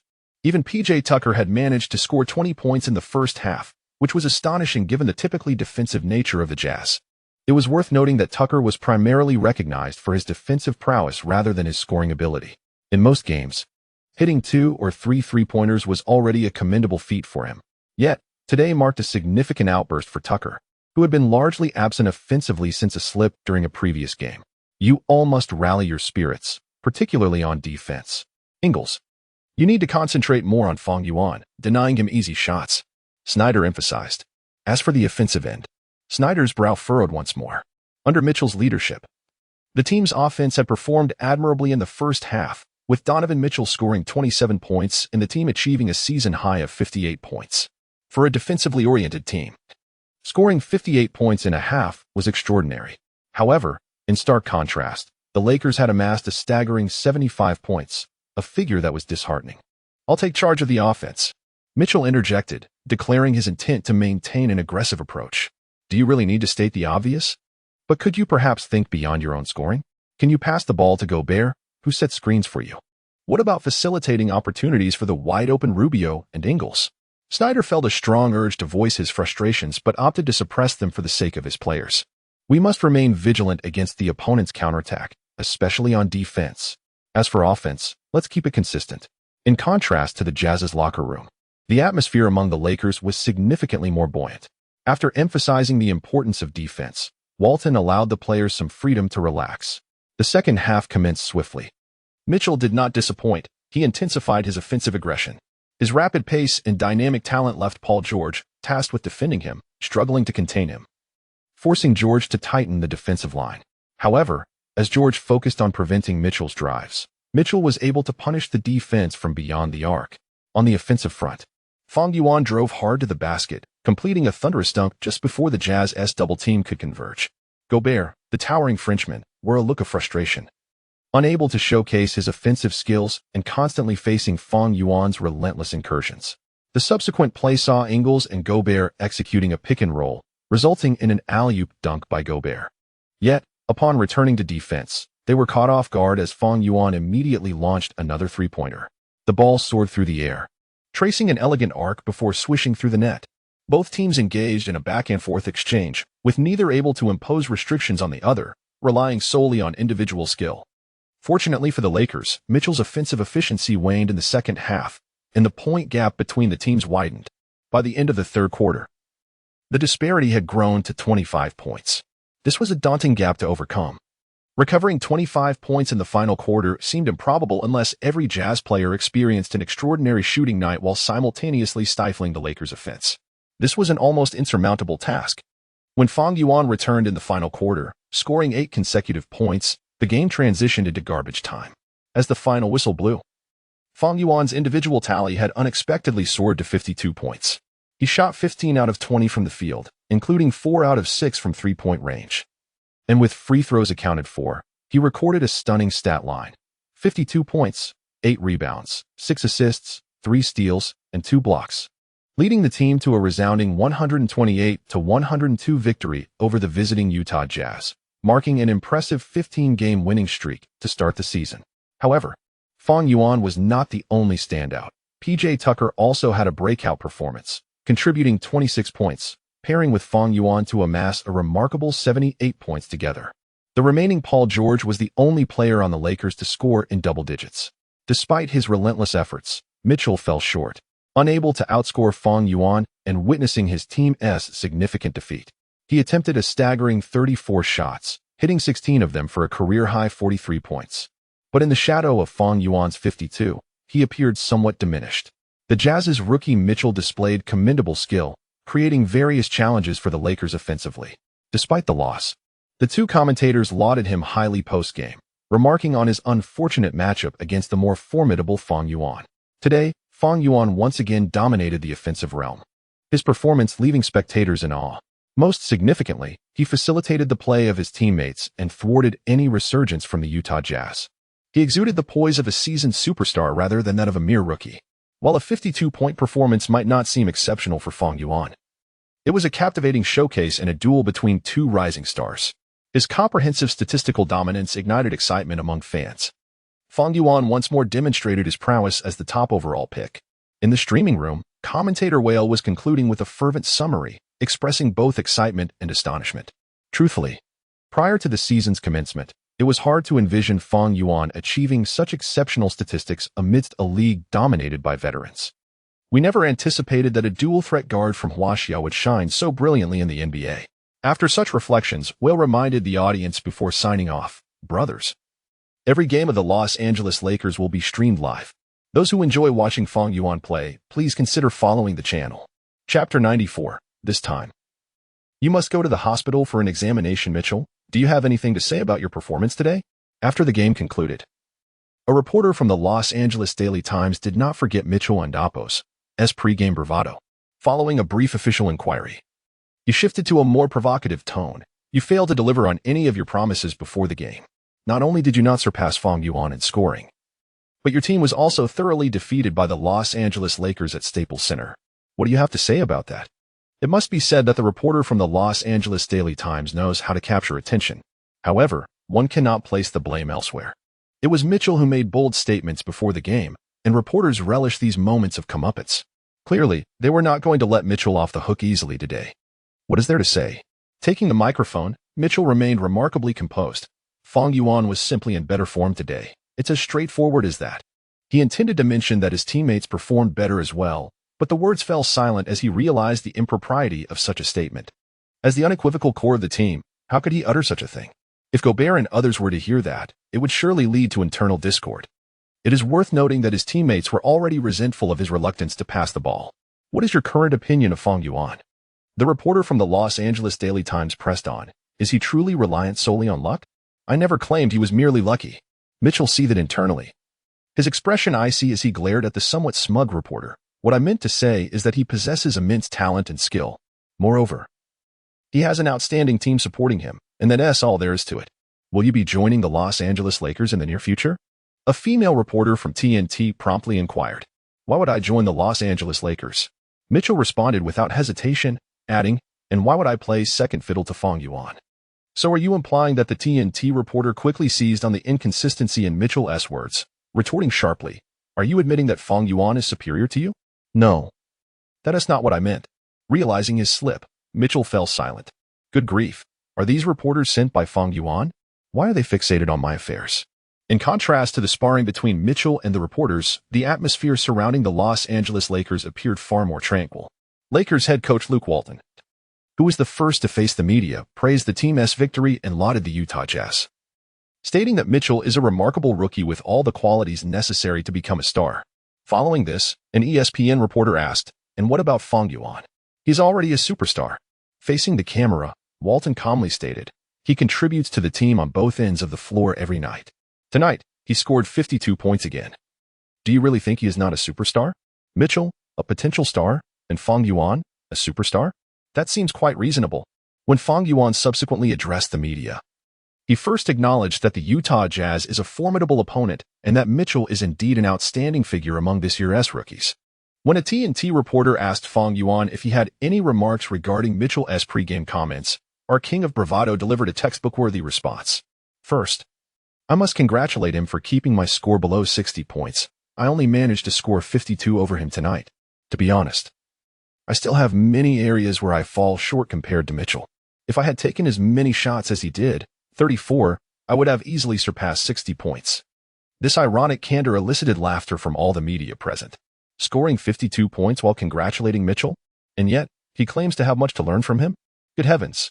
After the post-game interviews, Fang Yuan and his teammates exited Staples Center.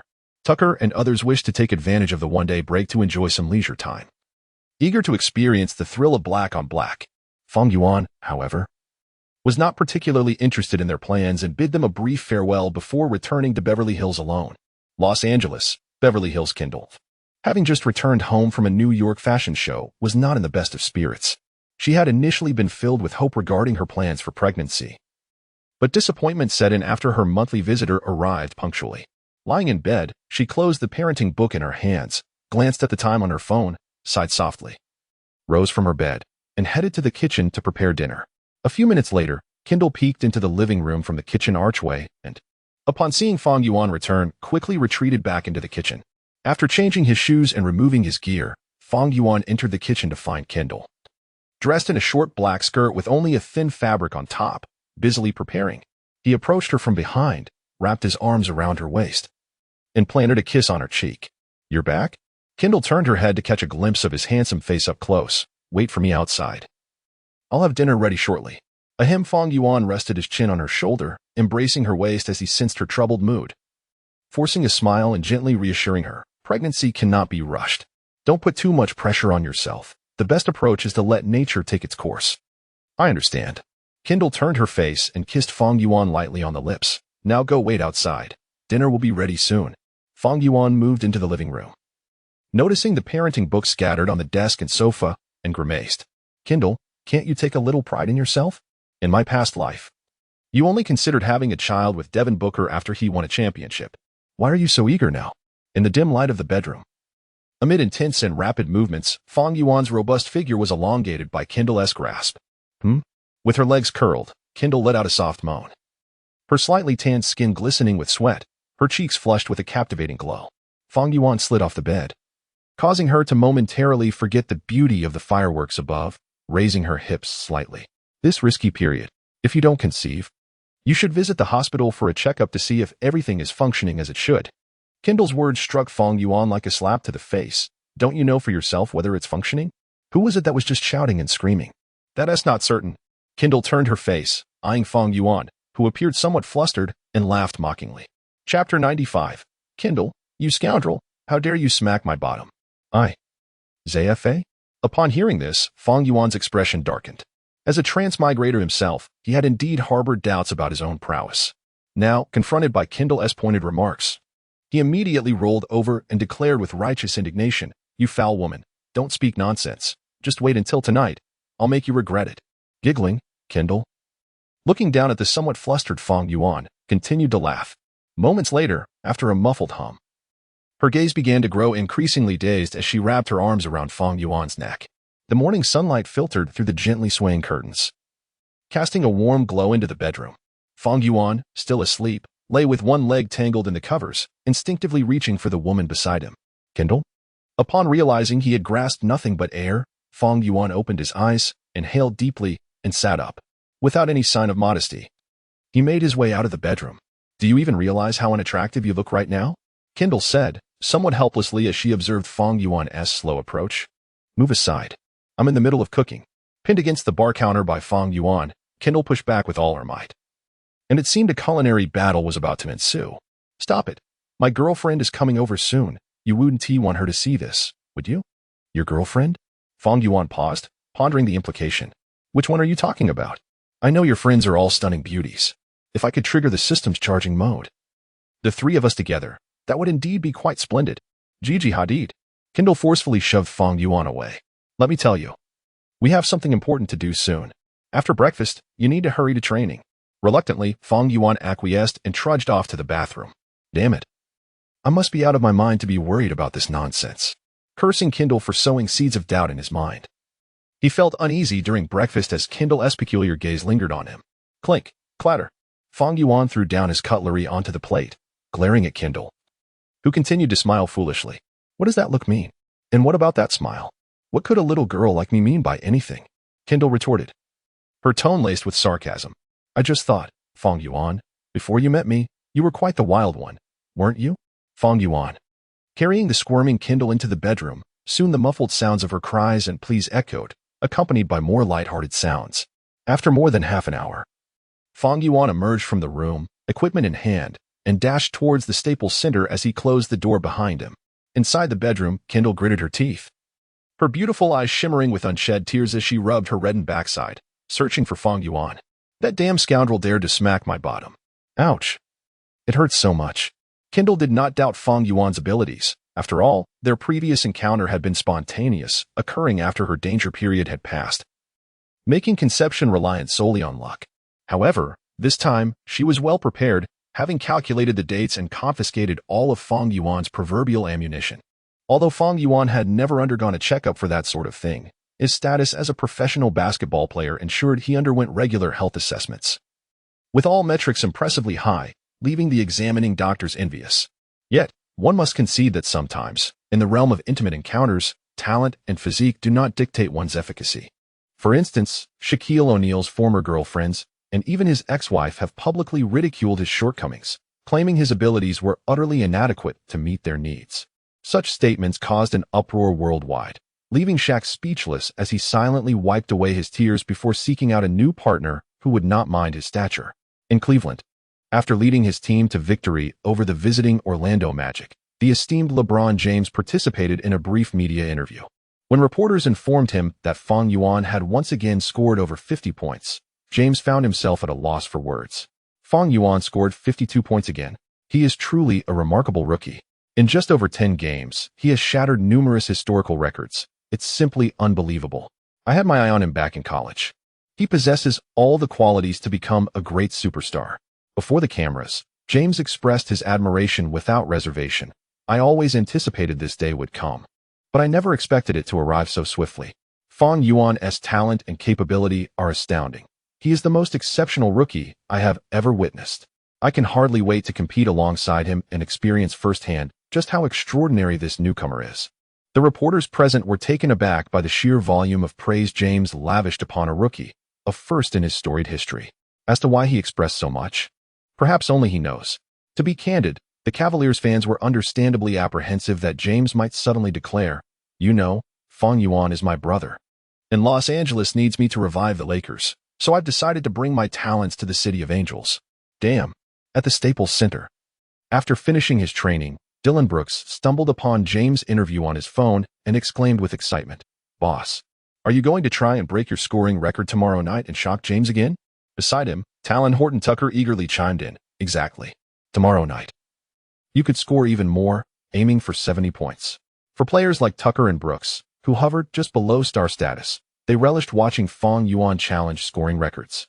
"If I keep scoring high, will you even get a chance to shoot?" Fang Yuan replied with a wry smile. "Will you ensure Paul George doesn't have any complaints?" These questions landed heavily upon the two.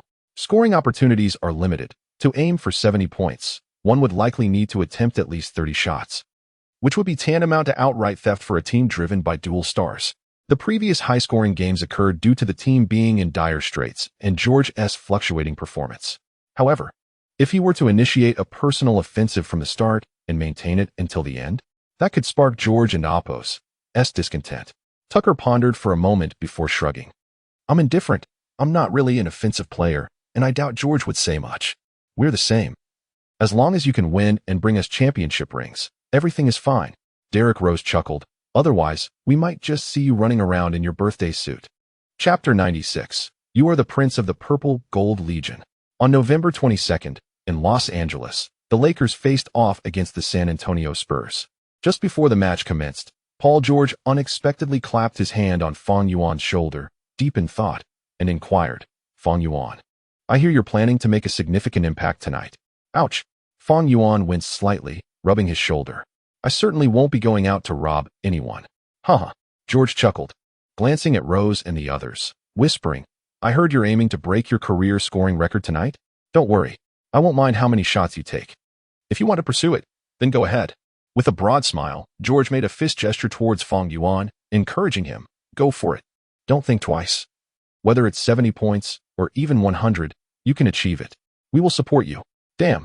Even Fang Yuan was bewildered by how Rose and Brooks had convinced George that he intended to shoot more and chase after his scoring record.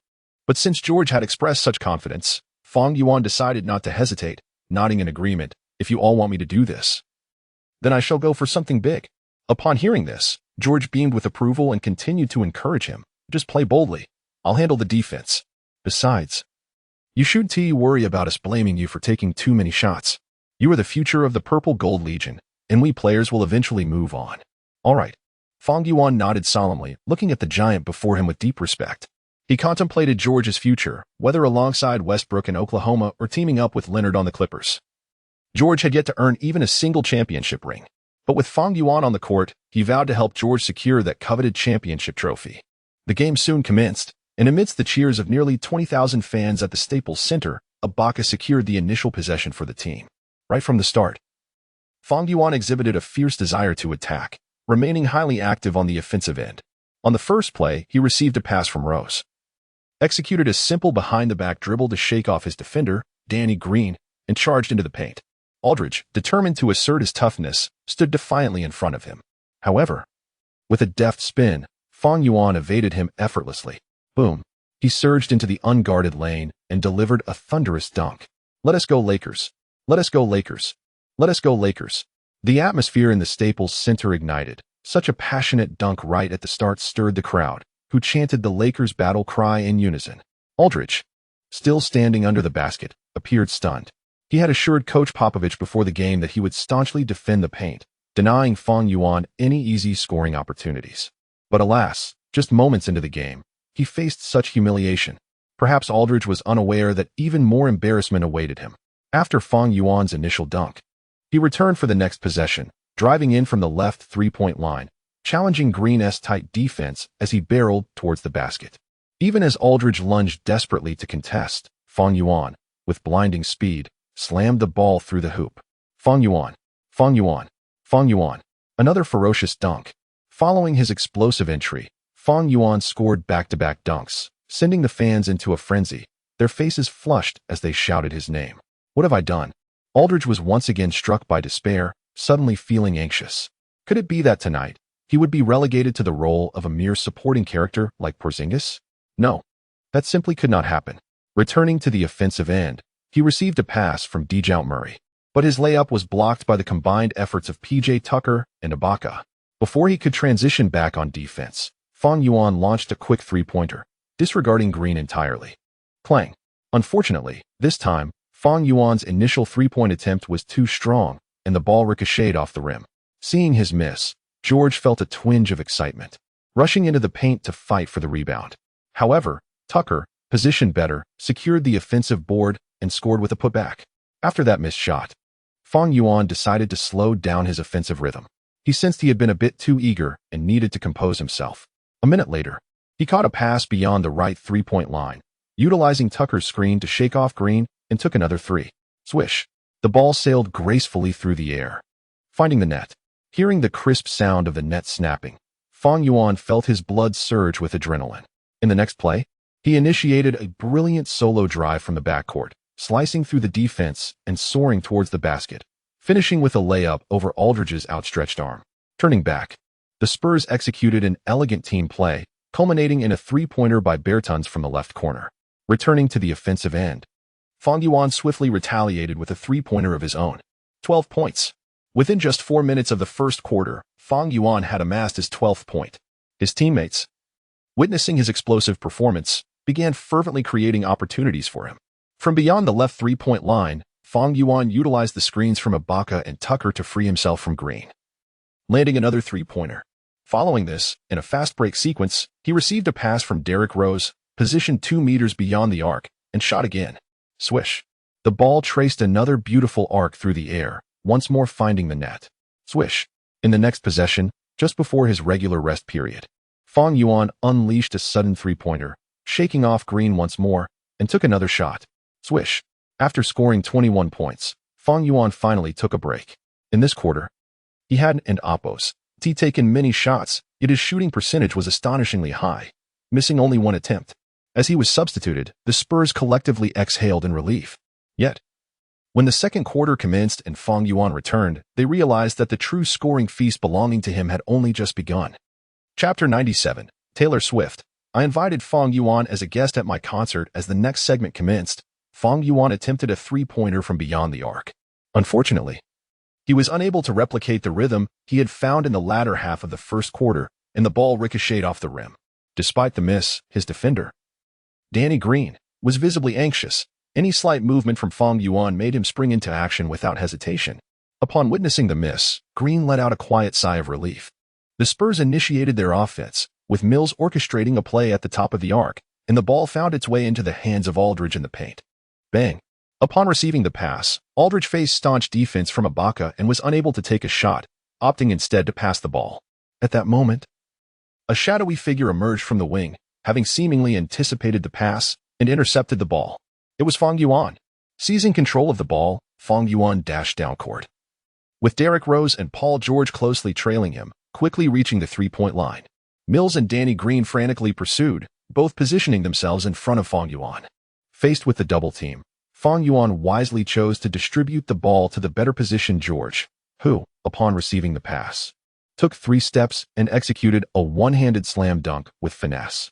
Turning back, Danny Green received the ball from beyond the arc, as Fang Yuan kept a watchful eye on him, making Green hesitant to act freely. ultimately passing it to Bellinelli in the left corner. Bellinelli attempted to drive but was swiftly met with resistance from Paul George and, in desperation, passed the ball to Aldridge near the free throw line. Swish.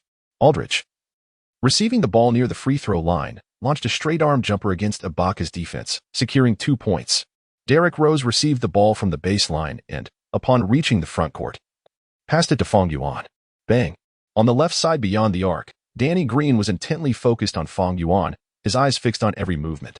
Whoosh. In the next instant, with a sudden burst of speed, Fang Yuan breezed past Green, penetrating inside the free throw line. Sensing danger, Aldridge rushed to defend. Yet Fang Yuan rose for a shot. Bang. The basketball struck the rim, failing to find the net. As the ball was about to bounce away, Fang Yuan leaped into action, and amidst the entanglement with Ibaka and Splitter, he soared into the air, slamming the ball into the hoop with both hands. Boom. The powerful putback echoed through the arena. This moment ignited Fang Yuan's offensive prowess, as he scored an additional 7 points over the next 3 minutes, bringing the score to 48-40. Realizing the gap was nearing double digits, Spurs head coach Popovich called for a timeout. Rudy, for the upcoming segment, you are responsible for defending Fang Yuan, Popovich instructed, glancing at Rudy Gay. I do not wish to see Fang Yuan score. Understood. Gay nodded, casting a sympathetic glance at the somewhat beleaguered Danny Green. Green had been tirelessly shadowing Fang Yuan, and although his defensive effort was commendable, it yielded little success. As Fang Yuan continued to score at will, seemingly disregarding Green entirely. Faced with this new-age scoring prodigy, Gay recognized that Popovich had tasked him, with his height and reach, to single-handedly contain Fang Yuan's scoring. As the timeout concluded, both teams returned to the court. On defense, Rudy Gay approached Fang Yuan with a serious demeanor.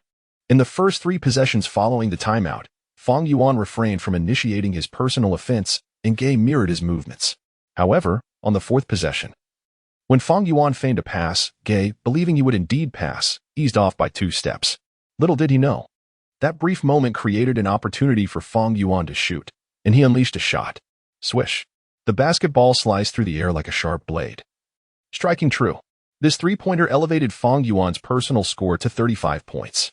Meanwhile, several kilometers away at a luxurious hotel, a stunning woman was engrossed in watching the game. Taylor, it's time to leave, an assistant in a suit urged her. The flight departs in an hour. If we don't go now, we may be late. Just a moment longer. Taylor Swift replied, turning to the screen. I want to watch a bit more of Fang Yuan. Suddenly, an uproar erupted from the television, accompanied by the commentators' excited exclamations. Wow. Fang Yuan deftly maneuvered around Rudy Gay's defense and sank another 3-pointer, marking his 7th of the game. His shooting touch was undeniably on fire. Taylor's eyes widened with excitement as she saw the screen capture of Fang Yuan hitting the 3-pointer, with Rudy Gay looking astonished in the background. Swish. The crisp sound of the net echoed as Fang Yuan's pinpoint shot replayed flawlessly. Wow, that's incredible, Taylor exclaimed, celebrating the moment with her manager beside her. Sister, how should I go about meeting Fang Yuan? She inquired. The manager, somewhat taken aback, replied, Taylor, given your stature, do you really need to make the effort to meet him? Absolutely. Just as the readers have speculated, this is the renowned Taylor Swift. But I don't know him at all. What if I host a concert at Staples Center and invite him as a guest? That sounds like an excellent idea. Let's do it. Just as Taylor finished speaking, the television erupted in cheers once more, capturing her attention. On screen, Fang Yuan executed a stunning move, slipping past Rudy Gay and driving into the paint, delivering a thunderous dunk over Aldridge's outstretched arms, who simultaneously committed a defensive foul, his expression one of disappointment. As Fang Yuan approached the free throw line, Taylor's joy grew even more palpable. Wow, Fang Yuan scored 47 points in the first half? That's extraordinary, she resolved. I must finish watching the first half before heading to the airport. The manager could only respond with a silent nod. 1 minute later, Fang Yuan launched yet another 3-pointer and scored again. The camera captured Rudy Gay, exasperated, throwing up his hands in frustration. 50 points. Keep pushing, Fang Yuan. Keep dominating them. In the midst of Taylor's encouragement, Fang Yuan seemed to draw immense energy, charging toward the basket once more. Gay, desperate to stop him, fouled, only to be called out by the referee. Seizing the moment, Fang Yuan released the ball towards the hoop, and in an unexpected twist, it found its mark. Swish. And won. After sinking the free throw, Fang Yuan had amassed a remarkable 53 points in the game. Yet this was not his final score of the first half.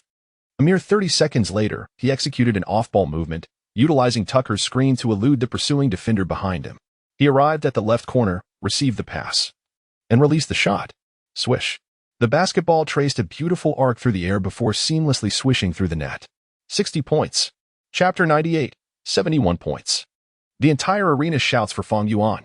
The halftime break swiftly concluded, and as the second half commenced, Fang Yuan opted for a strategy centered around passing rather than individual offense. Even with the support of the system, it was implausible for him to maintain an attacking play for the entire 48 minutes. Meanwhile, the San Antonio Spurs refused to concede easily. Aldridge experienced a surge in performance, alleviating some pressure on the Spurs' offensive front.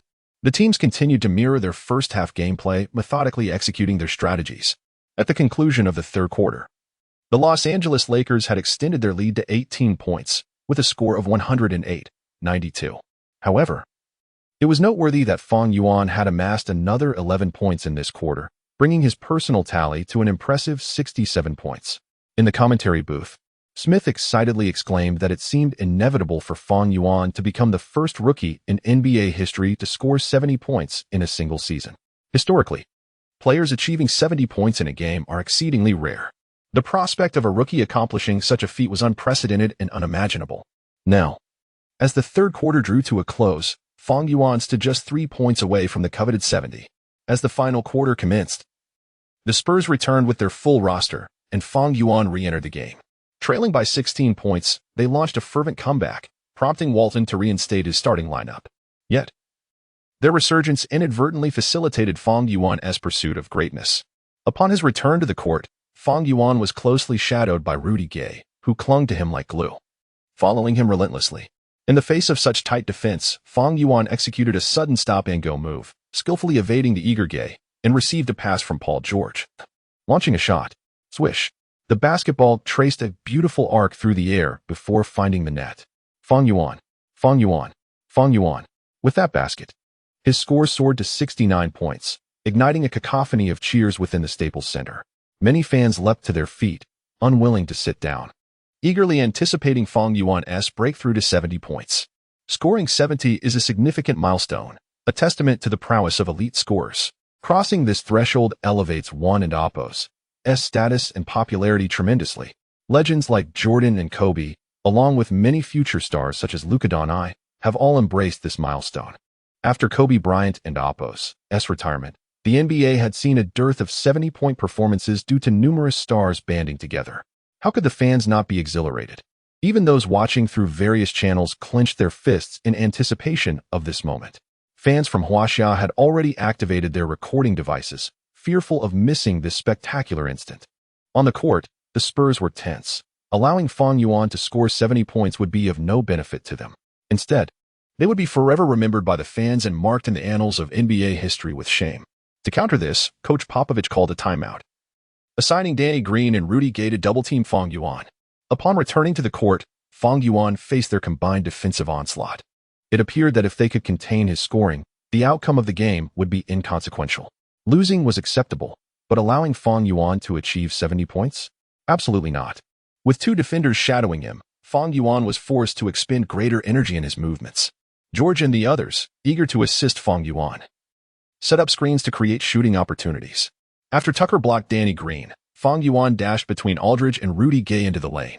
George, quick to react, passed the ball to Fang Yuan. Stop him. Danny Green shouted in vain as he realized Fang Yuan was about to make his move. However, Aldridge, Bertans, and Splitter had already converged to encircle him. Confronted with such a tight defense, Fang Yuan swiftly passed the ball to Paul George near the free throw line. Initially intending to shoot, George hesitated, glancing back at Fang Yuan, who had suddenly slipped free from three defenders and entered the paint. With a raised brow, he passed the ball back. At that moment, the entire Staples Center held its breath, fist clenched in prayer, hoping for Fang Yuan to receive the basketball. In a nearby hotel, Taylor Swift was glued to her screen, focusing intently on Fang Yuan as he stepped into the paint. Boom. In the next instant, Fang Yuan leaped into the air, soaring high, grasping the ball with one hand and executing a reverse dunk. Wow. The roar of the Staples Center erupted, sweeping through the arena as if it might lift the roof. He had done it. 71 points. Oh my goodness, Fang Yuan had finally accomplished this monumental task. Amidst the commotion, a fan-initiated chants of MVP, which grew louder and more synchronized throughout the crowd. On the court, witnessing Fang Yuan land smoothly after his spectacular dunk. The Lakers collectively exhaled, especially George, who instinctively smiled with relief. Assisting Fang Yuan may well be the greatest honor of my life. Tucker and Ross stood there, beaming at Fang Yuan, nodding in acknowledgement. You've finally done it. Damn it, I was nearly worn out setting screens. Tonight, you owe me a celebration. On the sidelines, Lakers bench player Dylan Brooks cast aside his towel, approached the scorer's table, and opened his arms to the audience, joining in the rapturous cheers. When will I get to feast like this? However, before he could revel in the moment, Coach Luke Walton scolded him back to the bench. What the hell does Fang Yuan scoring 70 have to do with you? Why do you need to run up to the scorer's table? Do you want to jump up and shout too? At that moment, the Spurs collectively deflated, even as Danny Green attempted to inbound the ball. He did so with a lack of energy, his expression one of resignation and frustration. Damn it, Fang Yuan scoring 70 means I'll also be remembered. But my legacy pales in comparison to his. Chapter 99. Dreams illuminate reality. An astonishing 81 points. Once the San Antonio Spurs failed to contain Fang Yuan from achieving over 70 points, their defense promptly disintegrated. With no one to double-team him, only Danny Green, driven by a fierce desire to thwart Fang Yuan, trailed closely behind. The lapse in defense emboldened Fang Yuan, who continued to unleash a relentless barrage of three-pointers, drives, and mid-range shots against the Spurs' defense. The San Antonio Spurs crumbled completely, like a cascading galaxy, their numbers multiplying as the game progressed. Swish. Ignoring Danny Green's futile attempts to obstruct him from the left corner beyond the arc, Fang Yuan effortlessly sank a three-pointer. Swish. In the low post. He backed down Green, created space, and executed a smooth fadeaway jumper. Boom. Receiving an alley-oop from Derrick Rose, he soared through the air for a thunderous dunk. Boom. As he maneuvered past Aldridge's feeble defense, he stormed into the paint for a one-handed slam. Each time Fang Yuan scored, the Staples Center erupted in jubilation, with fans transforming into enthusiastic statisticians, tallying his points. 74. 76. My goodness, Fang Yuan has reached 78. He is on the verge of surpassing Kobe Bryant's record. Swish.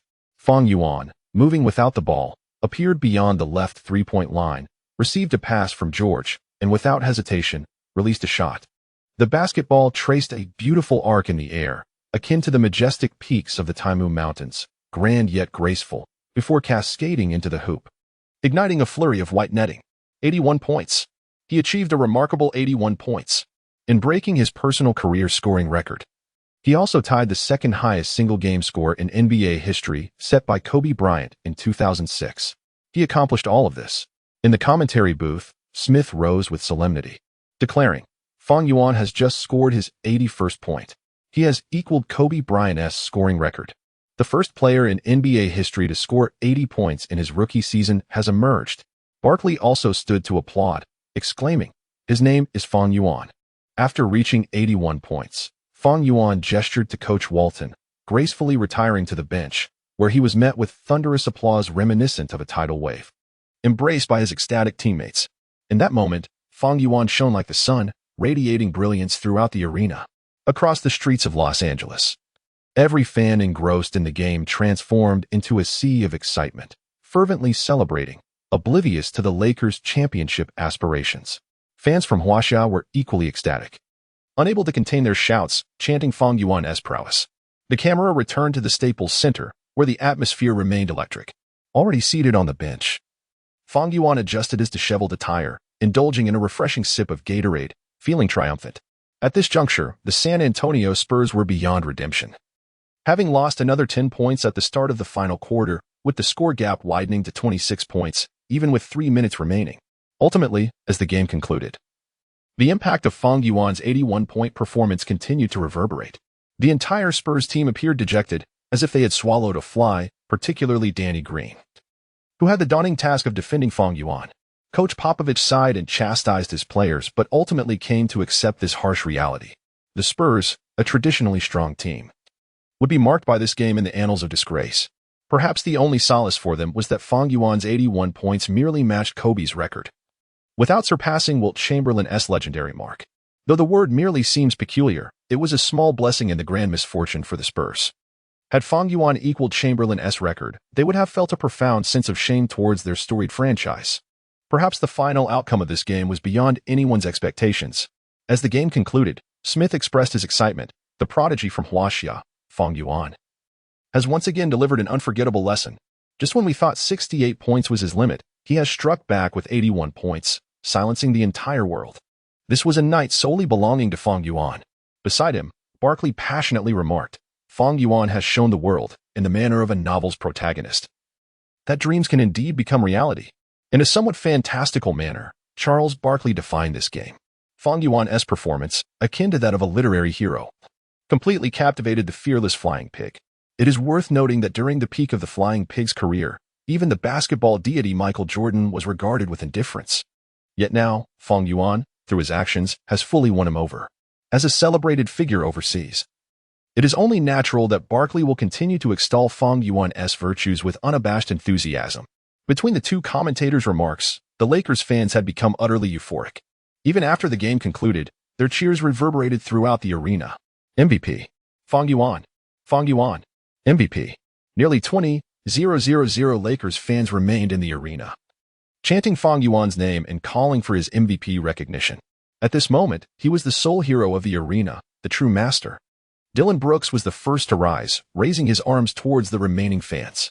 As one of Fang Yuan's most loyal supporters, Dillon was even more elated than if he had scored 81 points himself. Being associated with Fang Yuan, even from the bench, was a source of immense pride. Following Dillon, Caruso also stood up, rallying the crowd to rhythmically chant Fang Yuan's name. Caruso regarded Fang Yuan as his leader. Had it not been for Fang Yuan's introduction, he would still be languishing in the developmental league, rather than showcasing his skills in Los Angeles with the league's most prestigious team. It can be said that without Fang Yuan, there would be no Caruso today. Rose, George, and others joined in the unabashed celebration. Following them were Nick Young, Lopez, and Redick, all offering their applause. These seasoned veterans had witnessed countless spectacles. Yet, an 81-point performance was something they had never seen in person. This was indeed an extraordinary 81 points. Throughout NBA history, only two players have surpassed 80 points in a single game: the basketball emperor Wilt Chamberlain and the Black Mamba Kobe Bryant. Now, Fang Yuan joins their ranks. To be part of such an epic individual showcase is a lifelong honor for them.